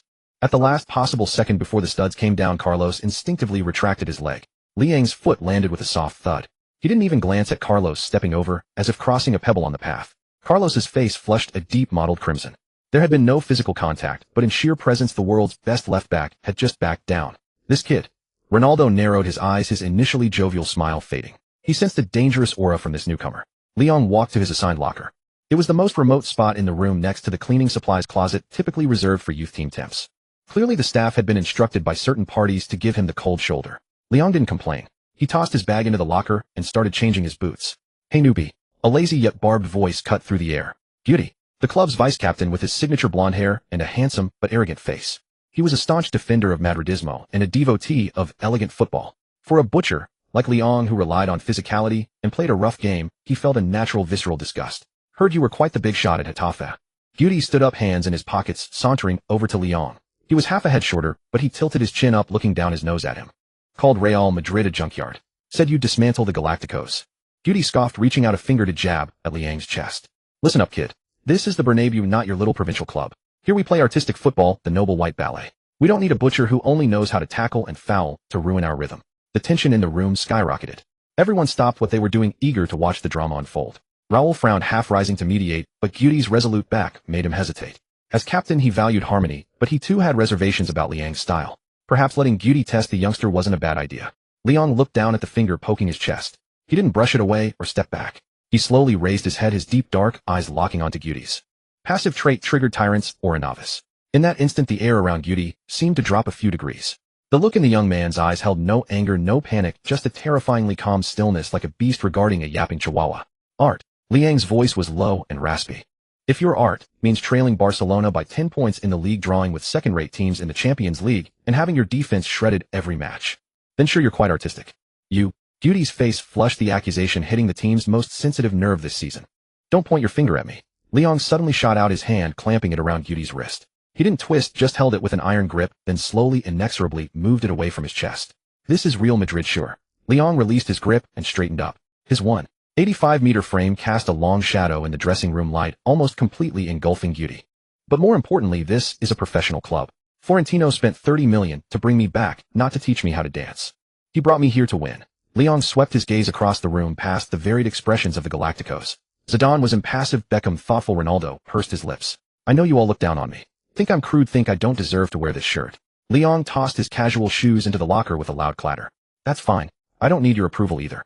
He turned back to face Beauty. You're right, I brought the mentality from my provincial club. But if that mentality wins games, cleans up your messes, and drags Barcelona off the top of the table, then I'll bring it. And I'll make it the new standard for this team. Beauty trembled with rage. You're insufferably arrogant. Who do you think you are? The boss of this dressing room? Not yet. Leon straightened his shirt collar, his tone calm. But when it comes to defense in this midfield area, from today onward what I say goes. With that, Leon ignored Beauty's ashen face, grabbed a water bottle, and strode towards the door. If anyone disagrees. He paused at the doorway, his back to the room. See you on the training pitch. Hopefully your shin bones are harder than your tongues. Bang. The door was pushed open and slammed shut. He left behind a room of Galacticos staring at each other in stunned silence. A deathly quiet persisted for a full 5 seconds. This kid. Zidane let out a low chuckle, breaking the silence. He shook his head and resumed tying his laces, but a glint of amusement had entered his eyes. Interesting. Ronaldo had stopped smiling too. He rubbed his knee, his expression turning serious. He could feel it.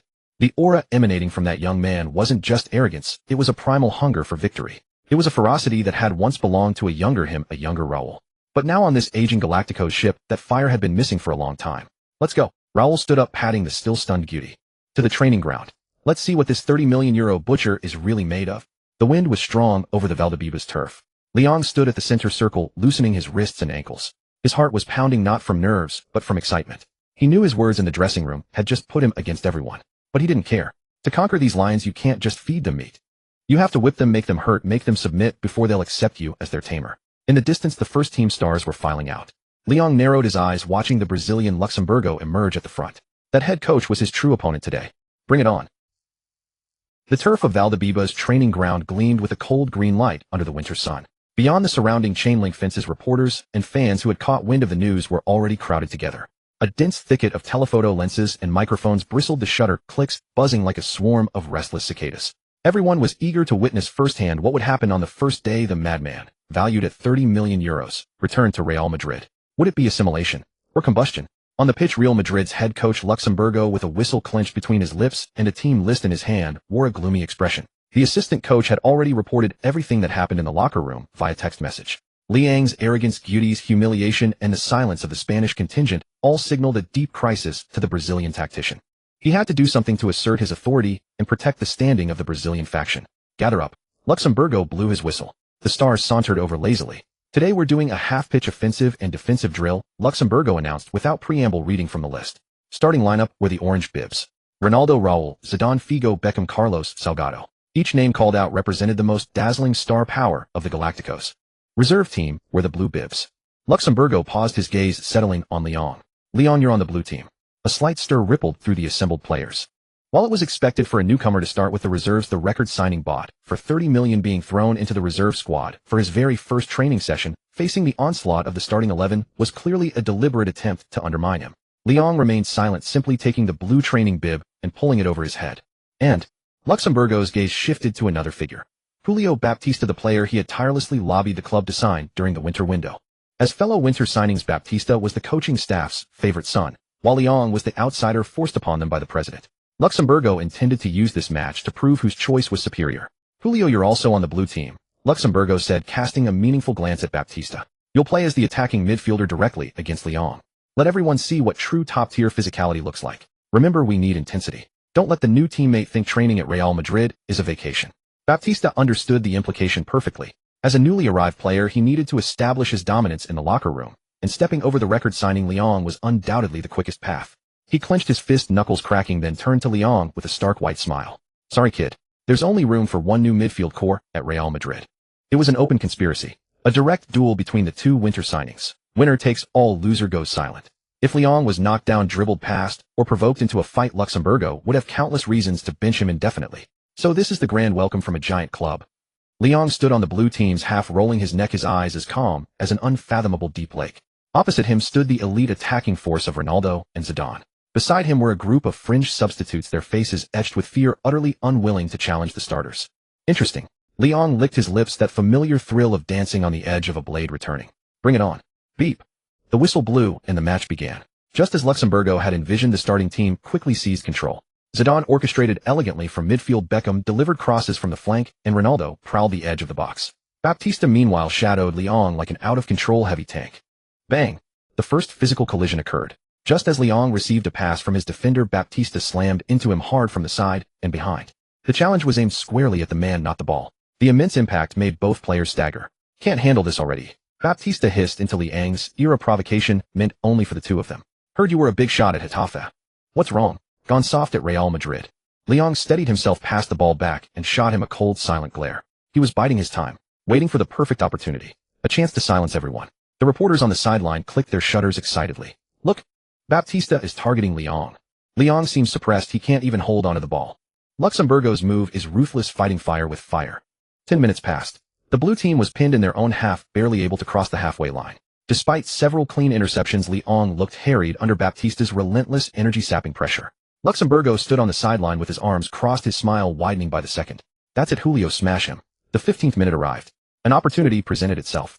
A misplaced pass from the starting team sent the ball bouncing near the center circle. It was a 50-50 ball. Liang sprang into action. Simultaneously, Baptista charged at full speed from the other side. The distance between them closed rapidly. Everyone could see this was going to be a titanic, earth-shattering clash. Whoever flinched would lose, whoever held firm would win. Don't slow down. Crush him. Beauty couldn't help shouting from the sidelines, desperate to see Liang humiliated. Watching Liang approach, a flicker of cruelty passed through Baptista's eyes. He had absolute faith in his body. No one in La Liga had ever beaten him, the beast, in a straight physical contest. He lowered his center of gravity and angled his shoulder, a textbook American football tackle. He was ready to launch this €30 million rookie clean off the pitch. But Liang didn't slow down either. Facing the charging beast, he didn't dodge. Instead, in that instant, he unleashed the full power of his system. System abilities maximum. Vieira body template, 35 integration body of steel. Passive skill brutal charge advanced. Special effect triggered tyrant's pressure. Liang's pupils contracted to pinpricks, his muscles swelling as if inflated, every fiber tense to its absolute limit. He wasn't playing football. He was hunting. Get the FCK out of my way. A second before impact, Liang unleashed a roar that shook the soul. If Baptista was a heavy tank, then Liang at this moment was a mountain crashing down from the heavens. Boom. A deafening impact, even more solid and terrifying than the one that had sent Guti flying days before. A large chunk of turf was torn up by the sheer force of their collision. Then a scene that left everyone utterly stunned unfolded. Baptista the Beast, who had never lost a physical battle, was sent flying backward as if struck by a high-speed train. Yes, flying. He lost his balance in the air, flailing, and tumbled several meters back before slamming heavily onto the grass. The momentum was so great he rolled over twice in a pathetic heap before coming to a stop. Liang, however, merely took half a step back. He stood rooted to the spot like an anchor in a storm. The ball rested obediently at his feet. Silence. Dead silence. The shutter clicks stopped. Luxemburgo's smile froze. Guti's jaw dropped, and even Zidane and Ronaldo halted, staring in disbelief. Obliteration.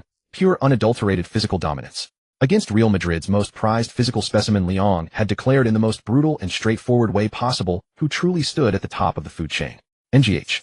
Baptista clutched his chest, struggling to get up, but the searing pain had knocked the wind out of him, leaving him gasping on the ground. For a moment it felt like he had collided with a solid steel plate. Liang didn't press the attack. He stood over the ball in the center of the pitch, sweat dripping down his chiseled face. He surveyed his surroundings. His gaze swept over Guti's pale face, past Zidane's shock and Raul's impassive stare, finally locking onto the man in the number 9 shirt, the portly figure of Ronaldo. Because he knew that in this locker room, conquering the Brazilian meant conquering half of Real Madrid. Is this the so-called intensity you were talking about? Liang spoke. His voice wasn't loud, but it was crystal clear in the silent training ground, carrying a thick, oppressive aura of blood and iron. He reached out, flicked the ball up with his toe, and caught it cleanly in his hand. Then he strode purposefully towards the starting team. With each step, the tyrant's presence intensified, pressing down on the surrounding superstars so heavily that they instinctively wanted to retreat. Liang stopped 2 meters in front of Ronaldo. He pointed first at Baptista, still gasping for air on the ground, then at Luxemburgo, whose face had turned ashen. Roni. Liang addressed him directly, his tone devoid of any reverence for the legend, carrying only a sense of equality or even condescending dominance. This team's midfield is too soft. Soft as cotton. Soft enough to make you laugh. Ronaldo squinted at the young man who stood half a head taller than him for the first time, dropping his usual playful demeanor. What are you trying to say? Ronaldo asked, his voice low. Liang tossed the ball to him. What I'm trying to say is... Liang turned his back on all the superstars and spread his arms wide as if embracing the entire Bernabéu. Starting today? In this area, on this midfield line. I'm in charge. Any objections? No one spoke. Even the notoriously fiery Carlos only twitched his lips and ultimately said nothing. Because the beast, still lying on the ground struggling to recover, was the most definitive answer. Object. First ask if your bones are hard enough. Liang didn't wait for a response. He didn't need one. He turned his head to look at Luxemburgo, who was on the verge of losing his mind. Coach, warm-up's over. Now can I join the starting team? This wasn't a request. It was a command. A privilege forged through sheer violent, undeniable power. Luxemburgo clenched his fists, his nails digging deep into his palms. He knew he had lost this round as well. His carefully orchestrated intimidation had instead become the stepping stone for Liang's rise. Substitution. Luxemburgo forced the words out from between his teeth. Liang to the starting team.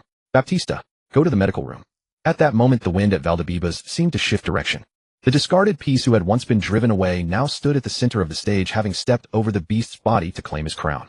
The era of the Galacticos tyrant had officially begun. Ding. Detected host successfully suppressed dissent through force and established authority among the superstars.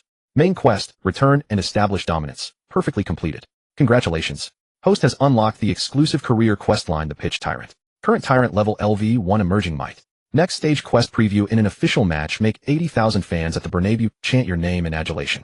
Listening to the system's prompts, Liang straightened his sweat-soaked training bib. He looked towards the majestic Bernabéu stadium in the distance. Don't rush. Soon that will be my arena. In Madrid, 2005, the January wind sharp as hooks slipped through the cracks of the Valdebebas training grounds doors. Inside the tactical meeting room, the atmosphere was colder than the air outside. Before the vast white tactical board, Real Madrid's head coach Luxemburgo held a black marker. The tip scraped against the polished surface, emitting a piercing squeak. The sound grated on the nerves like nails on a chalkboard. Less than 24 hours remained before the first La Liga match after the winter break. Real Madrid versus Real Zaragoza at the Santiago Bernabéu. Seated before him were the crew of the Galacticos, their combined value exceeding 500 million euros. Ronaldo was idly picking at his fingers. Zidane rested with half-closed eyes. Raul sat rigidly with a solemn expression, while Vice-Captain Guti leaned back in his chair, looking utterly indifferent. Liang sat on the edge of the second row, arms crossed, watching the Brazilian on the podium with an intrigued look. Just yesterday on the training pitch, he had violently sent Baptista crashing into the medical room, simultaneously grinding Luxemburgo's pride into the mud. He knew this Brazilian coach, lacking in magnanimity, would not simply swallow this insult. And sure enough, the retaliation had come. Everyone has seen the training these past few days. Luxemburgo turned his gaze piercing past the front row's role to stab directly at Liang. A professional, nauseating fake smile was plastered on his face. Liang's physicality is outstanding, there's no doubt about that. In the current La Liga, we need that kind of toughness. This was the praise. Then the pen in Luxemburgo's hand abruptly drew a small circle over the defensive midfielder position on the board, dotting it twice, with force, leaving two ugly black blots on the white surface. But football is not wrestling. Real Madrid's football is about order and balance. Luxemburgo's voice rose sharply, carrying an unyielding authority. Tomorrow there will be a tactical adjustment. Lee, your position is here, the single pivot. Listen carefully, this is my special requirement for you. Luxemburgo used the pen to draw a narrow box around the black dot, and then beneath the red line indicating the halfway line, he drew a huge X. Your operational zone is limited to this area from 5 meters behind the center circle to the edge of our penalty area. Your task is singular sweep. Cover for Zidane, clean up for Beckham, protect our defensive line. No matter who has the ball, no matter the situation on the pitch. Luxemburgo paused, his gaze turning sinister and cold. You are absolutely forbidden to cross the halfway line. A stir immediately rippled through the meeting room. Beckham frowned and glanced back at Liang. Zidane opened his eyes deep in thought. Not allowed to cross the halfway line. For a modern midfielder, this was a castrating insult. In modern tactics, a defensive midfielder is no longer just a blue-collar worker. Especially a player like Liang, with his long passing and ability to drive forward, restricting his movement was akin to hamstringing your own strength, turning him into a stationary post. More insidiously, Luxemburgo's move was an open trap. If Liang obeyed and stayed put, he would become a purely functional water carrier with no highlights. The media would say, look, that 30 million man can only make a tackle or two completely devoid of creativity. If Liang disobeyed and pushed forward and the team conceded, or an attack broke down, Luxemburgo could instantly slap the labels of ignoring tactical discipline and disrupting team balance onto him. A masterful move of drawing a circle to imprison oneself. Coach. Before Liang could speak, Vice-Captain Guti couldn't hold back. He raised his hand, a hint of displeasure in his voice. Lee's long balls are threatening. If he's not allowed to push up or drift wide, our attacking options will diminish significantly. Jose. Luxemburgo cut Guti off coldly. Am I the coach, or are you? We are discussing the solidity of our defensive system. How many goals did we concede in the first half of the season? It's because no one was willing to stay back and do the dirty work. What? Is our new signing lacking confidence in his defensive abilities? Or do you think your price tag allows you to rise above tactical discipline? It was a heavy accusation. All eyes converged on Liang. Robinho from the Brazilian contingent chuckled behind his hand, while Roberto Carlos wore an expression of eager anticipation. Liang slowly rose to his feet. The chair scraped the floor with a sharp screech, a signal of impending danger. He looked at Luxemburgo, no anger on his face, but a pitying look one reserves for a clown whose tricks are transparent. Tactical discipline. Liang smiled casually, picking up a paper cup with half-cold coffee from the table. Mr. Luxemburgo, have you mistaken something? Mr. Florentino spent 30 million euros to bring me here, not to be a watchdog chained to our own goal. If you wanted a useless mutt that just barks at the air and never dares to leave its kennel, you should have gone bargain hunting in the Segunda División. Plenty of cheap options there. Luxemburgo's face turned ashen. He didn't slam the table like a fishwife, but stared intently at Liang, his voice squeezing through clenched teeth, carrying the oppressive weight of a superior. Mind your place, Lee. Here, tactical instructions are the law. That's a joke, Liang said flatly, his fingers tightening slightly around the cup. Crack. The paper cup crumpled and burst in his hand, splashing brown coffee onto the polished floor through his fingers. You want me to be a water carrier? Fine. You want me to do the dirty work? Also fine. Liang released his grip, and the crushed cup fell to the floor, rolling to Luxemburgo's feet. He lifted his head, and in his deep dark eyes flickered a flame named ambition. But if you try to use such clumsy tactics to restrict me to tame a wolf into a docile lapdog. Leong leaned forward, bracing his hands on the table. His tyrannical aura, forged in the bloody battles of Getafe, instantly made Luxemburgo's breath catch. Then you've miscalculated. Since you're so fond of tactical discipline. Leong straightened up, smoothed his already unwrinkled training top, surveyed his teammates' varied expressions, and finally fixed his gaze back on the livid Brazilian. Then tomorrow I'll show you what real defense means. Just don't come begging me to cross the halfway line when we're toothless in attack and can't break them down. With that, Leong turned and strode towards the door. Meeting adjourned. He even uttered those words on the coach's behalf. Arrogant, overbearing, insolent. Yet the superstars present watching that swaggering back felt an inexplicable chill run down their spines.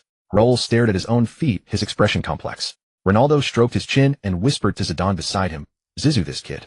He's got something. Even cockier than we were back in the day." Zidane nodded slightly, his gaze profound. Arrogance comes from capability. Luxemburgo's move is a blunder. Attempting to cage a Tyrannosaurus Rex. There is usually only one outcome. The cage gets torn to shreds, and the one who locked it gets devoured, bones and all. On the podium, Luxemburgo stared at the crushed cup on the floor, trembling with rage, the veins on his neck pulsing. But he didn't roar again, because he had seen the look in Liang's eyes as he left. It wasn't the submission of one suppressed, but the calm before a storm. Fine. Very well, Luxemburgo cursed venomously in his mind. Tomorrow, 80,000 fans at the Bernabéu will watch you under a magnifying glass. One mistake, one blemish, even a slight lapse in marking. I'll ruin you. Outside, the Madrid sky was gloomy, heavy clouds hanging low. January 9th, Madrid, the Santiago Bernabéu Stadium.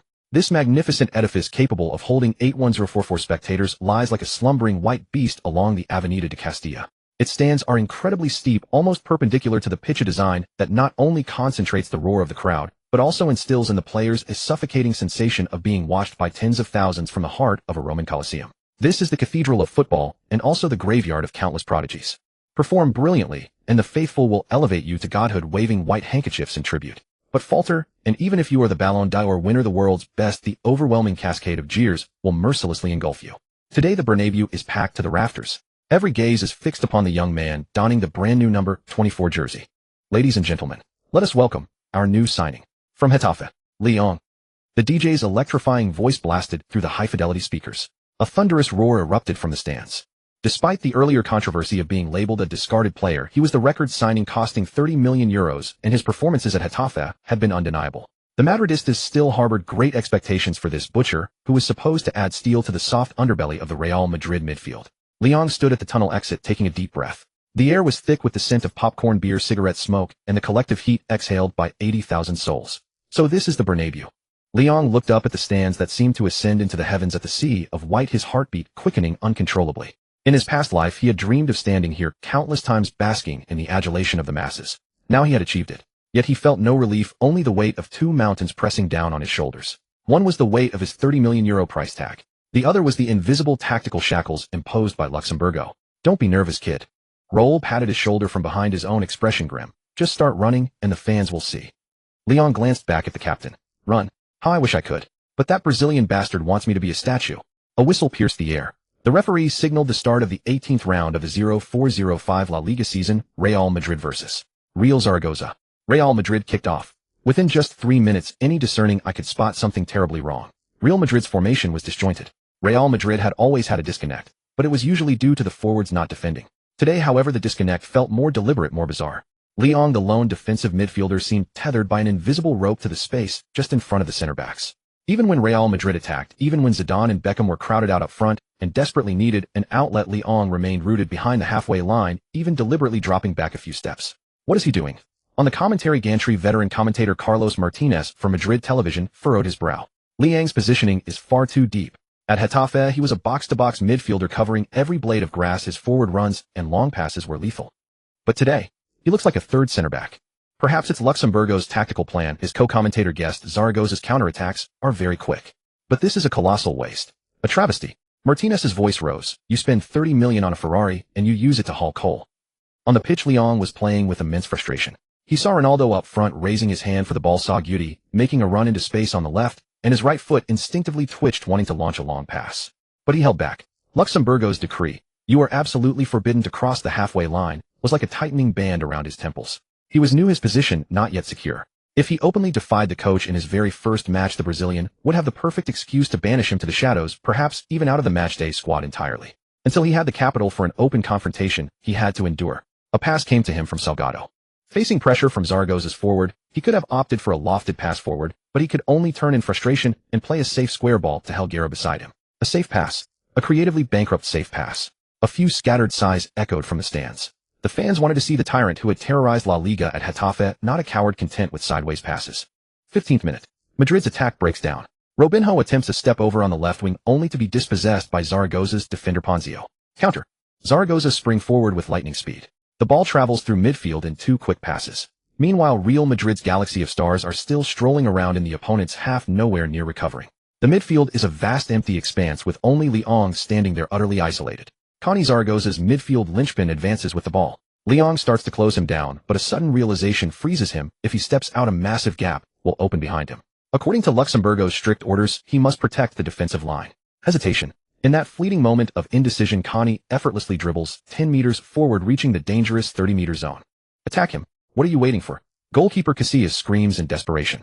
Leong grits his teeth and finally charges, but it's too late.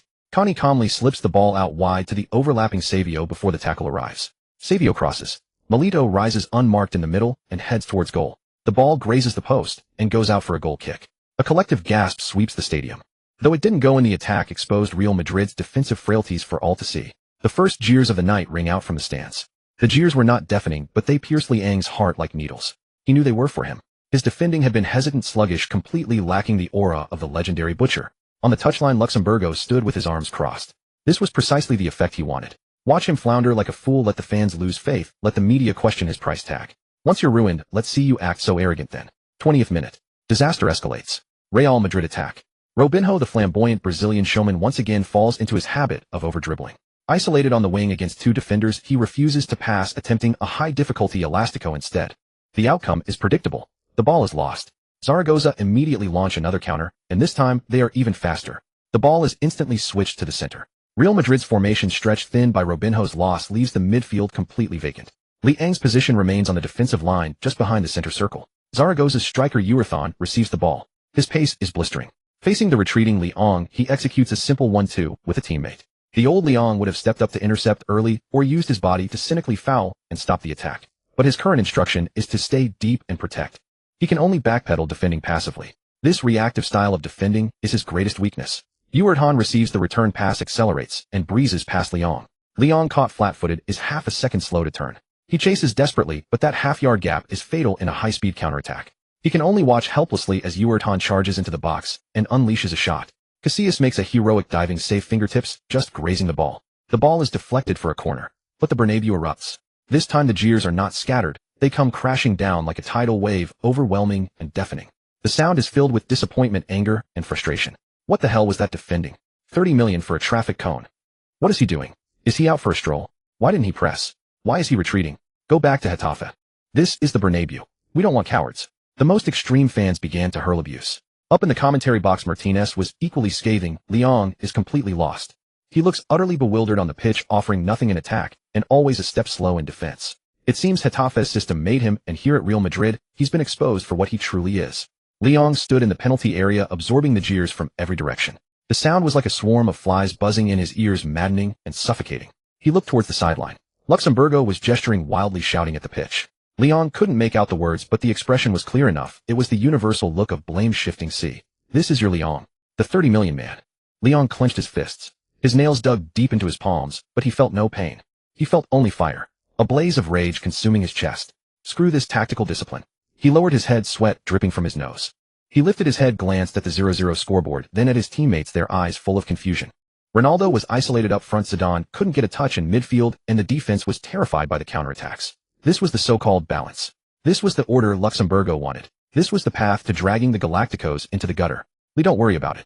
Casillas got up from the ground, patting Leong on the back. Though frustrated himself, he offered comfort. The defense isn't just on you. No, Iker. Leong cut him off. His voice was soft, but it struck Casillas like a thunderclap. They are right to boo. Leong turned his gaze, cutting across the entire pitch, locking onto the gesticulating Brazilian in the technical area. In his deep-set eyes, a chilling glint churned. It was the sign of a vicious hound about to break its chains. I agree. I've been playing like crap. Leong tugged at his collar as if the jersey was strangling him. If obeying gets me booed, if playing the loyal dog gets me cursed, then why the hell should I keep obeying? System. Leong issued the command, his voice cold as ice. Activate Tyrant's aura. Unlock full access to Vieira template.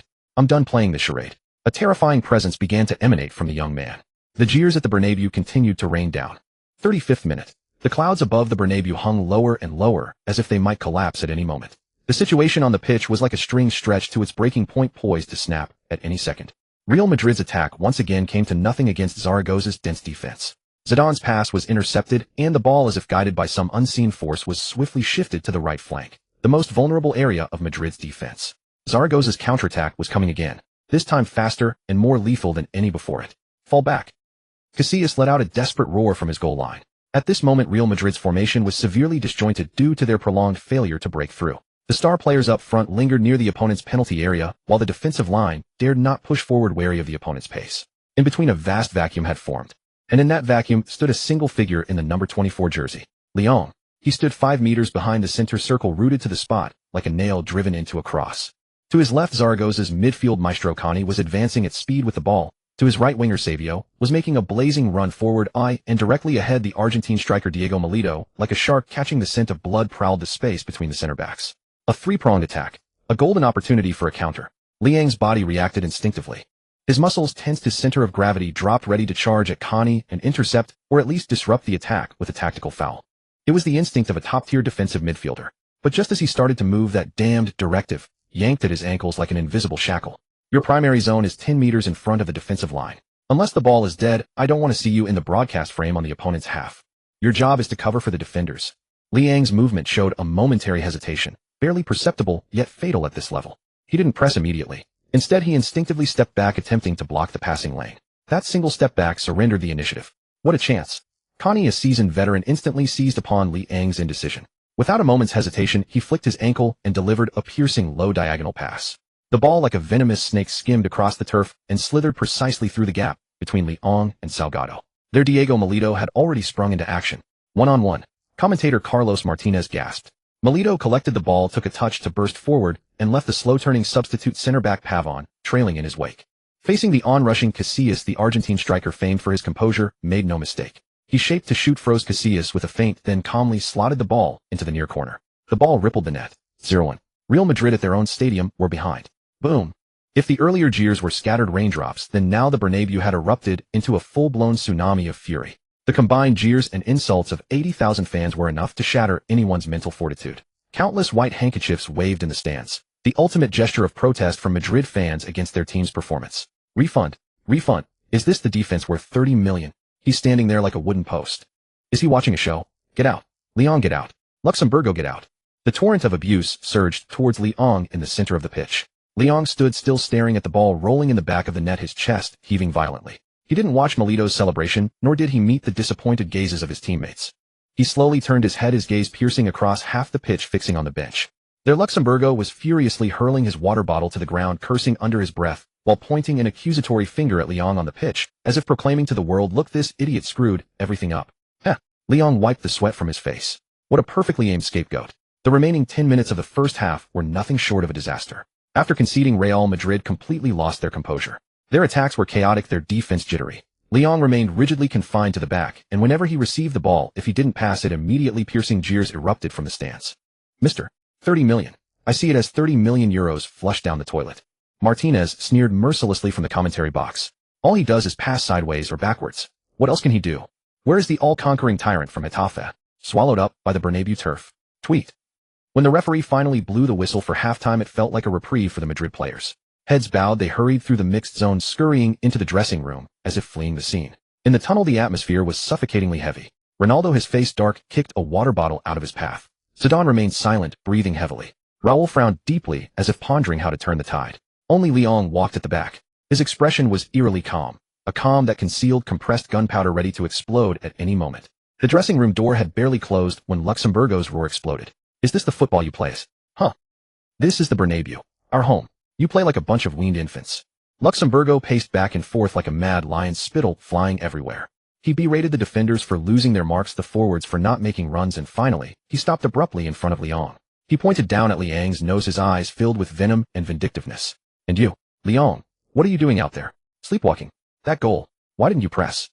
Why didn't you foul? Aren't you supposed to be the La Liga tackling king? Where's your aggression? Where's your steel? Did the club spend 30 million to bring you here just to watch the show? Luxemburgo's voice was shrill and grating, as if he were shifting all the blame onto this newcomer. Everyone's eyes were on Liang.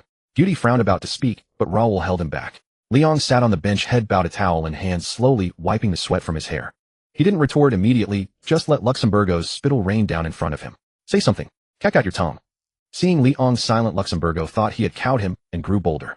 If you keep playing like this in the second half, I'll pull you off. I'll send you to the reserves. You'll stay there forever. Smack. A sharp crack cut off Luxemburgo's tirade. It was the sound of a soaked towel being slammed onto the floor. Liang slowly raised his head. In his eyes there was no shame, no fear, not even anger. There was only a chilling coldness, as if he were looking at a dead man.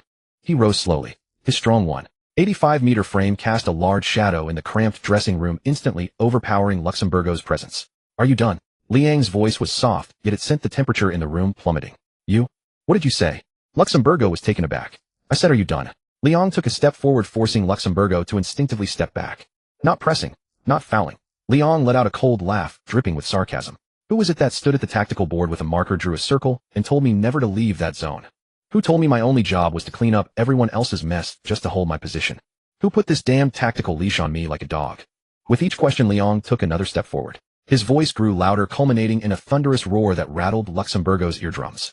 Now that the team conceded, you blame me for not pressing. You want me to be a dog, but also bite like a wolf. Luxemburgo, are you out of your goddamn mind? The room erupted in shock. Ronaldo's eyes widened, forgetting to swallow the water in his mouth. Zidane raised his head, a glint of sharpness flashing in his eyes. No one expected this newcomer on his very first day back to dare curse at the head coach. You dare curse at me? Luxemburgo trembled with rage, his face turning a livid purple. Rebellion. This is rebellion. You want to sub me off? Liang cut him off, turning to look at the corner of the dressing room. There stood a middle-aged man, Sachai, Real Madrid's sporting director, the imperial envoy sent by Florentino to oversee the match. Liang pointed at Sachai, then at himself. I'm right here. You can sub me off. You can throw me into the reserves. But think carefully. Liang turned back to Luxemburgo, his gaze sharp as a blade. Florentino spent 30 million to win games, not for you to throw your weight around. If we lose this match, if I'm pulled off after just 45 minutes, what will the papers say tomorrow? What will the president think? That 30 million bought a flop. Or that the coach is incompetent and can't manage his players. Do you dare to bet your job against my future? Luxemburgo froze. He didn't dare. Of course he didn't. Subbing off the record signing in his debut would be a direct slap in Florentino's face. And if they still lost, he'd be packing his bags tomorrow. Liang watched Luxemburgo's face contort through shades of pale and red, then turned and headed for the door. Since you don't dare, then shut your mouth. As he walked, he unbuttoned the collar of his jersey, as if releasing some kind of seal. Forget your damn tactical discipline in the second half. When the ball's at my feet, I play the way I want. If you want to win, sit your ass on the bench and watch. Watch me drag this damn scoreline back. Bang. Liang kicked the dressing room door open. Ignoring the dead silence behind him, he strode into the tunnel. At the end of the tunnel lay the roaring Colosseum of the Bernabéu. But in Liang's eyes, it was no longer an arena of suffocating pressure. It was his hunting ground. System. Liang muttered inwardly, his voice laced with a bone-chilling madness. Activate Tyrant's aura. Unlock all restrictions on the Vieira template. For the next 45 minutes, I'll make everyone here know who the real boss is. D. The whistle signaling the start of the second half pierced the air above the Bernabéu with a mournful cry. The 80,000 Madridistas in the stands couldn't even be bothered to muster a jeer. An emotion named despair spread across the stands. The disastrous first-half performance had extinguished any hope they held for the second. It appears Luxemburgo has made no substitutions. From the commentary booth, Martinez watched the Real Madrid players walk onto the pitch, a hint of helplessness in his voice. That number 24, who only passes backward, remains on the field. It seems Real Madrid's coach is determined to see this through no matter the cost. At the edge of the pitch, Luxemburgo stood with arms crossed at the boundary of the technical area, his gaze fixed on Liang, who had just jogged onto the turf. He was waiting for Liang to make a mistake, waiting for him to be toyed with again by Zaragoz's forwards. The moment that happened, he would immediately replace Liang with his pre-planned substitute Graveson, and then metaphorically stomp hard on this arrogant newcomer, ensuring he never recovered. Don't forget your position. Luxemburgo shouted across the pitch, jabbing his finger emphatically towards the area behind the center circle. That was the cage he had drawn for Liang. Liang stood at the top of the center circle and heard the shout. He turned his head, glancing at the Brazilian, who was gesturing at him. There was no anger, no retort. Liang slowly raised his right hand and drew it across his throat. Luxemburgo was taken aback. Before he could process the gesture, Liang had already turned back around. System. Liang growled inwardly, his voice like a beast breaking free from its chains. Since they want to see real defense, then let them witness what despair-inducing violence truly is. Ding. Active skill activated. Tyrant's aura, level 1. Effect: within a 5-meter radius of the host opponent's psychological pressure increases by 20, and the probability of technical errors increases by 15. Teammate morale increases by 10. Vieira body template restrictions lifted. Current fusion 45. A wave of scorching heat surged through Liang's limbs and bones instantly. It felt like filling a rusty war machine with high-octane fuel. The match restarted. Zaragoza kicked off. They were clearly still basking in their first-half success. After receiving the ball, their midfield core Connie habitually surveyed Real Madrid's formation. In his eyes, that €30 million number 24 was still standing like a log in front of the defensive line, affording him vast space in midfield to orchestrate play. Too easy. Connie easily dribbled past the halfway line, preparing to organize an attack calmly, just like in the first half. However, just as his foot crossed the halfway line, a sudden change occurred. Liang, who was supposed to be holding his position, suddenly moved. He didn't retreat. He didn't wait. Instead, like an arrow released from a bow, he surged forward at full speed, without warning. This movement was swift as thunder. What a... Connie saw a flash of white before a figure was upon him, bringing with it the sound of rushing wind. This pressure was worlds apart from the timid Liang of the first half. He's crossed the halfway line. He actually crossed it. Luxemburgo's eyes widened on the sideline, then erupted in fury. Damn it. Who told him to go up? Get back. Get back there now. But Liang couldn't hear him. Or rather, in the field, the commander's orders can be overruled. At this moment in his world, there was only the prey before him. Facing Liang's aggressive challenge, Connie panicked.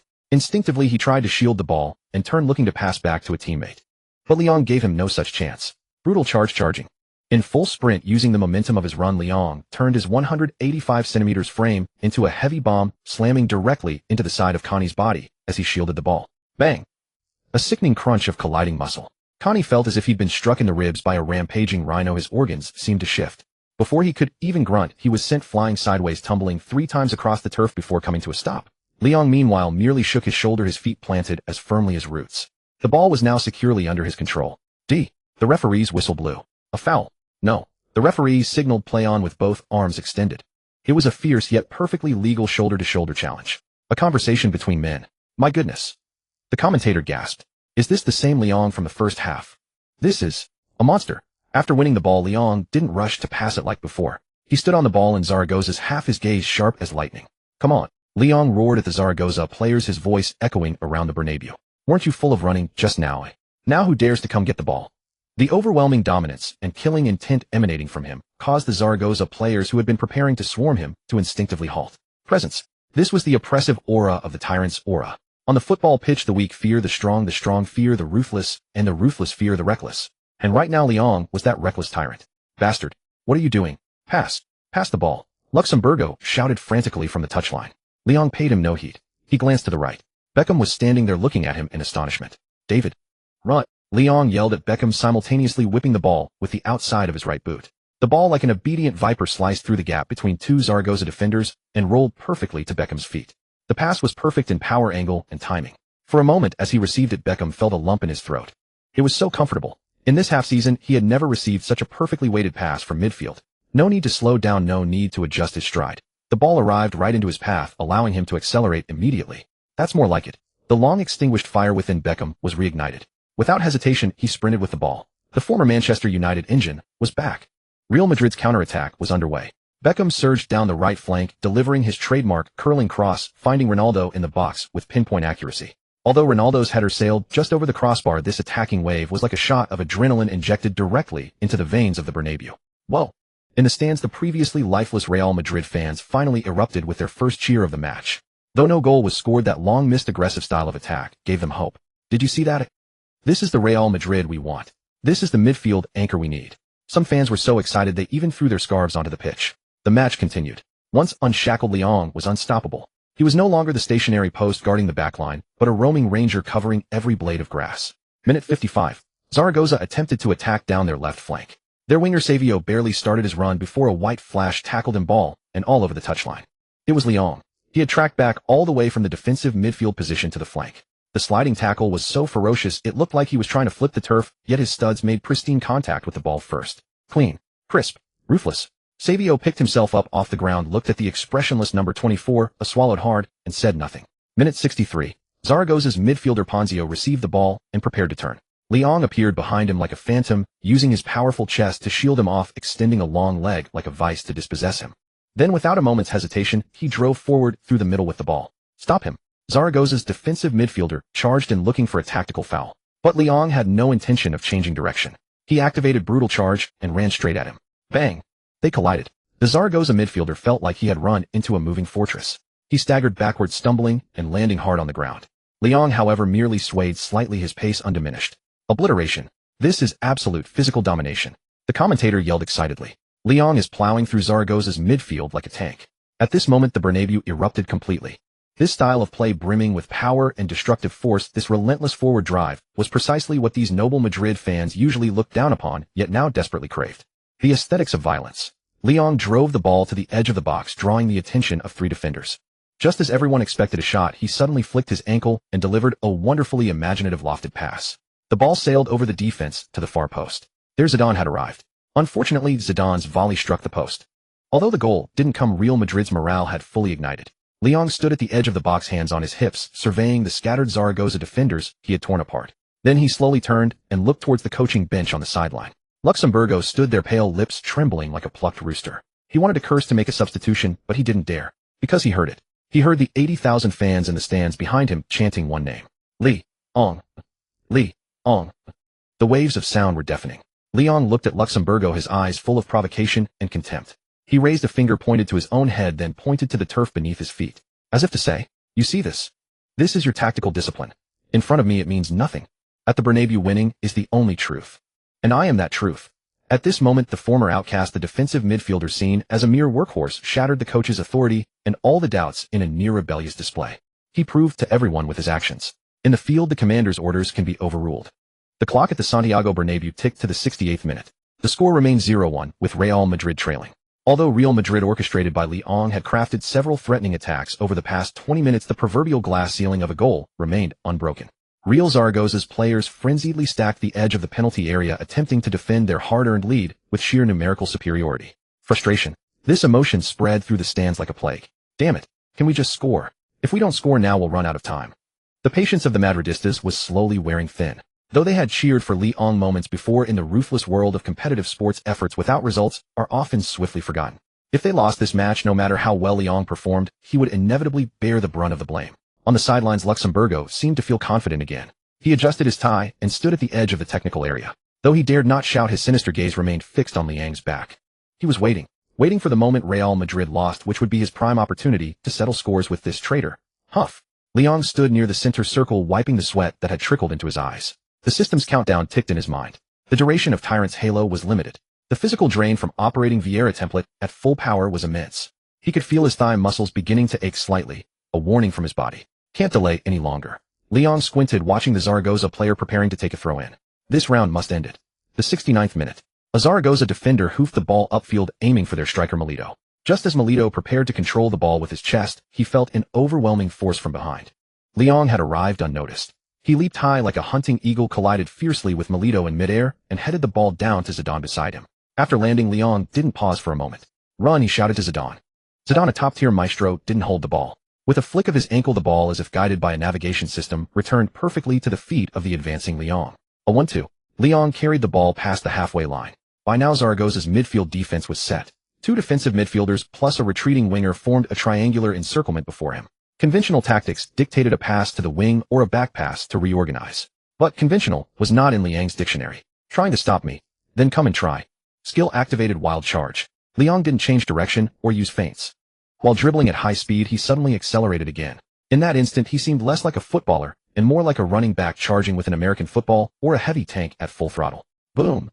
Movilla's vision went black. He hadn't even seen Liang's move before he was bowled over half a yard by that terrifying impact ball and all. He tried to grab hold, but his fingers merely brushed Liang's jersey before being flung away by the sheer inertia. A violent breakthrough. Pure overwhelming power. Past the first. Next was the second. Zaragoza's captain Ponzio. Experienced, he didn't confront head-on, but attempted a sliding tackle from the side. Too slow. The moment Ponzio committed, Liang used the outside of his right boot to poke the ball 5 meters ahead to the right. With giant strides, Liang swept past Ponzio's tackle like a gust of wind. Ponzio ended up with a mouthful of grass, not even catching Liang's dust. Past two players. In the stands of the Bernabéu, 80,000 fans felt as if an invisible hand had gripped their throats. Everyone held their breath, eyes wide, watching the white figures storming down the center. This unreasonable, brutal, aesthetically violent advance sent a shudder through their very souls. It was something Zidane couldn't do. It was something Beckham couldn't do. This was a visual feast that only the tyrant, wearing the number 24 shirt, could deliver. Stop him. Someone stop him. Zaragoza's goalkeeper shouted in panic. The last central defender was forced to abandon Ronaldo and charge out to cover Liang. By now Leong had carried the ball to the edge of the D. It was within his shooting range. Everyone expected a long-range shot or a forceful drive into the box. The Zaragoza defender thought the same. He blocked Liang's shooting angle and prepared to draw an offensive foul. However, in the midst of his sprint, Liang's gaze suddenly turned incredibly clear. Passive skill triggered Pirlo's long pass fragment. Vision correction. Trajectory lock. Without slowing down, his technique changed at the moment of contact. No powerful drive, no forceful touch. His right foot's outside like a graceful violin bow sliced the side back of the ball with delicate, yet piercing precision. Thwack. A crisp sound. The ball didn't head for the goal. Instead, it traced an extremely bizarre, outrageously elegant outward curving arc, bypassing Zaragoza's entire defensive line, flying straight into the gap on the left side of the box. It was a no-look pass. More than that, it was a surgical, deadly through ball. And at the landing spot, a figure with a bowl cut wearing the number 9 shirt appeared like a phantom. Ronaldo. The phenomenon had waited too long. He had been making runs searching for space, but he never expected the pass to arrive so perfectly, so exquisitely. The ball with its heavy spin slowed upon landing and obediently settled before Ronaldo's left foot. It didn't even need a touch to adjust. Facing the on-rushing goalkeeper, Ronaldo flashed his iconic buck teeth. For him, this chance was as simple as brushing his teeth in the morning. A calm finish into the far corner. Swish. The ball rippled the net, sending up a spray of white. 1-1. In the 70th minute, Real Madrid had equalized. Goal. Ronaldo. It's Ronaldo again. The commentator's voice shot up an octave, almost shattering the microphone. But all the praise must go to the provider. Leong. What kind of godlike performance is this? Starting with the interception in midfield, sprinting 50 meters, bowling over Movilla, bypassing Ponzio, and ending Zaragoza's defense with a Pirlo-esque masterful through ball. Brutality and art. Power and intelligence. In this goal, Leong showcased everything a complete midfielder can do. Incredible. Is this a butcher? No, this is an artist in armor. On the pitch, Ronaldo didn't celebrate immediately after scoring. He turned, pointing at the young man, still catching his breath at the edge of the D, his face a mixture of astonishment and excitement. Hey, you lunatic. Ronaldo laughed, charging at Leong and leaping onto his back. That pass was brilliant. I love you, man. Soon Raul, Zidane, Carlos. All the Real Madrid players rushed over, surrounding the pair. They celebrated the goal, but more than that, they celebrated the rediscovery of that long-lost spine. The soul that could be hard or soft, that could tackle and pass. In the center of the group, Leong wasn't ecstatic as everyone expected, nor did he roar as he had in Getafe. He gently pushed Ronaldo away, straightened his slightly disheveled jersey. Then he slowly turned, facing the most fervent ultra section of the stands. The place that had been jeering at him moments before. Liang's face was expressionless. He raised both hands, palms down, and made a slow pressing gesture. It was a gesture that silenced the crowd. Calma, like a monarch soothing his subjects or a tyrant commanding his slaves to be silent. Miraculously, following his motion, the thunderous cheers actually began to subside. All eyes were fixed on this young man, radiating immense presence. Then Leong turned sideways, cupped his right hand to his ear, making the classic listen gesture. His gaze swept across every corner of the stands, as if asking, where's the booing now? Why stop? Louder. I want to hear what you have to say now. In that moment, the Bernabéu was stunned. It was blatant provocation, a response backed by absolute skill. After a second of silence. Boom. Not jeers, but even more frantic, more hysterical cheers and applause that threatened to blow the roof off. Leong. Leong. Leong. 80,000 voices chanted the same name in unison. In that moment, they were conquered. Conquered by his skill, and even more by his arrogant, vengeful personality. For the proud Madrileños, only the truly strong deserve to make such provocative gestures. And Leong was now that strong man. This kid. Raul stood aside, watching Leong bask in the adulation of the entire stadium. He shook his head with a wry smile, but undeniable admiration shone in his eyes. He was born for the Bernabéu. On the sidelines, Luxemburgo stood dumbfounded in the technical area, his face as pale as paper. He watched that arrogant figure, listened to the deafening roar of the crowd, and felt as if he had been slapped hard across the face. The tactical restrictions he had imposed, those so-called "don't cross the halfway line" orders, seemed utterly ridiculous and foolish in the face of that magnificent solo assist. He had lost completely. Not just the tactical battle, but his authority among the fans and the players. Leong slowly lowered his hands, turned, and his gaze precisely found Luxemburgo's face across the distance. Their eyes met in the air. Leong didn't speak. He merely glanced at him indifferently before turning and jogging back to his own half. There was no hatred in that look, only a condescending contempt. Like looking at an ant trying to trip an elephant. Ding. Detected host completing iconic scene, silencing the Bernabéu physical psychological double strike. Achievement reward conqueror of the Bernabéu novice. Infamy 3000. Prestige 5000. Locker room influence upgraded current level. A voice that cannot be ignored. Leong took a deep breath, feeling the power surging within him. This was only the equalizer. The match wasn't over. It's not over yet. The best part is only halfway through. Under the night sky of the Bernabéu, the stars were sparse, yet the floodlights within the stadium blazed with an intensity that rivaled the day. The 1-1 scoreline failed to satisfy the 80,000 Madridistas in the stands. Instead, that magnificent assist was like a spark thrown into a pile of dry kindling, igniting a blazing inferno of desire for victory. Attack! Attack! Finish Zaragoza. Lee, do it again. At this moment, Lyon was no longer the flop record signing enveloped by jeers. He was the new darling of the Bernabéu, a magician capable of turning everything he touched into gold. On the pitch, the match had reached its fever pitch. Zaragoza was clearly unwilling to see their 3 points slip away into 1, or perhaps even 0. Under the thunderous shouts of their coach Munoz, they still attempted to launch counterattacks. In the 74th minute, Zaragoza's midfielder Connie tried to pull off the same trick again, attempting to power through the center with the ball. But this time the player standing before him was no longer that static wooden post. Seeking death, Lyon watched the approaching Connie, his eyes devoid of any emotion. He didn't recklessly lunge in. Instead, like a seasoned lion, he cut off the passing lanes, closing in step by step. The moment Connie attempted to shift direction, Lyon moved. Passive triggered Gattuso's harassment. He didn't even try to poke the ball away. Instead, using his powerful shoulders, he delivered a robust, legal shoulder charge within the rules of the game. Thud. A dull, heavy sound. Connie, technically gifted but physically frail, crashed sideways as if he had collided with a moving fortress wall, stumbling and flying off balance as the ball squirted away from his control. Lyon calmly trapped the ball under his sole, then looked up, surveyed his options, and released the pass. The entire sequence was fluid and seamless without a hint of hesitation. If the Lyon of the first half was a disappointing workhorse, the current one was a commander capable of driving opponents to despair. He didn't hold on to the ball, nor did he showboat. He strangled the opponent's attacks with fierce, relentless defending, and then supplied the Galacticos with ammunition, using the most concise and lethal long passes. In the 78th minute, Lyon intercepted the ball in his own half. Facing pressure, he remained calm, elegantly sweeping the ball with the outside of his right boot to Beckham on the right flank. Beckham received the pass perfectly and immediately whipped in a cross. Raul rose to meet it with a header, but the ball sailed agonizingly over the crossbar. In the 82nd minute, Lyon received a layoff from Zidane near the center circle. 2 Zaragoza players rushed forward to close him down. Lyon didn't back down. He shielded one defender with his back, flicked the ball up with his right foot, lofting it over the other's head, then spun past him to regain control. A flick over. Though lacking Zidane's elegance, it was executed with a raw, brutal efficiency that was absolutely effective. My God, what kind of monster is this guy? In the commentary box, Martinez was completely losing his mind. He has the body of a butcher, but the heart of an artist. Look at his passing, look at his vision. He has completely taken over Real Madrid's midfield. And Luxemburgo wanted to use him purely as a defensive workhorse. That's a crime against footballing talent. On the sidelines, Luxemburgo's face was beyond grim. He stood in the technical area, hands shoved in his pockets, body stiff as a statue. He watched the number 24 commanding the game and covering every blade of grass, listening to the commentators and the fans' praise for Lyon. Every word felt like a stinging slap across his face. He wanted to make a substitution. He wanted to bring on Graveson to prove his own tactics were right. But he didn't dare. The tide had turned. The mood in the dressing room had shifted, the fans' sentiment had shifted, and even Florentino Perez in the VIP box was applauding Lyon. If he substituted the best player on the pitch now, he feared being torn to shreds by the enraged supporters. Damn it. Luxemburgo gritted his teeth. You better pray you win this. If it ends in a draw, I'll still have my reasons to deal with you.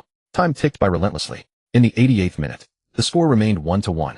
Zaragoza had retreated entirely, forming a defensive blockade. They packed 8 players on the edge of their box like a tortoise retreating into its shell, impenetrable and airtight. Real Madrid's intricate ground passing was struggling to break through. Despite their immense individual brilliance, Zidane and Ronaldo were finding it tough to navigate through this dense forest of bodies. Breaking down a parked bus is always a universal challenge in football, unless someone could deliver a pass of godlike vision. The ball was being circulated in Real Madrid's half. Lyon received a lateral pass from Salgado at the top of the center circle. Zaragoza's forwards weren't pressing too tightly. Their strategy now was to defend their single point at all costs. Lyon controlled the ball and looked up. Everyone expected him to pass wide or loft a high ball into the box for the tightly marked Ronaldo. Directly in front of him was a wall of legs, leaving no obvious passing lane. But in Liang's eyes, the world looked different. System skill activated. Pirlo's long pass incomplete version. Vision unlocked. In that instant, the roaring stadium seemed to fall silent, and everyone's movements appeared to slow down. Lyon could clearly see a white shirt making a run into a minuscule pocket of space on the left side behind Zaragoza's seemingly solid defensive line. Raul Gonzalez, Real Madrid's El Capitan. This man, whom many believed was past his prime, still possessed the most exquisite attacking instincts in the world. The moment the defender turned his head, Raul ghosted into the space behind the defense. But the gap was tiny and fleeting. To play the ball through required not only immense precision, but also a significant amount of curve to bend it around the 2 defenders blocking the path. The technical demand on the passer was extreme. Can I do it? Lyon asked himself. I have to do it. He roared inwardly. Without a run-up, Lyon swung his leg from a standing position. He didn't strike the ball perfectly with the instep, but rather with a heavy dose of friction and lift. Thwack. A crisp, clean contact, not overly loud. The ball launched into the air. It didn't fly too high, nor was it too fast.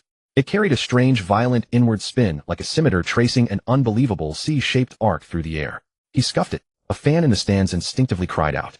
The ball's initial trajectory was heading straight for Zaragoza's central defender Melito. Melito thought so too, and he was already preparing to jump and clear it. However, just as the ball reached 2 meters in front of him, the intense spin took over. The ball swerved unnaturally in the air like a nimble fish skimming past Melito's ear and curving around him. Then it bent around the right back, who was rushing over to cover. Finally, with the perfect weight of pass, it dropped as softly as a feather into the unguarded corner of the 6-yard box. And there, Raul arrived. Ball and man met perfectly. No offside. Oh my God. The commentator let out a shriek of disbelief. What kind of pass is this? It bent around every single defender. It's like it had a GPS navigation system. Raul watched the ball descend from the heavens, a flicker of awe in his eyes. As a world-class striker, he fully understood the sheer quality of that delivery. No need to trap it, no need to adjust his body. Raul didn't even need to generate power. He simply lifted his left foot, meeting the ball's downward momentum, and delicately chipped it with his instep. A chip shot. It was Raul's trademark finish. The ball sailed over the head of the advancing goalkeeper, traced a small perfect parabola in the air, and then dropped slowly, inevitably, into the far corner of the net. Swish. 2-1. A stoppage time winner. A 89th minute winner. Goal. Raul, the eternal captain. But allow me to give the ultimate praise to the assist provider. Leon. That pass was a work of art. A gentle, lethal strike following the brute force aesthetics. Who called him a butcher? If a butcher can pass like that, then Pirlo and Beckham would be out of a job. On the pitch. After scoring, Raul sprinted towards the corner flag, but he didn't kiss his ring. Instead, he turned and pointed towards the young man standing in the center circle, hands on hips with a proud, defiant look. Raul extended both hands and made a bowing gesture of reverence. It was the ultimate tribute from the captain to the new signing. The other Galacticos went wild, too, rushing towards Leon. Zidane ruffled his hair, Ronaldo hung off his back, and Beckham laughed heartily, slapping Leon on the chest. They were conquered. Completely conquered. This young man could not only do the dirty work, but he could also produce moments of pure magic that decided matches in the blink of an eye. A workhorse? No way. This was the core. This was the main man. Surrounded by his celebrating teammates, Li Ang's face didn't show wild ecstasy. He simply offered a faint, cool smile, then gently pushed his teammates away. He slowly turned and faced the coaching bench on the sidelines. There Luxemburgo stood frozen, his face paler than a man who had been dead for 3 days. Leon looked at him. His gaze was calm, cold, yet carried a detached, superior scrutiny. It was like a tyrant observing a jester about to be executed. Leon said nothing. He simply raised his hand, pointed to his own eyes, then pointed directly at Luxemburgo. Finally, he raised a single finger to his lips. Shut up. Your tactics, your discipline, your arrogance. They are all worthless garbage in the face of my true strength. All 80,000 fans witnessed the scene. They didn't perceive Leon as arrogant. Instead, an even more frenzied wave of cheers erupted from the stands. Leon, get that Brazilian out of here. You are our leader. Amidst the deafening roar, Luxemburgo stumbled back a step and slumped down onto the bench. He knew it was over for him. In this power struggle, he had been utterly defeated. And the young man he had treated as a mere pawn had now ascended to the throne of the Bernabéu, stepping over his broken body. The final whistle blew. 2-1. Real Madrid had come from behind to win. But this was more than just a victory. This was Liang's coronation at the Bernabéu. From this day forward, the midfield of this Galactico team no longer belonged to Zizou or Bex or Luxemburgo. It belonged to Li. In the player tunnel of the Bernabéu, the lingering cheers echoed like a thick layer of soundproof foam, completely isolating the locker room door from the tumultuous outside world. Bang! The heavy wooden door of the locker room was abruptly shoved open and slammed shut. The Real Madrid players, who had been immersed in the ecstasy of a last-minute victory and were about to strip off their jerseys to celebrate, froze in their tracks. The one who entered was none other than their head coach Vanderlei Luxemburgo. The Brazilian tactician's face bore no trace of joy from the win. On the contrary, his complexion was as gloomy as a piece of liver left out for 3 days, radiating an unsettling bluish-purple hue. His tie was twisted, and his expensive suit, rumpled from his frantic earlier instructions, looked somewhat disheveled. Yet the fury in his eyes was unmistakable. Everyone shut up. Luxemburgo bellowed at a few substitutes who were humming. The locker room fell silent instantly. Only Ronaldo's heavy breathing and the sound of Beckham's shin guard Velcro being torn off, could be heard. An oppressive atmosphere of settling accounts after the autumn harvest began to permeate the air. Instead of heading to the tactical board to review the game or praising Raul for his winning goal, Luxemburgo, like an old lion whose territory had been invaded, he strode straight through the crowd to the furthest corner of the locker room.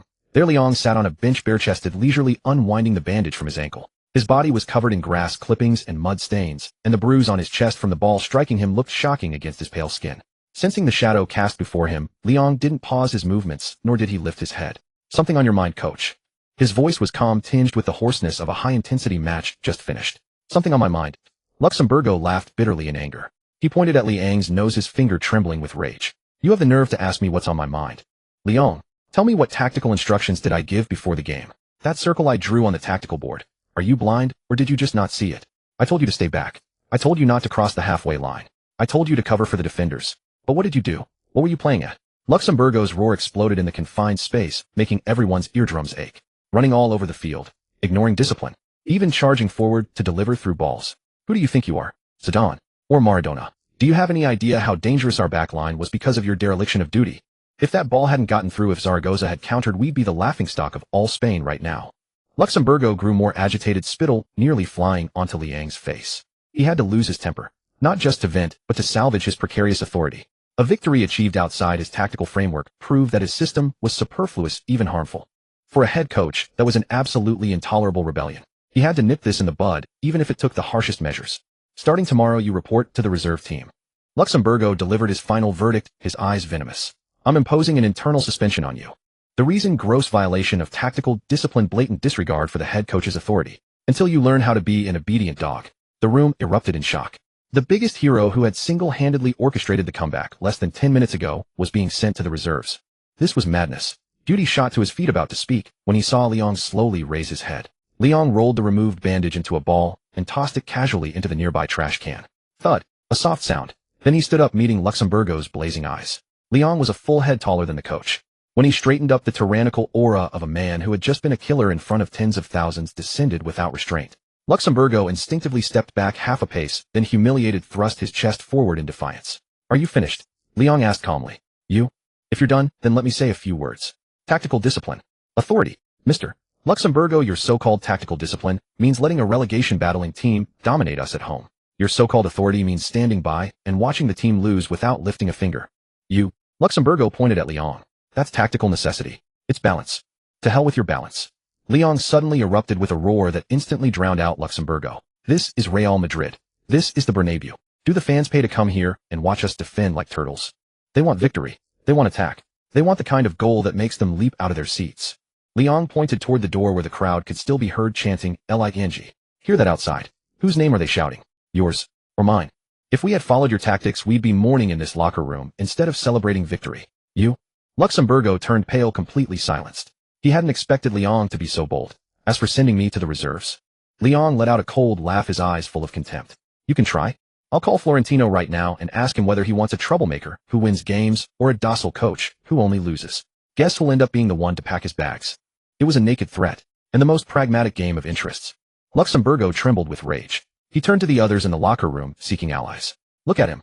Look at this arrogant bastard. He pointed at Leon, shouting at Ronaldo, Zidane, and the others. This kind of disrespectful player is a cancer in the locker room. If we don't deal with him today, who will ever listen to tactics? Roni, you're a big star. Tell me, can this chaotic style of play work? Luxemburgo tried to co-opt the leader of the Brazilian contingent. He figured Ronaldo usually laid-back, hated rule breakers, and Leon had just stolen the spotlight. All eyes turned to Ronaldo. The rotund man sat on the bench, pressing an ice pack to his knee. Ronaldo looked up at his furious compatriot, then at the defiant Leon. Slowly he unwrapped a lollipop, popped it into his mouth, and mumbled through it, Coach, I think. He paused, flashing his trademark, buck-toothed grin. That pass was pretty darn comfortable. Seriously. Ronaldo stuck out his thumb, pointing at Leon. The feeling of not having to drop back to get the ball, just having it served right to my feet. It was freaking awesome. If this is what chaotic play means, then I hope he does it a few more times every match. Uff. Carlos couldn't help but laugh. Luxemburgo's expression froze. He couldn't believe his ears. His compatriot, his loyalist, had just stabbed him in the back. I agree. At that moment, the ever-silent Raul also stood up. The Real Madrid captain, the locker room's spiritual leader, walked over to Leon and patted him on the shoulder. Coach, rules are rigid, but people are flexible. Raul's voice was calm, but carried immense weight. At Real Madrid, winning is the ultimate rule. Liang's performance today was worthy of this jersey. If we punish him because he wanted to win, who will ever fight for this team? I oppose sending Leon down. I oppose too. Beauty immediately chimed in. I also oppose. Zidane added casually while untying his boots. That long pass was quite imaginative. I might not have been able to pull it off. Even Zidane had spoken. In an instant, the locker room's atmosphere completely shifted. What was supposed to be a trial for the coach to assert his authority turned into a coronation ceremony, with stars flocking around the hero. Ronaldo, the core of the Brazilian contingent, had defected. Raul and Guti, the heavyweights of the homegrown faction, had thrown their support, and Zidane, the leader of the international group, had given his nod. Luxemburgo stood in the center of the locker room, staring at the united superstars, and suddenly felt a chill of bone-deep cold. He was isolated. In this seemingly glamorous locker room, he, the head coach, had become a complete outsider. And the man he regarded as a thorn in his side, Liang, stood in the middle of the crowd, watching him coldly. That gaze held no triumph after victory, only a calm sense of inevitability. As if to say, see, this is strength. This is where the hearts lie. Luxemburgo opened his mouth, wanting to say something to save face, but looking at those cold, even mocking eyes, he knew nothing he said would matter. Any further words would only bring more humiliation. Fine. Very well. Luxemburgo gritted his teeth, forcing out the words. Since you all think so, I hope you can keep winning. But don't forget, I'm the head coach. I'll write today's training report truthfully. With that, he turned abruptly and stormed out, slamming the door. His retreating figure radiated the shame of a rout. Bang! The door closed. The locker room was silent for a second, then erupted in laughter. Ha ha ha. Look at his face. Doesn't he look like a purple sweet potato? Carlos laughed the loudest. Lee, the way you tore into him was so satisfying. Duty rushed over and punched Liang's shoulder. I've had it with that Brazilian for a long time. Always using tactical discipline to lord it over us, but there's nothing in his head. Liang smiled, but said nothing. He sat back down on the bench and continued unwinding the remaining bandage. Though he had won this round, he knew things were far from over. Luxemburgo hadn't been sacked yet, he was still the nominal head coach. And the old man would definitely go complain to Florentino. But so what? Liang glanced at the system panel. Ding. Detected that the host has won the first phase of the locker room power struggle. Achievement unlocked: insurrection against the boss. Infamy 2000. Reputation 1000. Ronaldo's affinity increased to friendly. Raul's affinity increased to trusted. Current locker room status: core member. Your every word and action is beginning to steer the direction of this team. Liang took a deep breath, leaning back against the cold locker door. In this world of the survival of the fittest, dignity and status were never handed out as charity. They were earned through strength. By kicking aside anyone who stood in the way one by one. This is only the first day, Liang said silently to himself. Luxemburgo is just the beginning. Next, I'm going to make this Galactico ship completely change its last name to Lee. Monday, January 10th. The morning of Madrid was awakened by the clamorous scent of ink. For Real Madrid fans, this Monday morning held a special significance. They had experienced a roller coaster of emotions the night before, from the despair of the first half to the desperate counterattack in the second, and finally to the ecstasy of a last-minute winner. And the turning point of it all pointed to a single name. At the street newsstands, long queues formed to buy newspapers. The vendor had to repeatedly fetch fresh reprints from the back. Marca, the mouthpiece of Real Madrid, chose a strikingly impactful front-page image today. It was the back view of Liang making a listening gesture toward the stands after assisting Raul's winning goal. Behind him were 80,000 fans caught in a frenzy, and in the background the coaching bench appeared particularly small and blurred. The headline was a single line of bold gold letters. The beast awakens the sleeping ship. The subtitle was merciless: when tactics become a shackle, genius chooses to break it. Liang conquers the Bernabéu on his debut. In the article, renowned commentator Roncero wrote, with extreme sentimentality, the first 45 minutes were the ugliest match we have seen this season. Mr. Luxemburgo tried to put a collar on a tiger with his so-called balance theory, forcing it to catch mice in the backfield like a house cat. And the result? We were nearly torn to shreds by Zaragoza's counterattacks. Thank God, thank Liang's rebellion. When the number 24 broke free from his chains and charged across the midfield in the second half, we finally saw the soul of this team. Brutal, direct, unreasonable, yet brimming with a captivating vitality. 30 million euros. No, after watching last night's match, I believe President Florentino made the most cost-effective deal. Liang not only brought toughness, but also the most scarce quality in this team: blood and guts. It wasn't just Marca. The headline of AS was even more direct: the general in the field disobeys the emperor's order. Liang proves Luxemburgo wrong with his strength. Even Mundo Deportivo, a Catalan media outlet that always enjoys seeing Real Madrid suffer, commented sourly, has Real Madrid found their Gattuso? No, this might be a more dangerous fellow. The tide of public opinion had completely turned overnight. If before the match there were still doubts about the transfer being fools with money, now all skepticism had transformed into praise for Liang and fierce criticism of Luxemburgo's rigid tactics. Madrid City Center Mendes Agency branch office. The office was filled with smoke. Jorge Mendes sat behind a spacious desk, a cigar between his fingers, with several phones on the table ringing incessantly in turns. But he didn't answer. He let the ringtones play on. He looked at the newspapers spread across the desk, a satisfied, even slightly greedy smile spreading across his face. See, this is momentum. Mendes turned to his assistant, tapping heavily on the headline of Marca. Liang won the match on the pitch, and we will win the battle of public opinion off it. Boss, many journalists want an exclusive interview with Liang, and several TV shows want to invite him. The assistant said excitedly, flipping through a notebook. Turn them all down.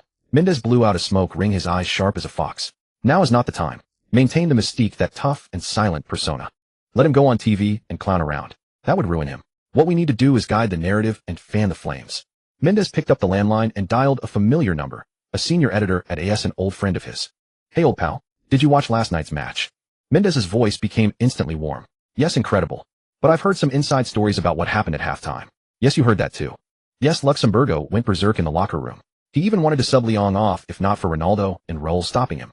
This is pure persecution of genius. I think you can dig deeper from the angle of discord between coach and player. A mediocre coach trying to stifle the talent of a top star. Isn't that the best news material? After hanging up, Mendez's smile deepened. He was an agent and also a puppeteer. Liang's performance had given him the best ammunition and he would fire it all at Luxemburgo. Why? Because Liang had told him, only when Luxemburgo is gone or completely loses his authority can I truly take control of Real Madrid. And when I'm in control you can bring in more players. It was a perfect closed loop of interests. For that goal Luxemburgo had to become the villain, the stumbling block hindering the galactic battleship's takeoff. That's business. Mendez stubbed out his cigar, stood up, and straightened his suit. Prepare the car. I'm going to Valdebebas. Liang's market value is probably due for a reassessment. Meanwhile at the Ciudad Real Madrid Valdebebas.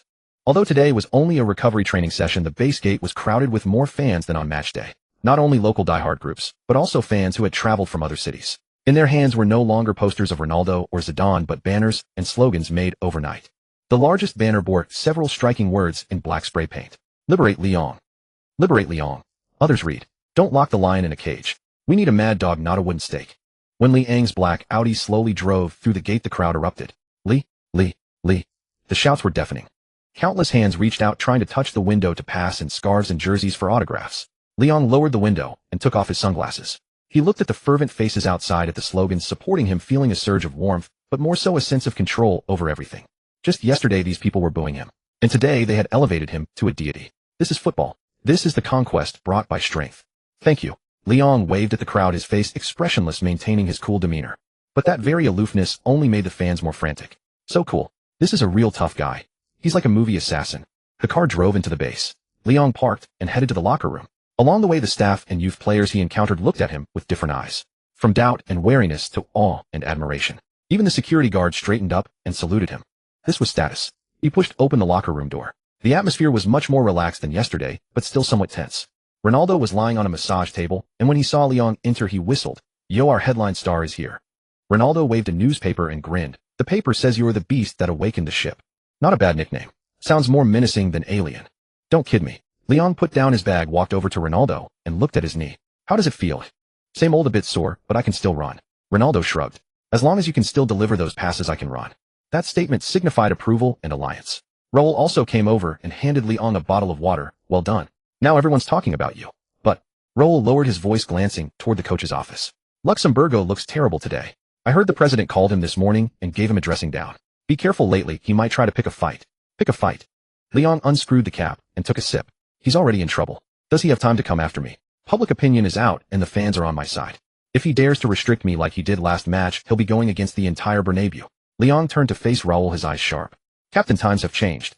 In the past, the coach was the master of the locker room. But in today's Real Madrid, whoever wins is the master. Raul paused, then shook his head with a wry smile. He found himself increasingly unable to fathom this young man. Only 20 years old, yet his cunning and maneuvering were more sophisticated than many seasoned veterans. Just then a system notification sounded in his mind. Ding. Detected that the host turned the tide in his debut and successfully triggered a media storm pressuring the coaching staff. Mission complete. Debut storm. Reward settlement. 1. Infamy points 5,000. Your name now represents power and rebellion. 2. Reputation points 8,000. Real Madrid fans see you as a savior. Your jersey sales skyrocket. 3. Special reward unlocked. Locker room influence module. Locker room influence current level LV2. Key member, your words and actions begin to influence teammates' decisions. You can consume infamy points to exchange for team-wide buffs. Team buff. Bloodthirst. Next match team tackle success rate 10. Team buff. Tenacity. Next match team stamina recovery rate 10. Liang stared at the system interface, the light in his eyes growing brighter. This was what he wanted. Not just personal strength, but control over the entire team. With this module, he could truly mold this scattered galactic battleship into a fist. Assemble. Training. Luxemburgo walked in with his whistle, his face as gloomy as Raul had warned. He didn't even glance at Liang, immediately starting to assign training tasks. But this time no one cared about his mood anymore. The players rose lazily, but as they passed Liang, they instinctively glanced at him, as if waiting for some signal. Liang said nothing, silently putting on his training jersey and walking toward the pitch. The Madrid night was a restless beast, never tiring. When the lights of the Bernabéu dimmed, the city's other face began to awaken. Neon lights along the Paseo de la Castellana dyed the sky a lurid violet red. Before the famed Club Gabbana, 1,800 luxury cars formed a long queue. This was the playground for Real Madrid stars, a hunting ground for paparazzi, and the stage for countless dubious deals and scandalous tales. At 2 in the morning, Liang, clad in a dark gray hoodie with the brim pulled low, weaved through the bustling crowd with an impassive expression. The heavy bass hammered against his eardrums while the air was thick with the cloying mix of expensive perfume, evaporating alcohol, and raw pheromones. He despised places like this. For him, alcohol dulled the nerves, noise slowed reactions. Everything here stood in stark opposition to the absolute dominance he pursued. Yet he had no choice. Half an hour ago, Mendez had sent him an urgent message. Some lads from Real Madrid's B team were drunk here and about to start a brawl with a group of Atletico Madrid fans at the next table. The ringleader was Roberto Soldado, a hot-headed striker still playing for Castilla, and one of the key pieces Leong had his eyes on for the future. If Soldado ended up in a cell tonight, tomorrow's Marca headline could ruin him. Move. Leong shoved aside two staggering drunks and headed straight for the restroom in the corner. As he reached the door, he heard retching sounds mixed with slurred curses from within. Atleti scum. I'll fucking. Ugh. Leong pushed the door open to find Soldado hunched over the toilet vomiting violently. Two bewildered B-team teammates stood nearby, who Arbeloa, holding a tissue, looked anxious. Brotherly. Seeing the tall figure reflected in the mirror, Arbeloa flinched, dropping the tissue onto the wet tiles. In this circle where seniority reigned despite his youth, Leong's ruthless intensity on the pitch had already earned him the moniker the Demon among these academy kids. Without a word, Leong grabbed Soldado by the scruff of his neck, yanking him off the toilet, as if he were hauling a dead dog. Awake now. Leong turned on the tap, scooped up a handful of ice-cold water, and splashed it unceremoniously onto Soldado's face. The biting chill jolted Soldado. His bleary eyes focused for a moment, and upon recognizing the man before him, his legs buckled, almost sending him to his knees again. "CA? Captain." "Shut up." Leong shoved a bottle of water into his hands. "Get out through the back door. Mendez's car is waiting in the alley. If you're even a minute late for morning training, I'll make you vomit every drop of what you drank tonight on the training ground." Soldado didn't dare utter a word. Supported by Arbeloa, he scrambled away in a panic. Having dealt with that little episode, Leong wiped the water from his hands and turned to leave. As he passed the largest VIP booth near the dance floor, a lazy, slightly provocative voice cut through the blaring music, hitting his ears with precision. "Leaving so soon. Our savior truly is above worldly affairs." Leong halted. He turned his head, his gaze sweeping past several scantily clad models, and landed on the man seated at the center of the booth. His signature blonde hair was disheveled, his collar open, a half-empty glass of whiskey swirling in his hand. His handsome, effeminate face bore a tipsy flush, his eyes glazed yet sharp with a hint of acerbity. Jose Maria Gutierrez Hernandez. Guti. The vice-captain of Real Madrid, the genius dubbed the Golden Wolf, and the Bernabéu's most lamented prodigal son. Something. Leong turned around, showing no special deference to the vice-captain. Nothing, just curious. Guti pushed aside the model nestled against him, patted the leather sofa. Beside him, his tone dripping with sarcasm. "Watching you train like a machine every day, I thought you were battery-powered. What? Does a robot need to recharge in a place like this?" His remark drew laughter from the hangers-on around him. To them, someone like Leong, who lived like an ascetic and played like an executioner, was the very definition of boring.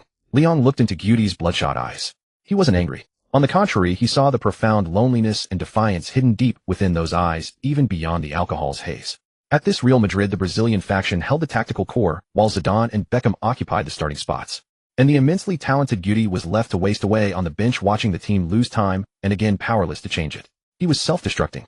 "You're free, eh?" Leong strode over and stepped directly into the VIP area. The innate pressure he exuded made the surrounding socialites instinctively shrink back. He sat down opposite Guti, ordering a glass of soda water instead of alcohol. "Free, eh?" Guti tilted his head back, downing a large gulp of spirits. "Yeah, I'm free, of course. The starting spot belongs to the Brazilians." The applause to Zidane. "What else can I do but drink here?" "So you hide here whining like a scorned lover." Leong's voice wasn't loud, but it was like a sharp blade slicing through Guti's cynical facade. Guti's grip on his glass tightened, his knuckles turning white. He glared at Leong, the drunkenness fading from his eyes, replaced by the ire of a man whose sore spot had been touched. "What do you know? You're an outsider who just got here. I'm an outsider, but at least I give my all on the pitch. And you?" Leong leaned forward, his deep-set eyes seemingly able to pierce the soul. Trait-triggered business genius, aura suppression, 20 mind-dulling halo active. At that moment, to Guti, the blaring music seemed to vanish. The world narrowed to Leong's stern face and that penetrating voice. "You pride yourself on having the purest Madrid blood. You call yourself the Golden Wolf, who would give everything for this club." Leong pointed at the glass in Guti's hand, his tone turning caustic. "But the truth is, you're watching this ship sink, watching those Catalans from Barcelona piss all over us. And all you do is hide in women's arms, numbing yourself with alcohol, telling yourself, I'm just unrecognized talent. Jose, that's not unrecognized talent. That's cowardice." Bang! Guti slammed his crystal glass onto the table, shattering it into shards, spilling liquor everywhere. "Shut up. Who the hell are you to lecture me?"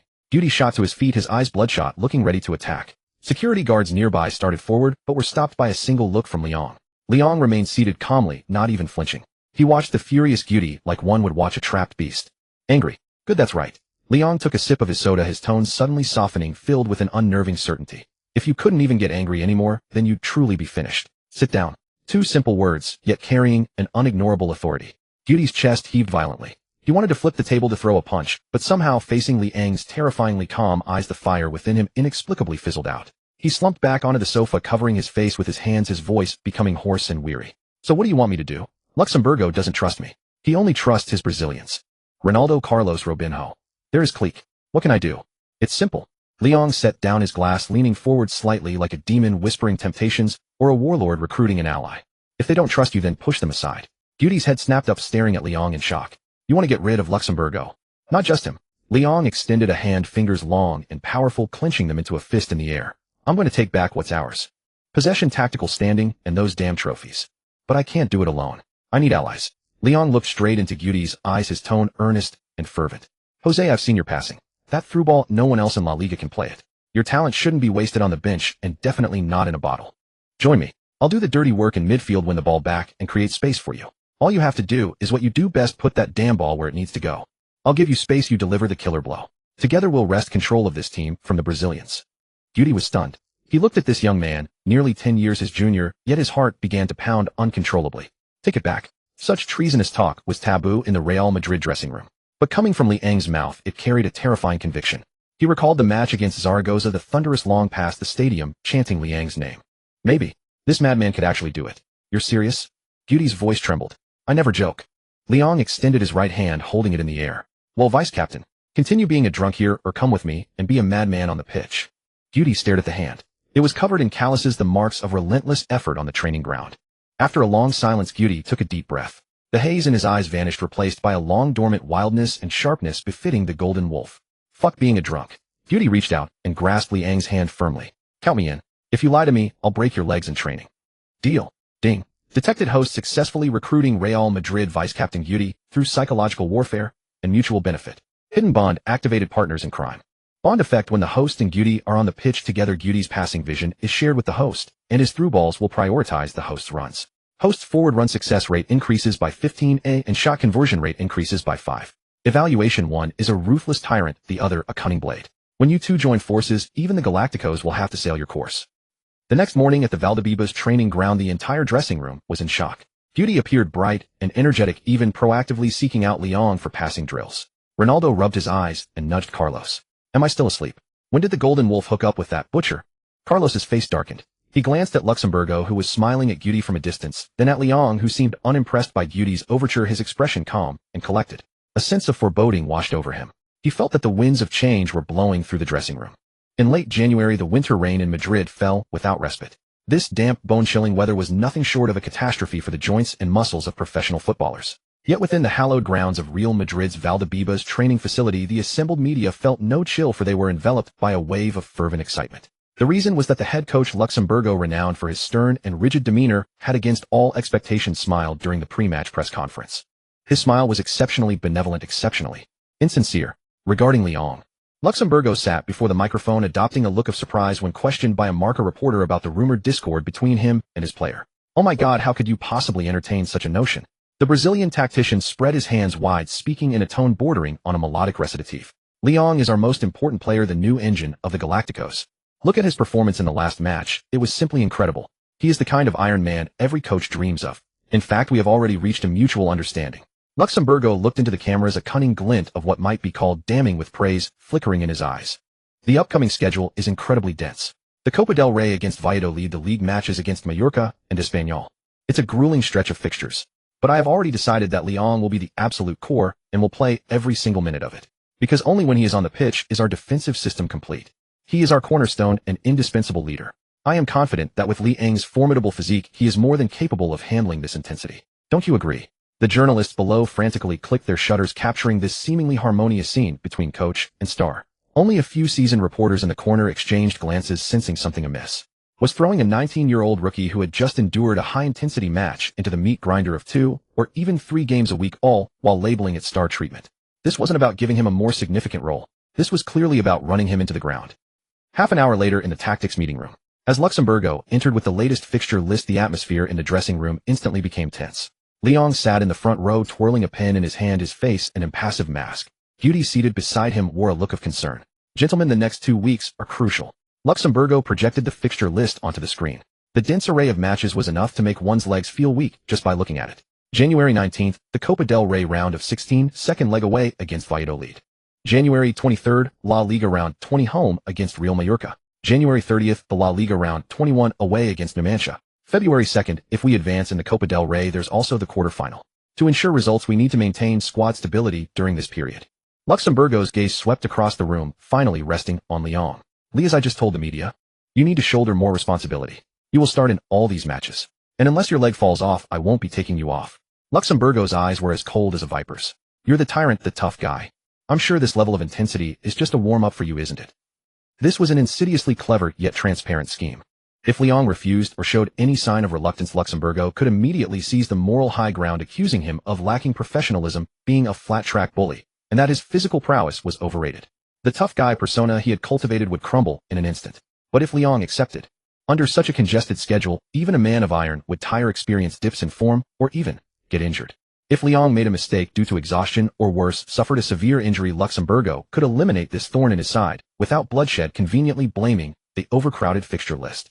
It was a kill without a trace of blood. Ronaldo furrowed his brow. Oh, he knew better than most the dangers of such fatigue battles. It was how he had ruined his own knees. Raul wanted to stand up and speak, but Luxemburgo beat him to it, silencing the room. All right, this is the plan. Lee, don't let me down. Don't let the fans who believe in you down.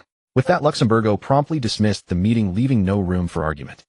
In the dressing room shower area, steam filled the air. Lyon stood under the shower head, letting the hot water cascade over his body. He closed his eyes, seemingly savoring this moment of tranquility. He's doing it on purpose. A low voice came from the adjacent stall. It was Zidane. The French maestro spoke with a grave tone while scrubbing his hair. He's setting you up, putting you on the spot. Constant 2 games a week, playing every minute. It will destroy your knees and your meniscus. I know. Lyon wiped the water from his face, his voice calm. That old bastard is truly cunning. Gudi's voice chimed in, laced with anger. Lee, why don't you just fake an injury for the next Copa del Rey match? We won the first leg anyway, we can just go through the motions in the second. No need to put your body through hell for this. Fake an injury. Lyon turned off the tap and grabbed a towel to dry himself. He stepped out of the stall, looked at his teammates who genuinely worried for him, and felt a warmth in his heart. This was the benefit of having dressing room influence. Before, these superstars would have merely watched indifferently. Now they proactively took his side and thought about his problems. No, I won't fake it. Lyon draped the towel around his neck, his bare torso a sculpture of chiseled muscle, as if cast from steel. He wants to see me break. Wants to see me beg for mercy. Wants to see me unable to run on the pitch. Lyon walked to the mirror, looking at the sharp-eyed reflection staring back at him. Then I'll show him what despair truly means. In Luxemburgo's calculations, he had overlooked one crucial thing. Lyon was no ordinary man. He was a cheat. With a mere thought, Lyon summoned the system panel. Host's current status: stamina, reserve 85 healthy. Passive skill, iron lungs novice. Effect: stamina recovery speed increased by 30, endurance limit increased by 20. Special effect: when the match enters its final 15 minutes or stamina reaches a critical threshold, trigger, desperate breakout. All attributes rise instead of fall. With this skill combined with the terrifying endurance base from the Vieira template, he could outrun opponents even with 3 matches a week, let alone 2. Trying to wear me down. Lyon pulled on his t-shirt, concealing the muscles that seemed to hold explosive power. Luxemburgo, you have underestimated the weight of the name Tyrant. 3 days later at the Estadio José Zorrilla, the Copa del Rey round of 16, second leg. It was a textbook war of attrition. Although Valladolid were a Segunda División side, they had soaked the pitch thoroughly to turn it into a quagmire, hoping to trouble Real Madrid on their home turf. Every run demanded twice the usual energy.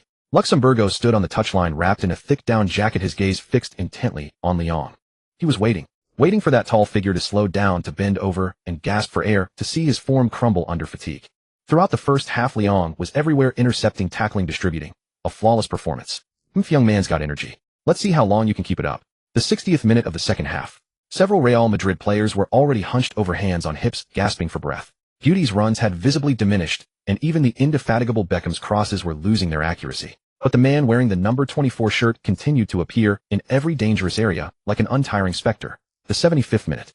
The muddy pitch made the players' legs feel as heavy as lead. Luxemburgo glanced at his watch. The time was about right. This was also a period with a high risk of injury. Just then Valladolid launched a counterattack. Their forward charged towards the Real Madrid penalty area, with the Madrid defense struggling to keep up. Chance. Luxemburgo thought to himself with glee. If this won in, Real Madrid would be dragged into extra time, and the toll on Lyon would be devastating. However, a figure shot out from the back like a bolt of lightning. It was Lyon. He started from the edge of his own penalty area and sprinted 40 meters through the mud, his speed even greater than at the start of the match. Iron lung skill triggered desperate breakout. He was like an off-road vehicle tearing through a swamp, and just a split second before the opposing forward could pull the trigger, he executed a fierce, yet perfectly timed sliding tackle keeping the ball at his feet. Thud. Mud and water splashed everywhere. Liang bounced up from the ground, and without a moment's hesitation launched a counterattack with the ball. What the? Luxemburgo's eyes nearly bulged out of their sockets. This was the 75th minute. In a mud pit. Did this guy have an infinite stamina bar? Liang drove forward with the ball. As an opposing midfielder closed in, he didn't slow down. Instead, he used barbarian charge to simply bowl him over. Then a pinpoint pass found the pacey winger Owen, who had been rotated into the lineup. Owen delivered a cross and Raul was there to score. 1-0. Real Madrid had killed off the tie. After the goal, Liang didn't collapse to the ground. He stood in the center circle, wiped the mud from his face, turned, and from dozens of meters away stared coldly at Luxemburgo on the bench. He raised his hand and tapped his chest. The message was clear: I've still got plenty in the tank. You want to play? Then let's continue.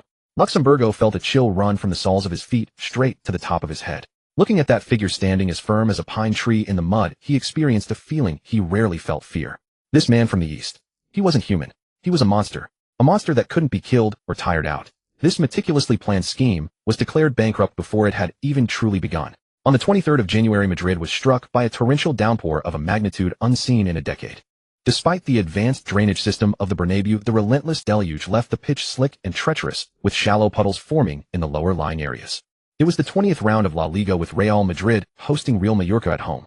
This was supposed to be a mismatch, but the foul weather and Luxemburgo's ironclad orders transformed it into a gladiatorial contest steeped in mud and blood. Liang is starting again. This marks his third consecutive full match. The commentator's voice was laced with concern as he reviewed the starting lineup. With the intensity of 2, even 3 matches a week compounded by these dreadful pitch conditions, it's a monumental test for any player's stamina and joints. Is Luxemburgo gambling? On the sidelines, Luxemburgo, bundled in a thick raincoat under the shelter of the dugout, watched the figures stained gray by mud with a cold, piercing gaze. Gambling? No, this was an execution. He was waiting for Liang's tightly wound string to snap. Even a machine of iron would overheat and fail under relentless high-intensity operation, let alone flesh and blood. The moment Liang showed fatigue on the pitch, the moment he made a mistake leading to a goal, due to exhausted energy, Luxemburgo would unleash the ammunition he had long prepared. He would tell the media, look, this young man is too greedy. He ignored the coaching staff's rotation advice, forced himself to play to pad his stats, and ended up hurting the team. It was the perfect script. The match progressed to the 70th minute. The score was 1-0, with Real Madrid clinging to a slender lead thanks to Ronaldo's opportunistic goal in the first half. However, the spectacle was utterly dreadful. Mallorca's players were like a pack of wild boars wallowing in a mud pit, exploiting the slick surface with ferocious physical challenges and reckless tackles. Madrid's artists were suffering immensely. Zidane's jersey was soaked, his movements heavy, Beckham slipped twice on the right flank. Even Raul stood with hands on hips, gasping for air, his chest heaving like a bellows. The entire team was struggling at the edge of their physical limits. Except for one man. Liang. Bang. At the center circle, Liang executed a fierce sliding tackle in the mud, taking down Mallorca's midfielder Arango Ball, and all who was trying to launch a counterattack. Mud splashed across his face, but he didn't even bother to wipe it off. He scrambled to his feet, instantly planting himself in the defensive position like a nail. Huff. Huff. Liang's breathing was labored, his lungs feeling like they were inhaling fire. The consecutive matches, coupled with the extra toll of the muddy pitch, had indeed made his body feel heavy. The ache spread from his thigh muscles to his lower back, each step requiring the mobilization of his entire being. He's almost done. Luxemburgo keenly caught the almost imperceptible pause in Liang's movement as he got up. Prepare the substitution, he told his assistant. Get Graveson warming up. The moment that Chinese kid makes another mistake, even just a misplaced pass, we pull him off immediately. However, what Luxemburgo didn't know was that his script was missing a crucial variable. That was the system's judgment. Ding. Detected match entering final 15 minutes, 75th minute. Detected host stamina, reserves dropping below warning threshold. Environmental hazard index extreme. Passive skill, iron lung novice, effect triggered desperate times, desperate measures. Desperate times, desperate measures. During this period, the host's stamina recovery rate increases by 100 and all attributes increase by 5 instead of decreasing. Your body will break through physiological limits, becoming a true perpetual motion machine. And then at the very second the 75th minute arrived, Liang felt his heart contract violently, and then a surge of cool, yet wild energy was pumped out, flowing through his veins and flooding his entire body in an instant. His legs, which had felt heavy as leads, suddenly became light. His lungs, which had been burning, suddenly filled with fresh, cool oxygen. It felt like a traveler dying of thirst suddenly plunging into a clear spring. Luis Garcia, Mallorca's striker, who was about to take on Liang, was suddenly stunned. He had clearly seen the Real Madrid number 24 panting and moving sluggishly. How could he suddenly? Swish. Before he could react, Liang pounced like a cheetah. His speed was even faster than at the start of the match. Thud. Liang slammed his shoulder into Luis Garcia, sending him stumbling backwards and cleanly dispossessing him of the ball. This is impossible. On the sideline, Luxemburgo's eyes nearly bulged out of his head. Is this man even human? After 75 minutes on this muddy pitch, he can still sprint, still battle, counterattack. After winning the ball, Liang let out a powerful roar. That shout jolted his weary Real Madrid teammates who were on the verge of just lying down back to their senses. They looked at the young man covered in mud, yet still bursting with energy, their eyes filled with disbelief. Was this guy powered by batteries? The 80th minute. Madrid's attack had stalled again. Guti received the ball in midfield. The Golden Wolf was looking worse for wear, his beautiful blonde hair plastered to his forehead like a drowned rat. Two Mallorca defensive midfielders converged on him like a pair of pincers, sealing off all passing lanes and any space to turn. It was a dead end. In the past, Guti might have shielded the ball and gone down to win a foul. But today he didn't. Because he felt it. A mystical, indescribable connection was forming between him and another player. Bond activated partners in crime, sharing Guti's vision. In Guti's mind, the chaotic pitch suddenly became clear. Even though his back was to the attack, even though he was double-teamed, he could see. He saw the one and only fleeting gap. And at the end of that gap, someone was making a blazing run forward. That position was a full 30 meters away. Against anyone else, Guti would never have attempted that pass. It was a suicidal pass, a potential turnover leading to a counterattack. But this was Liang, the madman who told him in the nightclub, "Give me the space, I'll give you the killing blow. Here it goes." Guti growled inwardly. Without even looking, relying on that mystical intuition, he flicked the ball with the outside of his left foot, a pass so subtle, it was almost invisible. Whip! The ball shot out like a cursed blade unleashed, carrying a wicked curve, skimming the grass, threading the needle between the two Mallorca defensive midfielders, and then evading the outstretched toe of a center back. It was a blind pass full of imagination and high-stakes gambling. The crowd gasped, because the path the ball was rolling on had been completely empty. But just as the ball crossed the halfway line, a white figure burst onto the scene like a phantom. Liang. It was as if he had known Guti would pass it there, starting his sprint a full 2 seconds early. Run success rate 15. At full sprint, Liang effortlessly brought down this incredibly difficult through ball under his control. He was now 40 meters from goal. Mallorca's defense was in complete disarray. They hadn't expected Guti to pull off that pass, nor had they expected Liang to have the energy to sprint so fast. Stop him. Mallorca's center back, Barello, rushed out in panic to block him. Liang looked ahead. The rain was torrential, his vision blurred. But the radar in his mind was crystal clear. Ronaldo was making his move on the right side of the box in the aliens' hunting ground. However, 3 defenders stood between them, and the passing lane on the ground was sealed. If we can't go through on the ground. Liang adjusted his stride.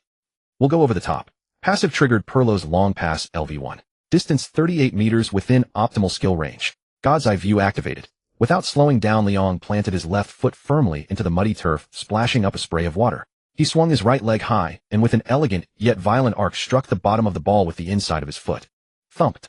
The ball soared into the air. It was no longer the low cursed blade, but a precision-guided cruise missile. The ball traced a high floating arc through the air, clearing Barello's head, clearing the chasing fullback, and even sailing over the reach of the advancing goalkeeper. As if it had eyes, it dropped with heavy backspin into the vacant space on the right side of the penalty area. And there, Ronaldo had just arrived. Perfect. Absolutely f***ing perfect. Watching the ball descend from the heavens, Ronaldo had only one thought. This pass meant no slowing down, no adjustment, not even a moment's thought needed. The ball dropped at the exact height and position perfectly suited for his strike. This was what they called being spoon-fed. Facing the on-rushing keeper, Ronaldo didn't even bother to control the ball. He met the descending ball and unleashed a right-footed volley. Boom! The ball rocketed into the near corner of the net. The net bulged violently. 2-0. In the 81st minute, Real Madrid sealed the victory. Gualul. My God, what kind of divine combination is this? The commentator slammed the table in frenzy. Guti's blind pass. Liang's blazing run, followed by Liang's Pirlo-esque long-range switch, and finally Ronaldo's spectacular volley. The connection between these three made Mallorca's defense look like thin air, especially Liang. He's making sprints and long passes like that in the 80th minute. Does he have unlimited stamina? After scoring, Ronaldo excitedly charged at Liang and leaped onto his back. Guti also jogged up from the back, stumbling a bit, but his smile was brighter than ever. The three of them embraced tightly. The rain poured down on them, but it couldn't extinguish the brotherly bond they shared. Liang wiped the rain from his face, pushed Ronaldo away, and turned around. He didn't look at the cheering fans, nor at his celebrating teammates. He walked straight towards the sideline, towards the Real Madrid bench. Luxemburgo stood there dazed, still holding the substitution sheet, with Liang's name on it. He had been planning to sub him off in the very next minute. But now that name was a profound mockery, slapping him hard across the face. Liang stopped less than 2 meters away from Luxemburgo. He was drenched, covered in mud, with grass clippings stuck to his socks. But he stood tall and straight like an insurmountable mountain. He stared at Luxemburgo's pale face. Then he raised his right hand and forcefully pounded his chest, which was heaving violently, yet still brimming with power. Thump, thump. The sound was dull and forceful. Coach. Liang's voice cut through the rain, icy cold, yet filled with boundless arrogance. I can play another 90 minutes. Can you? Luxemburgo shuddered, instinctively stepping back, nearly slipping on the wet grass. He looked at the young man who seemed like a demon god, and felt a chill run from the soles of his feet straight to the top of his head. He had lost. In that moment he knew he had not only lost this battle of wits, but had also forfeited the last shred of his dignity as head coach. Before this tyrant, with a body and will of steel, all his schemes and conspiracies seemed as fragile and laughable as a joke. In early February, Seville's air carried an unsettling oppressive heat. Though still winter in this city dubbed Europe's furnace, the fervor of the Sanchez-Pizjuan Stadium was enough to melt any ice. 40,000 Sevilla fans clad in red and white turned the stadium into an erupting volcano. It was matchday 21 of La Liga. Real Madrid facing Sevilla away. This was a tough battle. Though not a traditional powerhouse, Sevilla, under the guidance of the young Ramos, played with fierce tenacity and boasted a formidable home record. Moreover, their ranks included an avenger burning with fury, Baptista. The beast, who had just joined Real Madrid for a hefty 20 million in the winter window, had been knocked into the medical room by Liang during his very first training session, suffering utter humiliation. To solidify Liang's absolute core status in the dressing room and prevent that huge investment from rotting on the bench, Florentino, on the final day of the transfer window, had signed off on loaning Baptista, who hadn't even played an official match for Madrid, back to his old club Sevilla. Consequently, for Baptista, this match was a do-or-die battle to wash away his disgrace. For Real Madrid, the stakes were higher than just points. A relentless schedule of 2 matches a week, coupled with intense physical confrontations, was causing the parts of this Galactico machine to groan under the strain. "You look a bit pale," Zidane said in the dressing room, glancing worriedly at Liang, who was stretching while he himself strapped on his lumbar support. Despite the enhancements from his iron lungs and the system, Liang was still flesh and blood. The constant sprinting and intense battles, even without causing injury, inevitably took a toll on his mental stamina. "I'm fine." Liang shook his head, then glanced at Zidane's heavily taped waist and asked back, "What about you, Zizou? You're back." "It's an old problem," Zidane said with a wry smile. Zidane let out a bitter laugh, trying to mask a flicker of pain. "Once I get warmed up, I can't feel it anymore." Liang frowned. He turned his gaze to Ronaldo on the other side. The alien was massaging his knees in a strange posture. Those knees, which had endured devastating injuries, were now like delicate porcelain, causing anxiety at the slightest hint of trouble. "Ronnie, are you also?" "I'm fine too," Ronaldo interjected, forcing a smile. "Don't be such an old mother hen, Lee. We're professional players. Who doesn't play through pain?" Liang fell silent. He knew these superstars were all pushing themselves. They didn't want to miss this crucial match or let the team down. But this kind of pushing was like walking a tightrope. One misstep, and it would be a complete disaster. "All right, let's get some energy." Luxemburgo walked in, clapping his hands, his voice booming. The Brazilian coach seemed oblivious to the team's underlying issues, or perhaps to save his own job, he chose to turn a blind eye. "Sevilla are tough, but we're tougher. Today's tactics remain attack-oriented. Zidane, supply more ammunition to the front line. Ronaldo, I don't want to see you strolling around in the box. And Liang." Luxemburgo looked at Liang, a barely perceptible malice in his eyes. "Your position remains the lone defensive midfielder. I don't want to see any mistakes from you, especially when defending Baptista. That guy is strong. You better not get knocked over by him." Liang gave him a cold look, saying nothing. He was calculating inwardly. In the system's dressing room authority module, 2 gray icons were flickering: Team BUFF Medical Miracle Basic and Team BUFF Focus Aura. He hesitated. These buffs were powerful, but they cost an astronomical amount of infamy points. Especially Medical Miracle, which consumed 3,000 points per use. The savings he had painstakingly accumulated wouldn't last many activations. Wait a little longer, Liang told himself. Maybe things aren't that bad yet. Beep. The referee's whistle signaled the start of the match. Sevilla, like a herd of enraged bulls, launched a ferocious assault on Real Madrid from the very first minute. Their tactics were simple: physical confrontations, high pressing, and using home advantage to escalate the tempo relentlessly. In the 10th minute, Baptista received the ball in midfield. This Brazilian, nicknamed the Beast, possessed a physique that rivaled Liang's. Fueled by the humiliation of being publicly shamed and cast out from the Real Madrid training ground, he charged towards Madrid's half, like a bulldozer, his eyes fixed intensely on Liang, determined to reclaim his dignity against the Asian who had shattered his dream of playing for a giant. Liang stepped up to meet him. Bang! They collided fiercely near the center circle. Even with the Vieira template, without activating Savage Charge, Liang could only manage a stalemate against the equally physically imposing Baptista. Both staggered back a step. Not bad. Liang shook his numb shoulder, his gaze turning serious. But just then he heard a soft, pained grunt from behind him. He turned around and saw Zidane clutching his lower back, bent over with a pained expression. To receive a loose ball, Zidane had made a sudden stop-and-turn move, which had evidently aggravated his old injury. "Zizou." Liang moved to check on him, but saw Zidane wave his hand, straighten up with effort, and continue playing. In the 25th minute, danger struck again. Sevilla's winger Navas used his pace to beat Carlos on the right flank and delivered a cross. In the box, young defender Sergio Ramos, still with Sevilla, leaped high, out-jumped Helguera, and headed towards goal. Although Casillas made a heroic save, Ronaldo, tracking back, collided with Ramos as he landed. Hiss! Ronaldo lay on the ground, clutching his knee tightly, his face contorted in agony. Ronnie! The hearts of all the Real Madrid players were in their mouths. The team doctor rushed onto the field. After a quick spray treatment, Ronaldo got up, but he was clearly limping. "Make the substitution," Leong shouted at Luxemburgo on the sideline, gesturing for a change. He could see Ronaldo's knee was at its limit. Continuing would risk another rupture. But Luxemburgo acted as if he hadn't heard, even turning to confer with his assistant. He didn't want to make a substitution. The first half wasn't over, and the score was still 0-0. Substituting Ronaldo, their most dangerous player, would be like cutting off his own arm. For the sake of victory for his job, he preferred to gamble on that 1% chance. "You damned gambler," Leong cursed inwardly. In the 35th minute, Zidane fell again during a challenge. This time he stayed down for a full 30 seconds before getting up, his face as pale as a sheet. Ronaldo also stopped after a sprint, hands on his knees, panting heavily, sweat pouring down like a waterfall. The entire Real Madrid team was like an old rattling car with loose parts teetering dangerously as it sped down the highway. And Luxemburgo in the driver's seat was still flooring the accelerator. "I can't wait any longer." Leong looked at his struggling teammates, at the cold-blooded coach, and finally made up his mind. Some things were more important than infamy points. It was about his teammates' careers, the future of this team. "System." Leong issued an unyielding command in his mind. "Activate dressing room authority module. Exchange team BUFF medical miracle basic. Exchange team BUFF focus aura. Ding. Infamy points consumed 5,000. Buffs activated. Medical miracle basic temporarily suppress injury risks for the entire team.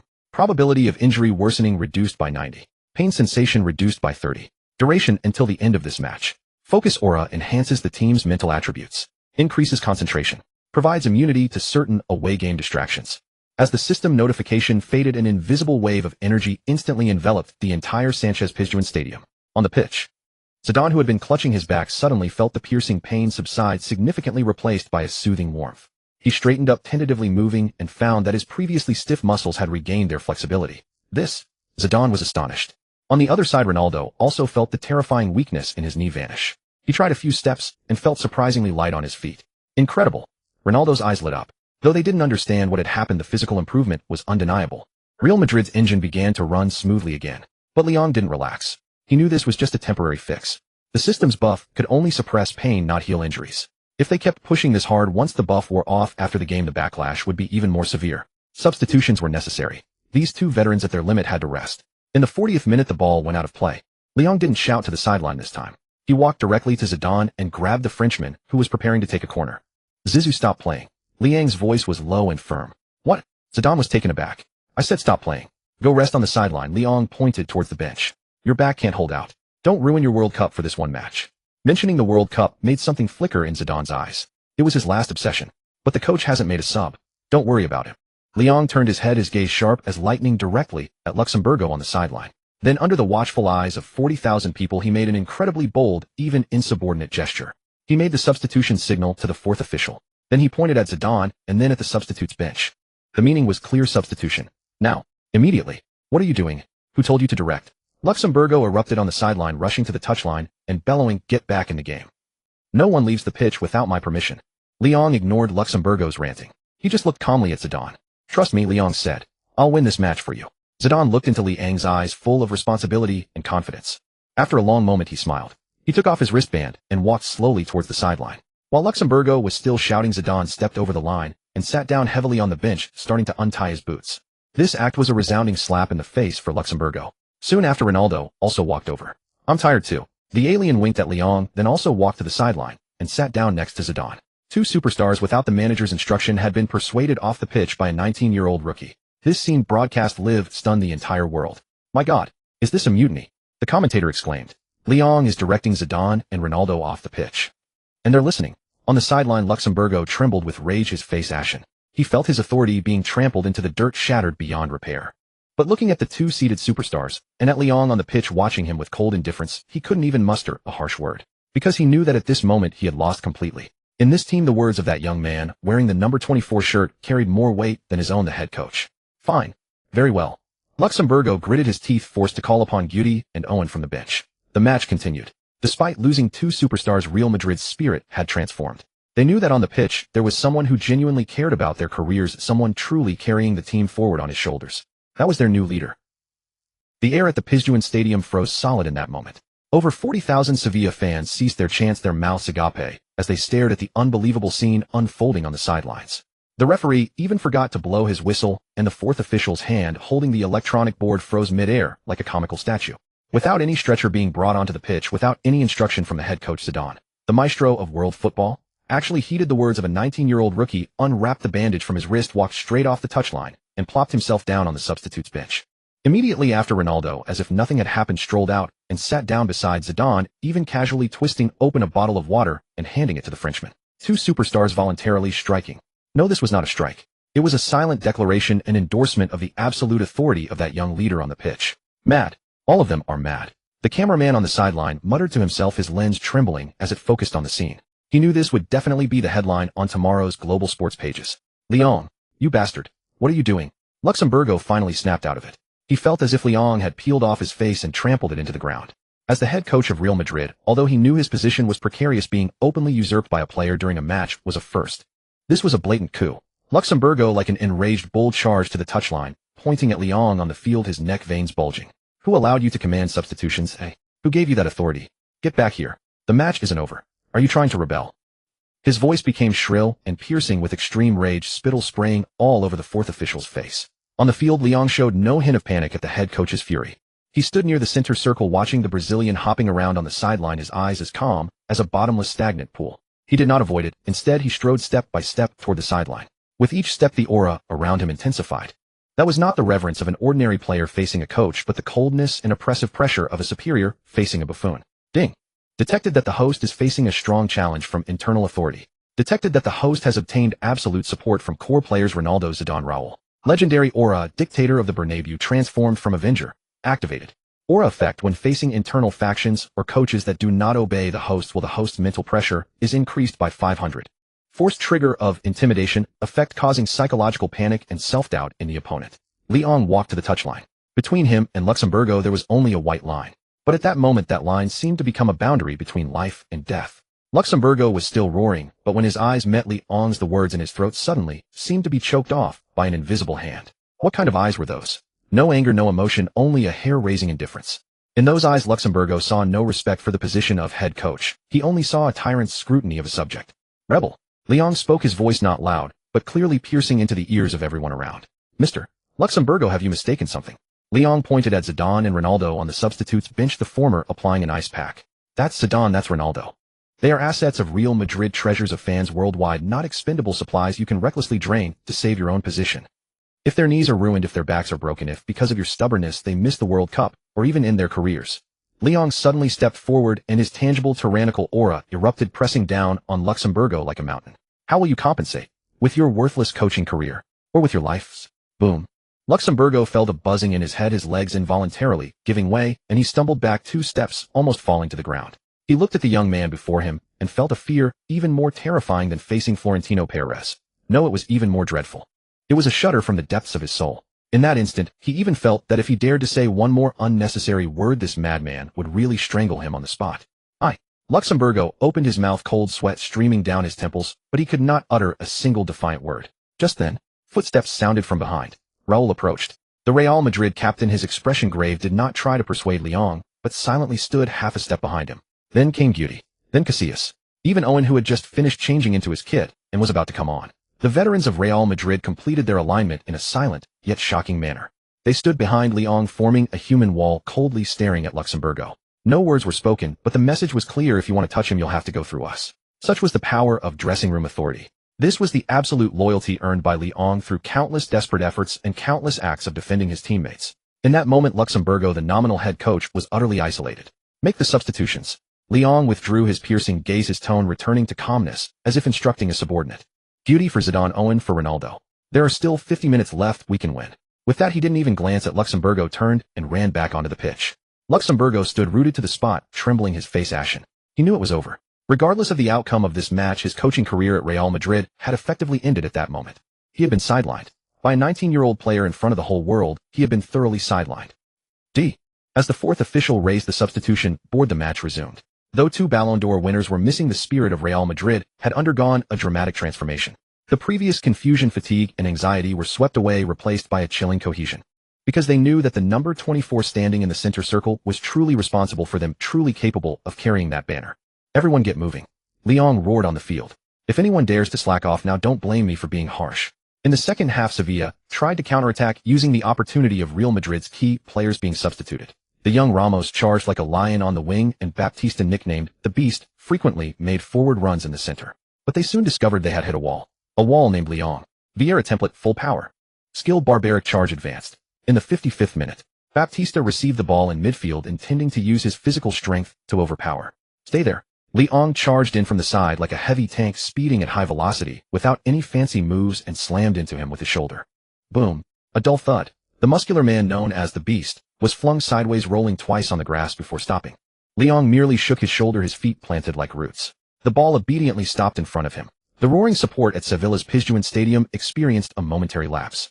All the Sevilla fans stared in disbelief. Their proud midfield destroyer, the physically monstrous Baptista, had been knocked flying in a direct confrontation by a 19-year-old Asian. So this is your Beast. Lyon stepped on the ball, not rushing to pass. He looked down at Baptista, who was still lying on the ground, questioning his existence, his gaze cold. In front of me, behave like a cat. With that, he delivered a precise long pass to Guti up front.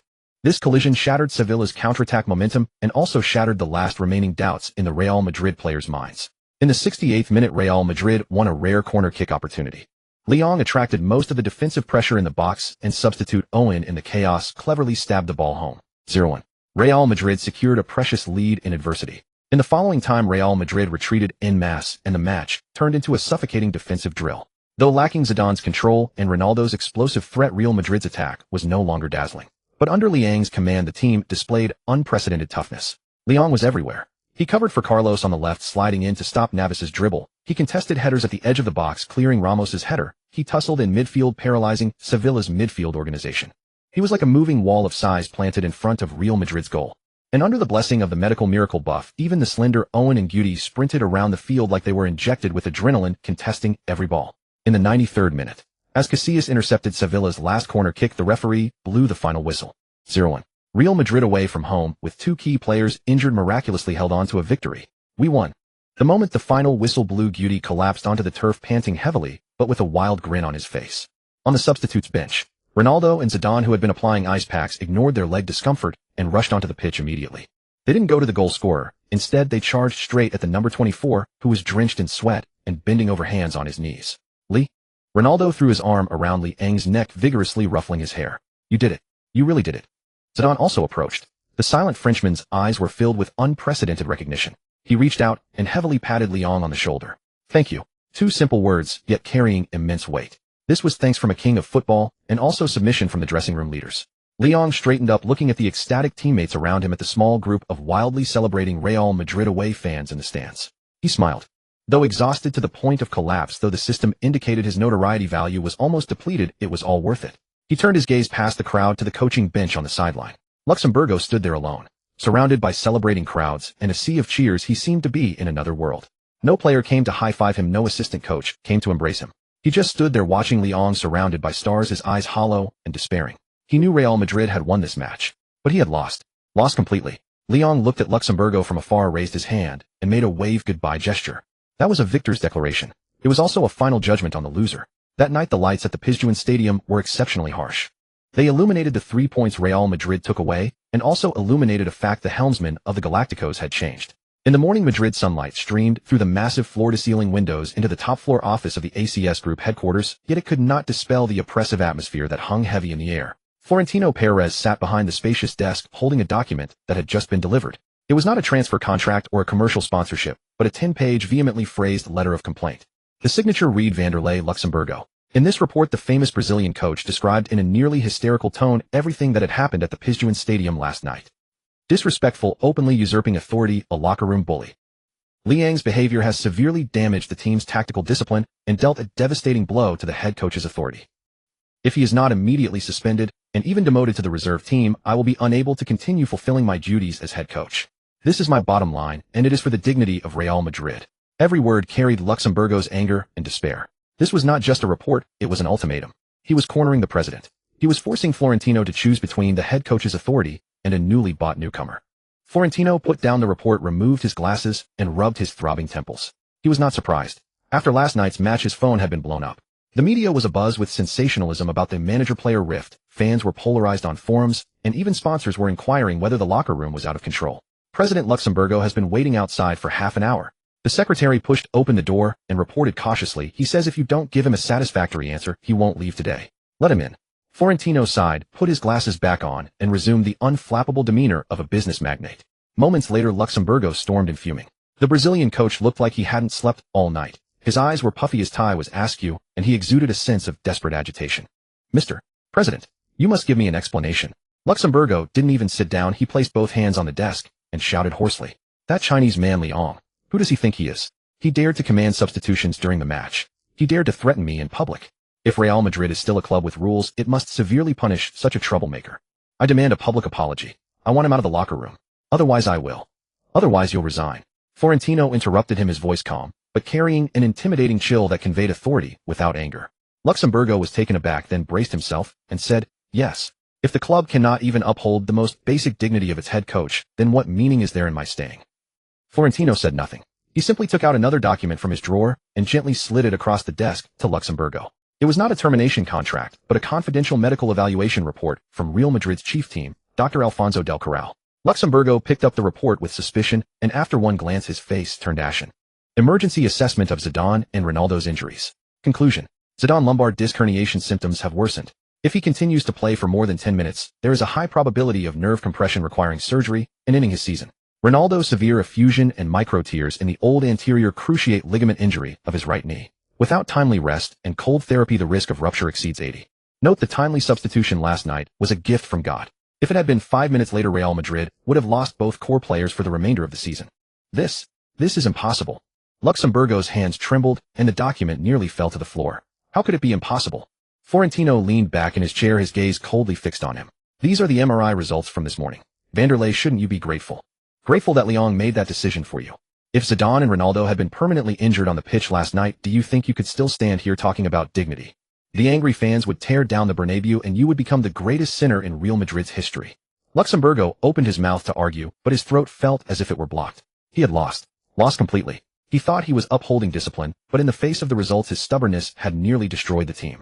And that man he had labeled a bully, Liang, had saved the team at the most critical moment, and saved him as well. But even so he cannot. Luxemburgo struggled for a last stand. He cannot ignore my orders. I am the head coach. Vanderlei. Florentino interrupted him again, this time with a hint of impatience in his tone.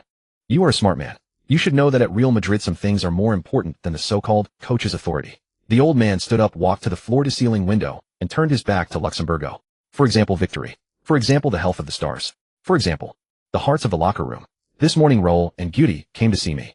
Ronaldo and Zidane also called me. Florentino turned around, his gaze sharp as a blade piercing into Luxemburgo's soul. They said the team now needs someone who truly understands them and can protect them. And that person is not you. Those words were like a death sentence. Luxemburgo slumped into his chair, his eyes vacant. He knew what this meant. It meant he had been utterly abandoned by the locker room. It meant that in this power struggle he had been uprooted by a 19-year-old. So, you're going to fire me? Luxemburgo's voice was bitter. Fire you? Florentino shook his head. As an astute businessman, he would not make a losing deal. Firing Luxemburgo now would require paying millions of euros in severance, and a sudden change of coach would be a huge blow to the team's stability. More importantly, he did not want to contradict himself. After all, he had personally hired Luxemburgo. No, you are still the head coach of Real Madrid. Florentino walked over to Luxemburgo, patted him on the shoulder, and his tone returned to being gentle, but behind that gentleness lay a harsher reality. But from today onward, regarding tactical arrangements in game substitutions, starting lineups, I hope you will listen more to the opinions of the players' committee, especially Liang's opinions. He is young, but he has vision and courage. You can complement each other. Complement each other. Luxemburgo gave a bitter laugh. This was not complimenting, it was being stripped of real power. They wanted him to remain in that seat, a puppet who only signed documents, attended press conferences, and took the blame. Meanwhile, the true power had already shifted into the hands of the so-called players' committee, which was essentially Liang. This was more humiliating than being fired. You can refuse. Florentino said flatly, if you insist on kicking up a fuss for the severance pay, I will directly announce to the media that you were fired for causing major injury risks to the players. By then the entire European football world will know that your stubbornness nearly ruined the careers of Zidane and Ronaldo. Your coaching reputation will be worthless. The old man leaned back in his chair like a cold tyrant. Resign gracefully on your own, and the club will privately compensate you with half a year's salary. We part on good terms. The choice is yours. Luxemburgo clenched his fists so hard his nails dug into his palms. He struggled, hesitating. His pride as a renowned coach urged him to storm out, but the reality of the benefits kept him from taking that step. After a long pause, Luxemburgo unclenched his fists, his whole body deflating like a punctured balloon. I understand. He lowered his head, his voice barely audible. I will cooperate. Good. Florentino nodded with satisfaction, sat back behind the desk, and picked up a document to review. If there's nothing else, you may go. Don't be late for this afternoon's training session. Luxemburgo stood up and walked toward the door like a zombie. As his hand touched the doorknob, he heard the final words from behind. Oh, by the way, I heard you've been targeting players outside the Brazilian clique. I don't want to see that happen again. Real Madrid belongs to everyone, not just the Brazilians. Luxemburgo's body trembled. He didn't turn around, pulled open the door, and walked out. At the end of the corridor, Leon was leaning against the wall, flipping a coin in his hand. Seeing the crestfallen Luxemburgo emerge, Leon was not surprised. He put away the coin, straightened up, and wore that annoying faint smile on his face. All finished, coach. Leon greeted him, though his tone carried little respect. Luxemburgo stopped and stared at the young man who had destroyed everything. His eyes were filled with venom, yet also with deep fear. You won, Luxemburgo said through gritted teeth. Are you satisfied? Won. Leon shook his head, walked up to Luxemburgo, and straightened his crooked tie. This isn't winning. This is each getting what he wants. You need this high-paying job, and I need victories. Leon leaned close to Luxemburgo's ear and said in a low voice. So as long as you behave yourself and stop pulling those dirty tricks, I promise you will stay in this seat until the end of the season. You might even piggyback a few championship trophies. This deal is not a loss for you.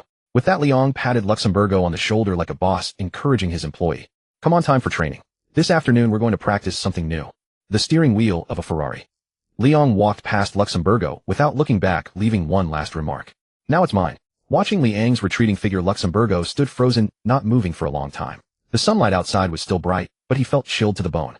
As a once commanding coach, his last shred of dignity was utterly crushed at that moment. To be a puppet who couldn't even make a substitution without listening to a player.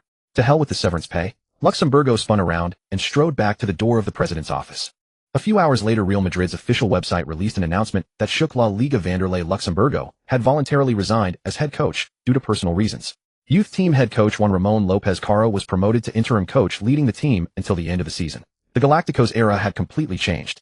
In February, Madrid's chill was biting, yet the city's football fervor was burning to a boiling point as the Champions League knockout rounds approached. For Real Madrid, the league title chase was thrilling, but the true test of the Galacticos' medal had always been that coveted trophy with the big ears. In Liang's apartment, the heating was cranked up high. Dressed in loose loungewear, he sat on the sofa, clutching a can of iced cola, his gaze locked onto the wall-mounted television. The screen displayed a live feed from UEFA headquarters in Nyon. The bald host was delivering a sleep-inducing opening speech, but the massive transparent glass bowl behind him held the fate of European football in its grasp. Within it rested the destiny of 16 powerhouses. Nervous, Mendez, cutting fruit in the kitchen, poked his head out and asked with a smile. The agent had been in high spirits lately. Liang's dominant regency at Real Madrid had elevated his own standing as the mastermind behind the scenes. Nothing to be nervous about, Liang said calmly, yet his body involuntarily leaned forward. This Real Madrid fears no one. Whether it's Chelsea or AC Milan. It was the truth. Ever since he had taken control of the dressing room, stabilized injuries with medical miracle, and forced Luxemburgo out, this Madrid side had gradually rediscovered the dominance befitting a top-tier club. They needed an opponent of sufficient caliber to serve as a sacrificial offering. Let's see who the Galacticos' opponent will be. On the television, the draw guest, recently retired Italian legend Zola, reached into the glass bowl. He stirred the balls, pulled one out, twisted it open, and revealed the slip of paper. Real Madrid. Zola read out the name. A stir rippled through the audience. As group runners-up, Madrid were destined to face a group winner. All eyes fixed on Zola's hand as it reached into the second bowl. Within it lay the names of 8 group winners: Chelsea, AC Milan, Juventus, Lyon. Each one a formidable foe. Zola drew the second ball. His movements were agonizingly slow, so slow that Leon wished he could reach through the screen and open it himself. Finally, the slip was unfurled. Zola glanced at it before turning the paper to the camera. Black letters clear as a verdict: Juventus. Boom. Even through the screen, Leon could almost hear the gasps from the journalists on site. Juventus. The Serie A overlords. The team with the concrete defense, widely regarded as the toughest nut to crack in all of Europe. Even more daunting than Chelsea, the old lady. Hiss. Mendez's hand slipped while cutting fruit, nearly nicking his finger. Why them? He hurried into the living room, his expression grim. This is trouble. Capello's Juventus is the most defensively disciplined team in the world. Buffon, Cannavaro, Thuram, Zambrata. That back line is an impenetrable fortress. And Mendez glanced at Leon, hesitating. And they have Vieira. Leon finished the sentence for him. His voice was calm, but deep within his eyes a flicker of emerald fire ignited instantly. Patrick Vieira, the man who stood at the pinnacle of the world's defensive midfielders, the Frenchman hailed as the emperor of the midfield. And also the original owner of the body template Leon possessed. Leon instinctively touched his thigh muscles. They held explosive power, but the source of that power was the towering black man who would soon stand across from him. This was fate, an inevitable collision between the counterfeit and the original. Ding. Detected host is about to encounter the body template, original owner Patrick Vieira, in the Champions League. Fate mission triggered. Who is the real one?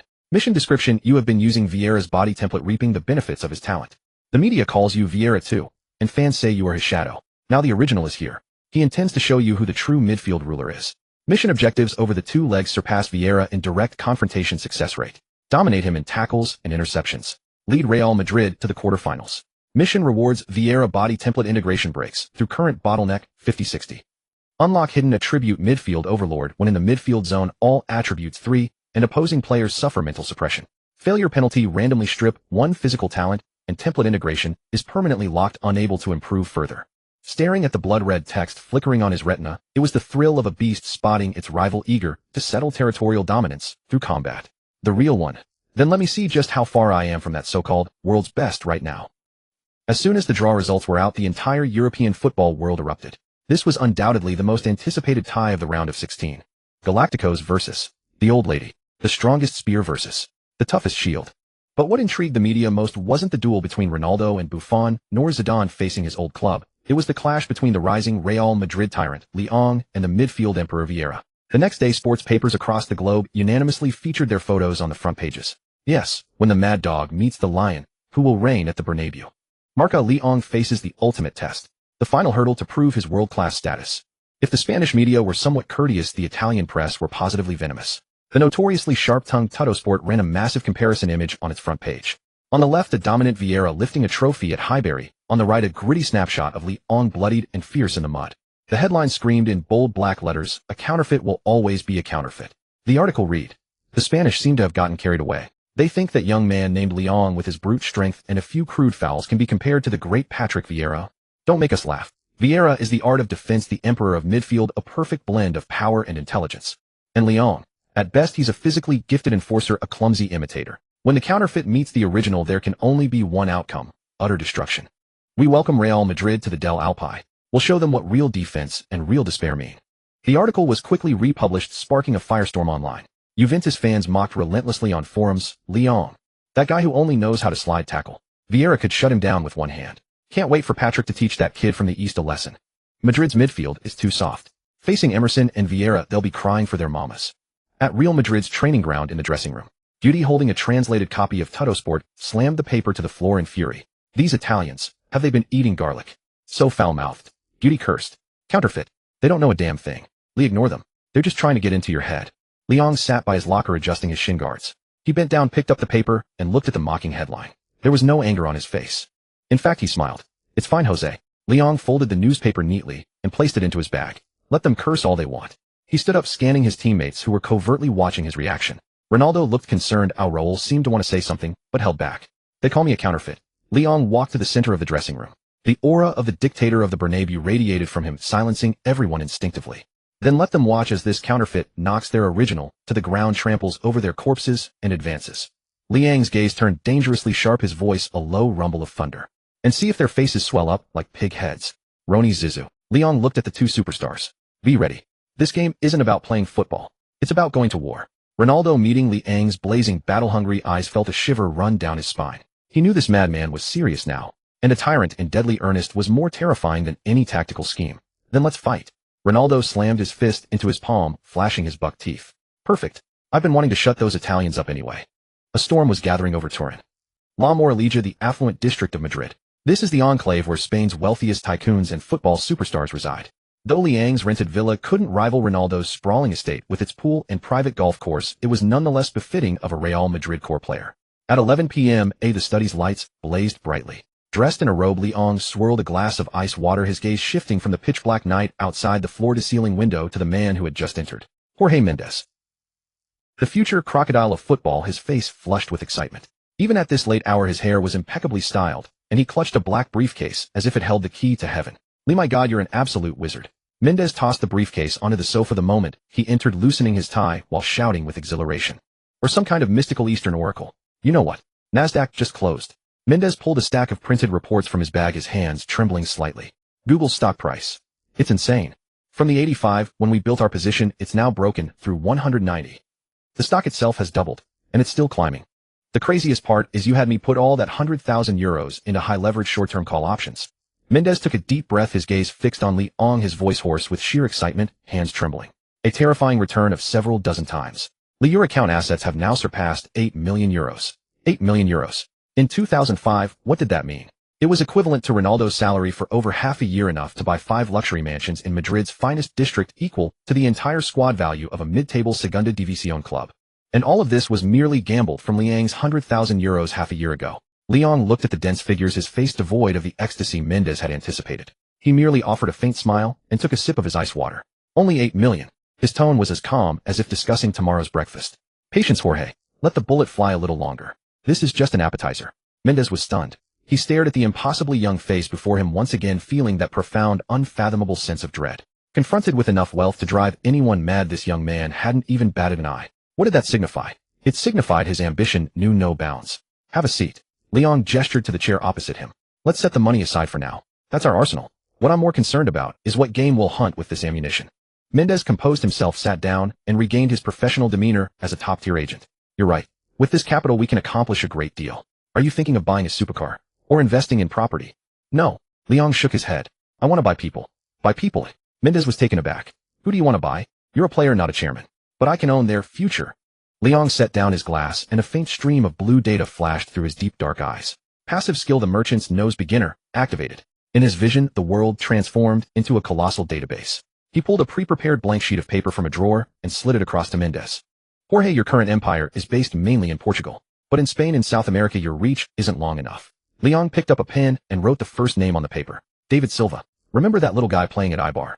I've seen him in Valencia, Liang said. Spend whatever it takes to buy out his agency contract. Or at the very least secure 50 of his economic rights. System assessment, David Silva, current value 1. 5 million, potential value 50 million. Rating S. Mendes frowned. That castaway from Valencia. He's too skinny. Just do as I say. Without explanation, Liang wrote down the second name. Marcelo. A left back from Fluminense in Brazil. Curly hair, smiles like a fool. Liang described. He shouldn't be well known right now. A few thousand euros could secure his full agency rights. Go to Brazil, find him, sign him exclusively. System assessment, Marcelo, current value 500, potential value 40 million. Rating S. Then the third name. Gonzalo Higuain. A forward at River Plate, still in the youth team. Another bargain, but he'll be worth a fortune later. Liang's pen flew across the paper, listing names that would one day shake the football world as if they were everyday groceries. Di Maria, Agüero, Sanchez. Mendes stared at the list, cold sweat beading on his forehead. Though he didn't know what these names represented, looking at Liang's unwavering gaze, a merchant's instinct told him. This was a treasure map. A treasure map of immeasurable value. These kids. Mendes swallowed hard. Are you sure they'll make it? Absolutely certain. Liang tossed the pen onto the table and leaned back in his chair, adopting the posture of a boss. Jorge, we're not just going to earn transfer commissions. We're going to control the source. Use that 8 million euros. Go to South America, to Spain's lower divisions, and turn all these names into our assets. In the next decade, when Europe's top clubs want to buy players, the first number they think of will be yours. And I. Liang tapped his temple. I'll be the one behind the scenes telling you who to choose. Mendes looked at Liang, feeling his blood ignite. This wasn't just business. This was building an empire. An agency empire that towered above the clubs. I understand. Mendes took a deep breath, solemnly pocketing the note as if it were a royal decree. I'll fly to Brazil tomorrow. Since you have the capital, and I have the connections, let's sweep up all the South American talent. With business concluded, Mendes didn't rush to leave. He pulled out a copy of Tuttosport from his bag, its front page featuring Vieira mocking Liang as a fake. There's also this Lee. Mendes's expression turned sly and ruthless. The Italians are slinging mud. Want me to get some media outlets to fire back? Or dig up some dirt on Vieira? Fight back. No. Why fight back? The more they insult, the higher the attention. Liang walked to the floor-to-ceiling window and gazed into the dark night. Jorge, do me a favor. Use your media connections to elevate Vieira. Elevate him. Mendes was stunned. Are you insane? Yes, elevate him. Liang's voice was low, laced with a chilling malice. Build him up as the world's best defensive midfielder, the god of the midfield, the invincible wall of size. Make everyone believe that against him I'm a joke, a piece of trash that could be crushed at any moment. Only by raising him high enough. Liang turned, a faint green light flickering in his eyes within the darkness. When I kick him off that pedestal and grind him into the dirt, the sound it makes will be loud enough. And I'll be able to reap plenty of things. System notification: the host is orchestrating a flawless villain's face slap script. If successful, an immense amount of infamy points is expected to be harvested. Mendes shivered as he looked at Liang. This young man was ruthless not only on the pitch, but also in his heart. Was this even a player? This was clearly a devil manipulating human hearts. Alright, I get it. Mendes straightened his suit and gave Liang a slight bow. I'll make all of Europe believe Vieira has already won. See you in Turin in 3 days? 3 days later, Turin, Italy. Castel Airport. As Real Madrid's charter plane touched down on the runway, fine snowflakes drifted from the sky. The hatch opened and a gust of frigid wind swept in. Madrid's stars tightened their overcoats and hunched their shoulders as they descended the stairs. Ronaldo sneezed. Zidane looked grim, and Raul furrowed his brow. The pre-match atmosphere was suffocatingly tense. Leon walked last. Without a scarf, he let the cold wind lash against his face. He gazed at the Stadio del Alpi looming through the fog, feeling the hostility surging from all directions. Finally here. Leon took a deep breath of the frigid air, a sharp sting filling his lungs, but it only sharpened his focus. Vieira Capello Juventus. He touched the shin guards in his pocket. I hope your bones are harder than this weather. Otherwise this trip to Turin will be terribly boring. He stepped forward, setting foot on this land so hostile to him. In March, Turin was as cold as a colossal ice cellar. The biting wind from the Alps, carrying the distinct scent of Fiat factory oil and the bitterness of Italian espresso, funneled through the Pi Valley into this industrial city. When Real Madrid's charter plane touched down at Castel Airport, they were greeted not by flowers, but by a well-prepared Italian media ambush meant to intimidate. That day's front page of La Gazzetta dello Sport featured a massive composite image on the left, Patrick Vieira clad in Juventus black and white stripes, exuding dominance, with a crown photoshopped onto his head, and beneath it the caption, "The King." On the right stood Leon in Real Madrid's white jersey, his expression cold, but his body deliberately shrunk, his crown crooked, like a cheap plastic toy, with the caption, "The Copy." The headline was even more devastating: Turin believes in neither tears nor counterfeits. Welcome to the Cathedral of Defensive Art. Damn Italians. As soon as he walked through the security exit, Ramos spotted a Juventus fan at the arrival gate, holding a sign. Leon Vieira 2.0 Budget Edition. The hot-tempered Sergio, veins bulging on his neck in anger, was about to charge forward when a strong hand clamped down on his shoulder. Leave them. Leon, wearing sunglasses, didn't even break stride. He was clad in a dark long coat provided by the sponsor, collar turned up covering half his face. Though his expression was hidden, the icy aura radiating from him made the few Juventus fans who tried to provoke him instinctively step back. Their mouths are theirs. Liang's voice was calm, without a ripple, as if those insulting banners weren't about him. The only way to shut them up is to put the ball into their net, or... Through the gap of his sunglasses he glanced at the distant giant Juventus billboard. Smash their original into scrap metal. At 4 in the afternoon, the press conference hall at the Stadio del Alpi. This was one of the most impregnable fortresses in Europe, and the press hall's decor was heavy and oppressive in true Italian style. Dark wood paneling, dim yellow lights, and the air itself seemed to float with the dust of tactical diagrams, making every visiting coach feel suffocated. But today's protagonist was not the coach. Patrick Vieira, the midfield core of Juventus and captain of the French national team, sat before the microphone. He was tall, with long limbs, his bald head gleaming with oil. As one of the planet's top box-to-box midfielders, Vieira possessed an innate air of dominance. He didn't need to speak. Just sitting there, he was like a black iron tower, exuding a suffocating pressure. Beside him sat Juventus's head coach, the famously stern Fabio Capello. Mr. Capello, what do you think of tomorrow's opponent, Real Madrid? They seem to have recovered some form in La Liga recently. A Spanish reporter asked. Real Madrid. They have many talents, I admit that. Ronaldo, Zidane, Beckham. Their names could fill newspapers. But football isn't played by names, nor is it won by selling jerseys. Capello's voice turned low and stern. Real Madrid's midfield, except for their number 24, Leon, who has some toughness, the rest are like models walking down a catwalk. They pursue art, they pursue beauty. But in a meat grinder like the Champions League knockout stage, art is often the first thing shattered. We will suffocate them with defense. In Turin, we will teach them what true discipline is. These words were extremely arrogant, yet also extremely precise. He directly named Leon, but also implicitly disparaged everyone else at Real Madrid. Then the focus turned to Vieira. Patrick, the Spanish media now call Real Madrid's Leon the new Vieira. They believe Liang's physical attributes and playing style are very similar to yours, even more aggressive. What do you think? Asked a reporter from Tuttosport, throwing out this pre-prepared bomb. Vieira smiled. It was the smile of a big brother toward a little brother, of an original toward a copy. It carried a hint of disdain, 7 parts confidence, and a touch of offended displeasure. He adjusted the microphone, leaned forward, his wild eyes staring straight into the camera, as if looking at Leon through the screen. I've watched his match footage. Vieira's voice was low and deep, with a heavy French accent. I have to admit that young man has good physical qualities. He runs fast, hits hard, and even has a decent long pass. In the softer environment of La Liga, he does look like a monster. But Vieira shrugged, spread his hands, and made a helpless expression. In this world there are many physically strong men, but there is only one Vieira. The media likes to create gods to label every slightly tough newcomer with my name. It's an honor, but it doesn't mean they can truly reach my level. Someone says he's like me. Maybe. Like the instant coffee sold in convenience stores versus freshly brewed pour-over coffee. Both look like black liquid, but when you taste it you know the difference. The roomful of reporters chuckled knowingly. The metaphor was too cutting. Vieira leaned back into his chair, his gaze turning domineering and cold. Tomorrow I will teach him a lesson. Relying on brute force is not dominance. True dominance is making your opponent feel despair. I'll give him a lesson free of charge. Half an hour later, in the same spot, Leon and Coach Caro walked in. Compared to Vieira's ease and authority, Caro seemed somewhat nervous. The interim Real Madrid coach knew well that in tactical acumen Capello opposite him was a mountain. But Leon was different. He took off his sunglasses and tossed them onto the table with a crisp click. Facing the Italian reporters who had just been mocking him, Liang's face showed no anger, but instead an inscrutable amusement. Mr. Leon Vieira just called you convenience store instant coffee. How do you respond? A reporter eager for controversy immediately threw out the question. Instant coffee. Leon picked up the water bottle on the table, unscrewed it, and took a sip. That's an interesting metaphor, but I think he might have misunderstood something.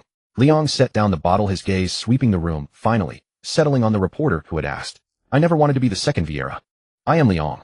Maybe in his era, he was the benchmark, the so-called original. But in this ever-changing world, the ticket of the old era cannot board the ship of the new era. Liang's voice suddenly rose, carrying a sharp edge of aggression. He says he'll give me a lesson. Fine, but I since childhood have never been a good student. Not only do I dislike listening to lessons, I also enjoy kicking the teacher off the podium. As for who is the original and who is the copy, Leon stood up, hands on the table, the tyrant aura seeping from his bones, instantly filling the entire press hall. Art is for losers to mourn. I am only responsible for winning. See you on the pitch tomorrow night. I hope by then Mr. Vieira's bones are as hard as his mouth. With that, Leon turned and walked straight out without a trace of hesitation, leaving a roomful of dumbfounded reporters and the lingering gunpowder-laced response in the air.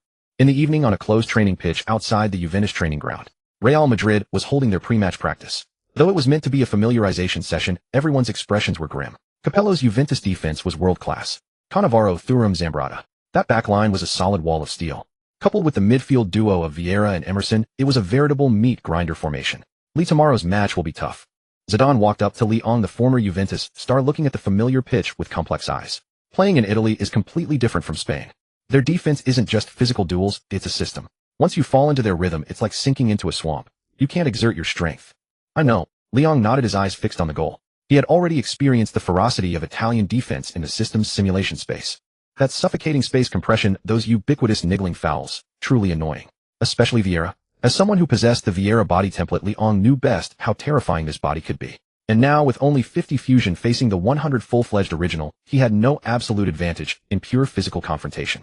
He needed something new. Something that could break the balance, even make those Italian veterans fear.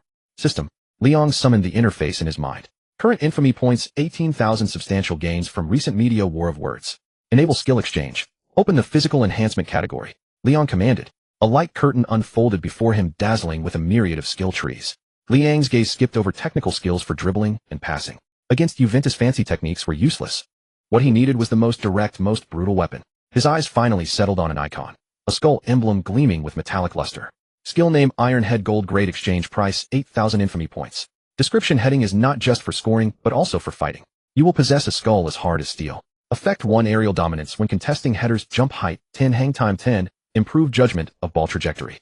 Effect 2, iron hammer, the strength of your skull greatly increases. When heading goals or in aerial duels, impact force increased by 30. Note this effect may cause mild concussion or psychological trauma to opponents who contest headers with you. This is it. Italian teams have good defense. Can't penetrate on the ground. Then go through the air. Since Vieira wants to give me a lesson, I'll use this head to ring a warning bell for him. Exchange. Ding. Consumed 8,000 infamy points. Skill, Iron Head, exchanged successfully. Fusing. A stream of warm, tingling energy surged to the top of his head. Leon felt his skull undergoing a tempering, becoming harder and denser. The fusion ended. Leon shook his neck, feeling his cervical spine brimming with power. Just then Beckham swung in across from the flank. The ball traced its iconic arc toward the center of the box. Liang's eyes sharpened, and he pushed off the ground with both legs. Thump. Turf flew. He shot up like a launched torpedo. Ramos, who was supposed to defend him, hadn't even reacted before a dark mountain loomed over his head. My God. Ramos only had time to gasp. Bang. Leon smashed into the ball midair. The sound was like a hammer hitting a watermelon. The ball instantly deformed, whizzing with a piercing whistle and rocketing into the top corner of the net. Casillas didn't even raise his hands. He could only watch as the ball sent the net bulging high. After landing, Leon remained steady with no dizziness at all. But Ramos, as the backdrop, crouched on the ground, holding his head, staring at his captain in horror. Boss, are you trying to kill someone? That hit just now, I felt my skull vibrate. Sorry. Leon pulled Ramos up, patted his shoulder, but the excitement in his eyes was unmistakable. He turned and looked at the giant Juventus emblem outside the training ground. This was just a preview. Leon murmured. Tomorrow night, I'll show those Italians what a real header is. Vieira, I hope your head is as hard as your mouth. Night fell, and the Stadio del Alpi stood silently in the darkness like a slumbering giant beast. But in Liang's eyes, it was a giant iron cage. And he was the beast ready to tear that cage apart. On the night of March 9th, the city of Turin lay frozen beneath a shroud of immense black ice. The Stadio del Alpi, a colossal structure built for the 1990 World Cup, was perpetually criticized for its lack of atmosphere due to the distant stands and year-round biting winds. But tonight 69,000 Juventus fans with their black and white scarves and thunderous roars forcibly raised the temperature by dozens of degrees. Welcome to hell, you Spanish pansies. A massive banner swayed on the stands amidst the smoke of cold flares. In the tunnel the two teams lined up. Leon stood at the back of the formation, flexing his ankles, the studs of his boots clicking sharply against the concrete floor. He could feel the tension in his teammates, not just from the cold, but more from the terrifying sense of oppression emanating from the opposing team. Standing opposite them was the old lady, forged by Fabio Capello. Buffon, Thuram, Cannavaro, Zambrotta, Emerson, Vieira, Nedved, Ibrahimovic, Del Piero. Each name in that lineup was a heavyweight. More frighteningly, under Capello's tutelage they were no longer 11-star players, but a precise, cold, emotionless killing machine. Especially that bald one, Patrick Vieira. Standing in the Juventus ranks, he resembled a black lighthouse. He didn't look at Leon, just held his head high, his gaze carrying an indifferent, "I'm going to slaughter you all tonight." The German referee Markus Merck blew his whistle. The first leg of the Champions League round of 16 had officially begun. From the very start, Real Madrid's Galacticos felt as if they had slammed into a wall. An invisible, yet omnipresent wall. In the 5th minute, Zidane received the ball near the center circle. The French maestro, a former Juventus core, attempted to dictate the tempo with his signature dragon turn move. But as his foot touched the ball, two dark shadows converged on him instantly. Emerson blocked the passing lanes while Vieira applied tight pressure. There were no extra movements, no crude fouls, just pure spatial compression. Thud. Zidane dropped his shoulder, trying to shield the ball, only to feel as if he had collided with a steel plate. Then his feet were swept from under him as Emerson poked the ball away. Damn. Zidane stumbled, frowning as he watched Juventus instantly transition from defense to attack. This was Italian chain defense. They didn't bother with flashy tricks, they only played with efficiency. In their half, space was compressed to the extreme, making every breath feel like a giant hand was clutching your throat. Get back. Defend. Casillas roared from his goal line. Juventus's counterattack was simple and lethal. Nedved sprinted down the left wing, his blonde hair flowing in the night wind like a charging banner. Salgado tried to intercept, but the Czech Iron Man left him trailing with a sharp change of direction. Nedved reached the byline and pulled it back. At the edge of the box, a colossal figure descended like a demon god. Zlatan Ibrahimovic.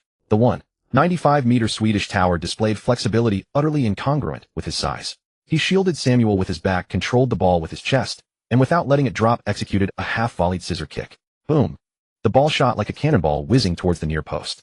It was too fast, too violent. Had it not been for Casillas' lightning-fast reflexes instinctively punching the ball away for a corner, Real Madrid's goal would have been breached in the 8th minute. A sigh of regret rippled through the stands, quickly transforming into even more frantic cheering. Leon stood at the top of the arc, his heart pounding violently as he watched the scene unfold. This was the intensity of top-tier Champions League knockout football. Zero margin for error. Stay calm. Hold your positions. Leon shouted, trying to steady his teammates' nerves. He knew that what Real Madrid needed most right now was toughness, someone who could muddy the waters in midfield. He began to run relentlessly. His iron lungs basic was burning, his Vieira template was roaring. In the 15th minute he slid in to dispossess Camoranesi. In the 22nd minute he threw his body in the way of Nedved's long-range strike. In the 28th minute he won an aerial duel against Emerson to clear the ball. Leon was like a tireless firefighter rushing to extinguish every threat. His jersey was stained with grass and mud, sweat dripping from his chin. But he could feel himself sinking into a quagmire. Juventus's midfield control was overwhelming. The double pivot of Vieira and Emerson was like two iron clamps strangling Real Madrid's throat. Real Madrid's attack was completely paralyzed. Ronaldo was isolated up front, going 10 minutes without a touch. Beckham's crosses were blocked before he could even swing his leg. They could only take hits, not give them. This feeling was suffocating for Leon. No, we can't stay this passive, he gritted his teeth. In the 40th minute, Real Madrid finally got a rare counter-attacking opportunity. Beauty intercepted the ball deep and quickly fed it to Leon. Leon received the ball and turned. Before him lay a seemingly open midfield, but in the center of that space stood a single figure. Patrick Vieira, the original, was there watching him coldly. Vieira didn't step up to challenge. He just crouched slightly, spreading his arms wide like a giant spider waiting for its prey to walk into its web. Leon took a deep breath. The progress bar for the system mission, who is the real one, flickered in his vision. Running away was useless. To win he had to cross this mountain. Come on. A fierce glint flashed in Liang's eyes. He accelerated, charging straight at Vieira with the ball. He intended to use his speed and power to force his way through midfield. 30 meters, 20 meters, 10 meters. The gap closed rapidly. Leon adjusted his stride, preparing to use his brute charge technique to power through on contact. However, just a split second before he could exert his force, Vieira moved. The French superstar didn't choose to collide with Leon. Instead, he took a precise small step to his left, and then that famous long leg shot out like a serpent, slotting perfectly into Liang's path. A soft tap. No violent clash, no sparks flying. Leon merely felt his foot hit empty air. The ball was gone. Using his superior reach and elite anticipation, Vieira had casually hooked the ball away before Leon could even engage. In the same fluid motion, Vieira turned, using his broad back to shield Leon completely from the ball. Boxing out, intercepting, shielding, turning. It was all done in one seamless fluid sequence. This was prime Vieira. He had not just physicality, but also the brains, the technique, and the defensive artistry honed over countless battles. Liang stumbled forward 2 steps from the momentum before stopping. He turned to see Vieira had already passed the ball to Ibrahimovic up front, and Juventus's counterattack was once again surging towards the Real Madrid box. Vieira, however, remained in place, not joining the attack. He turned his head and looked at the sweaty, slightly disheveled Liang. There was no anger in his eyes, only a lofty, condescending pity and mockery from a true master. As if saying, is that all? Is this the Vieira too the media hypes? Too green. Vieira even raised a finger, tapped his temple, and then slowly shook his head. The message was clear: to play football you need brains. Boom. A surge of hot blood rushed to Liang's head. Humiliation. This was pure naked humiliation. Compared to loud shouts and taunts, this silent contempt, this technical dismantling stung and enraged him far more. His prized physicality in front of a true master was nothing but that of a brute relying on sheer force. Damn it. Liang stared at Vieira's retreating back, grinding his teeth audibly. He didn't chase after Vieira to argue because he knew a loss was a loss. On the pitch, being weak was the original sin. But he wouldn't concede. Even a counterfeit could shatter the original one day. Peep, peep. The halftime whistle sounded. 0-0. Despite the draw, the entire Real Madrid team trudged off to the dressing room looking defeated. They had been suppressed for a full 45 minutes, failing to register a single decent shot on target. In the stands of the Del Alpi, Juventus fans erupted in triumphant cheers. They chanted Vieira's name as if already seeing the light of qualification. Liang walked at the back of the line. His head was bowed, sweat dripping from his nose onto the turf. His fists were clenched tightly, nails digging deep into his palms. Vieira's look, that gesture pointing to his head, was like a thorn embedded deep in his heart. Use your head. Fine. Very well. He lifted his head, glancing at Vieira, who was chatting and laughing with his teammates at the tunnel entrance. Deep in his eyes, the suppressed flame had now become a wildfire. If I can't beat you with technique, if I can't outsmart you, then in the second half I'll stop playing these fancy games with you. Liang unbuttoned his collar, revealing the bulging veins on his neck. System. Prepare to activate brute charge advanced. Since he's a wall, then I'll be the hammer that breaks the wall. Shatter him. Liang strode into the dark tunnel, his back resolute and fierce. The first half was a football match. The second half would be war. Do. The second half whistle echoed through the night sky of the Alpi Stadium, shattering the brief stillness. The Turin chill seemed even more biting than it had been in the first half. Juventus fans in the stands ignited flares, and plumes of black and white smoke drifted over the pitch, casting a grim, warlike aura over this decisive clash.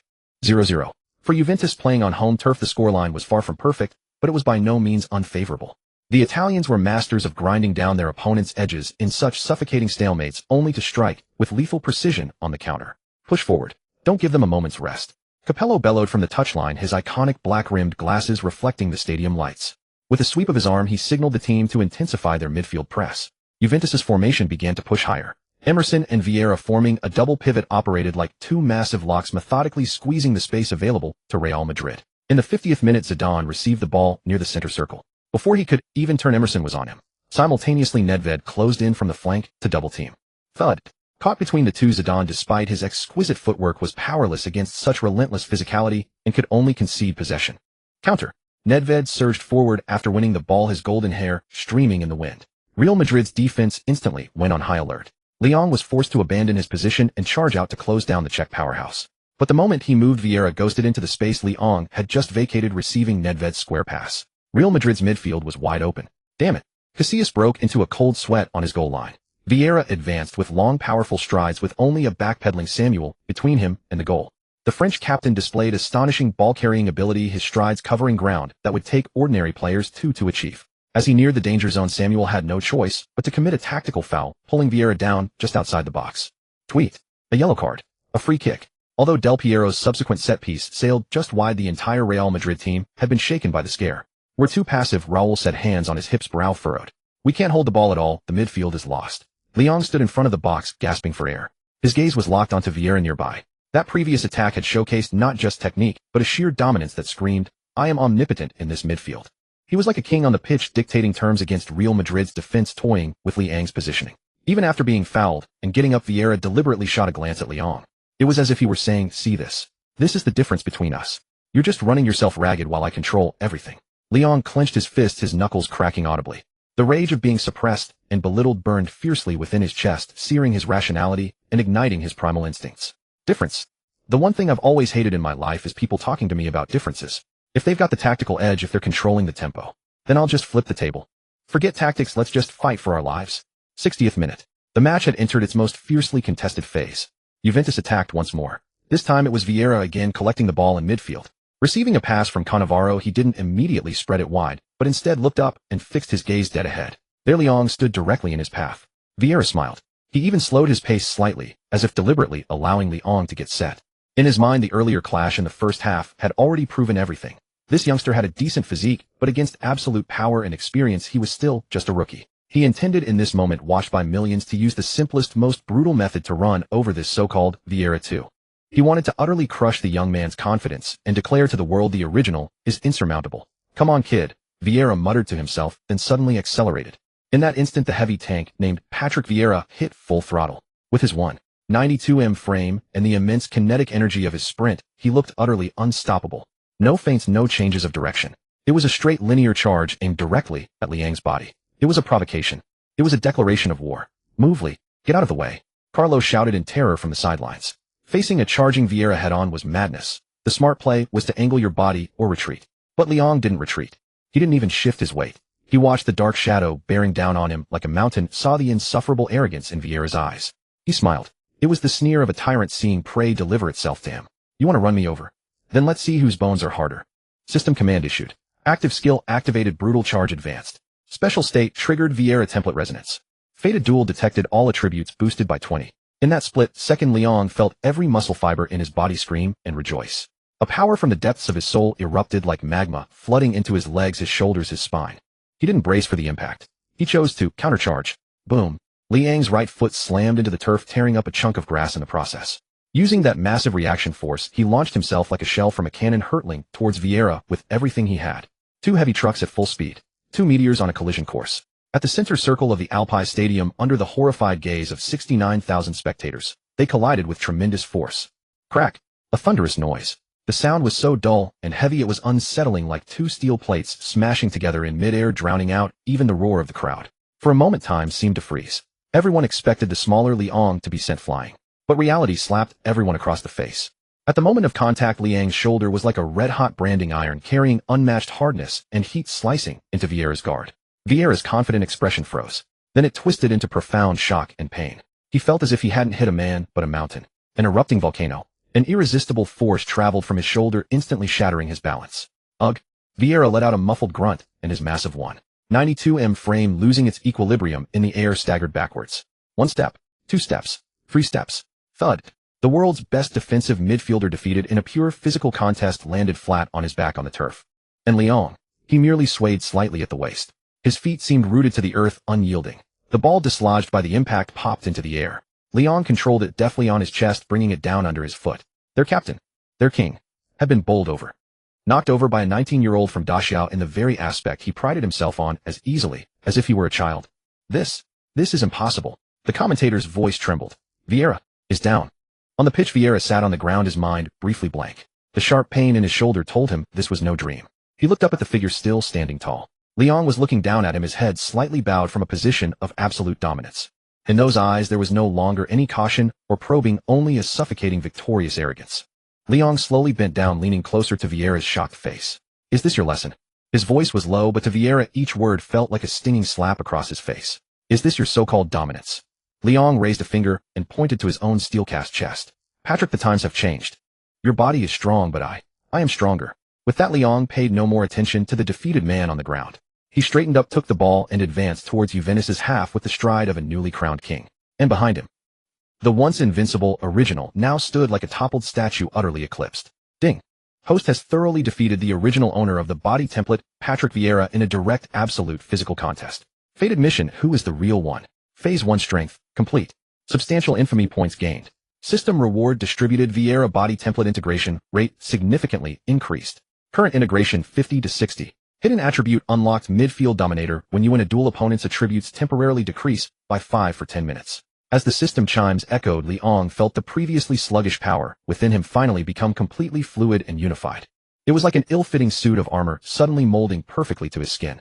Every movement, every burst of power became smooth, effortless, and perfectly controlled. He had grown stronger. By trampling over Vieira, he had become even stronger. Stop him! Someone stop him! Capello stormed out of his technical area, shouting at his panicked players. He could see it clearly. Vieira's fall wasn't just a loss of possession. It had blasted a massive breach in Juventus's psychological fortress of invincibility. Emerson scrambled to cover, and Cannavaro was on high alert. But the Liang of this moment was no longer just a defensive workhorse. Carrying the invincible momentum of having crushed the original with his surged physical attributes, this tyrant from Madrid had finally bared his sharpest fangs in the cold Turin night. The moment Vieira hit the ground, the temperature at the Stadio del Alpi seemed to plummet to freezing. The once arrogant French midfield anchor quickly scrambled back to his feet, seemingly unharmed, but the dazed bewilderment on his face spread through Juventus's defensive line like a plague. The invincible midfield barrier had developed a crack. Push up. Don't let them breathe. Carlo waved his arms from the sideline. This perpetually timid caretaker manager had also caught a whiff of opportunity.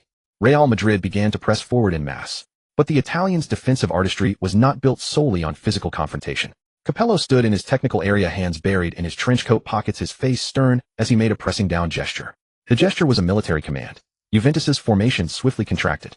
The double pivot midfield transformed into a flat three-man line. Camoranesi dropped back, Zambrotta tucked inside, and with their world-class backline, they erected a wall of size known as Catenaccio within 30 meters of their goal. 72nd minute. Zidane attempted to orchestrate something at the edge of the box.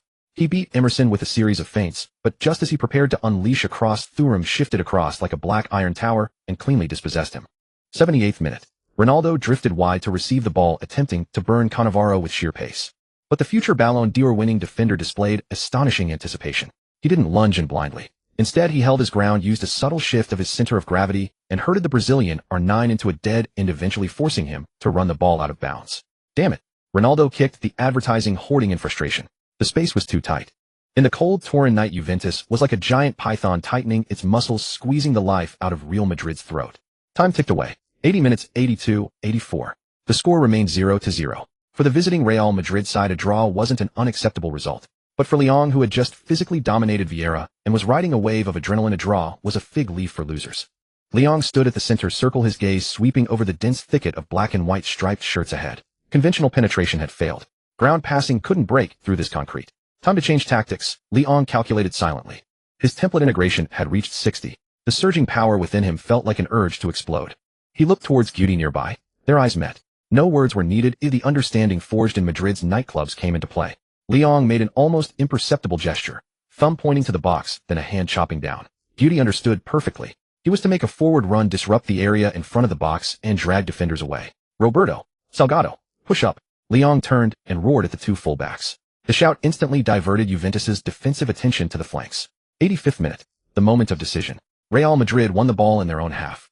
After a few passes, it found Liang's feet. He was a full 35 meters from goal. Juventus's defense remained organized in front of him. Vieira and Emerson, wary of Liang's strength, didn't dare rush in, but they held key positions, cutting off all passing lanes. Guti was surging forward, dragging Nedved away. Ronaldo and Raul prowled the box, occupying Cannavaro and Thuram. In the middle, a brief vacuum of space appeared, but the distance was too great. For most players, this wasn't just out of range, it wasn't even a threat zone. Buffon stood on his line, alert, but not positioned too far forward. In his career, few had ever threatened him from this distance. What's he going to do? Pass wide? The commentator remarked flatly as he watched Liang advance with the ball. Juventus's defense is too solid, Real Madrid will find it hard to. He stopped mid-sentence. On the pitch, Liang suddenly changed his dribbling rhythm. He didn't pass wide. He didn't continue forward.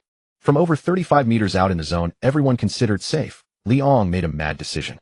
His left foot slammed into the turf with such force that the grass seemed to indent, bracing himself for the explosive kinetic energy about to be unleashed.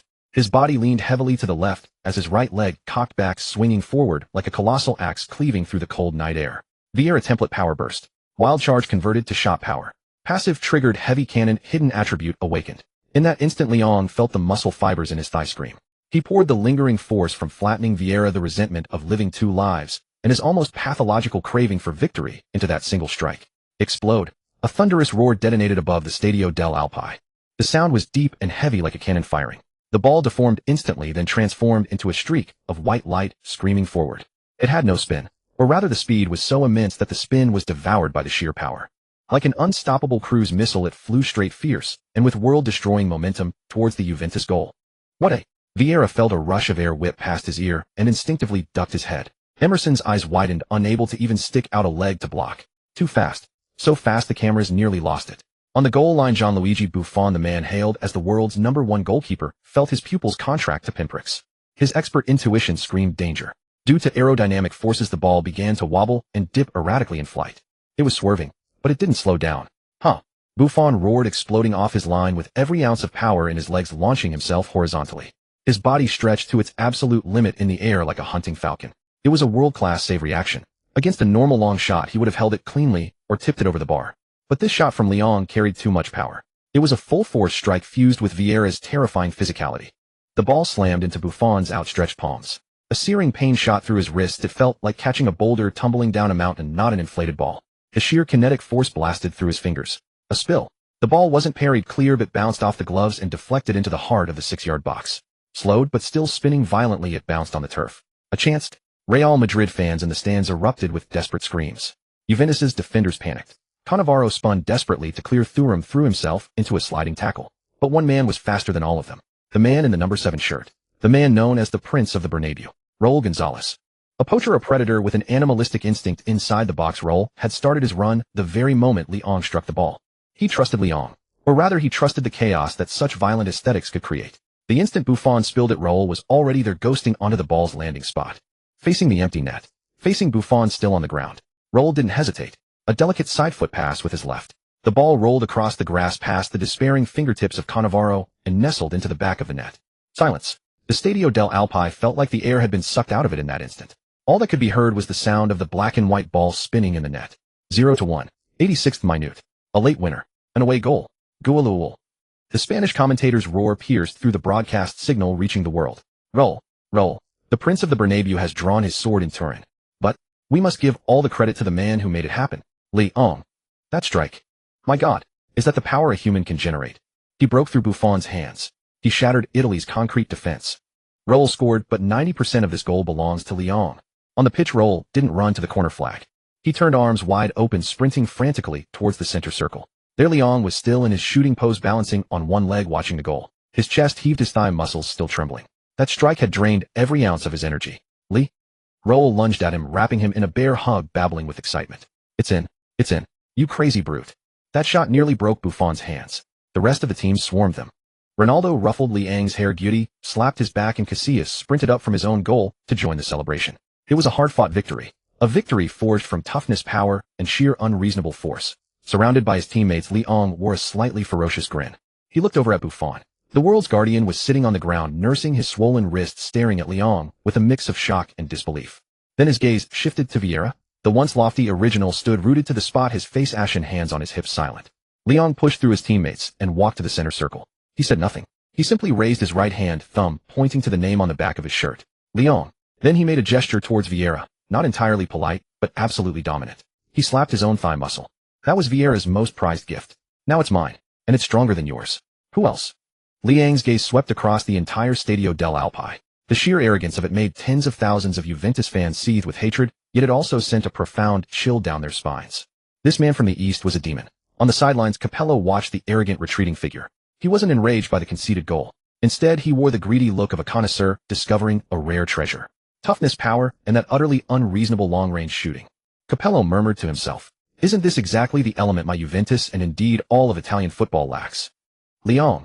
The iron-willed coach silently etched that name into his memory. If I ever leave Turin, I must take this blade with me. In the final minutes after the restart, Juventus tried to mount a comeback, but against Leong's suffocating midfield dominance, their attacks fizzled out one after another. The final whistle blew. 0-1. Real Madrid had secured a precious victory on the road, along with a priceless away goal. Leong stood on the turf, accepting a towel from a ball boy to wipe the sweat. Just then a tall figure blocked his path. It was Vieira. The French superstar had stripped off his shirt, the black and white jersey, still carrying his body heat and sweat. Swamp. Vieira's voice was low, devoid of the pre-match arrogance. Leong was taken aback for a moment, then broke into a smile. He pulled off his own number 24 jersey, tossed it over, then caught Vieira's shirt and slung it casually over his shoulder. "You win, kid." Vieira looked at Leong's physique, even more imposing than his own, his gaze complex. "That charge of yours and that shot. Truly formidable. You're more ruthless than I was at your age." It was recognition from the original. A passing of the torch. Ding.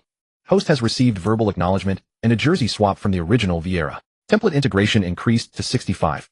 New trait acquired, midfield dominator basic. Your aura will now exert suppressive pressure on all opposing midfielders, reducing their technical execution stability by 5. Leong felt the power surge within him, once more watching Vieira's retreating back.